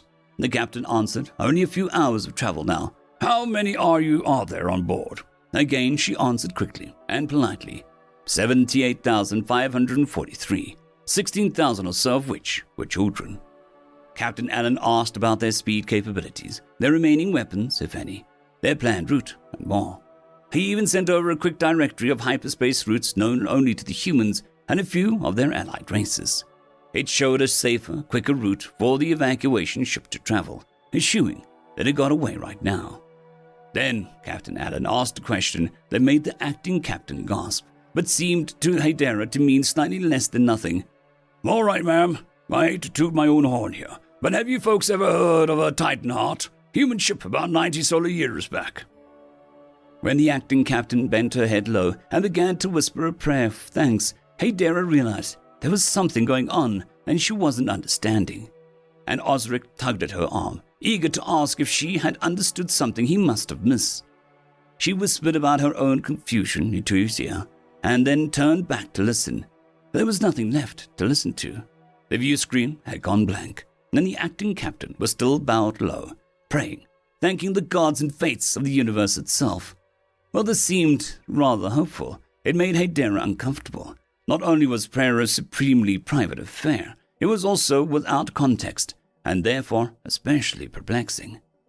Then she looked over at the larger main view screen above the central zone's main viewing port, and saw a zoomed-in image of what appeared to be a human ship gaining speed. It had begun to glow slightly too, and the readout on the image said that it was now giving off enough radiation to be lethal at a distance of half a mile or so. And the radiation was still building. It was bright enough now to be seen without zoomed screen. It was like a tiny floating star, the only one seeming to move against the backdrop of space, and it was heading faster and faster to the Benedrayans, who had now turned their weaponry upon the human ship, though with little effect. The sun of Hephaestus simply sped up further and grew so brilliantly bright that Hidara, staring from the viewport, had to shield her eyes. Horrified, Hidara realized the humans aboard were dead. Already, now, dead. She didn't understand what was happening for a second longer, but Osric did, as he whispered almost to himself, They're going to hit. They're going to slam the Drayans. And then it happened. The outer shield of the Benedrain ship held back the blast for perhaps a second, or a second and a half before it failed. The inner shield didn't even light up or show the least degree of resistance. And now there was a massive hole in the central axis of the Benedrain ship. It wasn't destroyed, truly, but it wasn't capable of chasing them. And unless the ship had the strongest imaginable radiation shielding, the crew was dead. No matter how protected their section of the ship had been from the blast, Hedera fell to her knees and prayed. Osric was reading aloud now. On this new planet named Thalia, there were plenty of places to sit outside and enjoy the weather, and so they'd chosen a nice spot for Osric to practice reading to his sisters. Each was seated perfectly still, listening attentively. Hedera herself was less rigid. Something had seemed to change in her, and she found herself being more expressive and relaxed lately. She was leaning back, her hands splayed out behind her to support herself as she listened. The Titanheart was a human ship of novel design, continued Osric, meant for heavy mining. Like most human vessels, it used a relatively crude fusion reactor chamber for its energy needs, though it possessed significantly stronger drives for interstellar travel. He continued for a few minutes, explaining the ship's abilities, limitations, and of course, its size. It was close to 5 times the size of a son of Hephaestus, and its crew had been almost 10 times larger. Hedera was ready to let her mind wander, considering these facts, when Osric quietly cleared his throat and stared at her. She paid attention again, almost laughing at her young son's reprimand, and leaned forward, putting her hands back into her lap. She nodded, gesturing for him to continue. The humans had often claimed that the fusion generator was more of a safety measure than anything else. No civilized people would bother taking a human craft prisoner, knowing that they could overload the fusion reactor. Other people have long since abandoned this practice because of its obvious risks if a malfunction were to occur. But human researchers and engineers have appeared to be far more comfortable with the level of risk than most others. Despite their comparatively young civilization and limited technology, they do appear to have a unique crude grasp on the fusion and fission of atomic particles. As Osric followed the book's rambling path to discuss the presence of fusion engines on human ships, Hedera's mind drifted. She had gotten this book for Osric when they had landed, and he had continued to pester her for explanations of what he'd seen. Most importantly, he had asked over and over again what the human captain's last words had meant. What was the Titanheart, and what did it have to do with the strange malfunction on the human ship, the one that had let them escape? Hedera had explained to him that there wasn't a malfunction. Osric hadn't understood. She'd explained that the son of Hephaestus had lacked the weapons to protect the evacuation ship or threaten the Benedraians, except for their final, most dangerous weapon. The humans had not had a malfunction. They had made a choice. Osric had timidly accepted this answer, but had obviously not understood. This sort of self-sacrifice was not a traditional Turian philosophy, and so he didn't understand it. That was where the book came in. It told the story of the Titanheart, a massive ship by human standards. Less than a solar century before, it had been carrying one of the greatest treasures humans had found, cargo worth trillions of credits, and a crew of over 400. It had been returning from a government-sponsored trip, meant for the humans to show the rest of the species in the council that they had the capacity for far more than what the others assumed, and it had come across a battle in deep space. The attacking/aggressive species involved was not known. No human recorded the event, and the only stories of this had come from the Pelurians, who had been afraid to cause greater anger at them from their attackers by publicly shaming them. Whoever the aggressors had been, most modern stories claimed that it was actually the Benedrains, the Lulpans, or some other equally villainized species. There were far too many species happy to attack humanity on sight, and the Pleiadians as well, so it was difficult to narrow down the attackers. Whatever the case, the book told of the Titanheart seeing the capital ship slowly being destroyed, while actively signaling their surrender. Council guidelines required that the ship signaling surrender would be boarded, or at the least left alone if they agreed to eject their weaponry and surrender themselves to local legal authorities. Heck, the Taurian evacuation ships had shown how little the Benedrains seemed to care about the rules of military surrender. They'd been blown up despite their signals. In any case, the stories varied, but the known facts were that the capital ship under attack had belonged to the Plurian fleet and was holding the typical ludicrously overcrowded number for the Plurian ship, and a capital ship at that, 25,000 or so. The Titanheart had seen them under attack, as their ship had automatically dropped from hyperspace when its route had come too close to the other ships to risk travel at hyperspace speeds. And after seeing what had happened, it had immediately overloaded the fusion reactor and charged into the attacking ship, saving thousands of Plurians and earning the humans this place of honor amongst their people, while gaining them a reputation for idiocy and recklessness amongst the species who felt that it wasn't the humans' business to interfere. This book then explained Osric's question. What had the last question of the human Captain Allen meant when he asked if they had heard of the Titanheart? Now Osric would be made to understand. He would grow up on Thalia, understanding the terrible cost that had been paid by strangers to allow him to do so. Even the name of the planet was a sign of that debt to humanity. Thalia was the same name as the one of the fabled daughters of the human god Hephaestus. It had been easy to choose a name for the new homeworld. Once this had been suggested, it fit. It was right. They now lived peacefully on their own protected planet, far from Benedrain space, rebuilding their kind and their culture on a planet named for Hephaestus' daughter. And they could only do so because of his son had given his life that they might live. End of story. What talon and what dreadful claw, written by In Babylon They Wept. She watched him walking over the horizon for almost 6 hours now. She loved getting guests, loved seeing the resignation of men half dead with thirst, trading certain death in the sands for possible death in her waters. And they were hers. The promise of Ramsay still stood, even if it had been a millennium since the Concord. By right of blood and writ of paper, she was the queen of the deeper dirt. And it was the queen's privilege to choose her guests, and occasionally kill them with her claws. She could have flown over, but she had time, more time than anyone, more than enough time to wait. Her guest was not half dead. He was, to be technical, less than a quarter dead, but that was only if you measured things in years. He was young. His face certainly seemed less lined than her own. There wasn't much else that she could judge age from. The lines on her form folded in wings and furs and claws at the same point that his folded into silks and beads. He'd prepared for the meeting by bringing a wealth of spices. It was a trick common to royal travelers. If sweat couldn't be prevented, it could at least be masked. She could still pick traces up of it under the sandalwood and myrrh. But it was pleasant, salty and metallic and sharp underneath all the soft wisps of smoke. He'd brought her gifts. When she told him that the gifts were not acceptable for passage, he said that wasn't how gifts worked. Gifts weren't given in exchanges. They were given for the joy of giving, and it brought him joy to share with her. She didn't know how to respond to that, so she simply asked him if he intended to cross through her doubt. "Maybe," he replied. "What's your price?"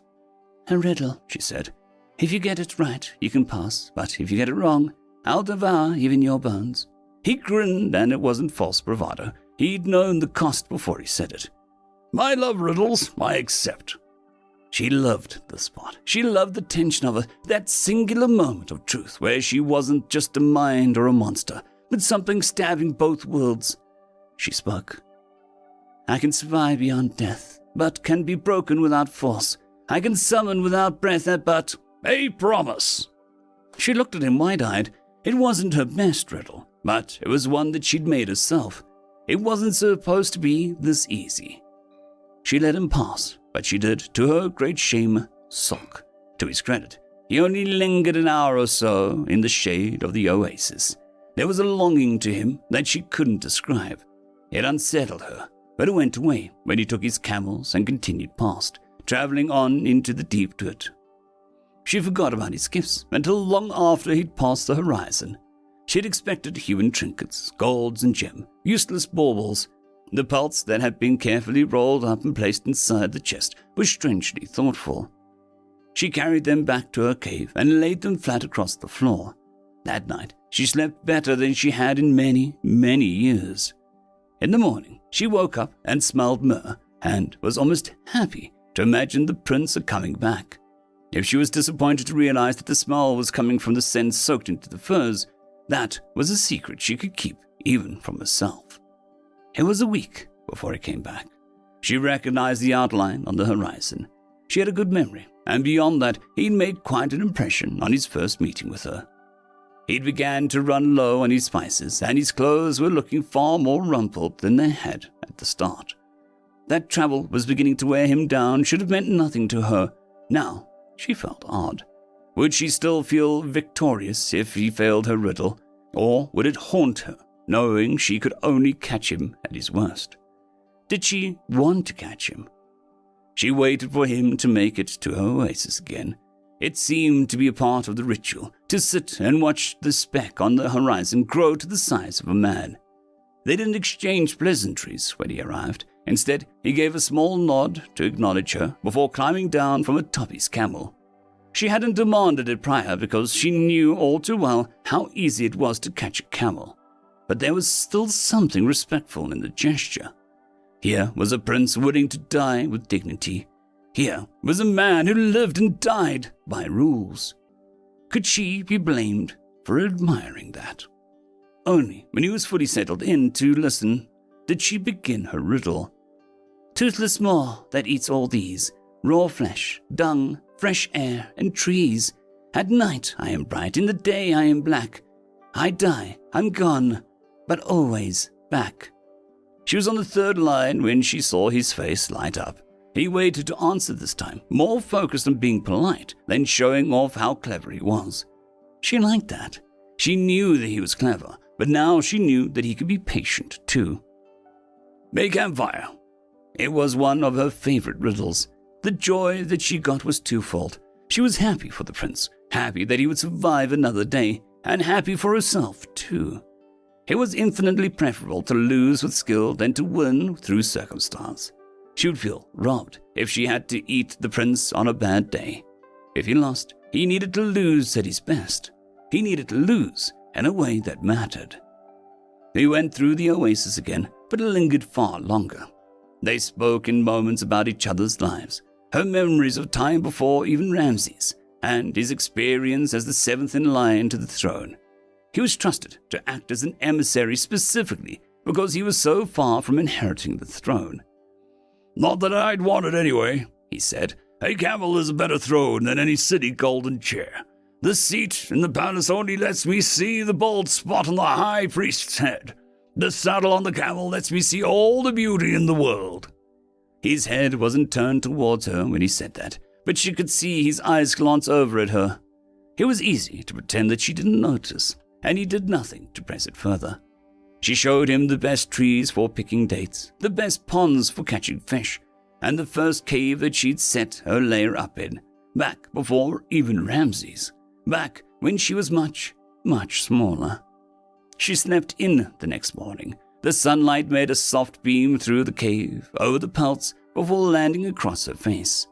Any other day, it would have been a wonderful way to wake up. But the realization that she'd missed her chance to say goodbye made her scramble.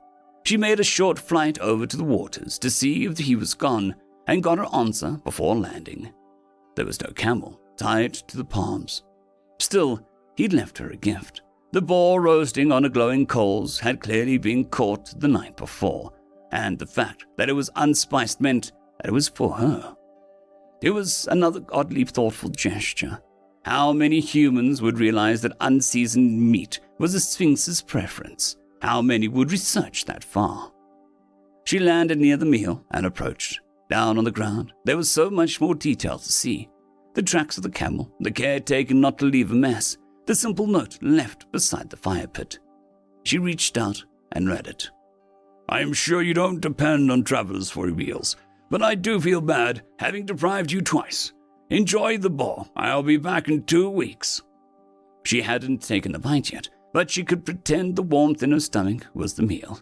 2 bites was all it took to make the illusion complete. She waited until the 15th day before flying. She wasn't sure what she'd expected, a sandstorm perhaps, or a heat-struck camel. Instead, it was only a few minutes' flight before the smell of blood caught in the back of her throat. It was hard to describe what happened after that. Sometimes she was more mind than a monster. Sometimes she was more monster than mind. That day was a monster day.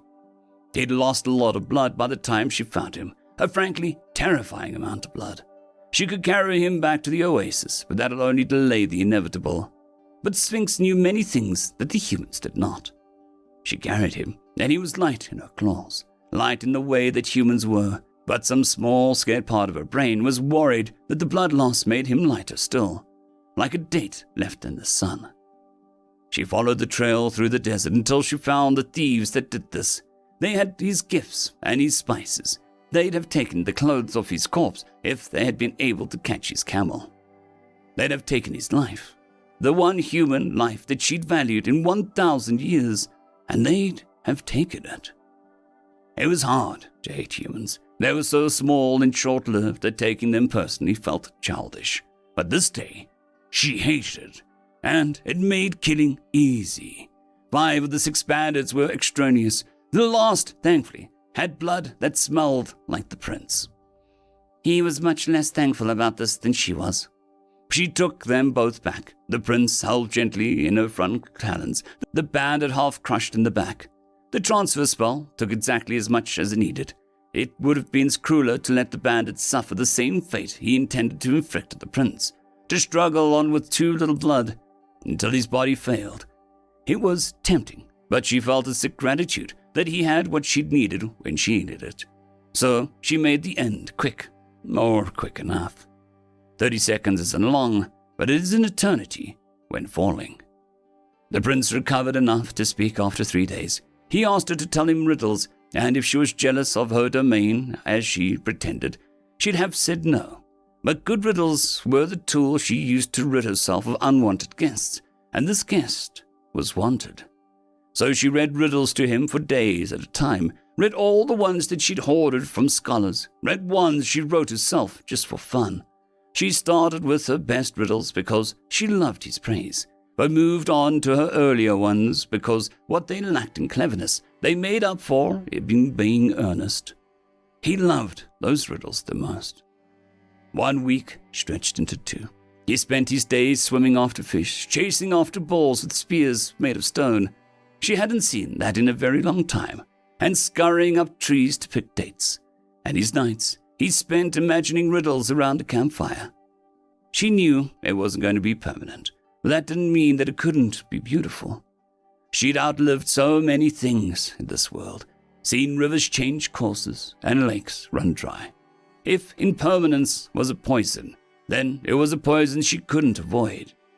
There was no wall that she could build to keep death at bay. She could only share a home with it, that one wonderful faraway day that even death would die. And that day would not be soon. The king's men found the oasis after a month of searching.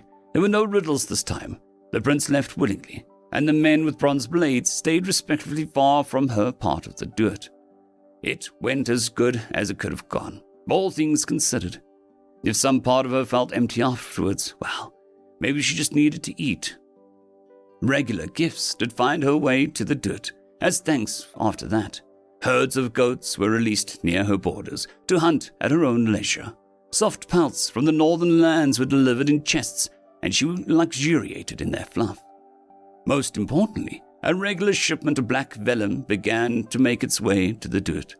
She was told explicitly that it was for her to write some more riddles, and also, if she had a spare moment, she could send letters back with its vendor. The prince always made sure to send at least one out to her, and she always made sure to send one back. Always.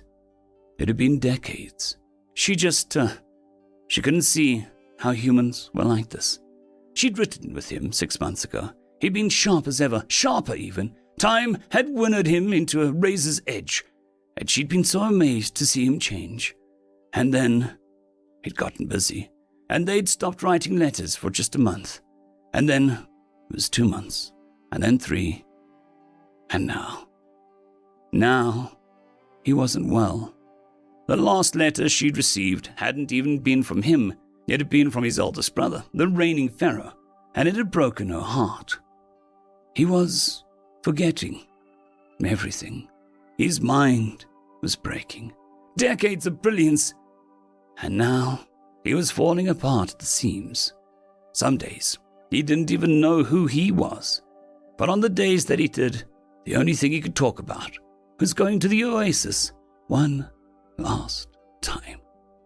And his brother, who had kept him close, who had been so protective of him after his near death with the bandits, had finally agreed. He was going to be arriving any day now. The note had a sort of helpless plea attached, that he didn't know what to do at this point, but that whatever it cost her to keep him comfortable, he would repay tenfold. She sent a letter back saying that it was a gift. She was the queen of the dirt, and it pleased her to give this to her neighboring kingdom. Never mind that her kingdom had no subjects. Never mind that she had no armies at her disposal. What she had, she could give, and this was easy. It made her happy to write the letter. It reminded her of the first words the prince had spoken to her all those years ago. He arrived a few days later, escorted by 50 soldiers. She was grateful. That was in one of his lucid moments. She couldn't imagine how it would be to be seen and not known. She didn't wait for them to make it all the way to her oasis. She flew over to meet them and then carried him back.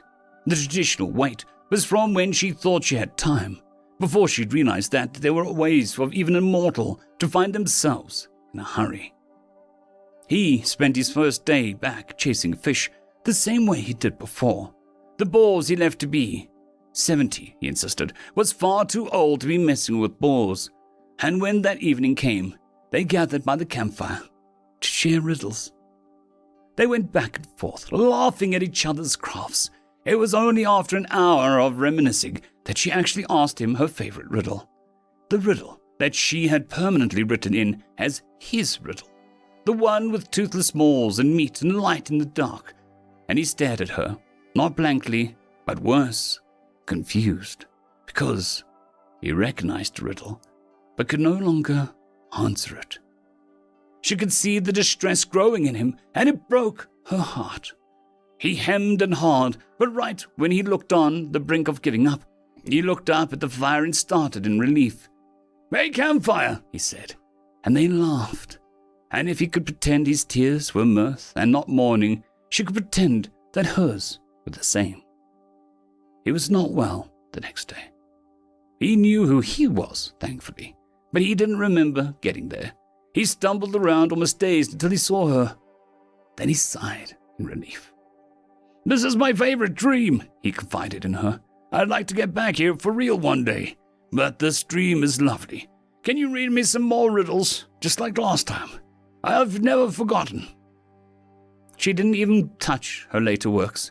She went to her earliest ones, the easy ones, and the way he pondered minutes at a time made her stomach clench. She did not sleep that night. She had spent literally her entire life trying to make harder and harder riddles. And now, they needed to be easy. They needed to be simple. They needed to be rhyme and feel like riddles. But they needed to be solvable by someone that... She had to stop writing for a few moments to compose herself. She couldn't afford to cry on the venom. A new shipment wouldn't arrive in time. She was immortal, but she was still running out of time. He woke up the next morning completely confused. She prepared her first riddle as, "Who sits in the sand beside my lair? Who swims through fish and the thin white hair? Who braved the desert and survived, then returned home alive and thrived?" But after several seconds of silence, she couldn't take it anymore. "It's you," she said. "Oh," he replied, surprised. "What do you know about this place?" she asked, after several more long seconds of quiet. No, not a lot," he admitted. "But I know I love you." "I love you too," she said. That was the only riddle that she had for the day. he fell asleep in the mid-morning, and she took the time to go catch a goat for them. He was still asleep when she returned, and remained that way the rest of the day.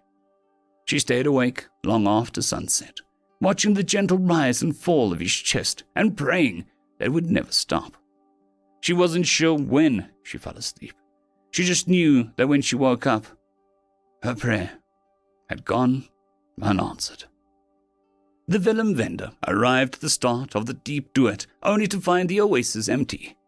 He looked for hours, but there was only a single vellum left behind in the cave. He grabbed it and read the half-finished riddle. What hungers and is never full? What is complete but never whole? What pierces armor, shields, and hearts? What ends before it even starts? What force can make a monster thrall? What talon and what dreadful claw can heal the slice it makes each day? What pain can make the godless pray? It was all that he could take back to the pharaoh. He hoped it was enough. End of story. A God Called Fred, written by FarmWitch4275. The atmosphere within the palace walls could be cut with a blunt knife. 100 eyes of nobles, kings, lords of the great houses, the emperor himself, all within these crisp marble white halls. 3 younglings stand ready in front of the emperor, guarded by his oversized lizardmen paladins. The court stood in silence, waiting for the emperor to begin proceedings. The 3 younglings, adventurous by trade, stood patiently waiting for the emperor to begin.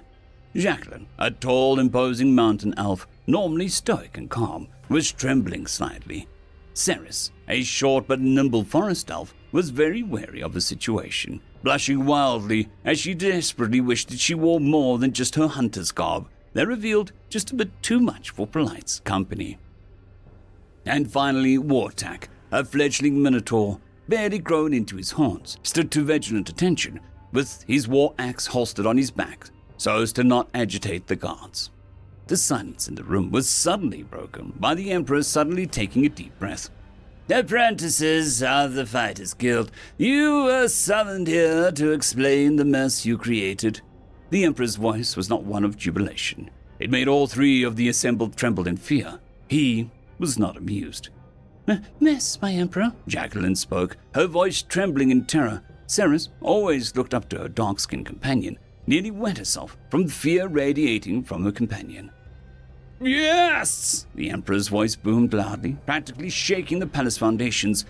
"Well, it cannot be denied by anyone that the service you rendered unto us by destroying the Dark Lord and routing his treasonous wretch Kalthar from my kingdom, the fact of the matter remains that the means by which you accomplished this task is, concerning." He growled that last word out. Could you be more specific?" Wartak asked, his normal gravelly voice now a mildly humiliating squeak. "Assassinating an Imperial envoy at the Wallwalker's Pass, to start." The Emperor's voice echoed through the hall. The silence was so deafening that he could be heard even outside the palace grounds. After a few moments of terror, Jacqueline finally found the courage to speak out. She cleared her throat loudly, perhaps too loudly. "We were staying for rest at the Warwick Inn during the adventure. Out of curiosity, we entered his room and found this." Jacqueline reached into a satchel and retrieved a piece of cloth with a strange symbol on it. It radiated dark energy, forcing the assembled crowd to gasp in response. The Emperor scratched his hairy chin. Wartek continued. "We confronted him with this information, and he attacked us immediately. He was not able to get very far, as by the time he began conjuring a spell towards us, my axe was already buried in his spine." Wartak beamed, a smile of pride at this statement. We searched his person and his room for more information, and found more damning evidence against him. Noting that he was meeting with subordinates at Wallwalker's Pass, we went there and were able to take a prisoner. After some interrogation, we handed him over to the city guard, Ceres said, still blushing. The Emperor considered the information and took a deep breath, licking his lips. He spoke further with greater emphasis. The destruction of Ferentis Watchtower at Hag's End. We came across the tower, already destroyed, while returning to the city. A plague beast attacked it, and we entered the fray like any citizen would. Master Arentino of the Mages Guild was there, and with him the beast was driven back with prejudice. Vortak dealt the killing blow, Sarah said in turn, her voice gaining a modicum of courage. The Emperor squinted his eyes at the scantily clad elf girl in response. And the Battle of Crow's Rest, the battle where the entire legion of Baron Harbinger's troops were slaughtered. Vortak spoke this time, with more strength in his tone. We were at that battle. It was a slaughter. The Dark Lord employed a Death Knight to destroy the town of Redhall. Master Martino, the Brave, and Baron Harbinger both lost their lives evacuating the town. But Ceres scored the killing blow against the Death Knight that caused it. Everyone looked at Ceres in response. This tiny little elf girl killed a Death Knight? The Emperor raised an eyebrow. It was dumb luck, okay? She squealed, startling the room. I was being attacked by a skeleton. I panicked and missed him. The arrow bounced off him and hit the Death Knight in the eye. After the lucky shot, the holds collapsed and the fight was over. It took us 2 days to bury the bodies, Jacqueline said, her voice breaking from sorrow. The Emperor cast a gaze upon Ceres. The burning of Aldenar Forest, enlighten me. We... Ceres trailed off, her eyes now focusing on another object in the corner. Jacqueline assumed that she had become too nervous and spoke in turn. Well, that's kind of embarrassing, really. An apprentice mage asked us to test a spell that he was working on. It failed. That mage is now receiving the biggest chewing out in the world, Jacqueline said with a smirk. This made the Emperor half chuckle, half scoff. There, it was a simple accident. Then we can smooth things out with the local magical creatures. Mages should be able to regrow the forest with ease. Now, what about the Dragon Kingdoms? You will have to ask Sir Eleanor and Sir Reginald for that information. We were never privy to anything happening with the Dragon Kingdoms. Vortak responded in earnest, his chest out and proud now, having regained his courage. Ceres was now fully ignorant of the world around her, jaw agape at the sight of something. A god, annoyed that his emperor's presence was being ignored, moved forward and stood by her. Normally a girl like Ceres would be terrified at the close proximity of one of the king's lizard men, but she remained distracted. The god followed her line of sight, and what he saw nearly made him drop his war pike. The emperor remained undaunted and continued, And, the massacre of Thornbreaker, care to explain that? We were at the inn there and a bandit raid hit the town. There were a lot of them. Maybe 7 different clans attacked at once. Overran the guards and wiped the town out completely. Casualties were due to their sheer numbers. Vortak proudly brandished his battle axe with a smirk. They took a long time to die, he said with a hearty laugh, like a true warrior. Ceres and the paladin's proximity were now noticed by several bystanders, and several beastmen wandered over to try and separate them.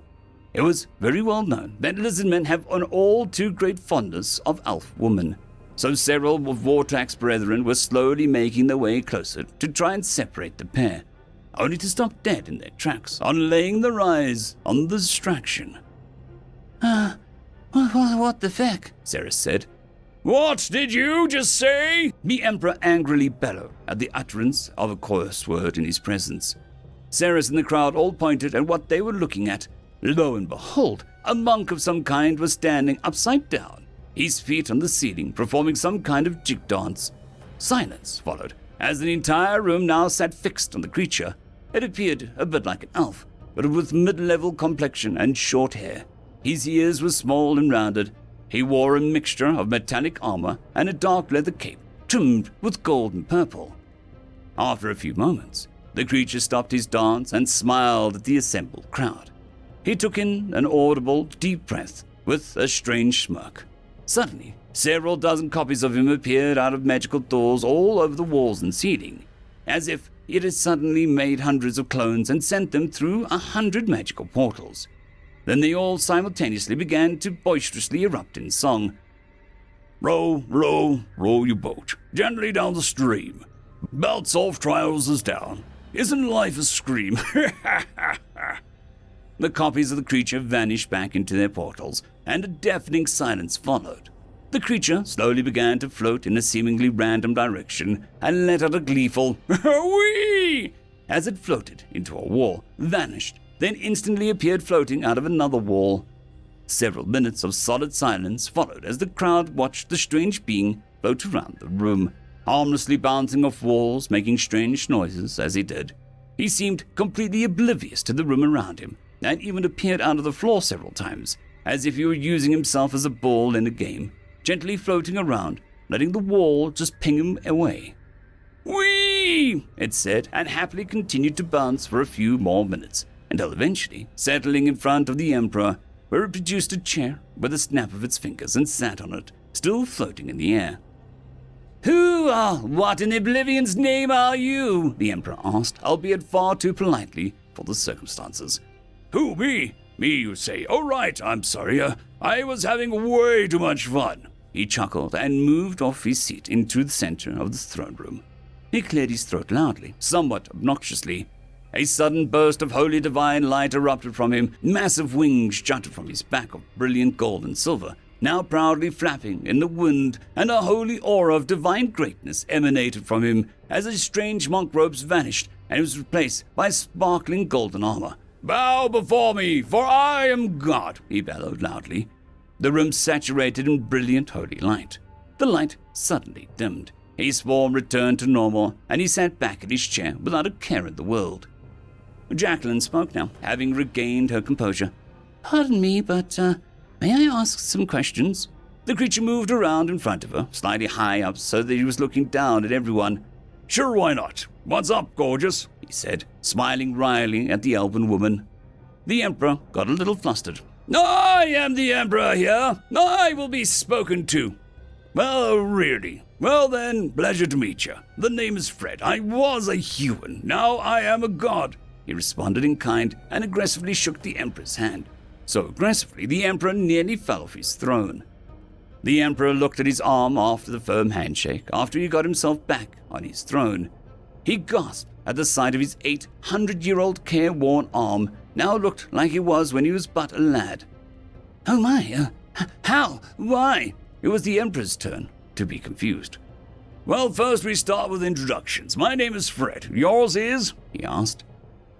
My name is Emperor Jub Saradonless the 31st. This is Ceres and Mortak and Jacqueline, adventurers, who I now notice are standing way too close to my guards." The Emperor looked at Ceres and his paladin. Everyone nearby suddenly found their opening and moved Ceres away from the paladin, then ushered him back to the station. "The hell was that?" Fred asked, finishing his tea. Lizard men and elves have this thing, and Ceres blushed from the thought of the unconventional relationship she was vaguely attempting to explain. "Ah, I get it. Some strange quirk of nature makes it so elves produce some kind of pheromonal scent that lizardmen find irresistible. That's hilarious!" Fred laughed a bit, and he floated up in the air while chuckling, still holding his teacup. "So, why are you here?" Mortak said. "Well, there are these dudes called humans, right? They fought, they bled, they were born, they existed, they died, blah, blah, blah. Then they left their home planet and went into the stars to colonize the universe. Then, after a couple thousand years, discovered the secrets of the universe, sometimes through less than savory means, and ascended into godhood and created and lord over their own custom-made planes of existence. I am one of these humans who did the whole ascending to godhood thing. Pleasure to meet you," he said, tipping his cup to the crowd. "What? So you created us?" one of the bystanders asked. "Nope, I'm just here. My own created universe ran its course, so I'm wandering around universe to universe. I like stories. Universes tell many stories, and there are many, many, many universes and planes of existence. So, anything you need?" he asked rather nonchalantly. Jacqueline jumped at the offer. "We lost 2 of our greatest warriors in a battle with the Death Knight, Master Martino the Brave and Baron Harbinger. Is there any way that you can bring them back?" Yep," Fred said. Fred snapped his fingers with a loud pop, the kind you hear when a balloon explodes. Master Martino the Brave and Baron Harbinger appeared in the room, landing on the floor with a loud metallic clunk. The two men stood up, rubbing their heads. They looked around the room and then at their own forms. Where did I go just now?" Martino said as he quizzically scratched his head. "I have no idea, but that guy over there is floating on a chair." "What?" Harbinger pointed at Fred, the god. "Hey guys, welcome back to the land of the living. Please wipe your feet," Fred said with a hearty laugh. "There you go, Baron Von Beefcake and Chad Boy the Strunk, living large." The Emperor by this point was flabbergasted to oblivion, mouth agape, face pale, and trapped in a petrified mid-grasp. Fred took the opportunity to look around and settled his gaze on Saris. He reached out with a finger and gently tapped her on the tiny elven nose. "Boop!" Saris blushed and couldn't stop herself from smiling. Why did you do that?" Universal law. So the laws that even gods have to obey. Uni law number 27. If you see a cute, boop the snoot. It matters not what universe it is a constant," he stated simply and floated to a spot in front of the Emperor. The room remained in silence for a bit as Fred resumed sipping some tea that he magicked out of nowhere. How could one respond to the situation exactly? A literal god who seems way too happy to be here suddenly appears in your home and brings back two dead men in front of your eyes and performs miracles the best mages could only dream of. "My Lord Fred, I have a question." Wartak broke the silence. "So ask it. Don't call me Lord. I hate that grovelly, snivelly shite. Gives me the heebie-jeebies." Fred, sir, how exactly does one attain your kind of godliness?" Wartak asked, seemingly genuinely curious. "Oh, there's plenty of ways. Step 1, fix your planet. Step 2, leave your home planet. Step 3, spend a few thousand years building civilizations across the galaxy. Step 4, try not to get yourselves killed within that time. Step 5, you have 6 options, which are as follows. Quantum entanglement cascade reaction inside of a micro-quasar caused by a Matryoshka brain. Entry into the Shroud, a dimension of nightmares and dreams where you are literally consumed by all-encompassing power between universes. Uploading yourself, one's people, or an entire species into a quantum computation network inside of a planetary computing complex. And then get lost in the quantum foam of life. Attain supreme power in the mastery of magic, and cast the Emergence Cascade ritual, and ascend to the Aether with all magics. Or simply through brute force, refuse to die no matter how hard the universe tries to kill you, and figure out a way to break through the chaos matrix. Or do what I did. Ascend to divinity through hard work, discipline, meditation, knowledge, and contemplation," Fred said with a smile and sipped more of his tea. "Oh, I didn't understand any of that, but thanks," Wartak responded with a sheepish grin. "You will, given time, patience, and a shot at the future. You will. The great filters come to us all. Only the truly great will survive, and only the truly masterful will overcome it. Any species that survives evolution survives subsequent attempts at extinction by various factors, including disease, war, famine, or hardship passes the first 2 filters. Any species that leaves their home planet for more than a year passes the 3rd. Any species that establishes a presence on another world survives the 4th. The rest of the galaxy's occupants, or lack thereof, are your 5th and final filter," he said, smiling at the crowd. Okay, thanks. We will, get on that," Jacqueline said sheepishly. Nobody really knew how to respond to any of this. Several moments of silence passed while everyone waited for Fred to finish his tea. Fred loudly slurped his beverage, finishing it shortly thereafter. "First, however, I noticed something about you, massively diverse. I count 17 distinct species here. But there is something that troubles you all, something awful, something that is ostensibly your first filter. Drugs," Fred said. That name filled the room with a mixture of hatred, fear, and revulsion. Jacqueline shuddered in disgust and retched a bit. Ceres ducked behind Wartak in fear at the sound of it. The room filled with a collective mixture of gasps, boos, and curse words at the mere utterance of the most vile creatures in all the lands. Wow, interesting response. Never had that before, so I have a bargain for you, and I shall rid the world of them. I shall be happy to pass for your sake the first great filters, if you could do something for me, he said, and stood on the floor in front of the Emperor. Name it, it is yours, the Emperor replied. Slavery. I find the concept by itself unforgivable. Send any who dare practice it to the headman's axe. Release all who are in bondage, and swear on the graves of your ancestors to devote your time to stamping out vile practice, wherever you find it. Fred's eyes glowed red with hatred at the utterance of these words.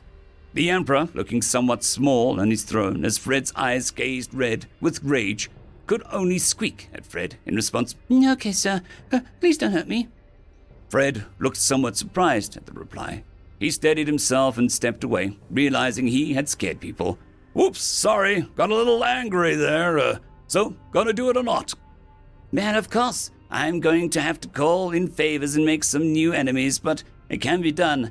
Would be easier if you helped. No, your problems are your own. I have already agreed to help you with something. Drugs for slaves. That's the deal. Fred stared the Emperor dead in the eyes as he said this. A light noise followed by a slightly foul stench followed from the Emperor as Fred got too close for comfort. Yes, sir, will do, sir. No problem, sir. Don't need me, sir. The Emperor hastily gabbled to placate the literal god standing in front of him. So we have a deal. Abolition of slavery in exchange for extermination of the Trog. Be right back, Fred said, and vanished. With God suddenly gone from the room, a feeling of relief washed over everyone. The Emperor scrambled out of his chair to his administrative's room to fetch his good parchment. The Emperor returned clutching various papers and an ink and quill. In front of everyone assembled, he began to hastily write a new law. All of the noblemen in the chamber went forward to sign their names to it and make it law. Moments later, the writ was signed, stamped, and dated. Fred once again appeared. A clang was heard after his arrival, making Ceres squeal like a piglet in terror, and she began to crawl over poor Wartak at the sight of the Trog trapped in a cage that was too small for it. The hideous, many-armed mongrel beast of red skin, sharp horn, long claws, and sharp tail was a horrifying sight to all present. The women in the court instinctively hid behind any men that they could find, and the men all drew their blades. Jacqueline, stoic and brave, squealed and jumped into Martina the Brave's arms. Yep, nasty things. Evolution really pulled a crappy move with these things. Razor sharp claws that can tear through armor, massive numbers due to overbreeding, incapacity for reason or logic, a taste for flesh of both carnal and edible variety. And they stink like a sewage treatment plant that's been lived in by zombified skunks. Highly dense bone structure, heavily armored musculature, high speed and high maneuverability. They sorta look like zombified versions of oversized goblins. Nasty, Fred said as he examined the fetid beast. Here, the Empress said, handing the newly written law to Fred. Fred looked at it for a time, scrutinizing it. Handwriting good, grammar and spelling good, parchment quality good, payment accepted. I'll just take one for my records. Fred waved his hand, and a perfect copy of the parchment appeared. He grabbed the copy and put it in his pocket. Fred moved to the center of the room, holding aloft the Trog in its cage. He hovered above the air and began to transform into a holy form. Golden wings sprouted from his back. His eyes glowed a magnificent deep purple, and his robes changed to holy gilded metal armor.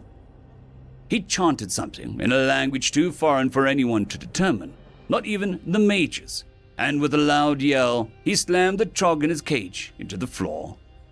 Bully go splat! He slammed the creature into the floor. The cage shattered, flattening the creature in a shower of blood and guts. At the instant of impact, a black portal of oblivion and infinity appeared underneath it, sucking the remains into the maw. More portals of smaller sizes opened up on every available flat surface. The assembled crowd hid behind any cover they could find and peered terrified at the sight. Trogs, all of them in cages, began appearing out of the smaller portals and slammed into an invisible floor, shattering the cages and killing their occupants, before vanishing into the jaws of oblivion. This continued for a few minutes as every chog on the surface of the world was sucked out of its home regardless of the location or circumstances, put in an abnormally small cage, and then cast into the void of infinity. The crowd slowly began to emerge and applaud the extinction of a disgusting beast. Noblemen and peasants alike emerging from their hiding places with thunderous uproar. After a few more minutes, the portal closed and Fred returned to his conjured chair with a cup of tea. Done, all gone. Down to the very last. You're welcome. Now, as per our agreement, I will be back in 1 year to make absolutely sure you held your end of the bargain. Fred approached the Emperor yet again. I am a man of my word. I am the Emperor. My word is law. You don't need to threaten me. Emperor Jub suddenly regained a fraction of his dignity, stood to face Fred as an equal. Awesome. I'm going to stick around for a bit, you know. I like this place. It seems pretty nice. Trogs excluded, of course. Now, would they be so kind as to point me towards the nearest tavern? If your beer is as good as I am told, I might be persuaded to stick around and, be slightly more helpful, Fred said to the crowd with a sly smile. End of story. The Aggression Plague by Mostly Wicked. It was a fine, warm evening when my elders sprung an unexpected question on me. We were sitting on a porch under the black sky when he raised all 4 eye stalks and asked the question, Dad, what's anger? An instinctual wave of fear passed through me, but I managed to control it, I think, except for the slight quiver of my secondary eye stalks that I hoped didn't give me away. It's important to show the little ones that adults are in control, or so my second and third female clustermates keep telling me. Where did you hear that word, son? From Karis at school. Lazaro, my son, said, curling his radiator fins shyly. She says that her dad says that there used to be these tiny dots of light in the sky until the anger come. I sighed, blowing out a few bubbles of mucus through my breathing hole. Kiris, I think, was the small mottled one that Lazaro befriended recently. The one that had unusually large parent cluster of 18 parents. Some people don't have any modesty or sense of tradition. My cluster was 8, and that was as it should be. And no matter what anyone said, I was not jealous of anyone's mating cluster's size.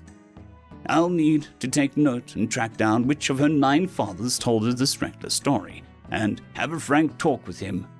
These kids were only 9 pulses old. They weren't ready for learning this stuff. I had a brief internal debate with myself, but I knew the damage was already done. Lazaro learned about anger.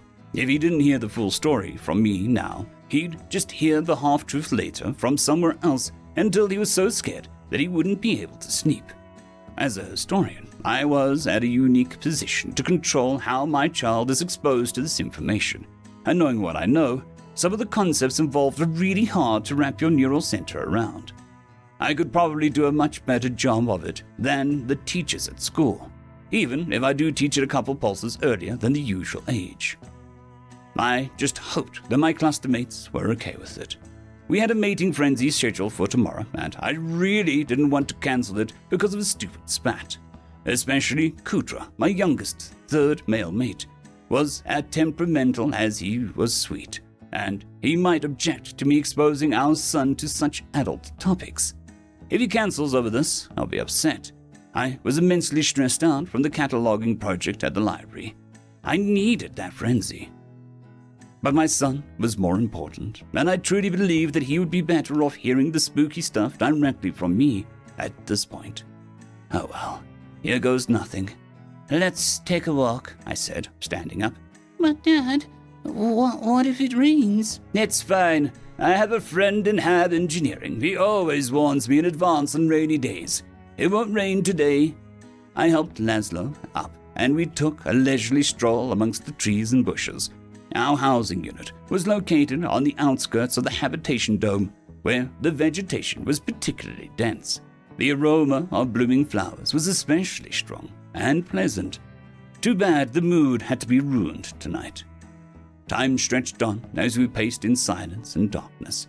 As we got further into the outskirts, the lights of the central settlement became dim orbs amongst the trees, barely illuminating the way.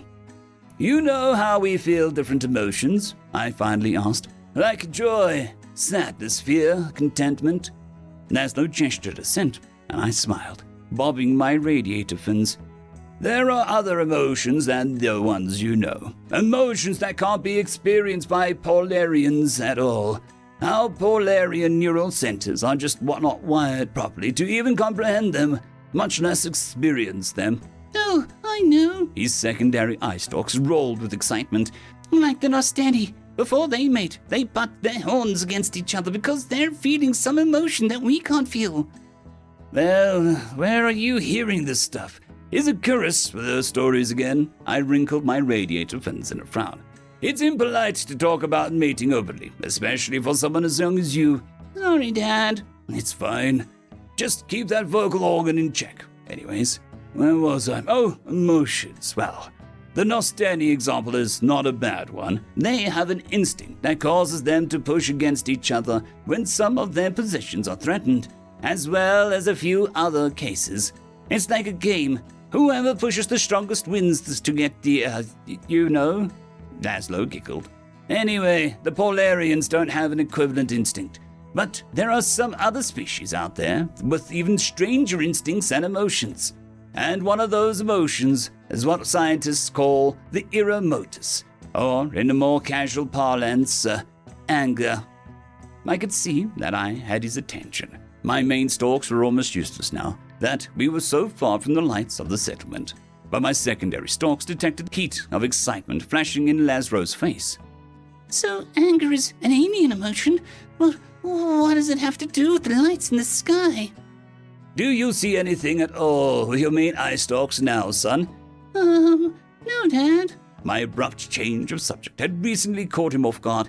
I was navigating by my heat stalks the last few micropulses. Good, look up then. Your main eye stalk should be adjusted enough to the dark to see the smudge.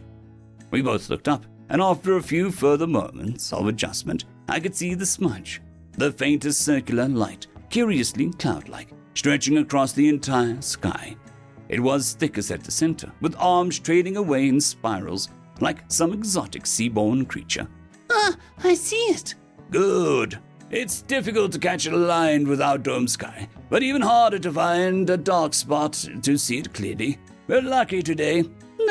Does it have anything to do with anger? Oh, aren't you clever today? I smiled. Not directly, but we'll get there. Look back the way we came.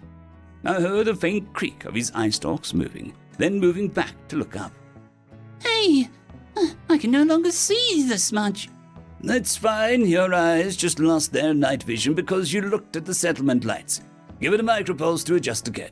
The more important thing is, did you see how weak the lights of the settlement were? Yeah, I can barely see them from here. Right, that smudge is like that too. We are very far away from it, unimaginably far, but the closer you get to it, the brighter it'll seem. A few moments of silence. Ah, Eureka! Lights in the sky, like Curus said. Yes, originally all of our ancestors lived inside the smudge, among balls of light and heat that we call stars. I'll teach you the particulars some other time, because we want to talk about anger and other alien emotions right now. Suffice to say that Polarians, Nostani, and all the other species of the Great Friendship originally came from right there. I pointed with my appendage up. Wow. Yes, give you some food for thought, does it? But, how come we no longer live there now? Ah, that's where the anger comes in. You see, we historians classify all alien species into 3 categories according to their ability to experience anger and other emotions of its type, such as hate.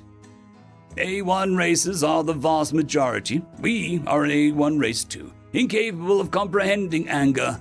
Following so far? Sure, Dad, but what does it have to do with the smudge? I'm getting there. Be patient. A2 races are rare. The Nostani and the Arcabus are the only 2 in the Friendship, compared to the almost 100 A1 races. They can feel some emotions that are adjacent to anger, but much weaker. Pushing their horns against each other is an example of this. And then there are the A3 races, the ones that feel anger fully. Dad, I don't understand anything. What's anger to begin with? Why is that emotion so important? Why classify aliens by whether they can experience it? And why does pushing horns a weaker form of anger? I don't get it. Sorry, I bobbed my radiator fins. You're right, I'm jumping ahead of myself. This was going to be one of the tough parts. Anger is an incredibly alien emotion that leads to incredibly irrational behavior. After years of study, I could somewhat get it, as much as anyone can understand something he can't ever experience. But explaining this concisely yet clearly was going to be a challenge. Imagine that you really wanted to get a new, shining computer for school. One with a great processor power and pretty ornaments. I do. Can I have one? We'll talk about that with your other parents when we get back. Anyways, that's not the point. Imagine that you bring it to school, and without saying anything, Kurus comes up, takes it, and walks away with it, and you never see it again. Oh, what? That would just be ludicrously impolite. Why would she do that? She never would, but just imagine that she does it anyway, for some unknown reason. How would you feel about that? Sad, of course. Maybe I would be a bit worried for Kurus's mental state. And what would your sadness drive you to do? I guess that I'd go and talk to her about it. Ask her why she did it, because she must have had a reason. And if she refuses to tell you, how would you feel then? And what would you do? Even more sad, obviously. I'd ask for my computer back. And if she refuses? If she... What? I don't know. I'll be incredibly sad, full of all the sadness under the dome. I'll go and ask you for a new computer. That's it? Well, yes. If she won't give it back and won't tell me why, what can I do? I'll need a computer, obviously. Sure. But would you remain her friend? Huh? Laszlo frowned. What does our friendship have to do with anything? She did take away your computer in this hypothetical example. Sure, but what would stopping our friendship solve? She would be even less willing to explain anything if she wasn't my friend, and that won't prevent her from taking my computer again in the future, right? And then I'll lose the other benefits of the friendship for nothing. There's no reason to stop. Yes, except if you were capable of experiencing anger, that's not the thought process that would occur to you. I kept one secondary eye stalk on the kid as I talked, and I could see the confusion my last statement brought on. To us Paularians, a radically different approach to problem solving is barely imaginable. But I knew better than to think our way of thinking was the only one. I wished to the friendship that I didn't, but I knew. Now I guess there's no way around it. It's time to explain exactly what anger is now, or at least try. I sighed. The bubbles of mucus expelled by my sigh were too thin from dread, with an almost no viscosity to them at all. Here goes nothing. Remember a pulse ago when a Polarian fell into an agricultural vat and was suffocated before they could be rescued? Yes, I try not to think about such things. Dad, accidents are horrible. You are completely correct. But what's even more horrible is intentional accidents. That doesn't make any sense. An accident can't be intentional. It's in the definition of the word. My son was smart for his age, that's for certain, but this very intelligence was working against his understanding right now. You can't really use intelligence to understand an unintelligent concept. Then what if an accident was brought on not by intention and clumsiness like it did in reality, but by some other creature pushing them into a vat? A sapient creature, hypothetically speaking, of course. Why would they do that? A Polarian never would, of course, and so would no species of the friendship. But, and I think it over very carefully since that kind of thinking is very alien to us, technically, a Polarian can benefit from another Polarian perishing. If, to go back to our earliest example, Kurus perished after taking away your computer, you could go over to her belongings and get it back. And they won't be there to hide it from you. to run away, or to convince you not to do it. Long micropulses passed while my son's radiator fins were wrinkled in deep thought. What I was mostly thinking about is the death of innocence. What was I doing here anyways? Speaking with my son about his friends dying, about monsters prowling inside the smudge. Only about 1 in 10 Polarians had the mental flexibility to really comprehend what aggression, anger, and murder even were. Even after pulses of study and rigorous explanation, I hoped that my son would be one of the 9 in 10. He didn't need to know. Even though I'm not one teaching him all of this, he would be better off living a happy life of ignorance, even if it did affect his odds of survival negatively should he ever encounter an A3er, perish the thought. In a sense, I was murdering his innocence, worsening his mental health for a technical benefit of keeping my own progeny safe. Was that all that was different from the horrors I was teaching Lazaro about? Maybe we Polarians weren't as different from A3 races as we'd like to think. I know, Lazaro said eventually, jarring me out of my gloomy thoughts.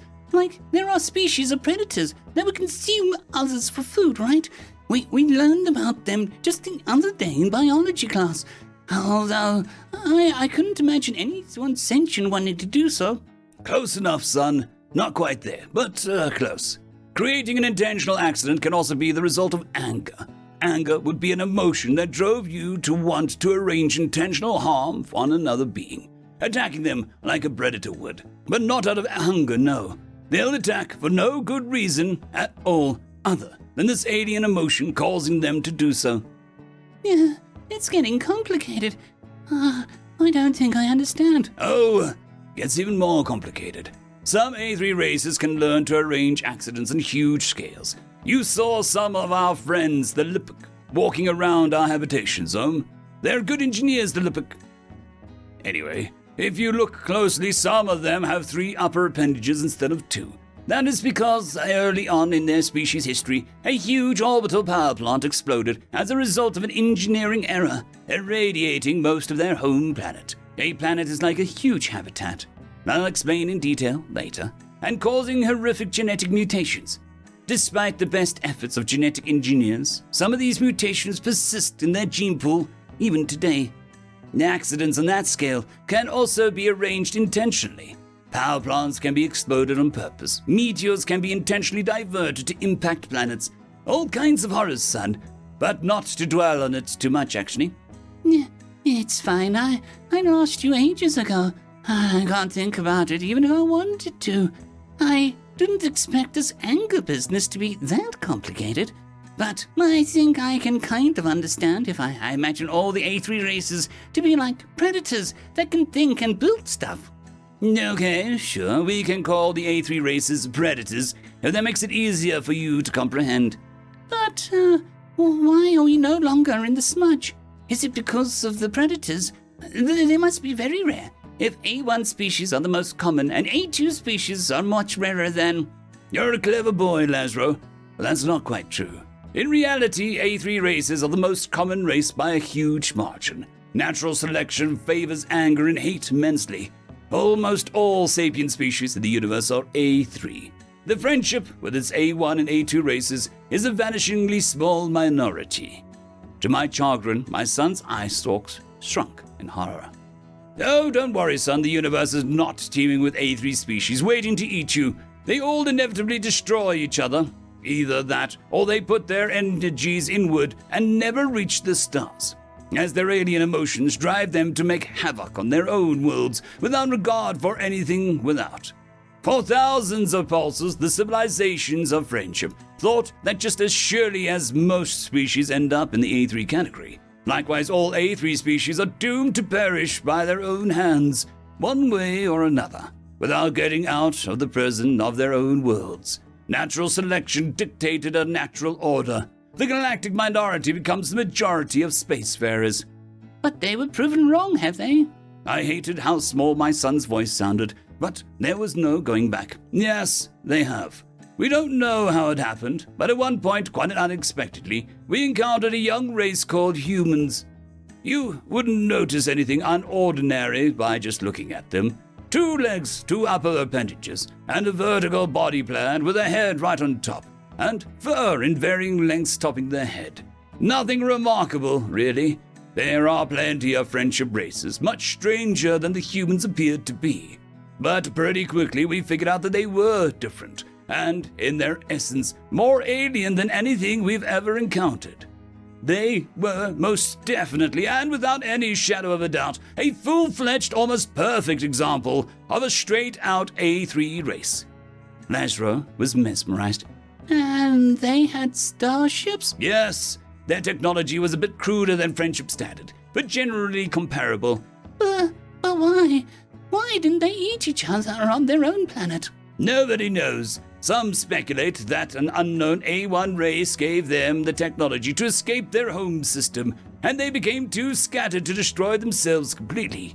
Others think that humans are capable of suppressing their violent emotions, either biologically or by social engineering, for long enough stretches of time to develop spaceship technology on their own.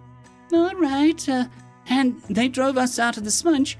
Did they want to eat us with intentional accidents? Not really, no, but they were mostly nice at first. Some of the friendship races guessed what was coming, though.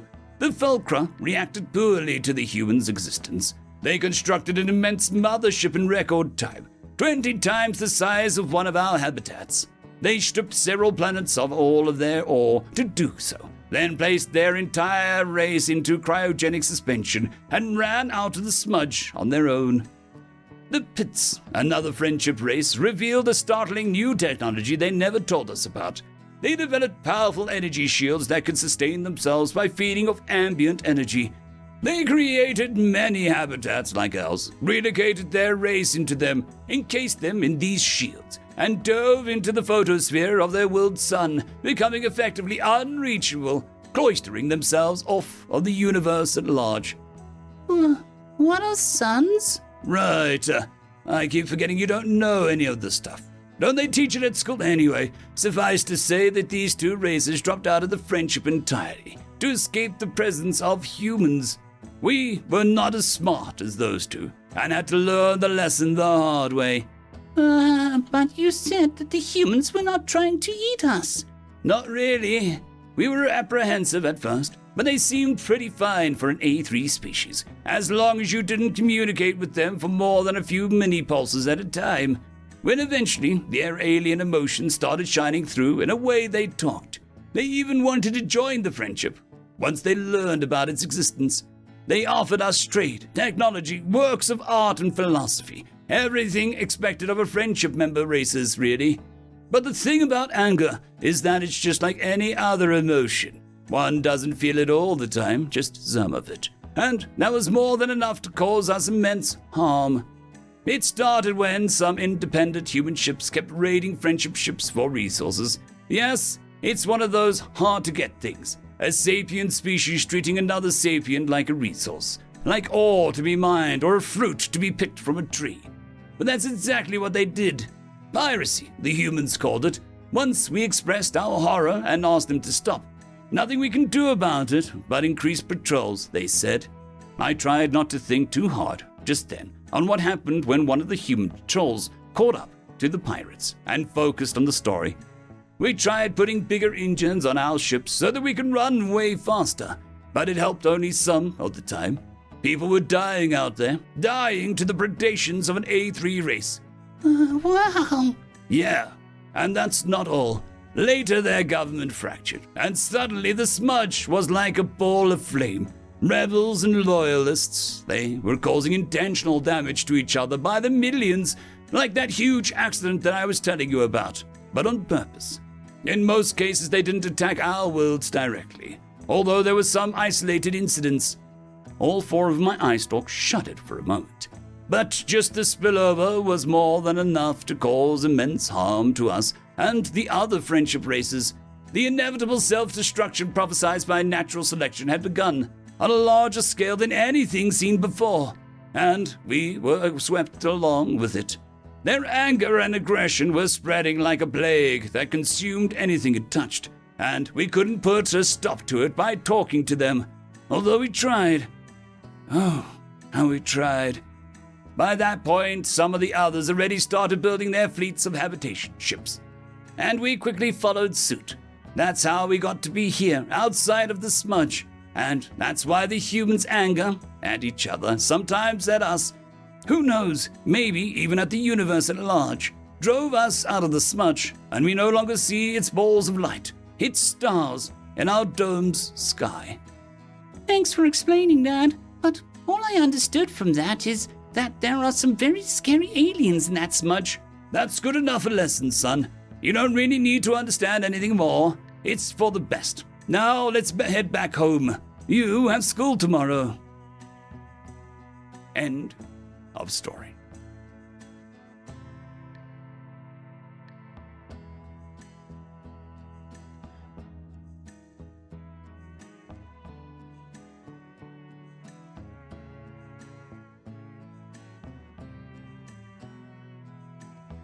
I would just quickly like to thank the T5 peeps: Dragon Soup, Cold War Boomerwaffen, Severin Cerberus, Red Panda 121, Leslie 517, Bushmaster 177, Caspar Arnholtz, Cam Maxwell, Sans the Skeleton, Lightjock, Dragzoon WRE, and Lord Asrigal. Thank you very much.